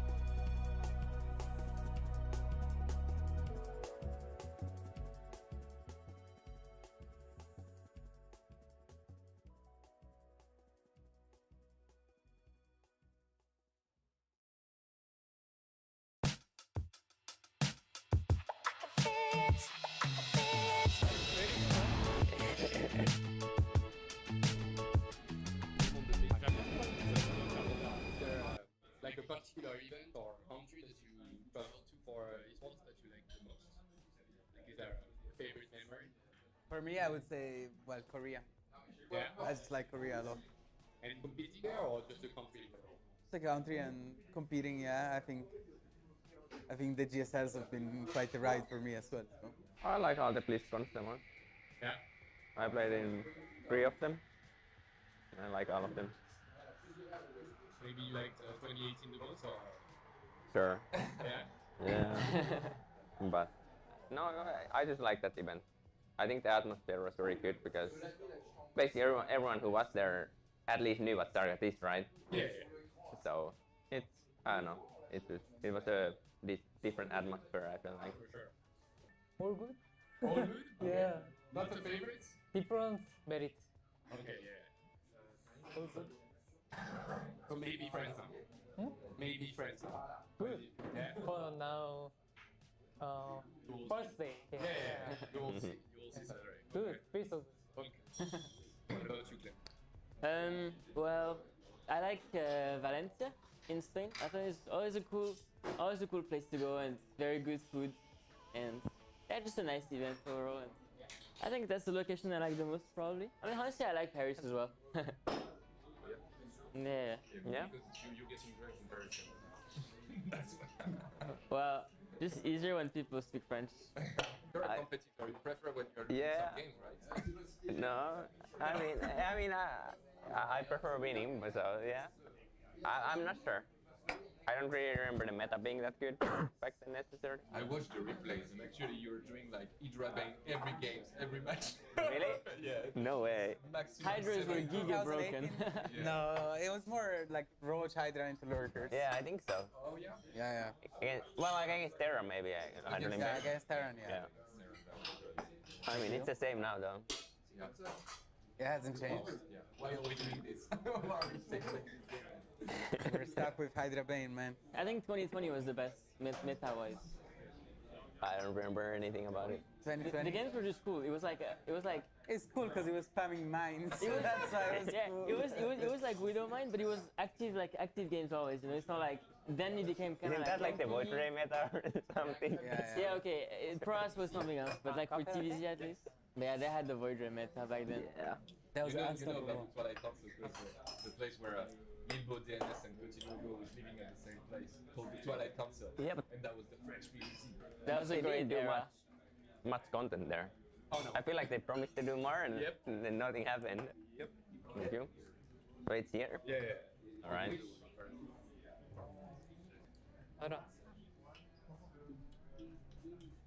How about you? What do you think was the best meta? He's just gonna say whenever you want something. No. 2024. Guys, 2024 was really good. It was. It was a good meta. Yeah, very good, man. Wow. watching Zerg between 2018 and 2021 was rough. Like all the lurkers, the Nidus, and everything. At one point, Zerg was super broken to me. Yeah. He's getting too stuff. Can you see? You That can. was balanced. That was What? You I don't was think that was watching balanced? 21? games, and that was Yeah, I mean, the lurkers were completely broken, but Yeah. we also had strong minds, strong I ghosts. have 15 lurkers, I'm going straight into your second base and I burrow them, and then suddenly the game is pretty okay, even though it was terrible from the back. Yeah, Come on, that man, was pretty dumb. They had 2 supply ghosts for 10 years straight. I think Talking it's, about the game being balanced. What? Do you see what race they played? It's not They balanced. say Protoss broken. They say Protoss OP. This patch, not next patch. Next patch? No, this patch. Be honest. PVZ or PVT? You think Toss is OP now? Now. Now. Yes. Yeah. okay, now PVT or PVZ better for Protoss? PVT. PVT? Every Protoss say PVT. You Protoss play, you know. Yeah? Yeah, you know. That's true. At the end, no Protoss won anything this year. What do you answer to that? They won GSL. They won like 2 GSLs, no? And Raw stomping everything except EWC Prime. yeah, like actually, they win the online tournaments. They win. Like all the online tournaments are Yeah. like Right. the ladder. RSL it was classic wise. I agree. Protoss is good. And I'm a Protoss hater at the beginning. So Yeah. at the beginning. Like but I don't He's know. still the biggest Protoss hater ever. Oh yes. But I don't know. To me, it feels like it's doable. I think it's really hard. Like as Terran ran up before patch. It's doable, but you have to do like twice more than they have to. I think as Zerg is doable. They just literally do the same build every game, and you have to like invent Yeah, the but wheel to catch them off. You have good mid game though. What? What mid game? They skip it. You go lurker. They go second target They can at 7 skip it, minutes. They can kind of skip it. Well, There's no mid game. They have 120 supply and. If you have a clean early game, you can just go lurker timing or like some Hydra all in. You hearing this shit? Yeah, I'm listening. Lurker timing with some clean early game, and then Yeah. 4 Tempest. I around. defend Protoss. Whining about Protoss. Good job. I defend. Clean early game. You know, Lurker you won timing. the WC beating a Protoss that was pretty good in final. 4-2. 4-2 for 5-1? I don't remember the score. 5-2. 5-2 4 months. 7-2, no? 7-2. 7-4? How did that happen? Apparently it's not doable. But he's like, come on, man. That's because he's the GOAT? I'm not gonna. You're not gonna catch me lacking on camera. You know the difference. Like the difference the is mic still rolling? Yes, of course. Oh. Zerg say it's really hard, but they actually win. Terrans say it's hard, but they lose. That's the difference between Zerg and Terran. Sure. Who is the most whiny in every races? Who is the most whiny Protoss? Arstem? Parstem? No. Parstem is literally a Zerg player. Like he's biased towards Zerg. Okay. I don't even know who Who would is be the guy very you whiny. read what he thinks and you're like, that's dumb. I mean, I feel like balance whiners don't really exist that much. Yeah. Like DNS? Who? DNS maybe? DNS? Really? DNS? Bro, he's retired. He has a family now. Maybe 6 years ago. He does have some opinions. Yeah, he does. Yeah, but he doesn't even play anymore, does he? He doesn't like Okay. wine these days or anything Risky, like you know. Not risky. Baby Sola. I see. Always. Zurich. But I think that. What about Terrence? Like, Teran? yeah. Always jog. Only Terrence. I mean, we've been a oppressed race for years now. So, what do you think is the most important between like having, I guess, perfect balance wise, like with numbers and like 50-50, or like having a fun gameplay, like a fun gameplay, interesting for the people watching, for instance. Fun gameplay is more important, probably. Yeah, you would agree? I think imbalance is frustrating. Yeah, I agree with that. But Well, I feel mean, why is like fun gameplay? well, I mean, Like it means that it means that you can do a lot of stuff. Like or 2020 what? TVZ, for example. I don't know, What is this guy man. even talking about? I don't remember this. TVC is always just, it's like whack-a-mole, no? What do you mean? dude, I'm saying that all the time. That your job as a player is just seeing something and fucking Yeah. instantly. You see something on creep, you bash it. But you like playing against late game toss more or what? Yeah? Even, it's like same. For me. Really? He has, this guy is a late game lover, you know, like he starts going past 15 minutes, he starts shaking a bit. Let's go, man. Well, I think overall, like both are really important, of course, but probably fun is more important and like having interactive gameplay. And if you have like interactive gameplay, you also maybe have like more potential to do stuff. And then, because if it's like very samey, like if every game looks the same, and there's not like that like a whole lot you can do that's like super different or in terms of like mechanics, then balance issues feel way worse because you just feel like you're stuck in one meta and this meta is really bad. Yeah, that's also kind of the feeling I had in this meta against Protoss. Like it felt like they could kind of go for the same build every game pretty much, and there's not a whole lot I could change myself, you know, to like play better against it. So it just felt very frustrating in that way. So probably like fun for most important, but of course both are. So I was rewatching the game that you did at WC last year, and the map, the strat you had on Ghost River, going for like really few drones, Ducklings, drop queens, and everything. Yeah, this kind of stuff is it's cool. so cool for viewers. As a caster that's Yeah. in the best of 5, you want 1 or 2 like this. Yeah. That was as well the point. I had a banger on Dynasty as well. Remember that bit? On Dynasty? Against him? No, I played against Cure. Oh yeah, I remember some of it. It was But like, you just won, huh? You just... I mean, it was a good build, right? Yeah, it but was you just won really it. good. It was really good. It sounds like you made the build and you gave it to him. No, It was a man. good build, right? No. Genius. That was mine. That was mine. That was yours? That was completely mine. It's like the Ghost River. Yeah, I remember. Actually, a Ghost River build, I took inspiration from Thermal. Okay. The Clem, we play. You Protoss, me Teran. Okay. You I can? agree. Yeah.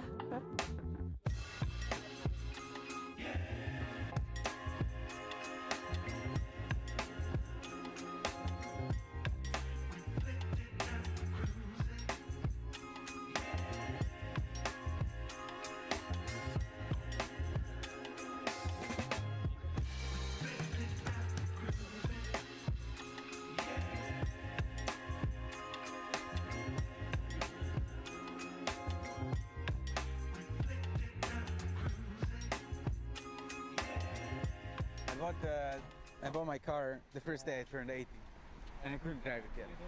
And what is it? It's just it's a Clio, a Renault Clio. Oh, you bought a French car. Yeah, I did. Interesting. No, it's really good. I wanted to buy like a couple of years ago. I wanted to buy a better car, but I live in the middle of nowhere, and It's just the roads. The roads are way too fucked up. Like there's bumps everywhere. There's like gravel and just mess up the car too much. You should get a Kia then. Yeah? Better test it for you. I think I'll stick with the Frenchies for now. You trust the Frenchies? I thought you were into Korea though. Yeah, but Yeah, because Kia is Korean, right? Yeah. I'll stick with my car. Would be a set to just turn the back on the car now. You know, whenever I get into the water, I'm like, all right, I guess I'll die today, but let's make it fun, you know? Yeah, I guess like when I'm swimming in the ocean, I get like kind of scared as well of what could be in it, even though like there's no way that there's gonna be something. I don't think sharks are the ones to be scared of. It's like the jellyfish. Medusa sort of. Yeah, Medusa. Jellyfish. This fucking like scares the shit out of me. You know what happened to me once? I got traumatized by this. So my grandpa had a boat, and in the summer we would take the boat and just go out and then jump in the water. Okay. And one time I was pretty little. I was like 6 or 7 maybe, and I still remember this very clearly. Yeah. We stopped at a point, and I could see all the jellyfish in the sea. I was like, guys, I'm not jumping in. I'm not going in. I was really scared. And my uncle was like, no, just, I'll carry you. It's going to be fine. I was like, no, it's not going to be fine. And he promised it would be fine. So we jumped in together. Okay. Guess what happened? You got stung? Yes. Of course you did. Of course I got stung. Of course you did. My uncle didn't get stung. I did. It's just you. Did he pee on your face? That's a myth. That's a myth. I don't think it is. It's a myth, definitely. There's like actual medicine now for jellyfish. Yeah, for sure. But if you don't have the medicine, maybe in the good old days. in the good old days. In the good old days, they would take any excuse to visit. It's not because it was good, it was because they wanted to. No, they wanted to. They wanted to. Think about it. Like, let me pee on you, bro. Oh man, you got stabbed. You got You stabbed. got stabbed, let me pee on you.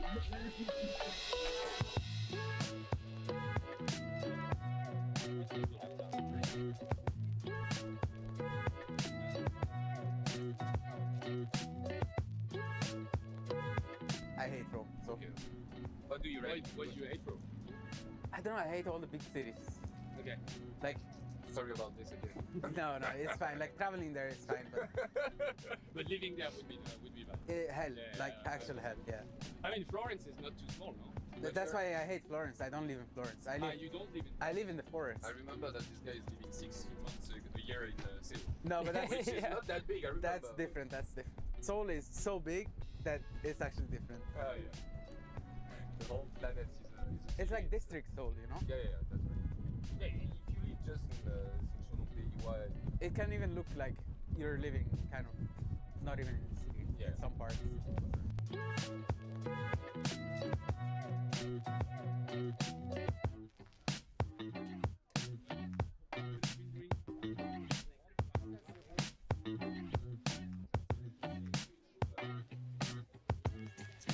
A little bit less than 20 minutes, I guess. Put me back in the forest. Opera. You know, in case of loser bracket resets. I think the most fair is probably one map. One map is the most fair? I think like that definitely serious feels pretty well from loser bracket for sure. Yeah, I think that's a big advantage. Way more than one map. Yeah, I mean, I get very comfortable with that. See, that's way bad. At the same time. So I think if you do the math, it's like crazy. You have an extra series. Yeah. It's pretty broken. Like a whole best 3 more. Yeah, well, it only feels bad if you like 3-0 into That's what happened to me against him or something. In terms of energy? Where I lost like. What? I won the first best of 5, like 3-2, and I lost like 2-1 or something. I don't Best story of cup 3. now. Yeah. Story cup 20. Yeah. Yeah, but I mean, Yeah, what do you you mean? lost That's the best of 5 like you did before in the brackets. No, What do I you won mean? the best of 5, and then I lost the best of 3. no, that's not how. Because I came from losers. I won 3-2, 2-1. Yes. Something like, yeah, I mean, like, but it can be really unfair. Yeah, I think. It's yeah, way I mean, more- I must complain about that format. But you're talking about like the host, like the Paradise Island one, right? Yeah. Yeah, like. To me, please. I mean, like, yeah, like everybody lost one. That's what I mean at the end, you know? Yeah. Everybody did kind No, of. I mean, it's and fine. in terms of energy for the guy coming from the loser, it's harder. You have to work harder. I mean, it's But not don't that know. bad, but I wouldn't call it the fairest Okay. for sure. Like, it's good format, but not because it's fair. It's just fun. It's good for the viewers. If you want to do it fair, you probably just give like not even one map. You just give like beta advantage. I guess. I vetoed these two maps in this map pool, and depending on the meta, it's pretty one, right? I mean, every map pool has been a Terran map pool since ages now. Are we sure about that? You don't think so? For sure. No, I No, it's actually been, I mean, it's not that bad right now, but it's not that bad, but it's been really bad. It's still like nice for Terran, I think. Yeah, yeah. What? It's still a nice map for Terran. What? Like, it's not like bad by enemies, but it's, I guess, still nice, you know? No. You don't think? Of course What is this guy talking about? He's spoken. So I guess the better question would be like, what constitutes a good Terran map pool?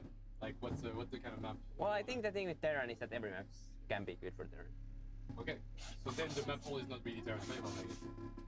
Because it's like every Yeah, is for Terran, right? Yeah. I mean, like, there's some maps there. It's like Ghost River Dynasty was really broken for Terran. Yeah, well, that was for one reason, but I think, like, Dynasty like- was bad against Zerg. Shut the fuck What up. map? Come on, Dynasties, that was bad against Zerg. no shot.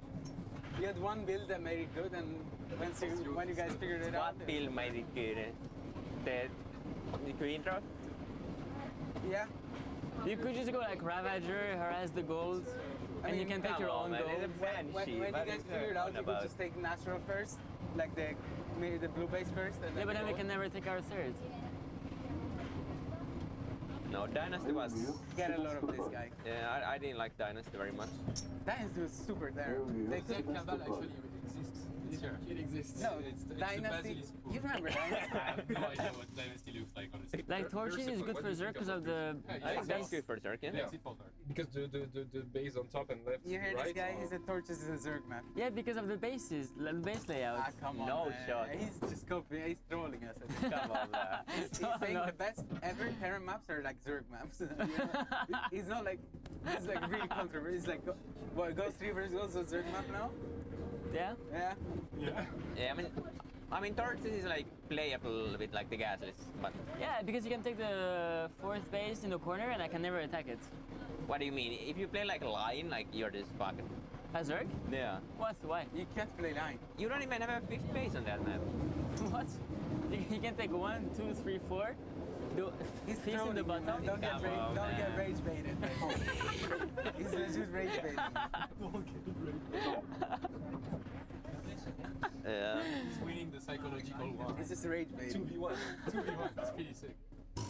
That's how we do. Clem just picks the best Terran map ever, and it's like, yeah, this is a Zerg map. From there, the scale is kind of He's messed been up, doing right? this forever. It's like, ah, this is actually a Zerg map. What's the Ghost River. best Zerg map in like the 4 last years? 4 last years, well, Yeah. Pride of Altaris. That is older, man. Which one, sorry? Older than 4 years? Pride of Altaris is like 2016, isn't it? Yeah, that was way No, later. it's not that old. No, it's not that old. No. It's like 2021. What are you talking Oh, about? yeah, it's 20. Yeah, it's 20 or 21. Yeah. Yeah. No, it's actually 22, isn't it? It's something like that. I mean, it's not that. No, it's 21 for sure. It's not like 2016. Yeah, I missed it for the Ultra. There was like this Ultra map with like 2 gold bases. But that was like 2016. Post-choose? Hmm? Post-choose? Boss Use that? was shit. That was It was also one of the. Yeah, that one was so bad. That was actually. It was like Pride of Altaris level. I don't think of anyone Zerg. liked that, man. No, that was terrible. What do you mean, dude? I remember your game of Post. You can, you have like free gold He as couldn't do Zerg. anything. I think Boss Yacht, well, no one liked it. Yeah, no one liked it. Sorry to the map maker. You know what's his name? No. Depressed. It's called Depressed 1. Actually. I'm not making it up. It's called Everything makes the guy is sense. Depressed 1. The creator. That sounds accurate. That's accurate. You had Light Shade. Yeah, Lightshade was. It was pretty. I thought Lightshade was pretty even, no? It was pretty. He was first pick. You were first pick. No, I think here comes No, you again. Just rage baiting. He was first bait. I remember this. Delta. He was big side delta. Delta was super Zerg. He was What? geeked. Sounds like the most terror map. He was also first pick in side delta. Yeah, that was your first pick. No, man. it was Zerg friendly. It was your first pick. Side delta wasn't playable. Like literally every turn first picks that. No, it wasn't playable, man. You would first pick it and 2-Rax Reaper every game. Yeah. It was actually unplayable. That one was so bad. Max Reaper, it's unplayable. It's just rage bait. No, it's not. It's rage bait. Yeah, side was really bad. I mean, I think it's rage bait from him. I think you could actually believe that side delta was a bad term. Does that mean you think he's stupid? Or? No, I'm saying like he might be a little delusional. No. What do you mean rage bait? 45%, 56% Terran versus Zerg. Terran versus Zerg 55? 46, I did that. 46. So 54 for Zerg and 54 for Zerg. Oh, that's some statistics you have there for sure. This is like some rigged statistics. 2,300 games. They had that many games as well? Yeah, it's like 2 years. TVZ, it's 464. Oh yeah, no, sorry, for Zerg. Yeah, sorry. 464. So 251 for Zerg, 250 That's interesting. for Terran. That's interesting for sure. That's interesting for sure. There's no more rage baiting now, is there? But like the thing is, he's saying it and he was first picking every fucking game. I don't remember Get it that. out of the way, right? Yeah, sure. You play the shit map first and then you win. Yeah, sure. Yeah. Yeah, that was Just to get it over with, you know? You're like, okay. Yeah. Can't win it anyways. Yeah. Might as Get well the back play it map now. out of the way. Classic. Yeah, I mean, side was interesting, I guess. Just, I think it was like after 12 minutes, it was after like if it's gonna late game, then it was good for Yeah, sure. that's how I feel it too, and I guess that makes sense that you would like to open with something aggressive as Terran because It was just you don't want to. It's not that. It's the third base was so far away on side delta. That's why. But I think that map now has a hard 6 base, no? That map had a hard 6 base. It was so hard to Yeah, get but 5 bases. There are these 5? big spaces close to 6 If you take base. this one on the bottom, it's for good, no? And No, here, the fifth one you couldn't take in the bottom. for Terran, it was super hard to cross. No, because they had tank spots there. I mean, the tanks are sieged Yeah. here. They can't shoot at the hatchery. It's like it's so far away. Yeah, I think you can take this on Yeah, that. this, the lower, either here or here. Oh yeah, I mean that's the one you have This to take. was like literally impossible to attack. Zerg Cope is so funny. If Creep was there, like there's no way you attack this base. Impossible to So attack. to me, I see, Like, I that's how see I a felt map it, that but sells I'm a lots scrub, right? statistics. Is trash bait. I mean, I think now they're actually rage betting you. No, we're not. No, I vetoed that. Yeah, we That was my veto. We both. That was my No way, no, that you was my didn't. best of 5 veto. Yeah, You did no, but like did we have best of did we have 9 maps then? Like that was my second veto, I would say. No. I know Not my EWC 2024, you played it both on the 3-2 score. You played the side bet. Yeah. And I'm gonna check who picked it. No shit, I had to veto Crimson Court, Dynasty, and was Ghost last night, Reaper. it Of was course last I'm night. playing side delta. What the fuck? I mean, Crimson was like, He's like, Crimson was like so bad. Crimson was maybe like 52 Don't you for dare, Terran, man. 48. I had to use 15 vetoes. Yeah, Crimson I mean, Crimson was like 52, 48. Yeah, right. Here comes another rage bait.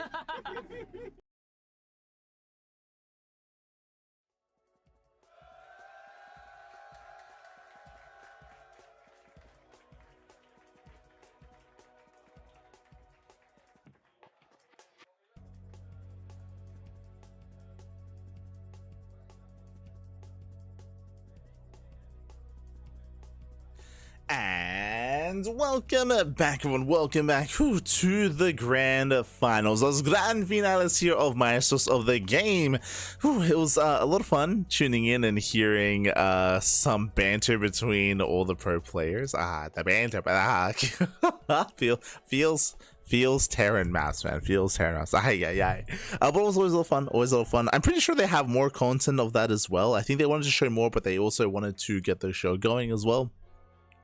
So they did cut it a little bit early here as we are getting into the final series of the broadcast. The best of 7, the best of 7, Pappy. Let's go, Pappy. Let's go. Shout out to, of course, Funka, TKL, and Koka for, of course, hosting the event, for bringing it all together as well, and for mixing drinks, apparently, on stream. Let's go. Let's go. I was hoping that we could see them wrap one more time before the grand finals, but I don't know if that's going to be happening here, unfortunately. I don't know if that's going to be happening here, but we are getting ready, of course, for that final series. Best of 7 between Serral and Clem. As a reminder, this is a series that did not occur during the Esports World Cup, and if you remember, during Serral's interview, what did he say afterwards? I believe he had an interview with the SC historian. He spoke about how he felt thankful that he had to play against Classic in the finals. It would have been more difficult to play against Clem. Would have been more difficult. I think we would all agree with that as well. Clem, of course, he did not make it to face off against Serral, as he got knocked out earlier on by Classic instead. So Clem never got a chance to face off against Serral in that TVZ in a longer series, in a longer format. But now we get to see them face off here instead. They get the face off, Pappy. Let's go. Let's go. So that is going to be our next and final best of 7. A reminder, this is going to be a best of 7, not a best of 9. Best of 7, Pappy. Serral and Clem, they're getting ready. Looks like we're about to introduce someone to the stage. Gibbs. True, I see La Chelas in the chat. Chelas. Is that what we need to wake up?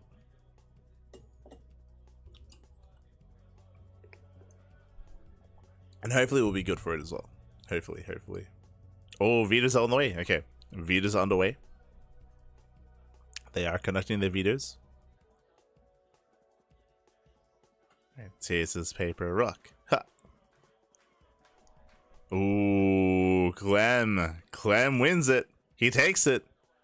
He gets first veto. Alright, what are we getting rid of? Oh.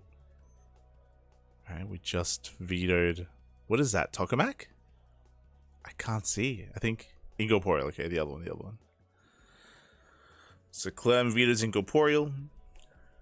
One of the larger maps. And yep, once again, Serral vetoes Ultra Love, one of the smaller maps. So we get rid of some of the more extreme maps out there.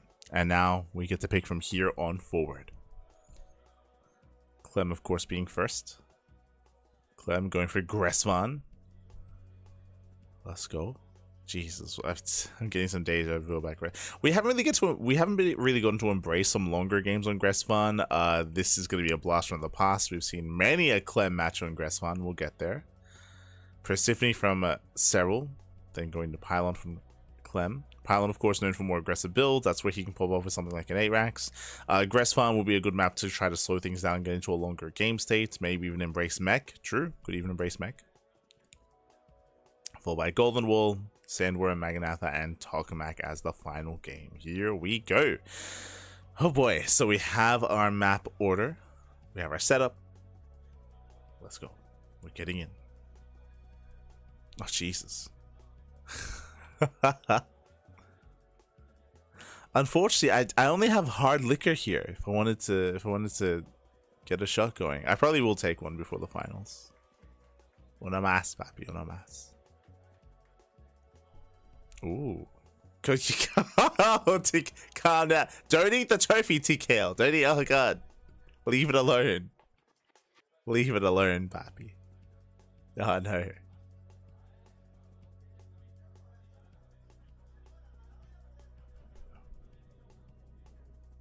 From here again, we are setting up, and we'll see if we get some interviews beforehand as well. I don't know if they'll bring them on stage, introduce the players, or if we just jump straight into the games.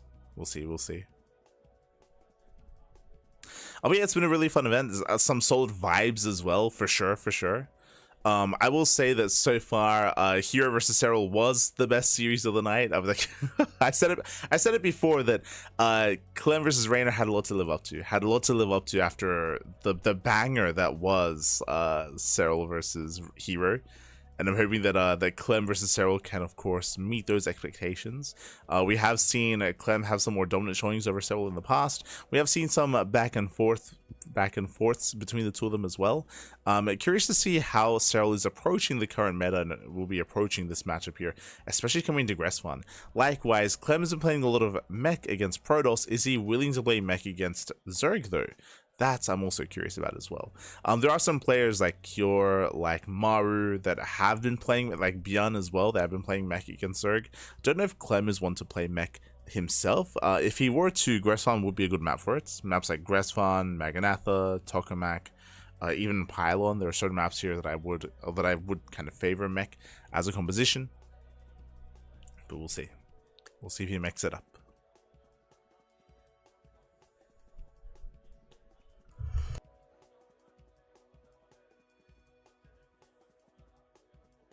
Meanwhile, it is 5:20 a.m. in the morning here. Jesus, 5:20. Depending on how much sleep we end up getting, I might actually skip tonight's broadcast. We were going to do a replay cast of Pegasus Cup, but I might hold back on that. We'll see. We'll see. Depends just how dead we are after this cast. Remember when I said at the beginning, I was like, oh, this is going to be like a 6-hour cast? No, we're going to hit 8 hours easy. We're 7.5 hours in. Do we get up to 9 hours? No shot. No shot.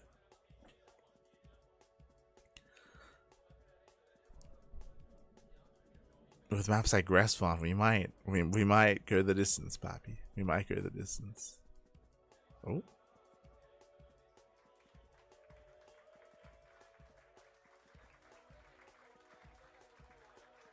It's a very pretty trophy. It's nice.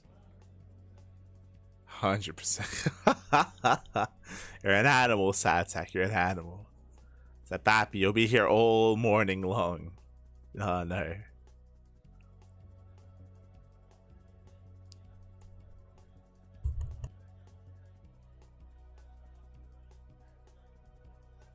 Well, at least it hit 8.5 hours, I feel. 8.5 at least. We'll see. What is Coca drinking? What is going on right now? Why is there a spoon in his beer? Is that tea? What is that? Oh. Oh my god, what happened? Did the chair break? What is going on right now? They're screwing the chair together. Oh no. The chair is gone, Pappy. For the love of SC2, of course, of course. Someone get Serral a chair.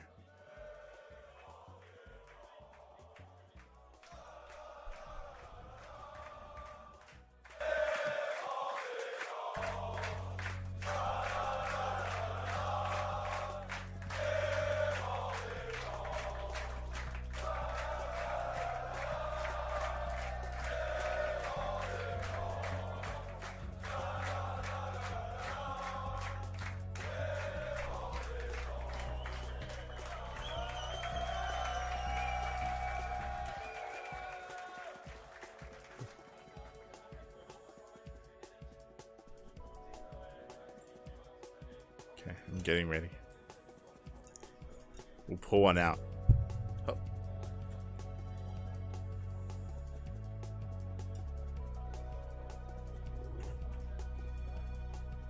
Someone get that man a stool. Someone get that man a stool. Get him a shopping cart. Let him play, Pappy. Let him play.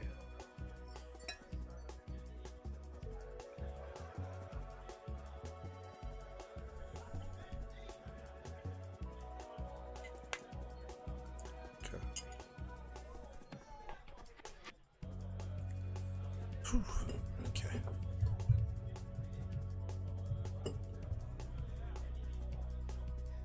My brain is alert.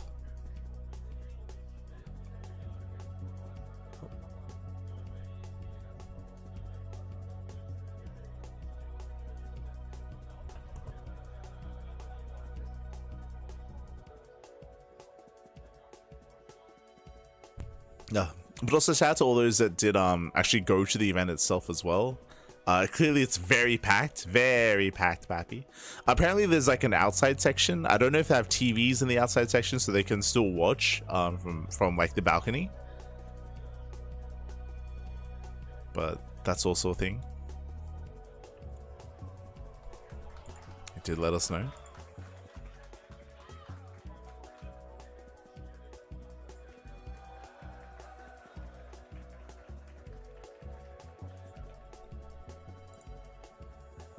Oh. Have they fixed the chair? Have they screwed it together? Oh. Clem, you're so heavy, Pappy. He broke it. There we go. Hey. He fixed the chair, papi.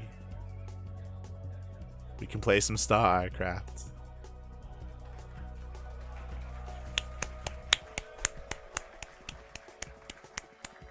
Beautiful, beautiful. Savior of the tournament. The man with the screwdriver.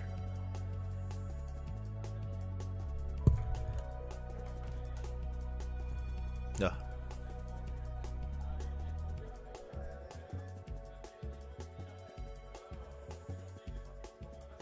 But yeah, otherwise, hope everyone's been enjoying themselves for the broadcast. It has been a lot of fun. It's been very long, very intense. And I do apologize for, there were like 2 specific matches where I was very, very fatigued. Like towards the end of like serO versus Reynor for sure. It was getting to me. But we're good, Pat. We're good to go. We'll make it.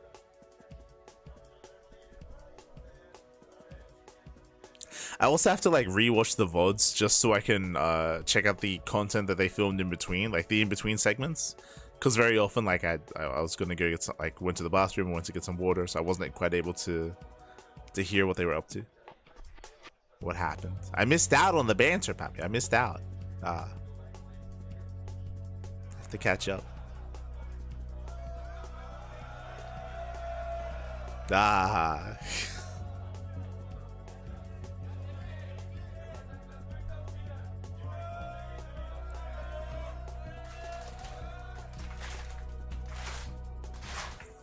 Oh, what's going on? We starting? We're going in. We're getting a game. Let's go. Take it away, papi.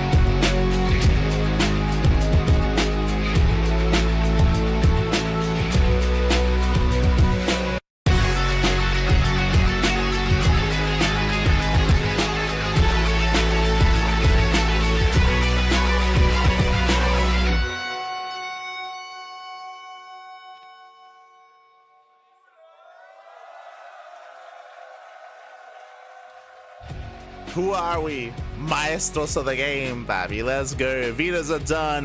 The chair has been fixed. The chair. It's all screwed up.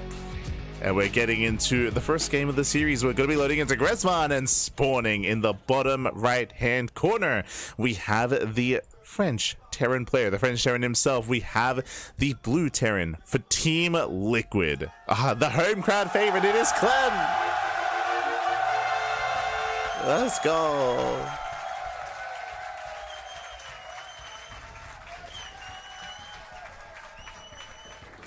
And spawning in the top left-hand corner, we have the reigning world champion. We have the Finnish Zerg player, the Red Zerg. For Team Basilisk, it is... Oh. There he is, Serral. Let's go. Vámonos, baby, vámonos. And if you're in the chat, you know what time it is. It is Gamba time. Predictions are now open. Place your bets on who you think will claim the series. Best of luck in the chats. Coming into this, I mean, I do lean towards Clem here. He's got the crowd behind him, of course, of course. But at the same time, Serral, he is the reigning world champion. You know, respect where respect is due. He is the best Zerg player in the world, up against the best Terran in the world. You will not get any better TBC than this. Let's go. Let us go. As Clem, he does set up. Welcome to Grezvan, of course. Grezvan, it was back in the map pool many years ago at this point. Many years ago. Like 2-3 years ago. Grezvan was around. Grezvan, of course, being one of the larger maps in the map pool, known for longer and later games. And for Clem to pick Grezvan first here, I'm curious as to how he will open up. I'm curious to see if he does plan on slowing the game down, embracing a longer game state, embracing mech even, or going for a different approach. We'll see. We shall see. Also, as you get into this, un momento, papi, un momento. Oh, God.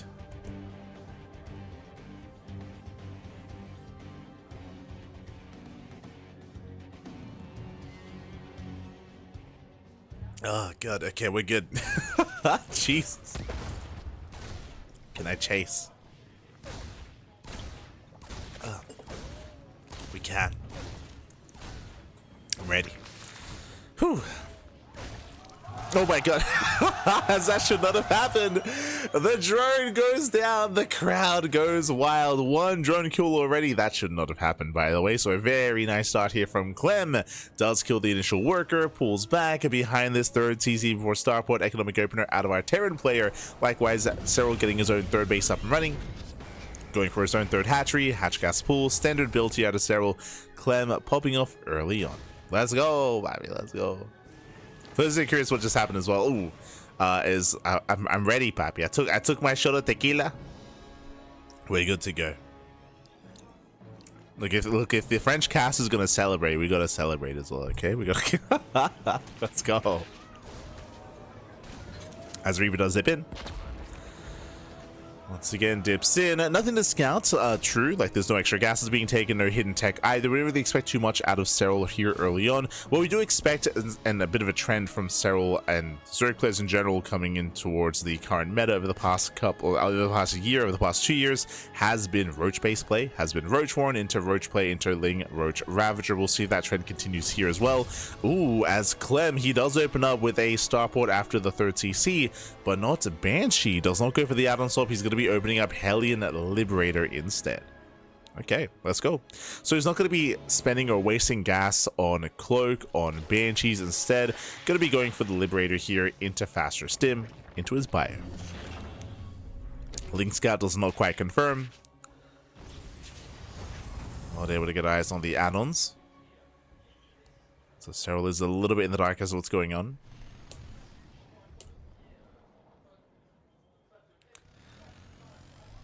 So we have a lair first out of Serral. Okay, so that's going to be a 4:30 lair timing. So lair first. Looks like into Eva chambers, into a delayed second Eva chamber. So that should be +1 carapace on the horizon. In general, very safe play here out of Serral. This also means that he can go into a faster oversteer and, of course, into faster bathing speed as well with that faster lair. Ooh, as Ling does get in. Yeah, Ling gets in. Liberator has arrived. Shouldn't get too much done. Yeah, the Queen does get out of vision, out of range. Hellion's they attempt to dive, but Link's are in position, and Serral's holding. So he's holding, is defending. He will deflect. Behind this, we do have our double eBay with our initial 5-rack setup. As 3 drones have gone down so far. Some decent pickups here from Clem. Serral will get a 4th.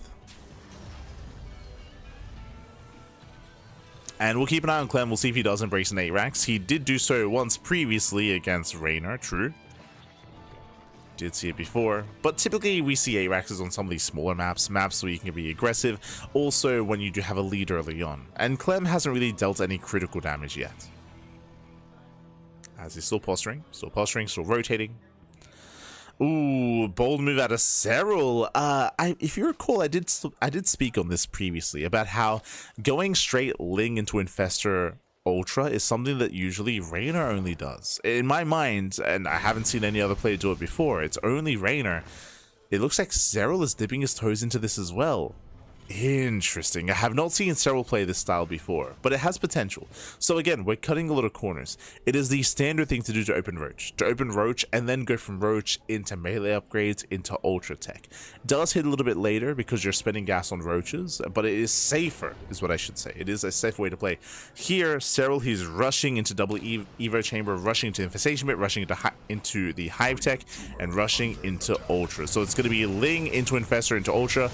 We are intentionally skipping Banelings. Banelings are being skipped. Clem throws down a second factory, so Clem is going for a more macro-oriented build. He's building up into a 4th CC. This is better for Serral. Serral, he will not die to any kind of move out because Clem is not committing, Clem is teching. So Serral, he should be safe to embrace Ultra Tech.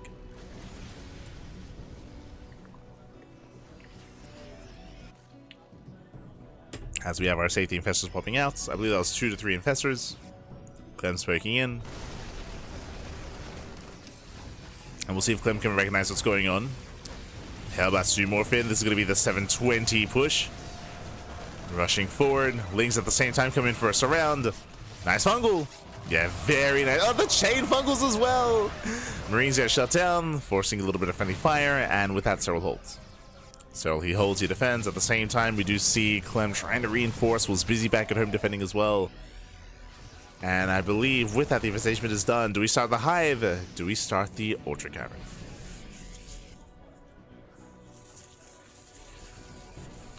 More infestors on the way. Of course, with the revelation of the infestor, Clem knows. Clem, he's now fully aware of just how fast that infestation must have been. And Clem is trying to kill. He's trying to kill, he's trying to move in.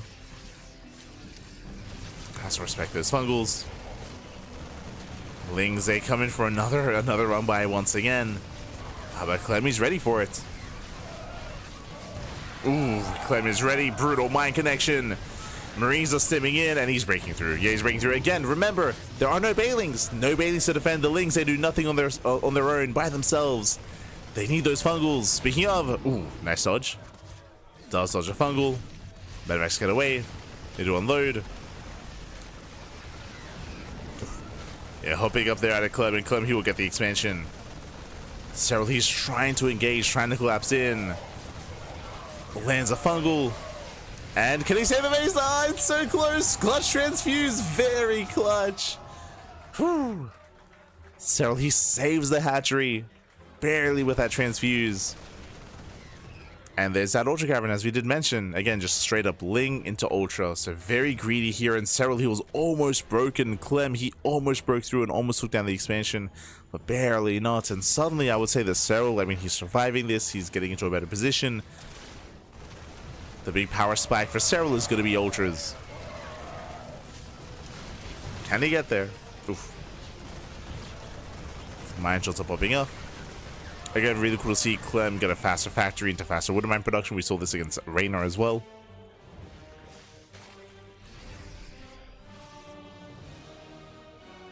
It's now moving out.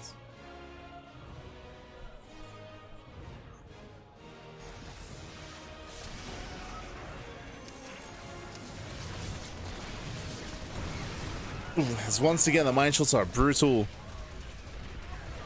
And again, Clem going to this earlier factory and earlier wood mine production so far has done well for himself. Serral cannot keep up. Yeah, cannot keep up. Again, he still needs time for the Ultras. Nice run by 19 SCVs. Okay. 19 SCVs going down. Serral cripples the economy. Clem was trading well up until this point. That was a full mineral line.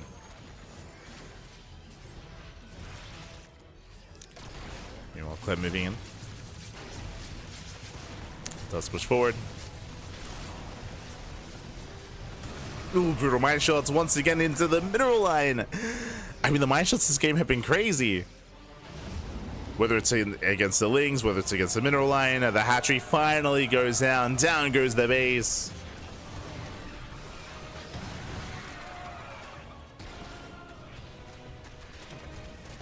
These Lings, they will distract.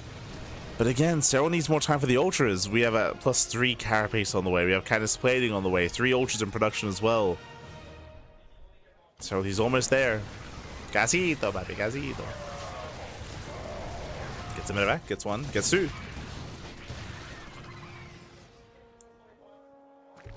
Takes on 2 medevacs.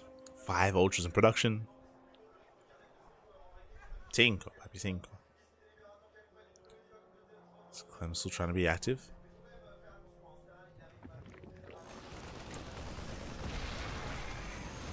Jumping in.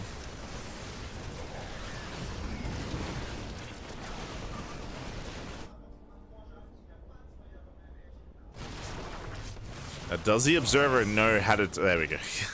I was like, do they know how to turn back on the production tab? We're back. We're good. Nice target firing. Gets 1, gets 2 Ultras. Okay, 2 Ultras go down. Infestor's getting caught, and Clem, he's done it. At this point, he's done it. He's broken Serral. Yes, Serral, he killed 19 SCVs, but it doesn't matter. It does not matter. Oof. That's once again, the mine shots are brutal. 10 more drone kills. Clem dropping into the bases. Harass.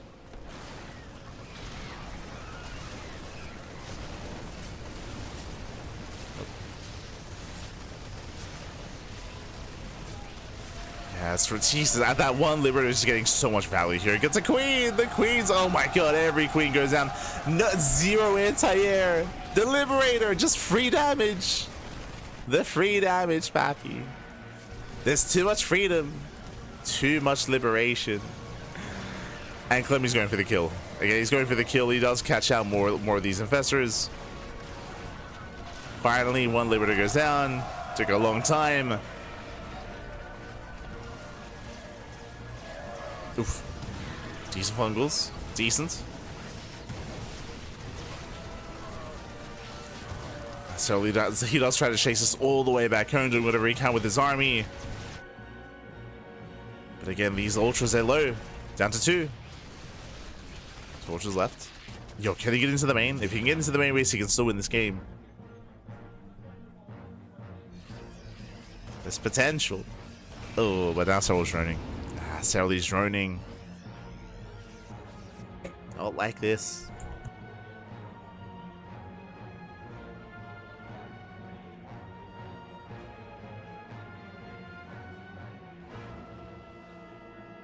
With that, Serral, he's attempting to recover economically. Oh my god, well, not again. Oh no. So many mind shots throughout the course of this game. Too many, baby, too many. And Clem's about to max. He's about to max out, so there's not really much that Serral can do here. He can potentially fungal the army and lock it down and engage with ultras. Like, there is a chance where if he can land the most perfect fungals, then he can take a fight. But that's really what Serral's really hoping for, what he's relying upon, are those fungal growths. Speaking of grazing the army. Ooh, the flanking infestor doesn't quite catch the medevacs though. To get away. Clem is now maxed.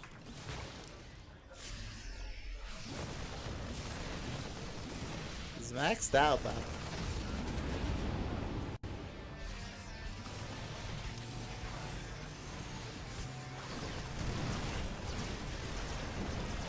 We do get a decent fungal. Okay. Ghost production has begun. In my mind at least, Serral, there was a window in time where you could maybe try to break Clem before Ghosts, but now Ghosts are coming. They're coming, man.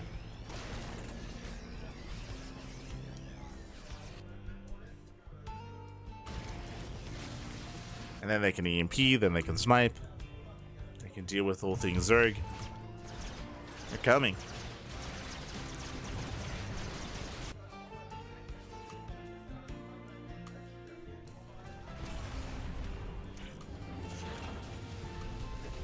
So he does get an expansion. It'll cost him the ultras. Another run by though. Very nice. Okay.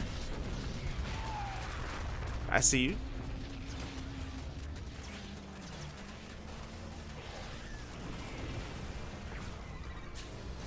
As that's going to be 42 dead SCVs. That's not insignificant. It's a lot of workers falling. And hey, the infestors, they're banking up energy.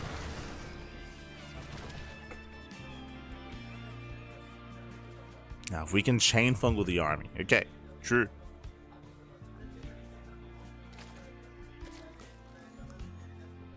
So if he can lock down the army and push into the bases. Clem, he's maxed, that is true, but no longer does he have a bank.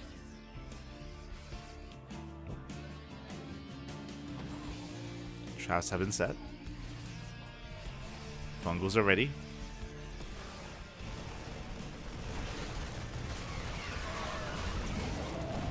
And so it does push in towards the center expansion.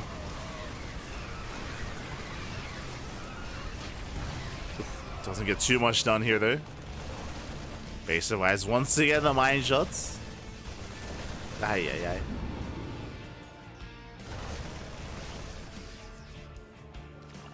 ay. He's had enough defending. This is what's been keeping and carrying Serral so far in this game, has been run by his counterattacks, just distracting, at least forcing distractions or catching workers, getting mineral lines. Clem now going for drop play.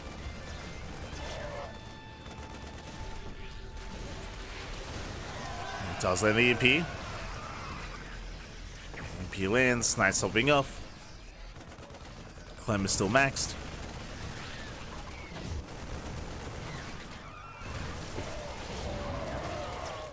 We're catching a couple of Marines.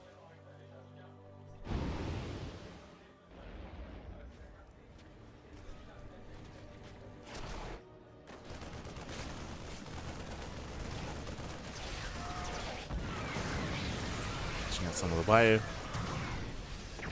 Yeah, here come the snipes.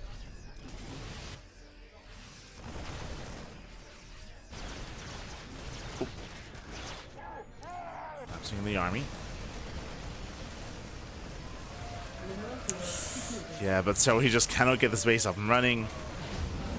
Losing another middle line, losing the expansion as well. Aye, aye, aye. So he just wants a 5th base. Ah. But he can't get it. Does he notice a shimmer? He scans. Whoop. Ah, doesn't quite notice. There it is. There's the scan. Ah, he gets the infestor. No fungal. Again, if Serral can lock down the main army, then maybe he can just surround and kill, but he needs to lock it down first. Yeah, Clem just stand and fight. The surround means nothing.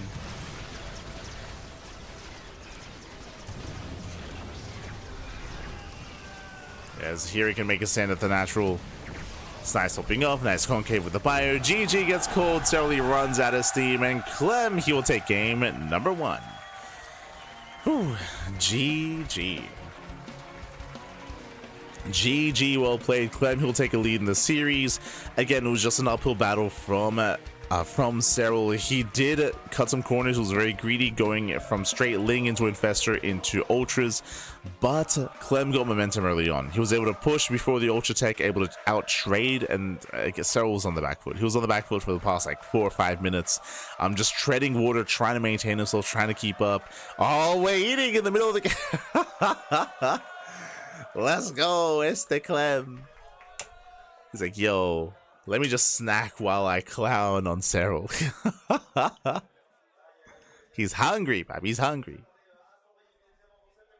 Give this man some food.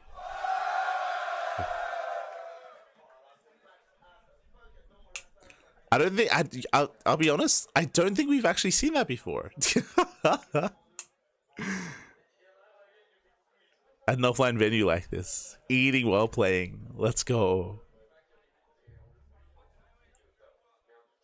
Even at Home Story Cup.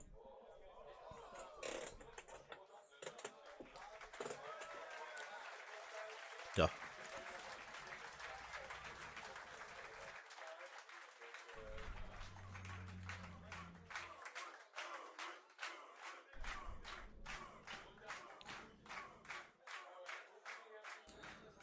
Both players are getting ready here for game 2.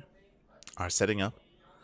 And again, it was a bold move out of Serral to attempt to cut corners and to attempt to rush into ultras in such a way. It's a style that Reynor has been doing quite a lot. So I was very surprised to see Serral embrace it as well. It has potential for sure, but it is so risky. And in the end, it was not worth it. Serral, he was punished for trying to cut corners, for trying to rush into ultras. As we saw Clem just out trading and pushing into bases, getting into mineral lines, locking down expansions. We'll see if Serral can recover, loading into Persephone. As spawning in the top left-hand corner of Persephone, we have the French Terran player. We have the blue Terran for Team Liquid. Whew.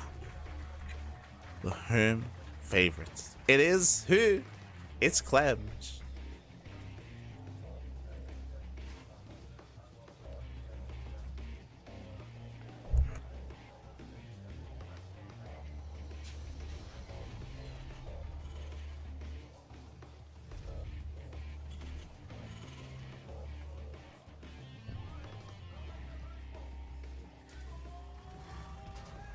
There you go. That makes some noise for Clement. Ah.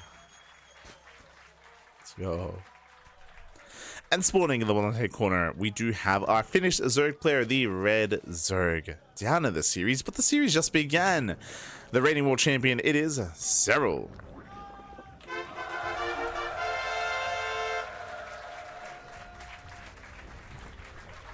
Let's go.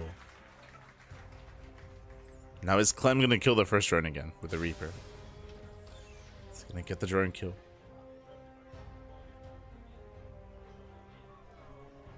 That's a turn map though. Let's see what Clem can do on a better Zerg map. This is going to be slightly better in that respect when it comes to trying to have these engagements and surrounds. That is true.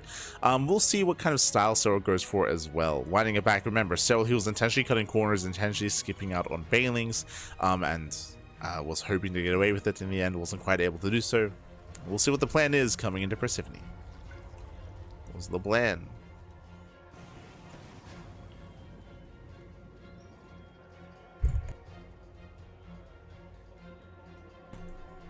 So still quite early in the series. I was leaning towards Roach heavy play on Aggress Farm, but we didn't quite get that. Do we brace out here on Persephone instead? Oof. Another shot! Jesus. Every time. Clem, calm down. The crowd goes wild. He gets the drone. Oh no. Someone stop this man. Stop this Reaper. Bjorn ain't got nothing on Clem's Reapers back. Yeah.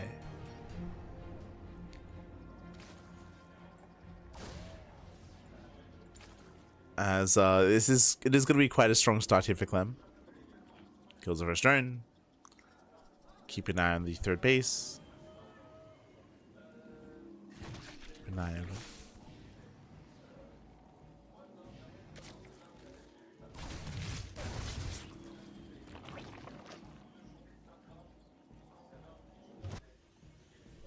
From here we have our third CC before Starport. Standard setup here. Last game we did see the earlier Liberator, or we saw the Liberator opener instead of the Banshee, so that's also going to be a viable option here, of course. So we're getting his third. Everything looking normal so far from the Zerg player.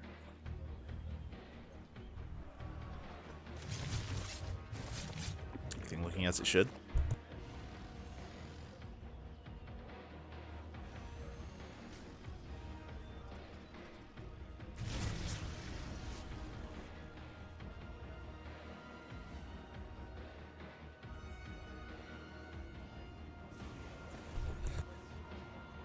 Serral, he invested quite heavily into these Zerglings, and he's actually trying to bypass the Hellions. Bold move, he's going for the middle line. Okay, so Serral, he bypasses the Hellions, is going straight for the middle line instead. What is there at him to defend? Clem, what's he got? What is that natural? Hellions looking for a way in. There are two Hellions at him to defend. Serral, does he go for it? Does he dive in? Serral does go Eva Chamber first. That is, I believe, an Eva Chamber before Lair. And that should be for fast +1 at Carapace.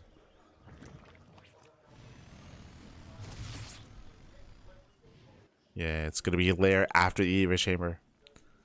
So fast +1.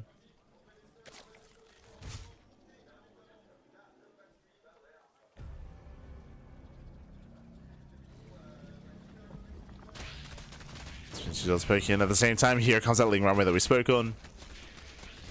Gets into the natural. Doesn't really kill too much though. Yeah, Hellies, they make it back home. They make it back home in time. Clem really just loses mining time.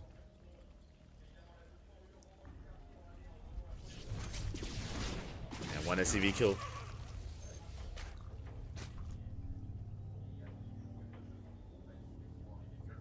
Pops off.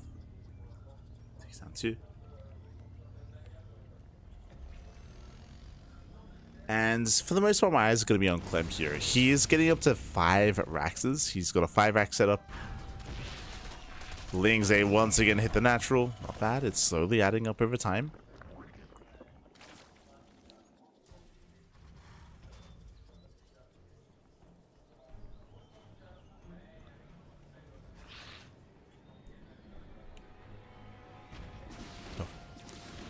Yeah, so he's doing it again. I'm still not 100% sold on this. As Banshees they get a queen. What do you see? Infestation Pit. Right, it's a pit once again before Bane the Nest, before anything else. Just going 1-1 upgrades into Infestation Pit, into Hive Tech, into Ultras. Same style, 2 games in a row. Bold move out of Serral.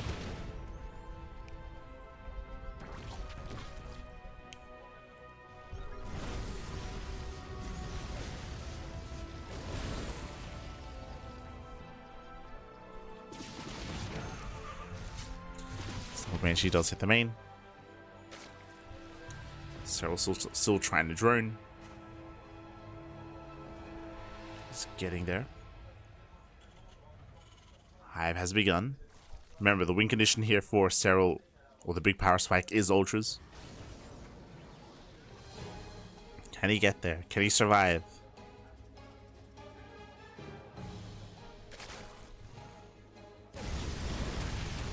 Armory's on the way. Very nice around. Shuts down all the Hellions. Yeah, Clem a little bit too premature. Throws away his Hellions. Drop into the main.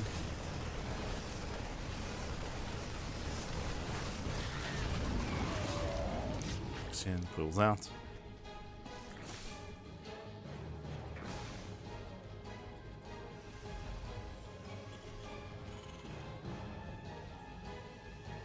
And once again, Clem, he's going for the faster second factory. So this is actually very reminiscent of the last game, where Clem is going for the faster second factory into a more heavy, I would imagine, Widowmine setup.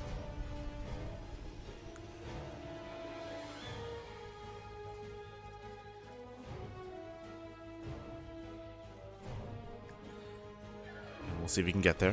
See if we can get to those mines. Fungal grazing the army. Second factory is almost done. Soon getting into all the mine production. Oop. As Lings out of the wall. The walls out of the wall. Lings are coming for the surround. And the tank will fall. Oh, barely not. Tank does survive. Just one HP tank. 1 HP. Crazy.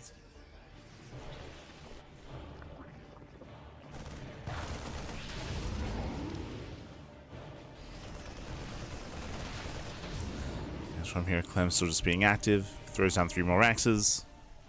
But of course is getting a 4th CC. So Clem just building up into a longer standard game. And Serral is still working on it.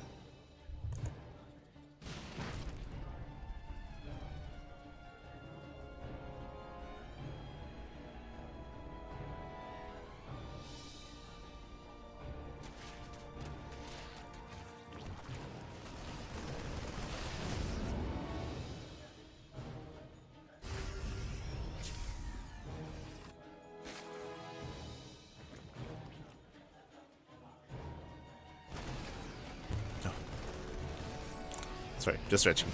We're good. We're locked in. From here, the Hive is now done. The Ultra Cavern is done as well. Interesting choice of Spire here from Serral to go for the Spire this quickly. Spire does help with, when it comes to drop play, with Grotto production. Bailey Nest here. 10-minute Bailey Nest. Let's go. To get into bailing speed. Serral, he has maxed. Oh, Clem likewise also working towards a Ghost Academy.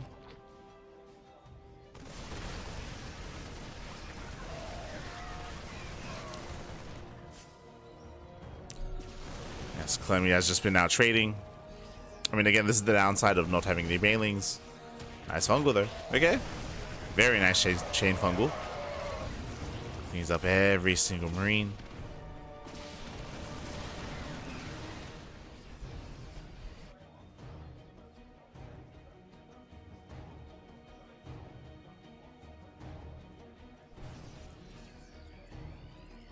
Once again, Serral is still building up. Likewise, Clem, he actually hasn't really gone for any kind of aggressive move outs. He's been posturing, that is true, but he hasn't really committed with his army. We're just taking a slower approach. This is where we should speak about Persephone a little bit here. It is very difficult to take your opponent's bases. Because of that, being on an even base count is not actually going to be good enough here.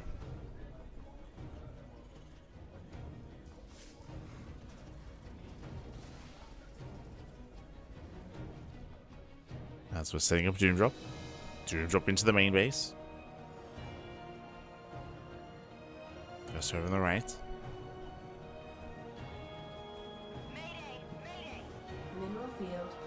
Yes, again, things are slowing down. We're going for the Doom Drop into the main. And ideally, this is to cause a distraction. This is to distract the main army, and then the Ultras that can move in. Yeah, so he's going for it. He's going for the triangular third. But Clem's in position. Yeah. Clem cleans up all the Lings.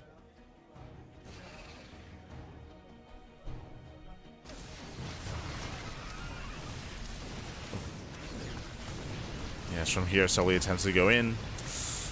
Gets a couple of SCVs here and there. It's something. And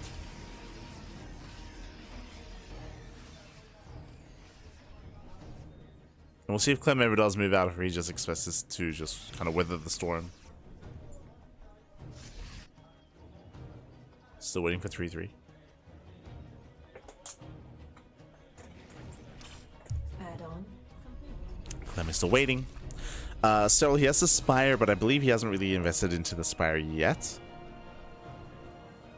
Focusing on his ground army, focusing on 3-3.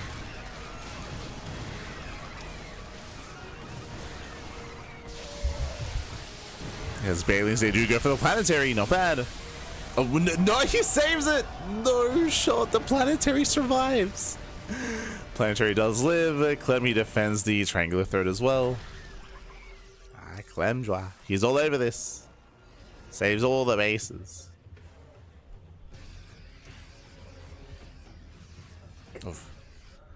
Saves the planetary, saves the orbital.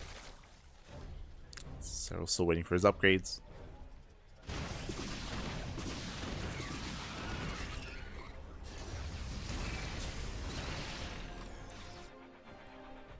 So base is getting back up.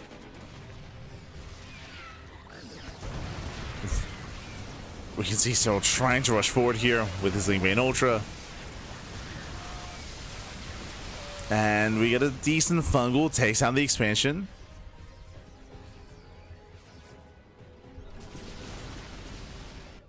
Yeah, now it's finally time to counterattack. Clem now finally time to send it. This has a lot of creep to go through. That's true. We'll get there. As I mentioned before, when it comes to this map, Persephone, this center goal base is crucial just because it's the only contested expansion. The others distinctly they're on their own halves of the map. Serral, he's moving in, but alas, these units, they won't quite make it out. Nice to land a fungal, going for planetary. Planetary finally going to go down. Does get the planetary. How about the infestors though? Can they get out? No. Yeah, the flanking marines, they get one infestor. There's a scan. He wants the other two. He wants the one. There's one left. Nah, he gets all three.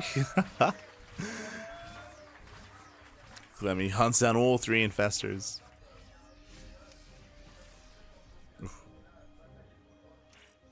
Income advantage here for Serral.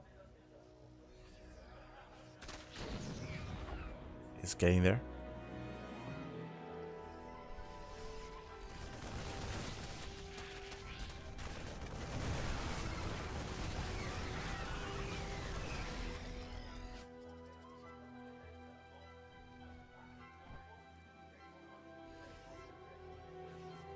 As Clem, this might be his first actual move out. Like, he's been applying some pressure here and there, but he has yet to actually commit to a push. Once again, though, as he moves out, Lings are moving into harass. Likewise, Serral's also retaining the gold. What's the plan gonna be? Where are we headed? Another drop into the main. Enemy's not stopping. Not this time. Ooh, Clemmy's moving in. Runs into ultras. The ultras are revealed. Fungal lands. Gets the expansion though. Not bad.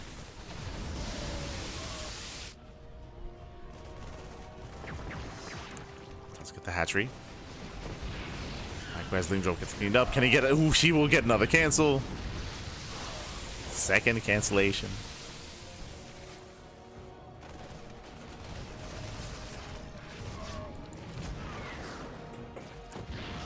No XR being cleaned up. Corruptors have finally arrived.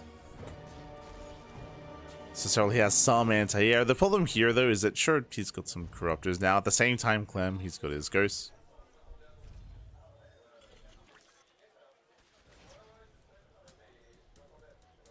Still making 4 Libers at a time. Oh, does notice. Nice notice on the Shimmer. Oof. Clem not quite able to fully evacuate. Not quite.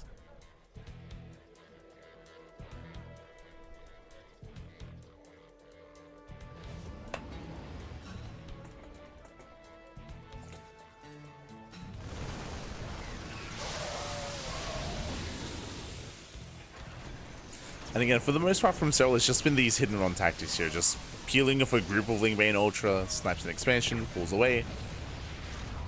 And this has been working. Like, this has been stopping Clem from moving out. He just hasn't been able to push.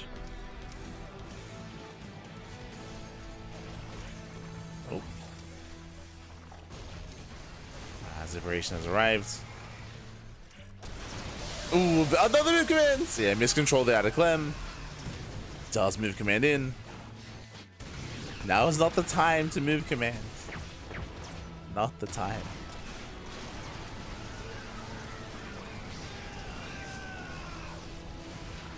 Soldiers that make it through some of the speed zones.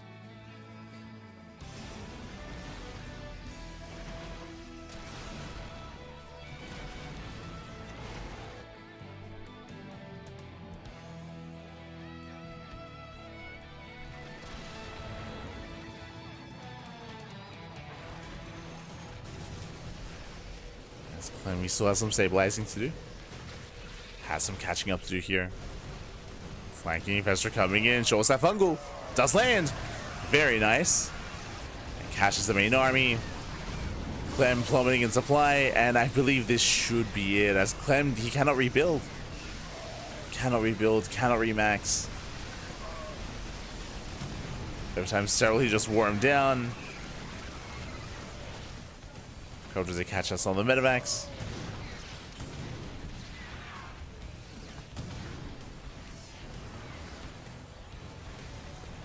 Yeah, and I mean GG. GG gets called. He cannot maintain his bases. He cannot move out either. Every time Clem attempted to move out across the map, he attempted to be active.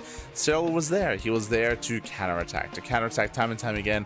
We spoke about it. We spoke about it like in a little bit of a joking fashion. But again, Clem, he could just never push. He could never be active. Every time he tried, he was dragged back home. He was dragged back home. GG. GG, well played. Whew. And with that, we have a series. Oh, the spotlight. The spotlight is on. Are we gonna wrap?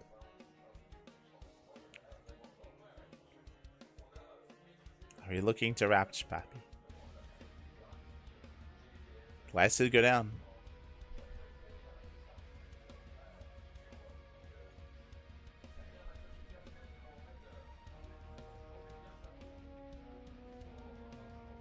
It's also possible that the players may have asked for a moment. If they did ask for a break, then we're more than happy to give it to them. Oh, is the chair gone again? Are we gonna get him is Clem gonna play on the stool? What is happening? Is that actually happening? Are we replacing the chair? Okay, we're good. We're getting it. Loading into pylon.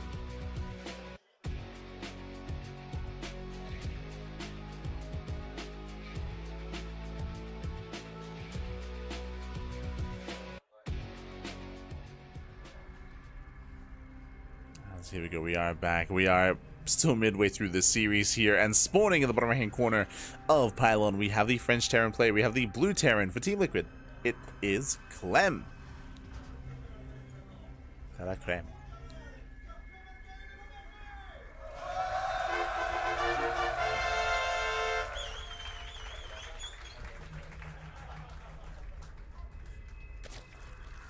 And spawning in the top left hand corner, we have the Finnish Zerg player. We have the red Zerg representing Team Basilisk. Tying up the series 1-1.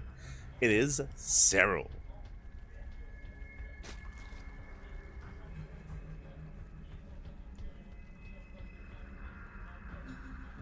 Do I hype him up? Hype him up.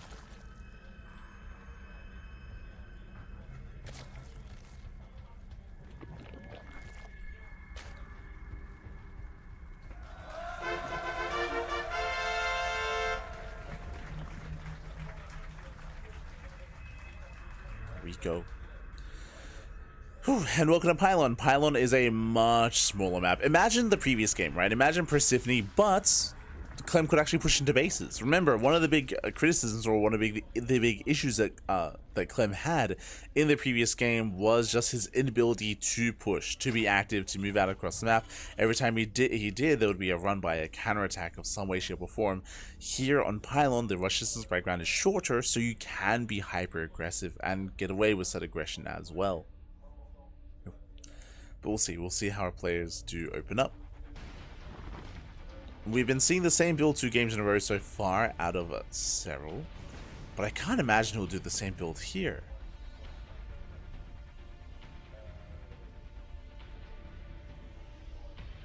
No shot.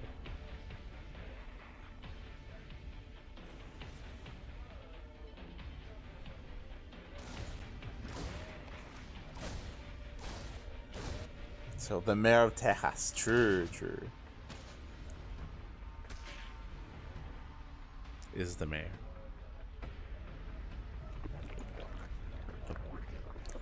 As Clem does force the unnatural natural. Forcing a second cancellation on the gas geyser as well.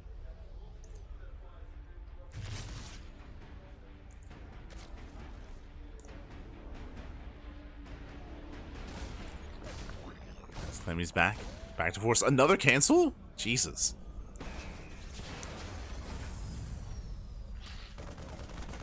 And it's getting a third CC. Oh, as things they do actually get into the main. That should not have happened. Get to Marine. That's one SCV. Not a bad trade. Meanwhile, the gas guys are perpetually. No, he gets it! Every time. He will kill a drone. Can't stop him.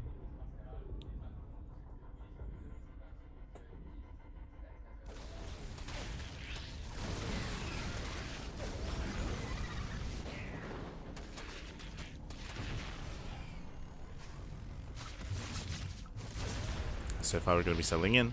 Again, for the most part, I was very impressed by Clem's like early to mid game in the previous game, even beyond that as well.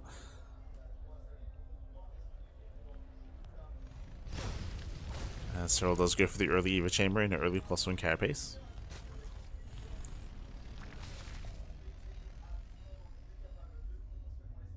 And I think Serral might just play the same style again, I'll be honest, based on what we're seeing. Ooh, drones are lining up. Where are the Lings? Yeah, Hellion Shot's going to be going up. A lot of drones going to be going down. That's going to be 5 or 6 dead workers. Lings that were across the map instead, but the boys are here to defend. I mean, that could have been worse, for sure. Did look like the players panicked a little bit. Might also be just because of the natural setup.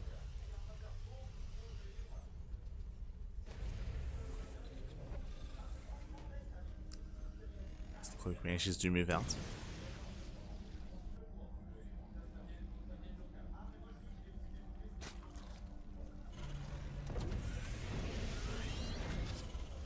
Yeah, Serral is going to be going for an earlier lair.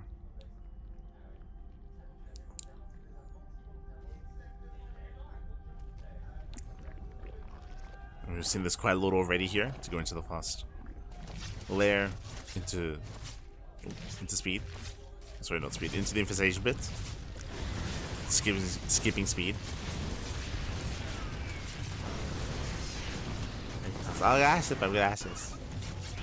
We try. A little bit low energy here, but we're okay. We're okay. As Hellions are all cleaned up. This time, barely getting any damage. So better defense here from Serral. Much better.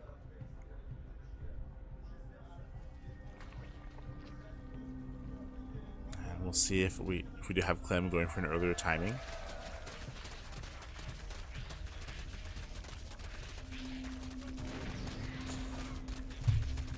As things that back in that I'm mining, they force back at Clem.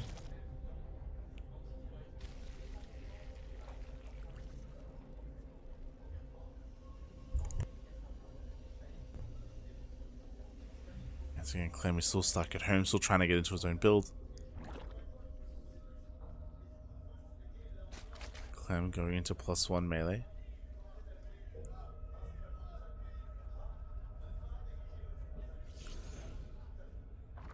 For the most part, Serral, he should be okay against this. Playing his reaction.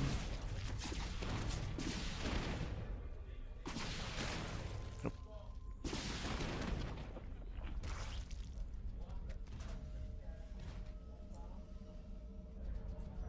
Yeah, once again, there it is, fast infestation bit. So once again, it's going to be rushing into ultras. At least that seems to be the case.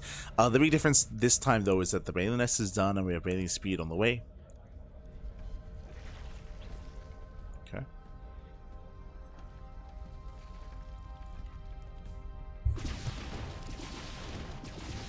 Swarm forces under attack. Imagine getting late here. I can imagine the sun is soon as rising down under. It's already up. What do you mean? It's 6 a.m. here. The sun is already shining through the window. It's already up, Pappy. Already up.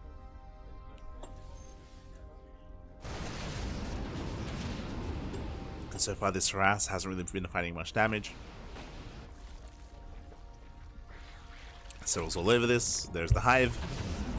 Again, Lingbane into Ultra. At least Clem is forced to be a little bit safer here.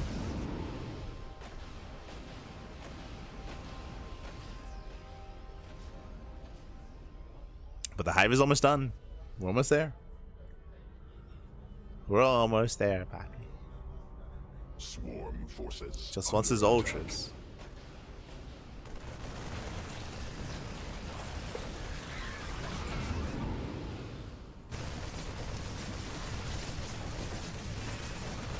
So far, Clem finding damage. Gets 2 queens. 2 queens go down. Now going for the expansion. Bailey's will be rolling in. Clem is keeping up. At the same time, did attempt a distraction on the right-hand side. Serral defends. Ooh, gets into the mineral line. Bailey's a roll in. Clem pulls away in time. Whew. Nice defense. Clem, he defends back at home. He attacks across the map. But still not the damage he's been hoping for. He's still looking for more. There's that drop on the right. Gets a gas geyser.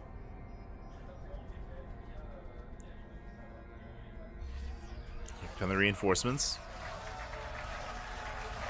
We go Widow Mines, we got a couple of Marauders. We have a better answer. Oh my god.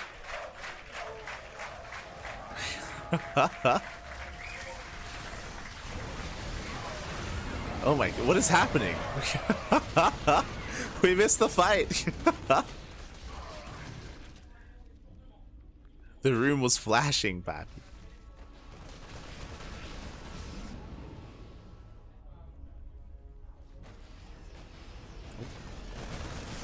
They're pointing out lack of upgrades. Oh, and I assumed it was going to be into Ultra Tech, but never mind. Serral is taking up into a Hydra Den instead. Hydras into Lurkers.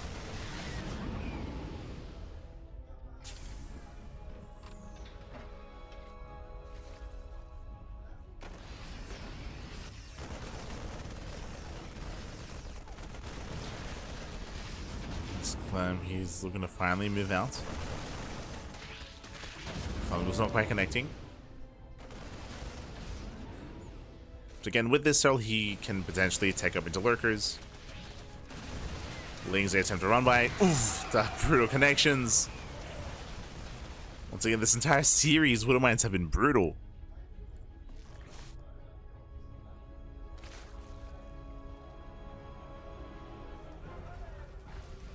That's Marines, they're making their way back.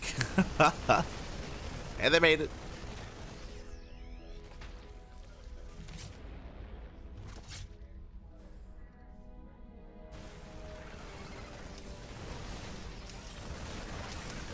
Clem still has momentum. I mean, we've been trying to take him into Hive Tech, but where are the Lurkers? Where are the Lurkers? Where's the high form of army here? There's some infestors that are helping, but Clem is pushing through. Yeah, Reynor is pushing on through. He just stand and fight. There are no Bailings. Not with the main army. Oh, that spoke too soon. Bailings have arrived. Oh. Catching out. Oh. Catching out the Ling Bane.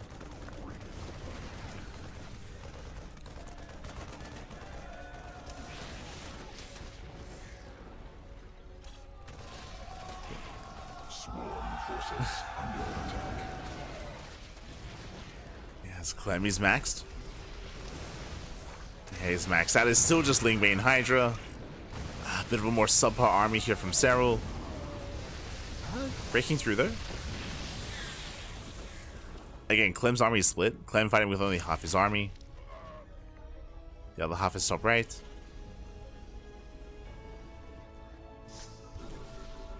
Heavily overstimmed.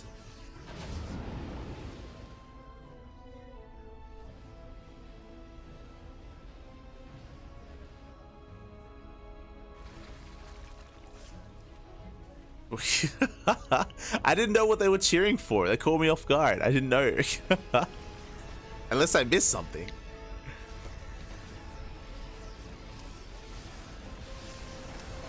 I couldn't quite tell. Once again, decent fungals. As they catch part of the army. At the same time, Clem is pushing on the right hand side. So I was waiting for him. So stepping in, does defend. I think we're still waiting for that ghost count for quite some time, actually.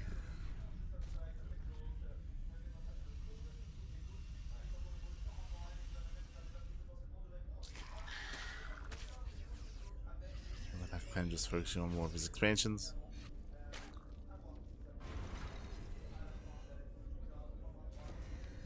So we're sharking around, so looking for that fungal. Oof.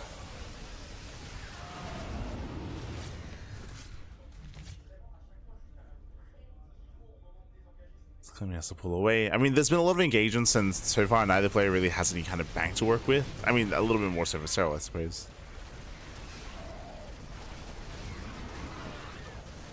Yeah, and so he commits. We're going for the base trade. He's pushing into the natural. At the same time, Clem takes out a base. Then he reinforces back at him to defend. Clem is not stopping. Oof. He's not stopping. He's moving in. 17 SCVs going down. Serral is pushing into the main.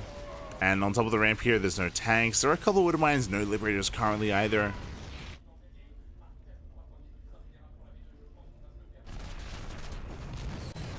Going further in. Here, pushing into the main base. It came with the production. And this is the win condition for Serral. If he can take over the main, that could be it. As Clem does race back home. It's round 2. As the Bio Army is going down, and Serral looks like he has done it. He has done it. Again, the fact that he's came to the production here just means that you just cannot reinforce. Not like this. So he pushes in, breaks into the main base, Star steps in, and Serral is here to extend his lead. Pushing behind their aces. Clem, trying to hold on. There's that final lunge. And again, also 10 GG gets called. GG gets called. Serral, he will overwhelm, and Serral, he will take a lead in the series. GG. Whew. GG, well played. Oh no. But yeah, we had a lot of back and forth engagements there between the two players, a lot of small skirmishes. At no point was Clem able to actually move out with his entire army. As a result, there were some times where Clem, he was missing some opportunities to be assertive, to be aggressive, over on one side, over on the other side. Regardless, CG. GG, well played. Oh. And now we're getting ready for our next game. Serral takes the lead. Takes the lead in the series. Now, what's scary here is that was meant to be Clem's game, to be honest. That was meant to be Clem's game. He was meant to pop off here on a pylon. And he was trading well. He was trading well for himself, but he couldn't really stop the bases, couldn't really stop the economy of his opponent, couldn't get his own up and running as well.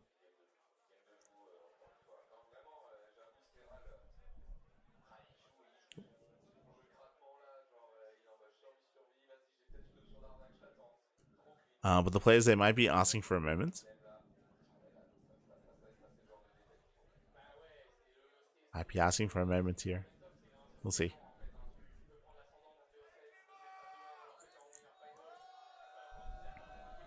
As again, this is the grand finals, the final series of the tournament. Can take a break, then advise to do so. So can we bring in the stool? Maybe. Clem had it so close. I mean, Clem, he was trading really well. He was trading really well. Had a really hard time like bringing everything together. In the end, it did end up in a base trade, right? It ended up in a really chaotic situation. Clem looking a little bit frustrated towards the end there. It's possible that he might just be thinking like, I made the decision to base trade. I could have just picked up and raced back home instead to defend. Happens.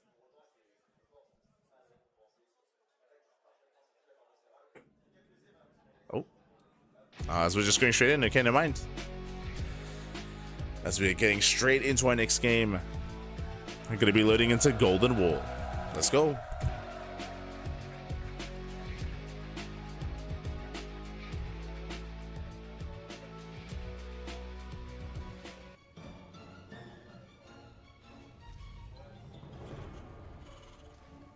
As in the bottom right hand corner, we have the French Terran player. We have the blue Terran for Team Liquid down in the series. Can he bounce back?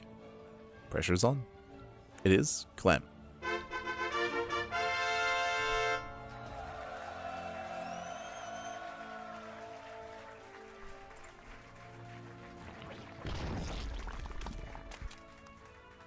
Yeah, and spawning in the bottom right hand corner, we have the Finnish Zerg player. We have the red Zerg for Basilisk. It is Serral.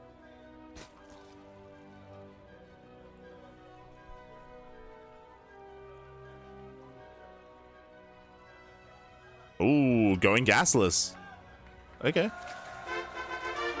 Let's go. In the chats, the defense was quite lacking. Well, I mean, it ended up in a base trade, right? Where both players did commit. Unfortunately, Serral he was a little better prepared for said base trade. But really interesting to see that Serral he did not go into Ultra Tech. He just went to Ling Bane Hydra. Sorry, went Ling Hydra with some bathing support towards the end. But here, Serral no gas. So Serral is going for a gases opener. If you remember, this is something that's viable specifically on this map.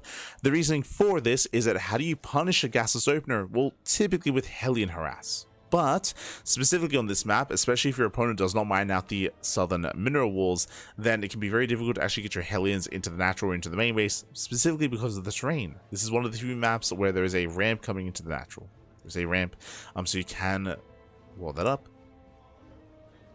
Wall off.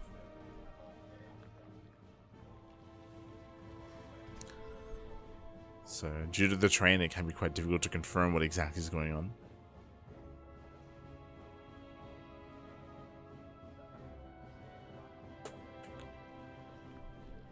That's from here. Welcome to Golden Wall. Clem comes in with the SCV scouts. I'm not too certain if he's actually confirmed the initial opener. Dips in behind the mineral line, but does not quite make his way to the main. Again, there's no cliff face directly into the main base either.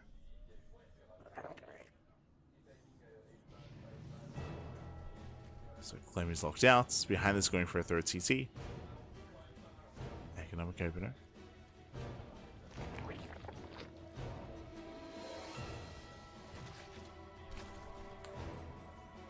This is a big map.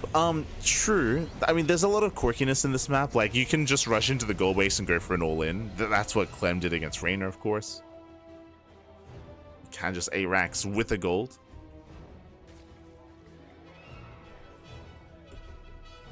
So I would imagine that Clem is going to be taking the gold base as his own third. We'll see how Serral does open up, as he's just taking his standard 3 base setup in the corner of the map.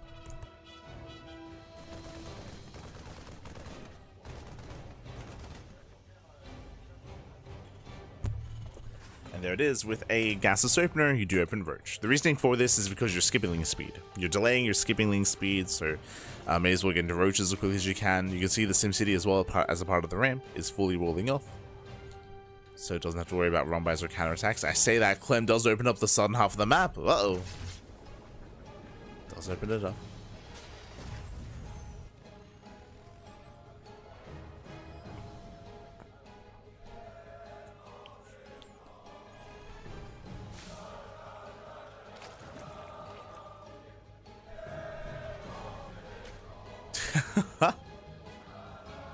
I wish I knew what they were chanting. There were some of their chants that I just don't get, I'll be honest.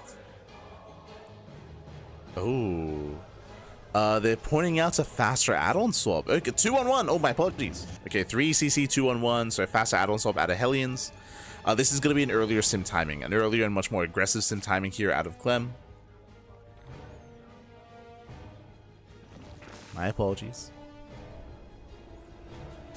I do like this against a Gas's opener. This is one of the ways that you can attempt to punish, and meanwhile he's putting over to claim his gold.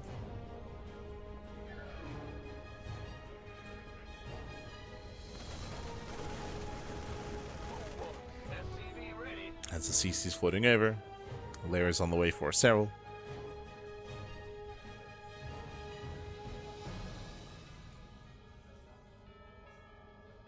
He's on the way. Clem should be being active here. There it is. Go 15 Marines.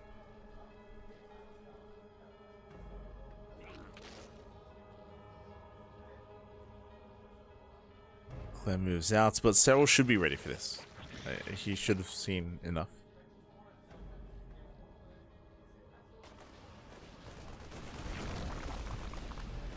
That's for Scansel, not bad.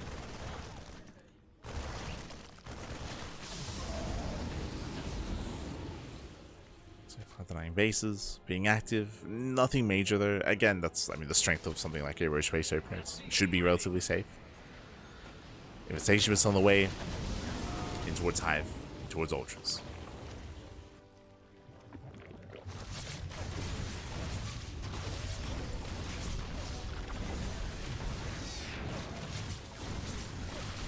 Let's get behind the mineral line, not bad. 4 drone kills. Here we go, League Speed on the way again to eventually get into Ling Main.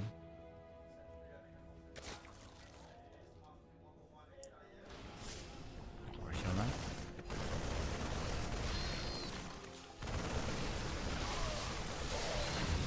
So I'm trying to trade well here.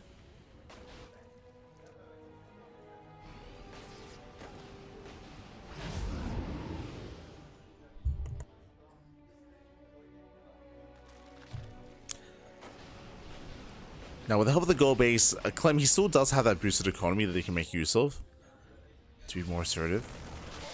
So far.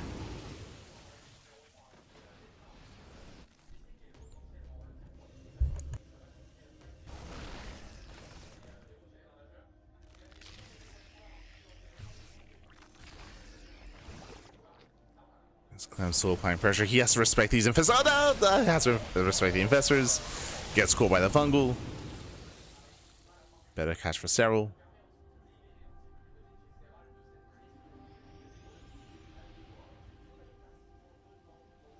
And so he is holding, defending.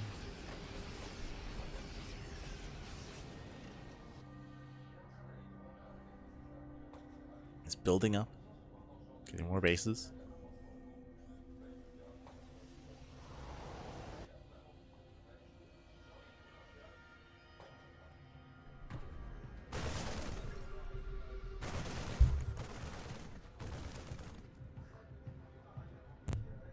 Hanging in there.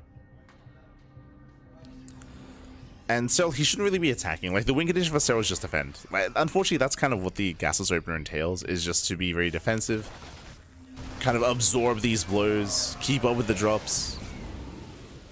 Hive is now done. Here comes Adrenal. We're still waiting for the Ultra Cavern. Then Serral can max, and then he can start pushing. Until then, though, he's just trying to keep up.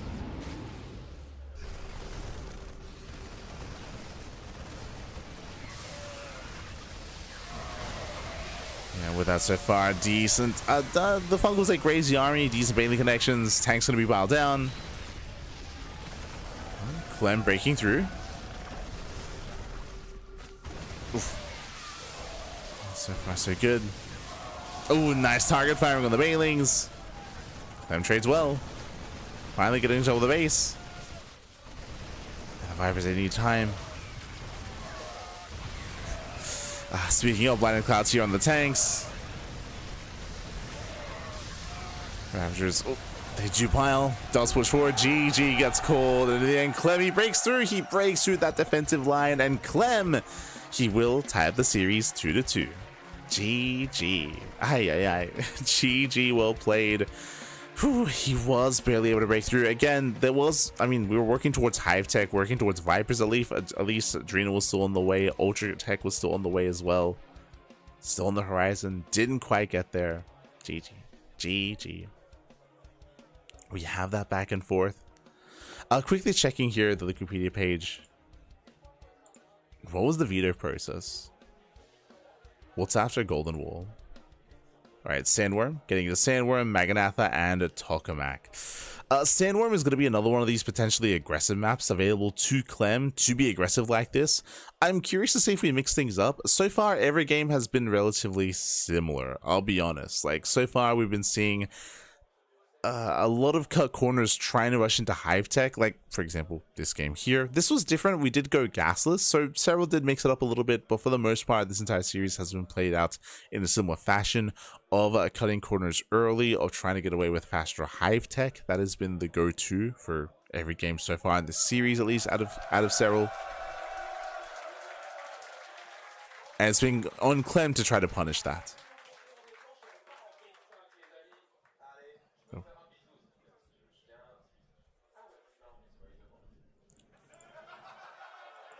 What are they saying? Give translation. Man of the people. Este Clem. Clem on. Time to snack.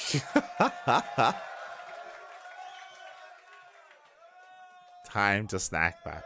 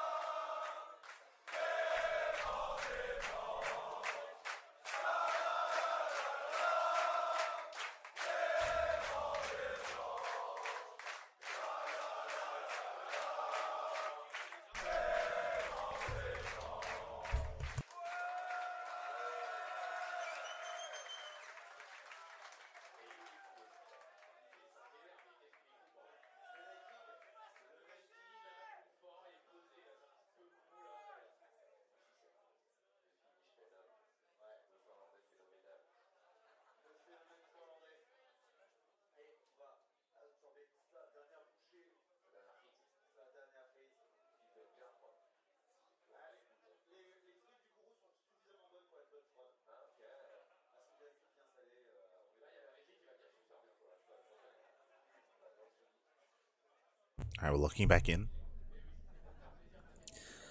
We're locking back in. Let's go. Right now we're tied up 2-2. Tied up 2-2. Yeah, we're going straight into our next game.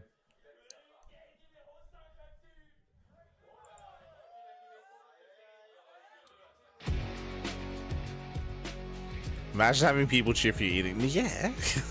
Let's go. That's what we're here for, papi.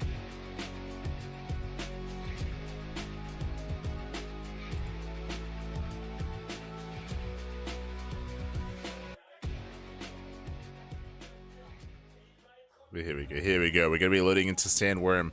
One of the older TLMC maps, TLMC 20 map. Great to see it return, though. Great to see it return for this event. As in the bottom right, we do have our French Terran player, the blue Terran for Team Liquid. It is Clem.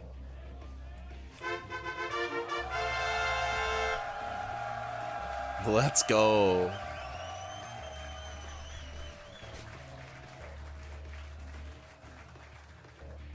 And in the top right-hand corner, we have the Finnish Zerg player, the red Zerg for Basilisk. It is Serral.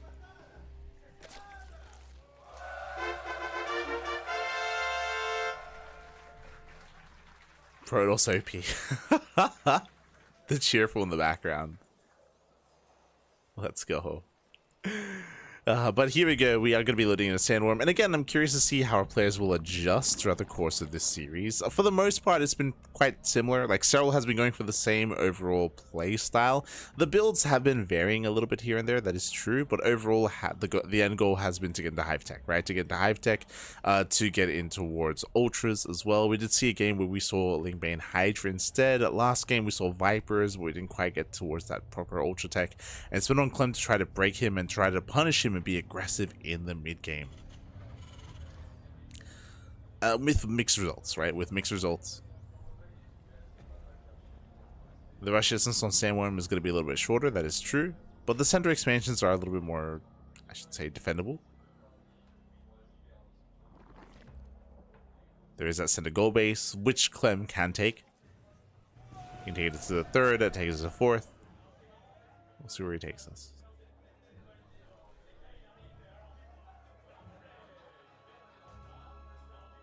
We shall see.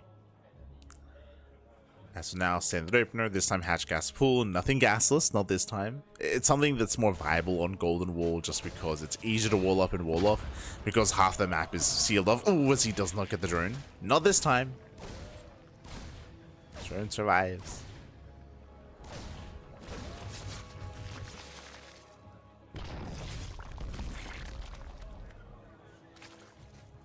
As we works in. It's a nice creep. Third CC is on the way. Once again, economic opener here of our Terran. Try to keep an eye on the add-ons. Try to keep an eye on them.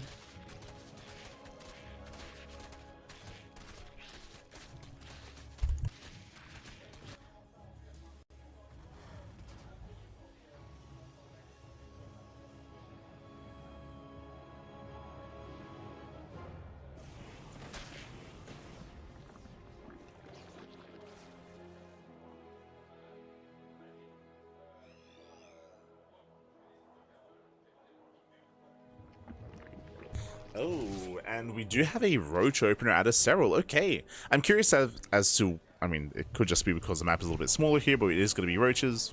We saw Roaches last game as well, but it was a little bit different, as it did open up gasless.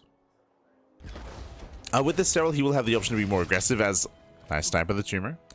Tumor goes down. We could see Serral commit into a more heavy Roach style, or this could just be defensive. Eyes are on Serral. Hellions poking in. Cloak Banshee on the way. This is going to be more ideal against Roaches already for Clem. Nice.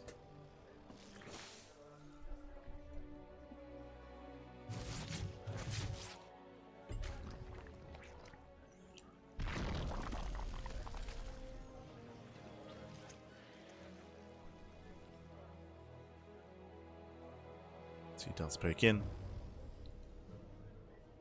And Serral just going for his first lair. Or lair first. So 4:30 lair timing. Getting a handful of Roaches just to be defensive. And we see Clem going 3 CC into his 3-1-1. Nothing crazy yet. The Hellions are patrolling. They're rotating. Looking for a way into the mineral line. They do catch a couple of Tumors. If the Roaches are ever out of position, then they will dive into a mineral line. 100%. Pokes in, pulls away. We have a double eBay behind this.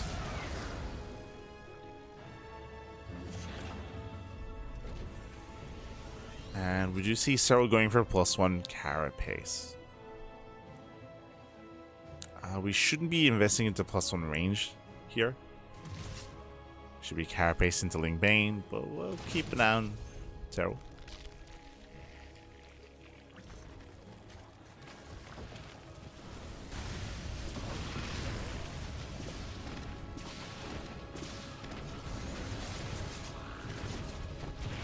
Hellions, they attempt to dive in, they get a drone. Just one. Nice defense out of Serral. He defends, he deflects, zones away the Hellions, and once again, bam, straight into the Infestation Pits. Like, again, this has just been the go-to every game. Fast Infestation Pit, fast Infestors. As you've seen, it's very difficult to break a player like that because of the fungals. He gets a drone.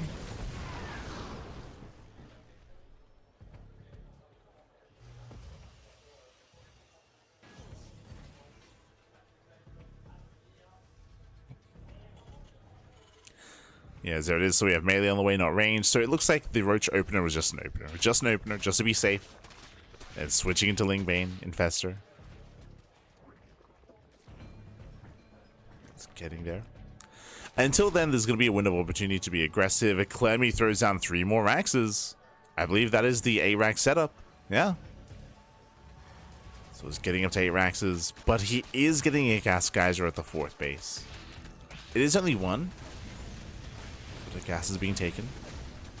I said 4, sorry, I meant to say the 3rd base. So with this could just be for additional Marauder production. To be able to afford more Marauders. Otherwise would be an indication of another factory.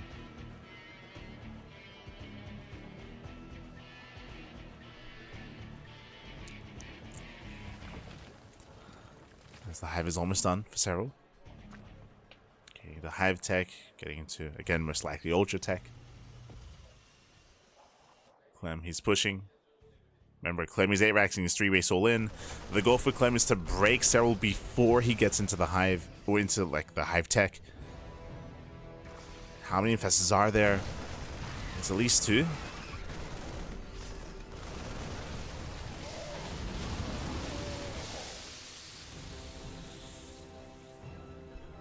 Picks up, pulls away.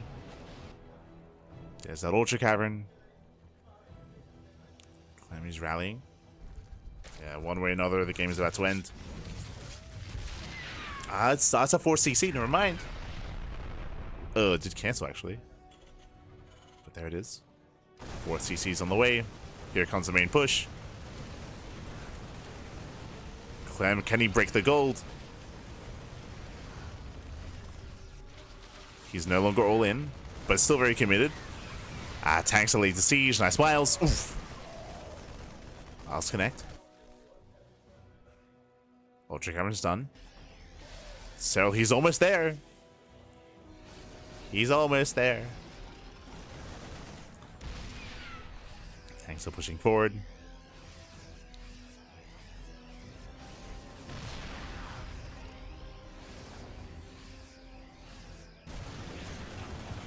And once again, as he moves out, Lings, they do force him to come back home. Does he force a cancel? He does. Cancels the 4th.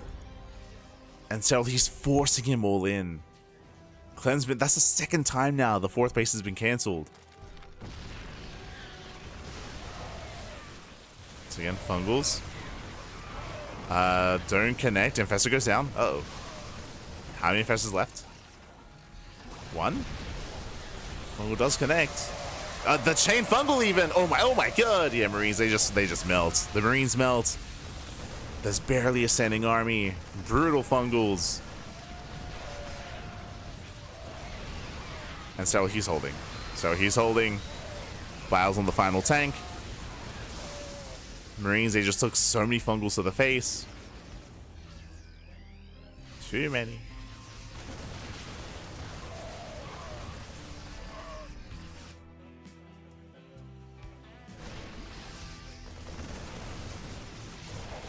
As the Ultras are out. And again, because Clem doesn't have a 4th base, there's no Ghost Academy, there's no Ghost Production, there's no Liberators either. There are a couple of Marauders which are helping. They are. Gets one of the Ultras. Nice Wiles. Wiles on the tank. But Serral's just outscaling. Yeah, he's just outscaling. GG gets called. He locks down the army, and Serral takes a lead in the series. Whew. GG. GG, well played. Serral does take a lead. Again, Clem, he committed quite hard going into an 8-Rax here. He tried to expand and get the 4th base. It was so crucial that Serral was able to get behind the army, go for the run by, go for the counterattack, and he canceled the 4th base twice. Twice it was canceled. So with that, Clem, he just couldn't, there was no follow-up. He could not expand behind it. He could not tech behind it either. He was all in, and the Ultras were able to hit the field in time. Again, with this, we have been seeing this time and time and time again, rushing into the Infestation bit, rushing into the rushing into the Hive, then into the Ultra Cavern from there. And because this is all happening so quickly, the Terran player does not have Ghosts ready, it does not have Liberators, it isn't quite prepared for it. GG. GG, well played. With that, Serral takes the lead, and Serral he needs one more game to claim the series and to become our champion. Clem has to win here and now to force the ace match. The pressure is now on Clem. Pressure's on.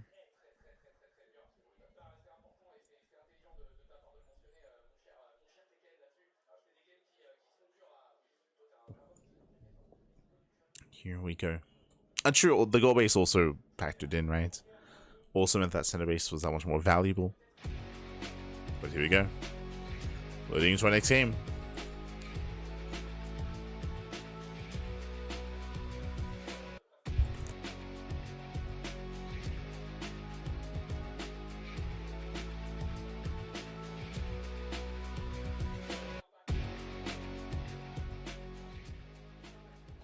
And spawning in the bottom right-hand corner of Maganatha, we have the French Terran player. We have the blue Terran representing Team Liquid. Down in the series, he has to fight back here now to force the ace match. It is Clem.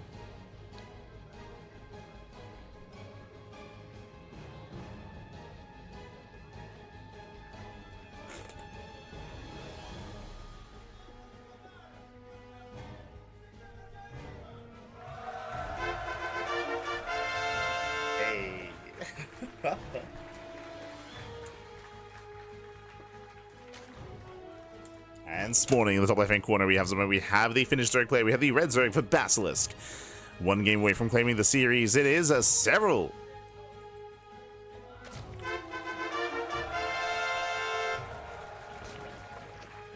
We go. Oh, and we do have a 2x Reaper open out of Clem. Okay. Does open up 2x Reaper. Going for a much more aggressive and assertive start here on Maganatha. Welcome to Maganatha. Maganatha, of course, is the largest map in the map pool. Longer rush distance by ground. And we have seen players cut corners and try to be greedier on this map. So we'll see if Clem can punish said greed. For now, just regular hatch gas pull out of Serral. And we'll see what Clem can accomplish. We'll see if he throws down a third Rax as well. Now, typically, these 2-Rax Reaper builds, they do have either a 4-Rax follow-up or a 2-on-1 follow-up. So you can keep being assertive. Best of 7 so Serral wins. There is a best of 3 to follow. Oh, right. Do they have that format? Sorry, I missed that. Yes. Jesus, Aye, you are correct. If Serral wins this game, he will claim the series, but they will then reset and play a final best of 3. That is true. That is true. So there may be a best of 3 after this. Because Serral's coming from the lower bracket. So there are some tournaments that do have different advantages. Like most tournaments just have like a +1 advantage for whoever's coming in from the upper bracket. But specifically for Maestros of the game, they have like another series that they play out. Of course they do. Oh, that means we're cheering for Clem, Pappy. Let's go! We're cheering for the Clem, Joie. All the way, Pappy, all the way. As Reavers are being active. Looking for a way in.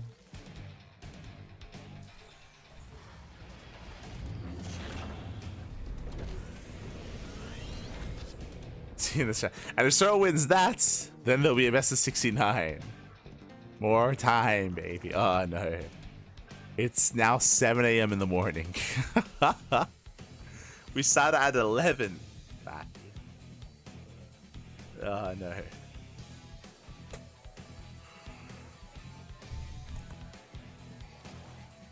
Sorry, what am I saying? We started at 10. My apologies. We started at 10. Oh. Behind this, we have our 2-on-1. 3 CC 2-on-1, I should emphasize. Reapers I poked in. They at least delayed the third base. That's the initial goal here for the Reapers.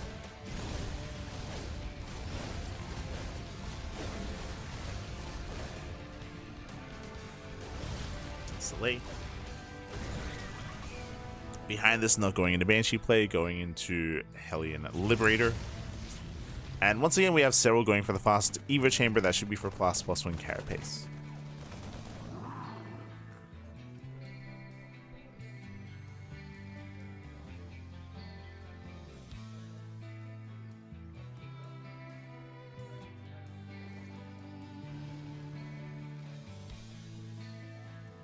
Yes, there's that carapace upgrade on the way.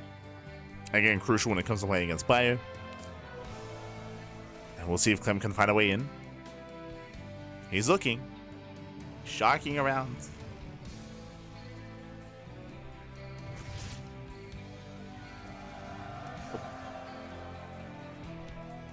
Yeah, at the same time, Serral going for a counterattack. Is there much at home to defend? There should be some SimCity, but is the wall up? Marines are in position. Lings, they do set up us around. Boys are being pulled. And the Marines are falling. Yeah, Marines are falling. SCVs are going down as well. This is getting a little bit out of hand. Getting up to 5 SCVs. Oh no! 5, 6 SCV kills, 7, 8. This is too much. Yeah, this is far too much damage. 9, 10. 10 SCV kills. Ay. That should not have happened. The Liberator is getting some damage done, which is nice. But this was far better for Serral. Ooh, did I speak too soon? Hellions. It looked like there was an opening, but could be zoned away.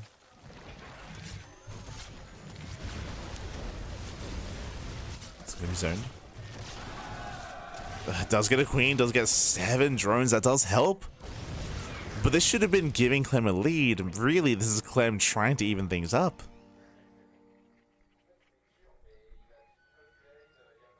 Again, that Ling Rumba was brutal.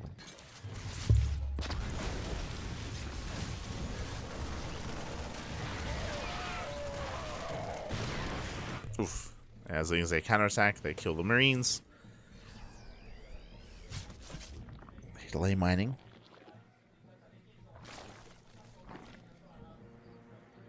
Meanwhile, yep, fast infestation pits. If I'm not mistaken, I believe this is without a Banian Nest. So this time, once again, we have a Ling into Infestor, into Ultra.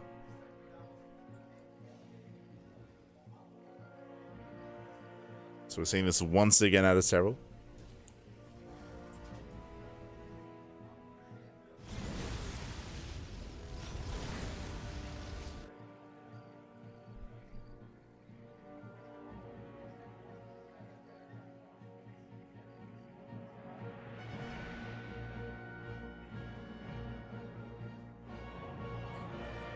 We are seeing it again. Here come the Infestors. Infestors are popping out.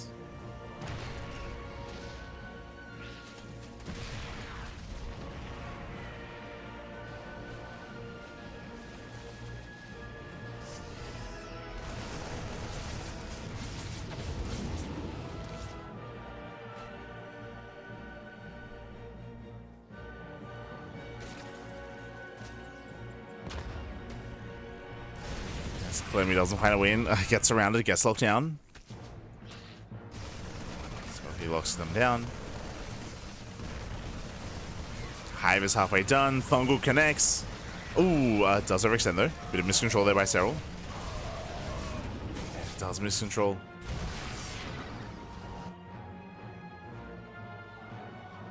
Serral's holding. the 1 HP medevac. Let's go. He gets away. Does get away. 3 more Raxes get thrown down. Clem setting up on 8 Raxes. Yeah, there it is. So 8 Raxes here for Clem committing. And we'll see if he can break at Serral. Can he break him? Ultra Gavin's on the way. Army's already here. Yeah, Serral, he just abandons the linear third. Nice Ling run by. Takes down the tank. Collapsing the Marines. Oh, the mine shot. Ooh. Fortunately, they fire. Let's use to survive.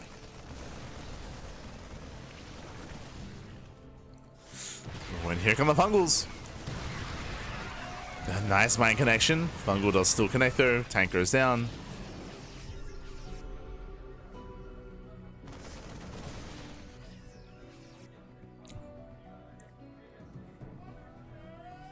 So we're trying to hold on. Did lose the expansion down to 3 bases. Okay. Clem, he rotates, pushing once again. Now towards the northern base. Serral, he has less larva now. He has less resources. He's long distance mining. Oh! Fungal does graze the army. But remember, no Banelings. Yeah, no Banelings. Clem, he overwhelms. And he's going for the base, going for the expansion. Serral, he's hurting. He doesn't really have much left. He has, what, two Fungals? Down to 1. Yeah, that was the final Fungal. The final Fungal here. Marines, they stim in, they get the expansion. Serral down to 3 bases. He cannot keep up. Not like this. He has no production, Pat. Ah. How does Clem do it? I don't even know. Once, just to reiterate, Serral is cutting corners. Remember, no Banelings. Like, Serral, he's playing without any Banelings at all. That's why he's struggling so much. That's why Serral, he has to rely so heavily on the Fungals, right? The Fungal grows to the one thing, the one splash damage that he has, as he chose to skip Banelings. And it's not enough. Yeah, it's not going to be enough here. Not for Serral. Marines, they split well. They avoid most of the Fungals. And he breaks through. He's breaking on through. Takes down the Queens. And we're going to the ace match. GG gets called. Clem, he does punish. He punishes Serral. Whew, he breaks in before the Ultra Tech. And Clem, we're going to game 7. Let's go.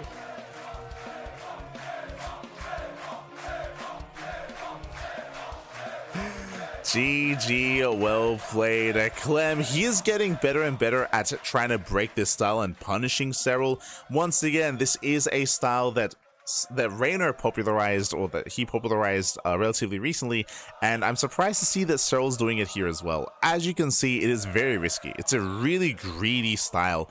Skipping your Banelings, rushing into your Infestation Bit, rushing into Ultra Tech as well. There is that window. There's a window in time where you can A-Rax and you can break them. You can break them, and that's exactly what Clem did. Clem, who went for a 3-way all-in, went for the 8-Rax, and was able to barely break Serral before he could produce any Ultras. GG. GG, well played. Whew. From losing like 12 SCVs to win. Yeah, it was a really impressive comeback, right? He lost, it was 10, right? It was 10 SCVs to the Ling run by, but it wasn't just the SCVs, it was 10 SCVs. It was Marines as well. He was losing quite a lot throughout the course of that early to mid game. So really impressive comeback here out of Clem. And now we're getting into the ace match. The final game, I believe, is going to be on Tokamak. Yeah, Tokamak. Let's go.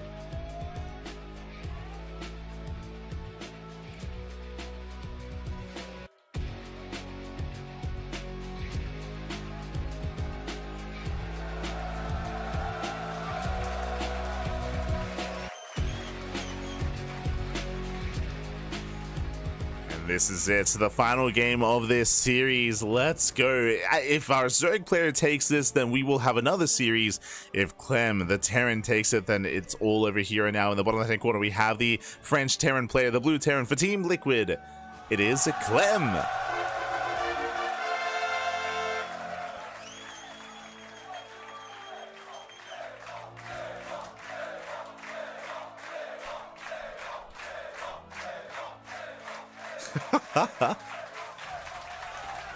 And spawning in the top right hand corner, we have his opponent. We have the Finnish Zerg player. We have the red Zerg, the reigning EWC champion, the reigning world champion for Basilisk. It is Serral.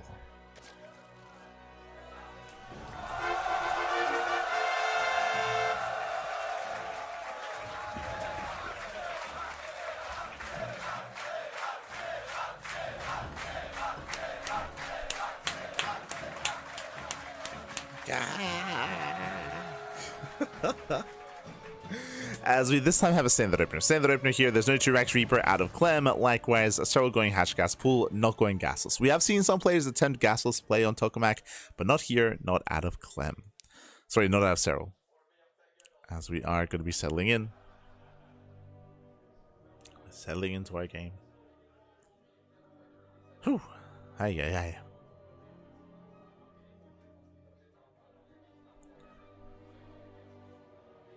And again, so far, Serral, he's been quite greedy. He's been cutting a lot of corners.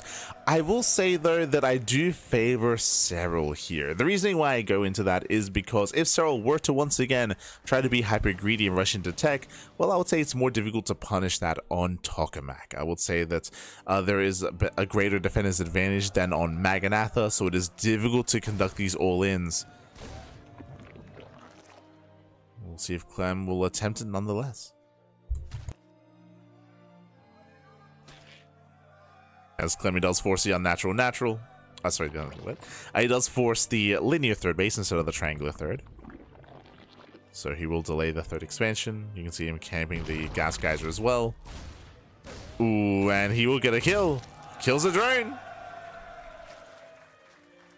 Kills the first drone. Very nice.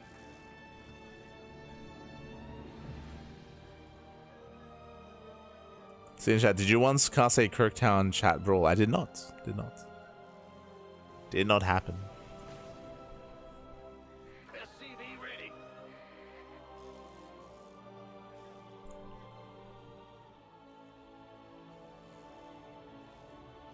As Clem is going for a third CC before Starport. Economic build here out of Clem.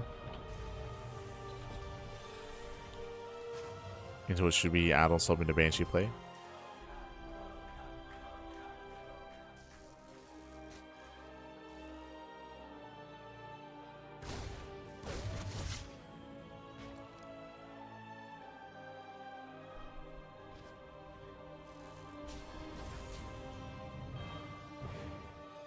We are still gearing up, building up our Hellions, building up our Banshees. Clem soon being active, soon to move out, and we'll see if we can find any damage. As I mentioned before, I will say it's easier for Zerg players to rotate on, or for players in general to just rotate between the bases here on Tokamak to get vision of move outs.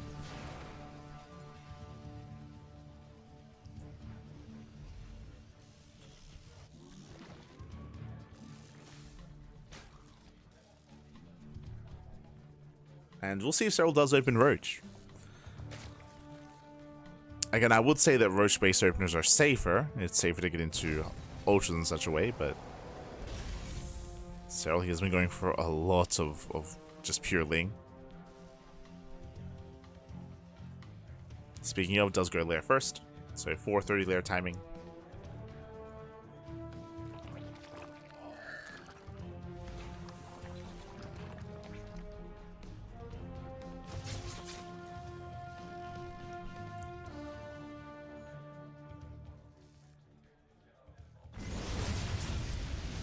You rotate. No Roach whatsoever, so it's looking interesting here. We'll see if we throw down both Evo Chambers soon. Or do we actually get a Baneling Nest this time? Oh, gets 6 drones, save the man. She gets a queen. Oh my god, no detection. Clem, calm down. Gets a queen. Gets away. Oh, being a little bit greedy. Gets another drone. Gets a drone, pulls out. Not bad.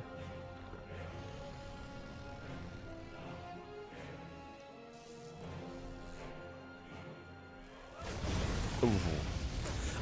He should be able to force the cancel. 2 more volleys. Up. It's close. What a last. There it is. Does force a cancel, and for the first time this series, we're going Ling, not into Infestation Pit. Oh my god. Banshees are coming from behind. Hellions, they trade against the Lings. Queen goes down. Oh, and things are going from bad to worse here for Serral. Losing every queen. The queens do fall. He's got the Hydra Den on the way. He's rushing into Hydra Tech, which is crazy. Yeah, now is the time. True. Oh no, he doesn't get it. No, that was close. He missed the volley. Yeah, he missed the volley at the expansion, but it's very low. And Serral, it looks like he's rushing into lurkers, right? He's got a Hydra's +1 range, not melee. Hydra range as well, Infestation Pit. This looks like Hydra Lurker Viper.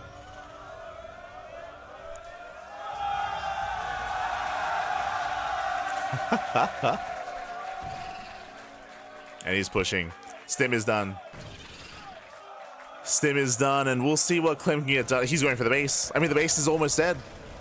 He can go for it. There's no Bailings, remember. There's no Bailings to defend. It's going to be Ling, Hydra Queen. Marines, they can trade very efficiently here.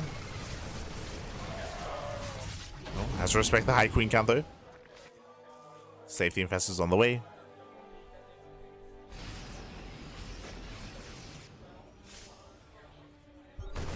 So working on the hive.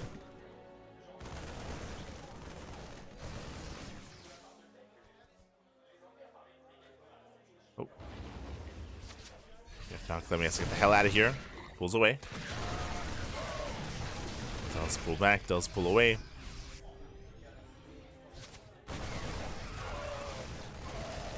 No nest. No railings. Ooh, catching at the Hydras. Yeah, Hydra's going down. Here comes the Fungal. Fungal does connect. The chain Fungal. Second Fungal lands as well. Oof. Yeah, a lot of Marines do fall. And there's no support. Yeah, there's not no support for the tanks. Tanks are going down. Clem, big overextension. Ay, ay, ay. Yeah, he overextends hard. Again, the Fungals are brutal. And what's Clem doing behind this? A-Raxing. He's A-Raxing. Clem is 3-base all in, but losing those two tanks is it takes a little wind out of the sails of this all in.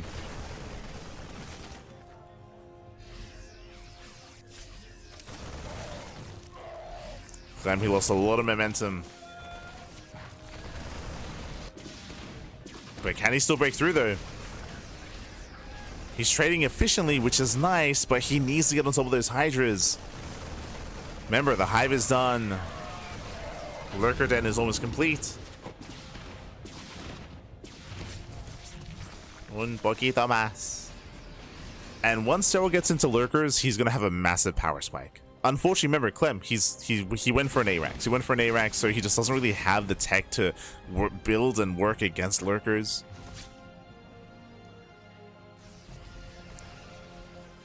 That's why Clem is rallying. 3 lurkers are morphing in. It's only 3. Potentially Clem can get on top of them. Okay, he scans. He scans, lurkers are revealed. Oh, he's going for it. He's gonna lose everything. He's gonna lose everything here. And with that, Serral will snowball out of control. Cleans up the army. Premier can chase. That was a very desperate move out of Clem. Very desperate. He tried to focus fire the lurkers past the Hydras, and he lost everything in the process.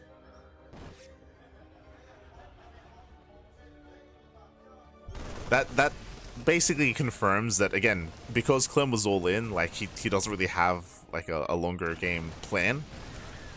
He does throw down a Ghost Academy, but things are looking quite brutal for him. Yeah, they're looking rough. It does take a fight out of range of the lurkers, kind of, which is better.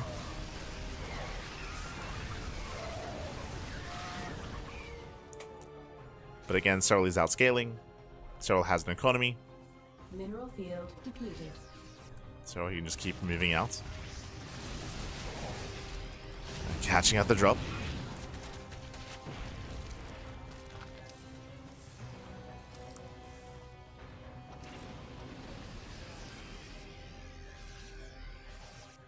And Serral's maxed. This one he is maxed out.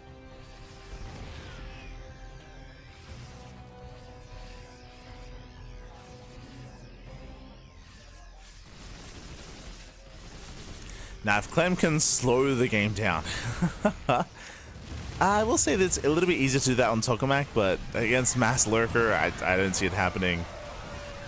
Yeah, Fungal lands.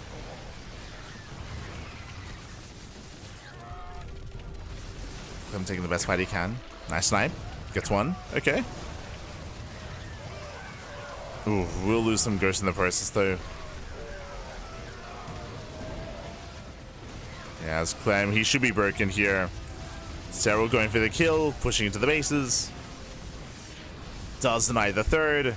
A base that Clem cannot afford to lose.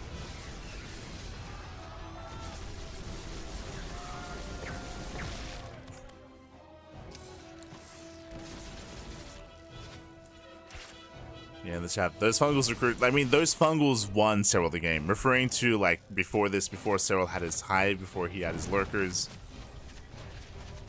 The chain Fungals that we saw earlier. They shut down the all-in. They allowed Serral to expand. And I was just going for it. Just bullying back the army. Which means we're gonna get another series. It's happening. It's happening, Bappy. As Clemmy's trying to hold on. But he knows, Bappy, he knows.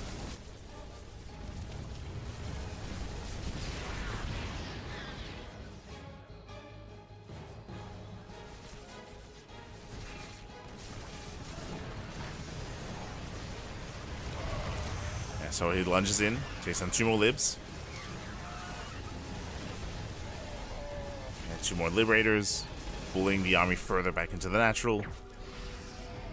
Un poquito más. He's maxed.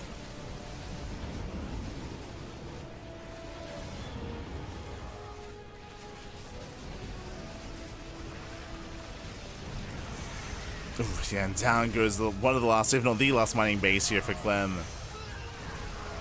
And he has no economy, Pappy. GG gets called, and Serral, he will take the series 4-3. Whew, he will win the first matchup. But remember, because Serral came in from the lower brackets, he's not done. No, there's more. There's more to come here. Yeah, you can see Clem shaking his head. It did look like Clem got too excited. He got a little bit too excited. We spoke earlier about Clem's dive when he got hit by the fungal. It did look like Clem maybe got just too excited, too caught up in the moment of thinking that he could bring down Serral then and there. And in the end, he got punished for his mistakes. GG. GG, well played. And again, Serral, he's coming in for the lower brackets. So he has to win another series. Clem coming in from the upper bracket essentially had a second life. Let's go. Looks like we're going to be going on a very short break. Very short. And when we come back, videos will be done and we'll have a best of 3. We'll have a fresh best of 3 for you. See you soon.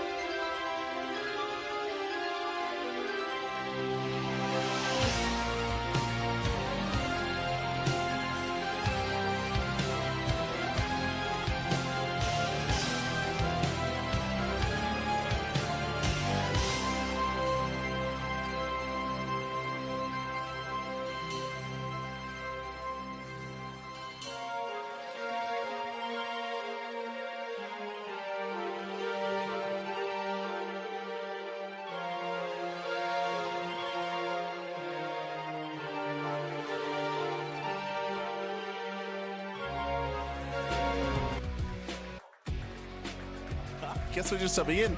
They didn't even tell us the vetoes. Okay.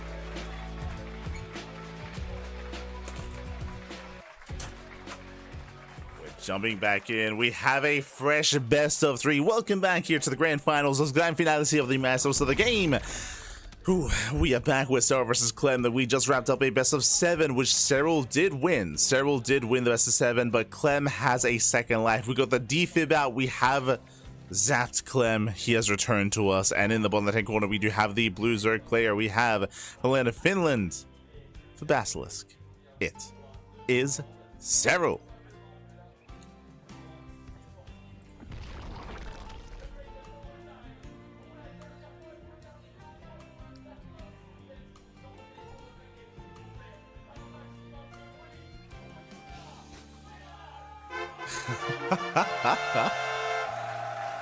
Estefanka, baby. Let's go. Let's go.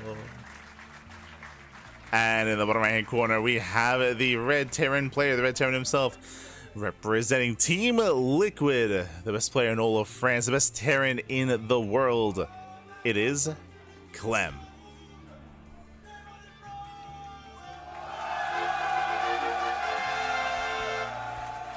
Let's go. Let's go. What were the vetoes? I have no idea. No idea. I have no idea. But yes, for those that are curious, again, because Clem came from the upper bracket, he has a second life. He has a second life available to him. So yes, he did lose the first series, but now we're back with a best of 3, the final series of the broadcast. Regardless of how this goes, we will be crowning our champion. One of these 2 players. Let's go. As we do open up here on Golden Wall, gaseous opener. Once again, no surprise. No surprise, gaseous opener on Golden Wall. We spoke about this last time, but specifically because of the layout of this map, the bases are much more secure. It is more difficult to harass with Hellions, of course. It's much more difficult. So trying to take your second and third base without any gases is more viable on this map. On these maps, I should emphasize. We've seen maps of this before.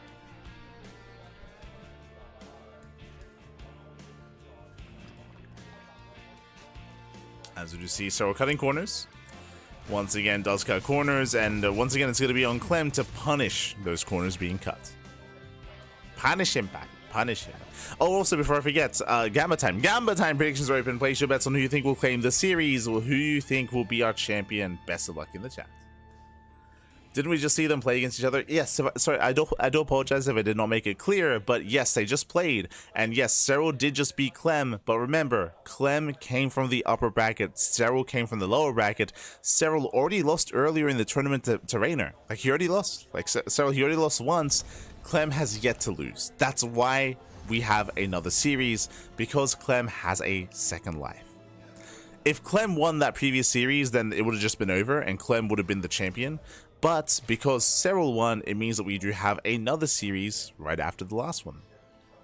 Another series.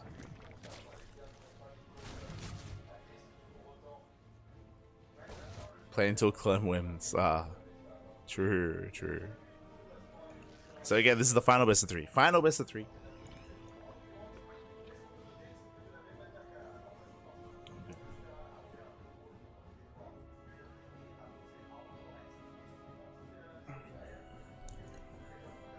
As Serral, he does open up Roach, as he should. Remember, he did go for a gaseous opener, so delayed gases here, walling up on top of the ramp, getting into Roaches, and this is why it's difficult to punish this with Hellions, because when you go gasless, depending on the map, you can just fully wall up. Just fully wall up.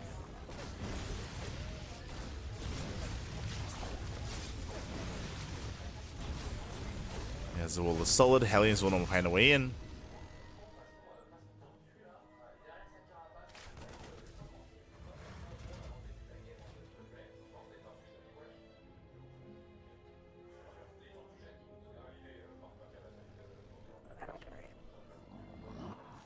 As from here, Serral here does defend. He is holding on. Behind this, it is going to be a standard follow-up here, getting into Cloak Banshee, getting into the 3-1-1 setup. Nothing looking crazy yet. Clem does open up the southern half, the southern attack path, but the Roaches are in here just in time. Serral defends.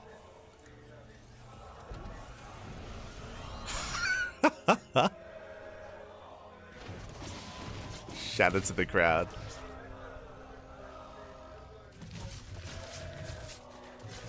This chant is a little bit less energetic than the one that they had previously. You can hear it. They're like, ah. It's been a long day. It's been a long day. It's been how many? It's been not almost 10 hours. Oh my god. Almost 10 hours of casting, man. Ugh. Jesus. And we're gonna reach 10 hours.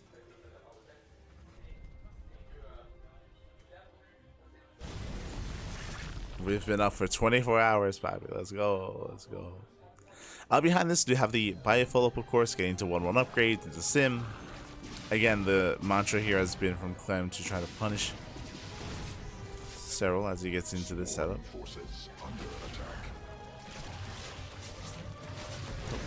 Tellies, they do go for the dive, they get into the middle line, and no major damage. Yeah, no major damage. Gets one drone. One drone. Oh, este sinistro in the chat, papi. Yeah. Good to see you, papi. Good to see you. Are you getting some rest after this series? I should. I was going to let my bunnies free roam after wrapping this up, but I can't. I think I will just pass out. I just bench. We'll just bench. And then we do it all over again. Let's go. For now, though. Oh, Nidus! Oh my god. My apologies. I did miss that. Serral, I assumed that he was just going to be building up on roaches, getting into an infestation bit and working towards hive tech. But no, he's getting into a Nidus farm instead. Serral cutting workers here at 70. Getting up to just over 3-base saturation. And where are we setting up the Nidus?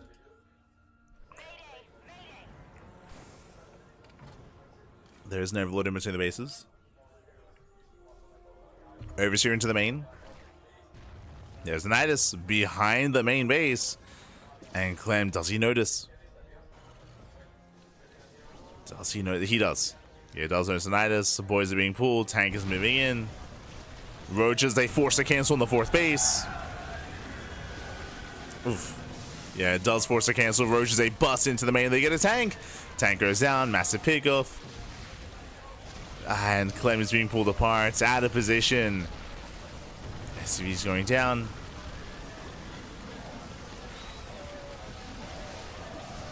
Oof, Clem getting pulled apart, so losing 13 SCVs. He should be able to defend the main base. Should be able to try to at least, but alas, yeah, the Ravagers are going down.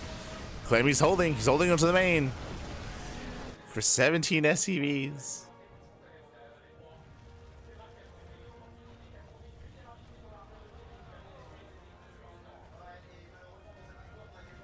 And he's not stopping. Not stopping. I just hear outside the bases. Rallying Roach Ravager. Serral, he's not made a drone in quite some time. He cut workers at 71. Did cut workers. Oof, and the go base would be a way to come back in this game, but there's Roach Ravager here to stop him. Swarm forces under attack. Not like this. Oh, I say that. Clem, he does have a comparable army. True. Catching at the roaches. Like, Clem, he's lost a lot of SCVs. He's lost a lot of his economy, but his main army here is actually quite terrifying. He can still win this, but he's just gonna go. He's gonna send it. There we go. Gets into the gold. There's only roaches to defend. Where are the Ravagers?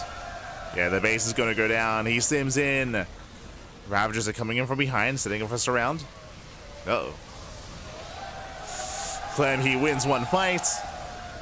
Takes down the base, takes care of all the roaches, and picks up and gets the hell out of there. Does pull away. Dropping into the natural. He has to pick up though. He has to get out of here.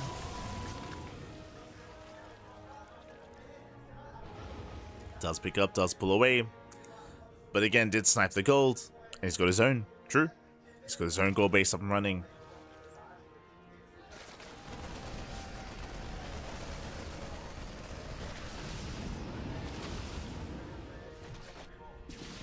So also quite deflects.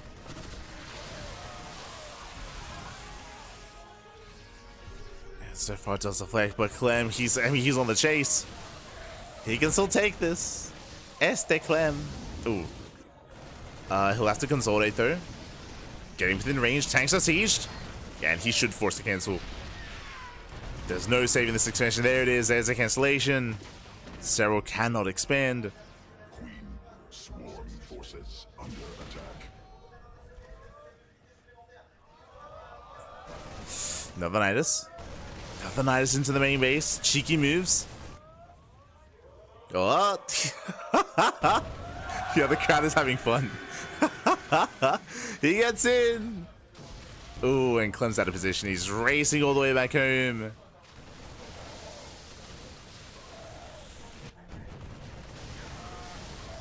Yeah, it does race back. More tanks going down. Oof. Yeah, Clem just being pulled apart. Losing more tanks, losing more SCVs. Knocks down the depots. And everything's on fire here.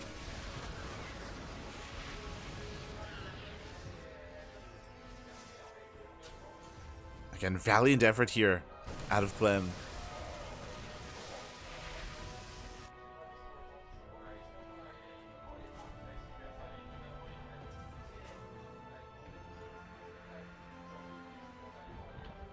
Now, thankfully, Serral's army doesn't really scale too well.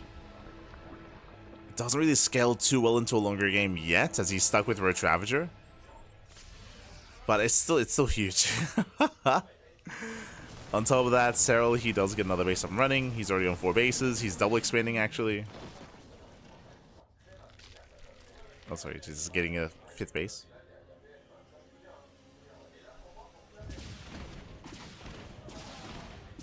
Okay, this time, Nidus is spotted.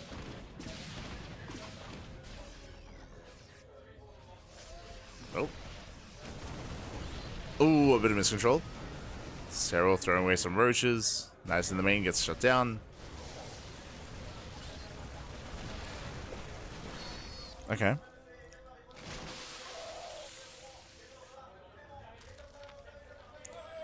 Clem moving in. There are 3 infestors. One fungal does land. It's one of the fungals. There's 2 fungals left. Roaches are dealt with. Fungal does graze the army. Biles. Oh, they don't quite connect. And Clem, can he do it? I think there's 1 fungal remaining. If he can dodge the fungal. Oh, good. The fungal does connect though. That was brutal. That was a brutal fungal. Tank goes down. It's still very close with Clem. Here comes a rally. Yeah, he's rallying in. He's going for it. He's going for the kill. There's no Ling Bane, only Roach Ravager. Clem, he's so close.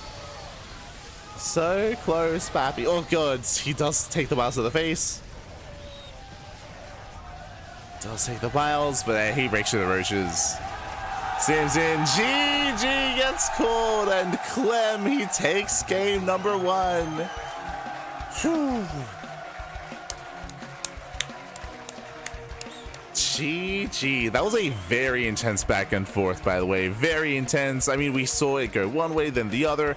Clem was having a very hard time keeping up with the harassment. Serral, he was knocking down or getting into the production line, killing SCVs, trading well against the army as well. But before that, if you remember, Clem broke the gold. He broke the gold base, so Serral, he was also hurting as well. Also didn't have the best economy either, so it was a very shaky game from both sides. Initially for Serral, then for Clem, as Serral brought his way back in. And in the end, Clem did take it. Whew, GG. Was it GG though? Feels like he wasn't out yet? No, he was out. Like, the main army was broken. Bearing in mind that there was no follow-up behind it, he had no infestors in production, so he was only rallying in Roach Ravager. Like, once the main army gets broken, then and there, like, there's nothing else behind it. GG. GG, well played. Whew. If it was like closer fight, and if Clem didn't have as much left over, then sure, but Clem, he still had a standing army. And here we go. Here we go. We're getting into game number 2. Game 2 is going to be on Sandworm. Vámonos, papi, vámonos.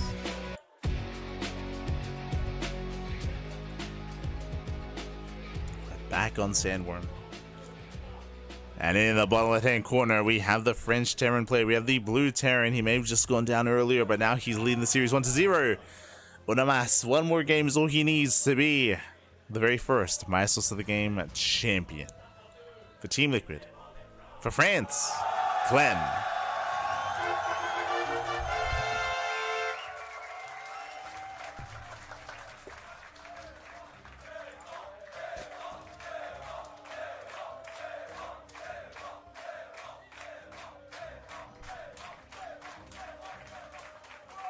And in the top top right hand corner, we have the Finnish Zerg player. We have the red Zerg for Basilisk. He has to fight back here and now to force the ace match. Can we go the distance? Can we go all the way?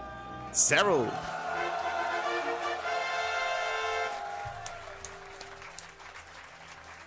Can we go to the ace match?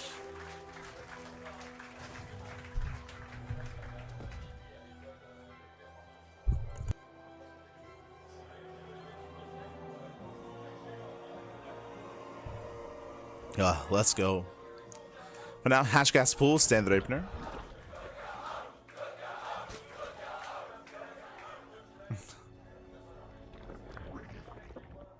What will Serral try next? I mean, for the most part, we've been going for the same builds. I say for the most part, there was the one game where Serral did go straight Ling into Hydra. That was literally the ace match. The ace match of the previous series was where he went Ling Hydra into Lurker Tech. That was the one and only time that had happened this series. For the most part, we're expecting a Hatch Gas Pool. Hatch Gas Pool into Ling and Fester. So we'll see if we do deviate. We'll see if Serral gets a safety Roach Warren, if he gets a safety Balian Nest.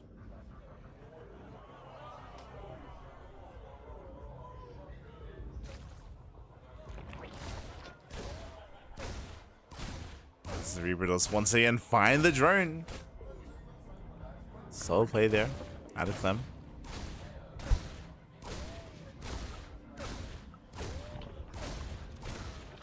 Does find the drone. We'll see if he can cancel. Sorry, we'll see if he can kill. Oh my god. Whew. Clutch moves. Very clutch.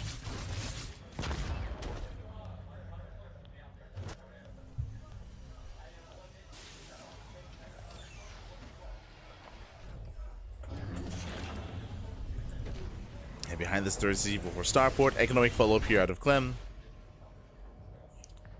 No fast second Rex. Standard opener. Standard openers all around. There's Zing speed. Serral pulls out. Oh. Command center upgrade. That's a lot. Jesus, that's a lot of Lings. 16 Lings on the way. Okay. My apologies. Serral, he's going for an early Ling Flood. Very early, very aggressive. He does avoid the Reaper. And the goal here is to rock up here at the natural mineral line to kill these SCVs, to maybe even catch the Hellion. And without seeing this ahead of time, this is a tough hold here for Clem. Oh no! He misses it. He misses it. Lings they bust in.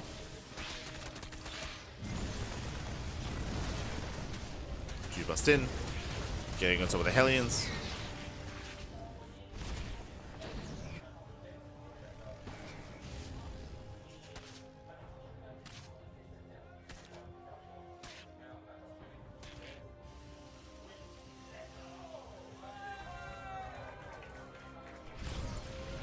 So from here, we're just getting into our openers. Hellions being active. Lings are deflected. That could have gone so much worse. Just on those Lings. Base seem far apart after the third base. No, the third and fourth are quite close. Bearing in mind that the third/fourth base is typically the gold, so you take the gold. So you take the gold, then you expand next to it. So you have a pretty secure 4-base setup. Lings they pack back in. Banshee's ready.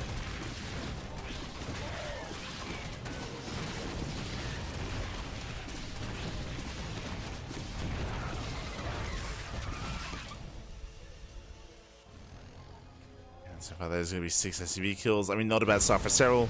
Got 6 workers. Hellions. Oh, tempted. They're so tempted. They don't quite go for it, though. They don't go for the mineral line.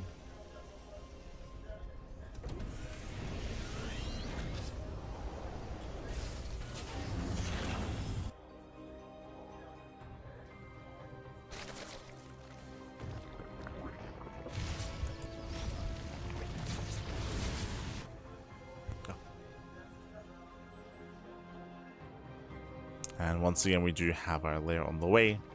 Once the layer is done, we'll keep an eye on the tech of choice.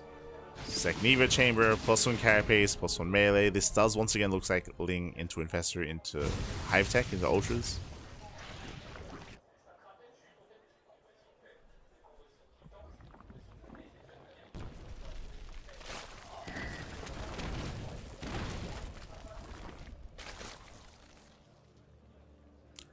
As the game does slow down, we're getting to all of our upgrades. Banshees are being active, of course, getting a couple of drones here and there, just keeping Serral in check. There's the Infestation bit, no surprise. Again, the goal here is Infestors, Hive Tech, Ultras.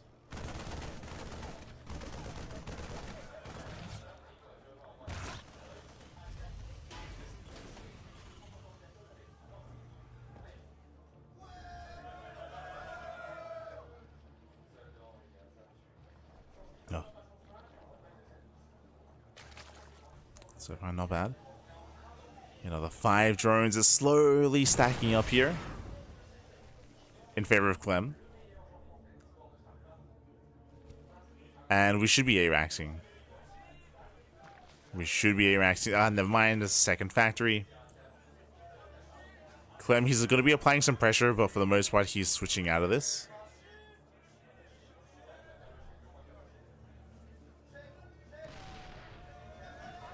Okay, Clem moving in. They're talking about no combat shields. Oh, did he start it?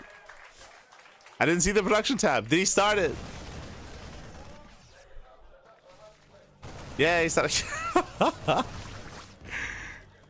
Yo, did the crowd help Clem there? I don't know if you heard. They were screaming shields. Like they were chanting shields to make sure he remembers combat shields. And they cheered when he started it.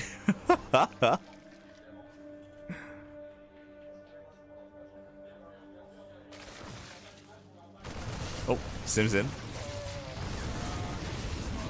So Sim in, pulls away.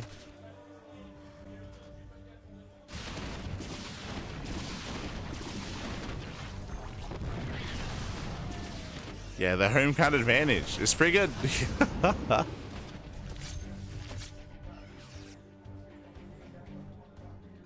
I was pushing.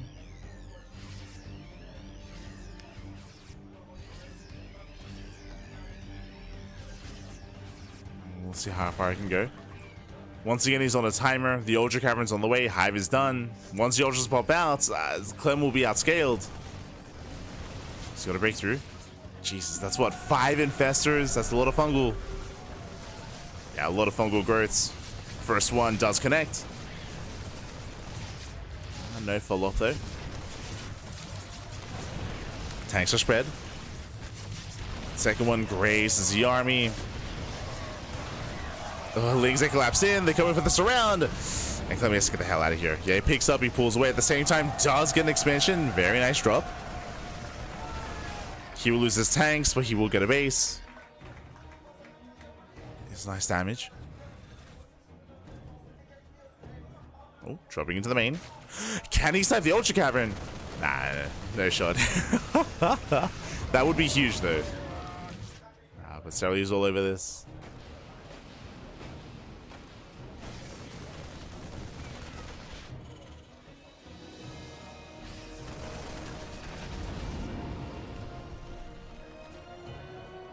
Once again, trying to go for drop play. Goes Academy has begun. Now, thankfully, Clem does have a 4th, but he has to knock down those rocks. He needs to get that gold up and running. He needs the gold base. Oh. Maestros getting baited out. Nice control. Ooh.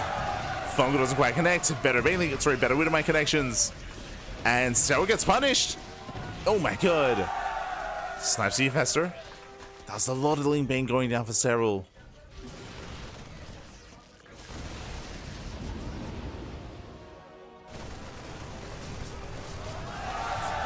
Yeah, nice snipe. Nice snipe. Takes down the gold. Clem pulling Serral apart here. He cannot handle the ultras, but he's just avoiding them, right? He just avoids the ultras. And the ghosts are coming. Ghosts are in production. Can he keep going? Where are the ghosts? Ooh, bit of friendly fire. Nice mine shots. Yeah, nice mines. The ultras are stuck. They can't get in. No, the ultras. He can't get through the cones. Another fungal. Kai back. Kai back. Bobby Lings are coming for the surround. He gets knocked down. Nice target firing. Nice target firing. Clem, has he done it? Has he done it, Pappy? Clem is still rallying.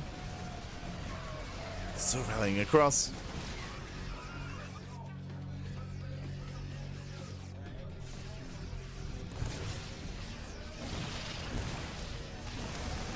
Yeah, it does rally. The Go base just go back up and running. But Serral, he's running on fumes. Ooh, brutal mind connections. And so he just can't engage. He cannot engage once again, making use of the Dragon's Teeth. Once again, the Ultra cannot chase. That's 2 Ultras.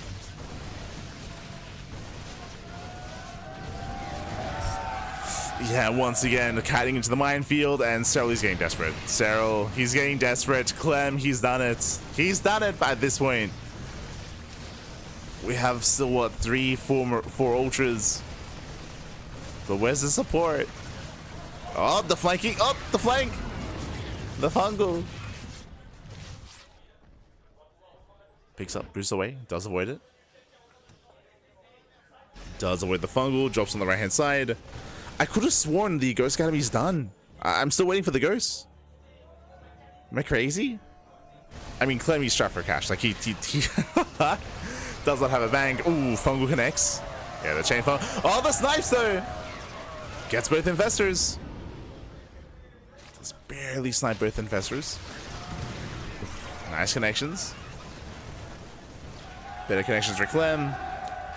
Once again gains momentum. Liberation has arrived. He's got the Liberators. Can he go it? Can he do it? Can he do it?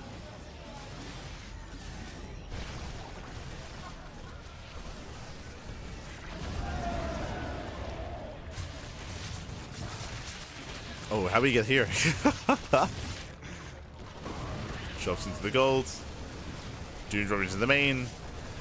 Going for the Ultra Cavern. Massive snipe. And it takes out. Oh, it gets the spawning pool. The spawning pool as well. He's crazy. Pool has to be rebuilt. Ultra Cavern as well.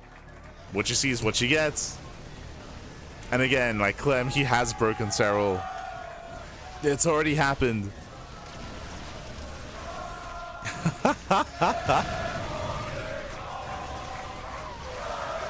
Chance, Pappy, chance. Do it.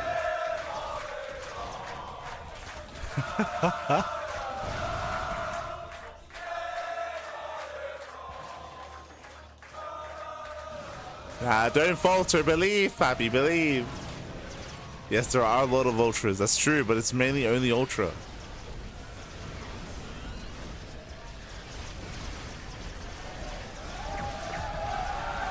Yeah, the snipes are brutal. The planetary stands strong. And the 12 SCV kills. And after an intense night of StarCraft, how long? We reached 10 hours. We reached 10 hours here. Oh, snipes popping off. Here comes the fungal. The fungal. The fungal, though. Oh, he scares. Oh, he scares. He catches the Infestors. No fungal. GG. Clem does it.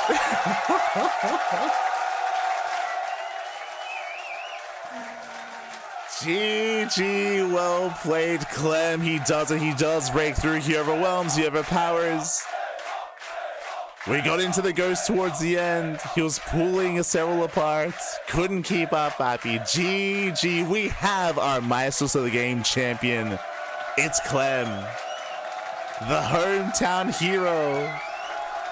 Gah, Pappy, gah.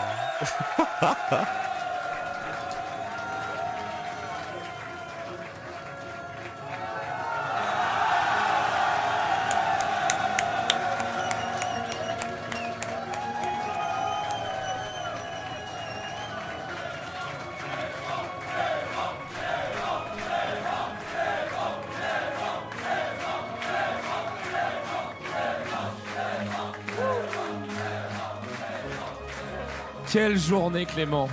Quelle journée. Oh là là là là, mec. Jusqu'au bout. Nous, on n'a plus rien, là. On est finito pipo. Les gens, ils sont finito pipo. Il n'y a que vous deux. On dirait que vous pouvez faire 15 games de plus encore. Mais bon. Clément, t'es champion du premier Maestro of the Game. Félicitations, Clément. Un max de bruit pour Clément. Felicidades, papi. Felicidades. Moi, j'ai rien à dire en vrai. Hein. C'était la folie juste. T'es mort, t'es content, dis-moi des trucs, genre un petit descriptif de ta situation physique. Ouais. Je suis mort et je suis content, les deux à la fois.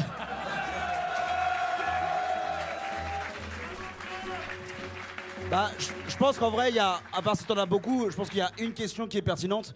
Tu viendras défendre le titre? Bah bien sûr. Oh.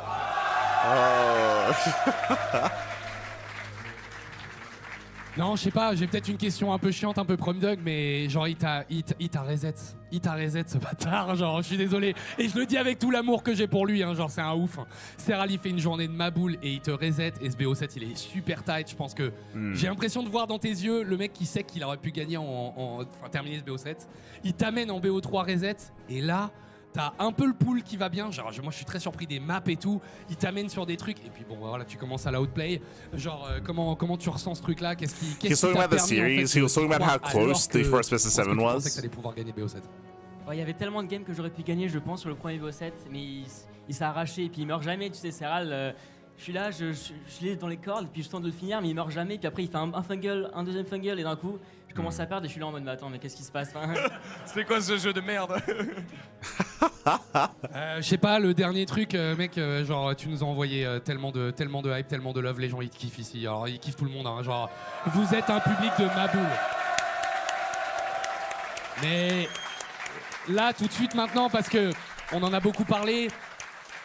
Genre t'es le gamin de la commu. And that was in reference to the fungals. He was talking about how juste là où il fallait. I think he was talking about the final game from the first series. How Clem got too excited, he steamed in, and then he got fungled. Underdog c'était cool and et tout the game machin. ended. Mais là on t'a dit vas-y pète le goat, puis pète son pote, et puis avant ça pète les deux meilleurs protos de tous les temps. Enfin tu vois genre le run il est magique. Ouais. Tu nous régales.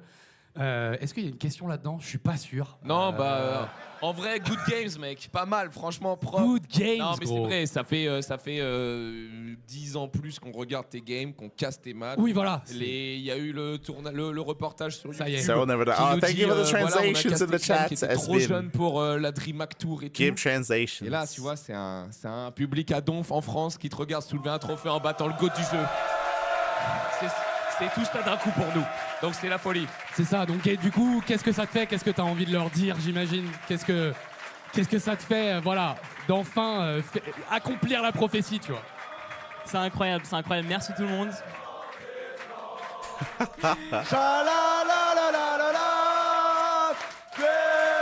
des planches. Clément des planches. C'est incroyable, vraiment.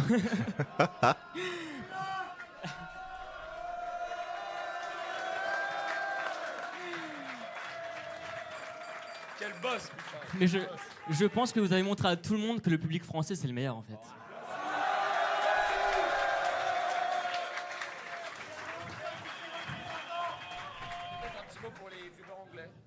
Yeah, well, thank you everyone for watching. That we're not here today in Paris, and I appreciate everyone watching at home, watching here. But yeah, and hopefully next time, yeah, this happens again, and I win it again. That's how we do StarCraft in France. That's how we do. On va se récupérer Reynor et Serral qui doivent être pas si loin. Give them the mic. Ah voilà, ils sont là. Let's go, Un max de let's bruit go. s'il vous plaît pour Yuna. Come.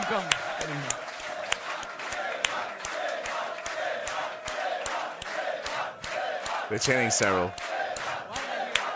I don't know, man. Un max de bruit s'il vous plaît pour Reynor aussi.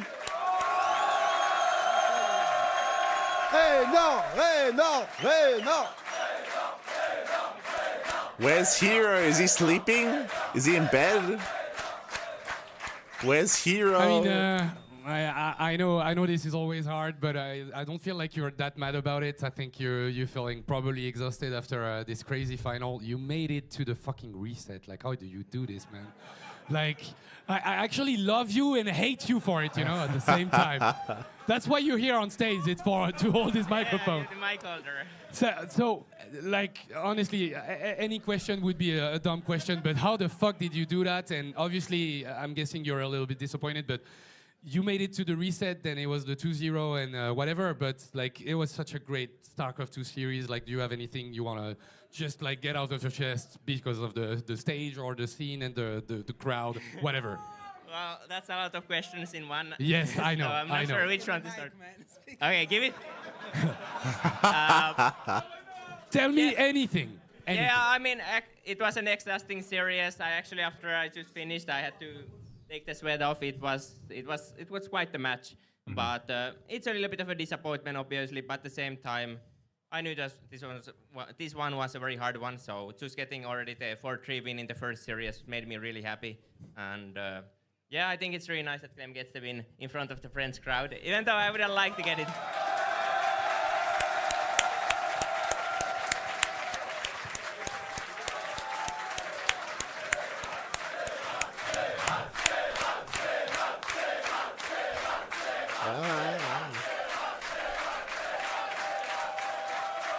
Honestly,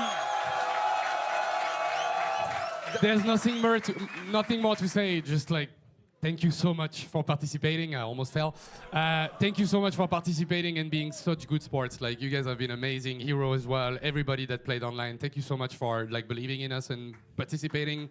I hope that was good enough for you that you played here with this crowd. We're so happy. Like, thank you so much. And yeah, GG's, man. GG's.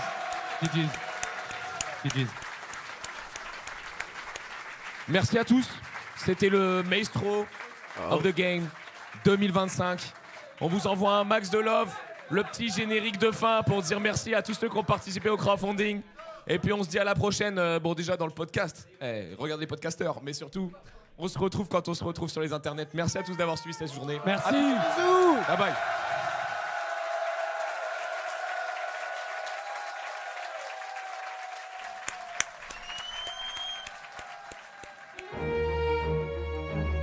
Yo, we get the outro. Let's go.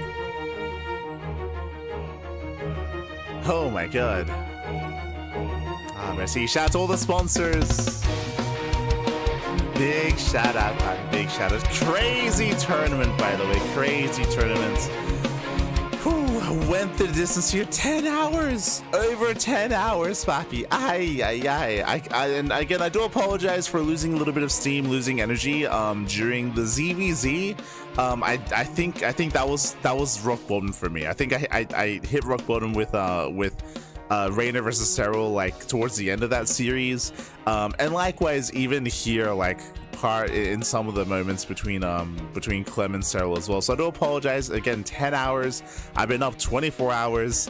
It's just so a little bit exhausted ourselves here. Do apologize. For those that are curious, it is 8 a.m. It's 8 a.m. in the morning. The sun actually rose at 6. The sun was rising at 6 a.m. Bobby, and it's been up there for quite some time. So extremely tired. I don't know if I'm going to be doing a regular cast in we typically are live in 12 hours. In 12 hours time we would be live, depending on how much I sleep I might not. We'll see. We'll see. It was going to be a replay cast of Biggest Cup in 12 hours, but we'll see what happens with that, depending on how we feel, depending on how much rest we get and how fatigued we are as well.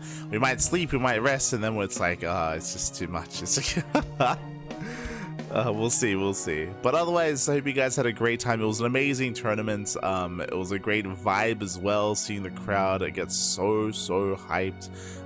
Again, like, still for me, like, Serral versus herO was amazing. Serral versus herO was an amazing series. If you missed out, I do recommend it. It was one of it was one of the highlights for me, at least. Same with the finals, of course, between Clem and Serral. It was amazing. It was beautiful. GG, well played. And I look forward to seeing more of these in the future. Shout out, of course, to all those that supported the event via crowdfunding as well.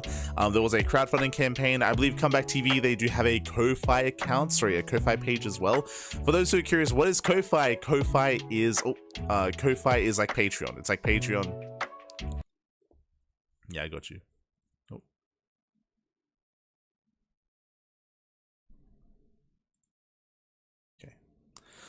Ko-Fi is like Patreon, so I'll give you a link in the chat to the Ko-Fi. Also, hold on, I gotta do something. Very quickly. We gotta roll it back. We gotta roll it back. Hold on, while I can, because some people probably didn't get to hear it, and I need to hear it again. This is for me, Pappy. God, they should have given them the mics. Because how do you end the event? How do you end it? Mate, Pappy, you gotta end it with Coca and Funka. End it with Coca and Funka. Take it away. Est-ce que vous nous entendez bien? Bonsoir. Il va nous falloir plus de son dans les enceintes. Ouais, plus de son de la musique dans les enceintes, s'il vous plaît. C'est important. Faut tout faire sauter. Ok. T'es chaud quoi, Alex? Est-ce que les gens ils sont chauds? Ok. Maestro of the game. Maestro of the game. On nous avait pronostiqué mort il y a déjà une éternité. Starcraft vit encore et la foule est électrifiée. Déterminé à vous laisser des souvenirs impérissables. On vous a cook un banger de tournoi, c'est indubitable. Une pléthore de destinations, de champs de bataille et compétition. Jusqu'à la mort, ça se bagarre à chacune édition. Vie de l'amour, Paris Sora, rend ce top 4 magique. Et nous on prie un classique. 24 maestros au commencement, maintenant il y en a plus qu'à. Ils ont traversé le monde entier pour avoir le droit de combattre. Ce soir au gourou, on vous détermine le nouveau GOAT. Alors, foutez le bordel maintenant. Il est l'heure de faire entrer nos joueurs. Criez-leur votre amour sans aucune pudeur. Vous connaissez leur pseudo, chantez-les avec nous. Ils se souviennent que le meilleur event c'était avec vous. Oh, son sourire a déjà fait douter tous les hétéros. Maestro, t'as fait que de Niro. Maestro, 2014, il gagnait Sao Paulo. Faites du bruit pour Kim Jun-ho. Dans l'histoire du jeu, personne ne sera son égal. Un de ses surnoms, c'est le finlandais phénoménal. Sa passion de la victoire chez lui est viscérale. Faites du bruit pour Basilis Serral. Il est arrivé sur scène comme un météore. Pour l'e-sport italien, c'est une pépite, un trésor. Faites du bruit pour Reynor. Dans le gameplay, quelle violence. À cause de lui, Terran a pris des patchs en avalanche. La version souris, sa clavier, c'est des armes blanches. Il vient pour tout péter à Paris. C'est Clément des planches. Maestro of the game. J'ai dit Maestro of the game. J'ai dit Maestro of the game. J'ai dit Maestro of the game. Préparez-vous. Ils arrivent. Pappy. Okay. And that's how you end the show, Pappy. That's why did we not get an encore? Why did we not get the send-off like that, Pappy? Come on, Funka. Come on, Coke. Oh my god. Beautiful. Yo, shout out to Funka, shout out to Coca, shout out to TKL and all those over at Comeback TV. Oh my god. I just want to go through and listen to some of their old raps. It's been a while. It's been a long time since we've had a new comeback TV or a coca and funka rap, papi. Ah, beautiful, beautiful. But otherwise, with that, thanks for watching. Thanks for tuning in. We do appreciate it. Again, if you missed out on the event, I do recommend the VODs. I do highly recommend it. VODs are over on our YouTube channel. We did actually just cover not just this event, not just this day of the event, but also the previous stages as well. The group stage, the beginning of the playoffs, the preliminary stage as well, all online, leading into, of course, this offline event happening in Paris, happening in France. Now, when it comes to what's next on the channel, of course, we might be live in 12 hours time with the Pigastar Cup replay cast, as we did miss it live. That might be the go-to, that might be the plan. A little bit of a maybe on that one, depending on how we feel, depending on how much sleep we get. Likewise, we have the What is TV Monday on Monday. What is TV Monday is going to be on Monday. We have obviously the Rising Star on Tuesday, and we have the Sparkling Tunic Cup on Tuesday as well. But it's a very special edition of the Tunic Cup because we're going to be featuring the new TLMC 21 maps. They're going to be featured this Tunic Cup, and also this Tunic Cup is a monthly finals. It's an invitational featuring players like herO, featuring players like Shin, Byun, and many, many others as well. One momento here. Tunic Cup. Let's quickly have a look. It is going to be the monthly finals for September. I'll get you a list, papi. Get you a list. There we go. So September is going to be featuring Nightmare, Creator, herO, Solar, Byun, Geralt, Nickrat, and Young Yakov. Let's go, papi. Let's go. So it's going to be a hefty lineup of players. I believe Shin is going to be replacing Solar. Yeah, Solar, he declined his invite. So Shin is going to be replacing Solar instead. And we did actually, typically Tunic Cups are on Sunday, which would have been, hey, in 12 hours. But herO's traveling. herO, he's going to be a part of the tournament, but herO, he's going to be flying home. He's going to be flying back home from Paris, France. So because of that, to help accommodate, we did decide to move the Tunic Cup over to a Tuesday instead to make sure that herO and all the other players could actually take part and compete and participate because, of course, they're still going to be flying home. They're going to be flying home. So again, look forward to that. That is going to be, of course, on Tuesday. I'll give you a link in the chat so you can have a look yourselves. Bam. I expect every Duckling stream to end with Light and Career rapping from now on. Yo, some CranKy Duckling lore. We used to do mic check. We used to do like sound checks with me and Milking Cookies, and we did used to rap during mic checks. That's actually unironically true. Back in the day. But otherwise, thanks for watching. We do appreciate it, and we are going to be wrapping up. Here for the evening. Este Sinistro and all those in chat. Thank you so much for tuning in, and I'm going to go pass the hell out. When I say pass out, I'm going to go look after my conejitos, my bunnies, of course, and then go and get some sleep. Playing StarCraft on one of those tiny screens with the airplane. True. That's all you got to do. But yes, thanks for watching, thanks for tuning in, and with that, I'll see you guys either later on tonight or tomorrow. One or the other. Take care, everyone. Take care. When it comes to some more big StarCraft events coming on the horizon, of course, we have some big events happening in the Americas. In the Americas region, we have an event happening in Canada. That's going to be Starfest. So Starfest is a big offline event happening in Canada. We have the SC for All, which is a big event happening in Philadelphia, in America. And we also have the SG Safe House, which Zombergob is running as well. That's going to be in Las Vegas. There won't be an audience for the SG Safe House. I believe they're going to be renting an Airbnb. But that's also going to be happening in October, and of course the other events are going to be happening in November as well. So big events happening in the Americas.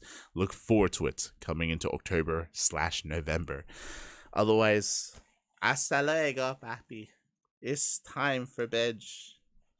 Thanks for watching. I appreciate it. Ciao, papi, ciao. Hasta luego. See you next time.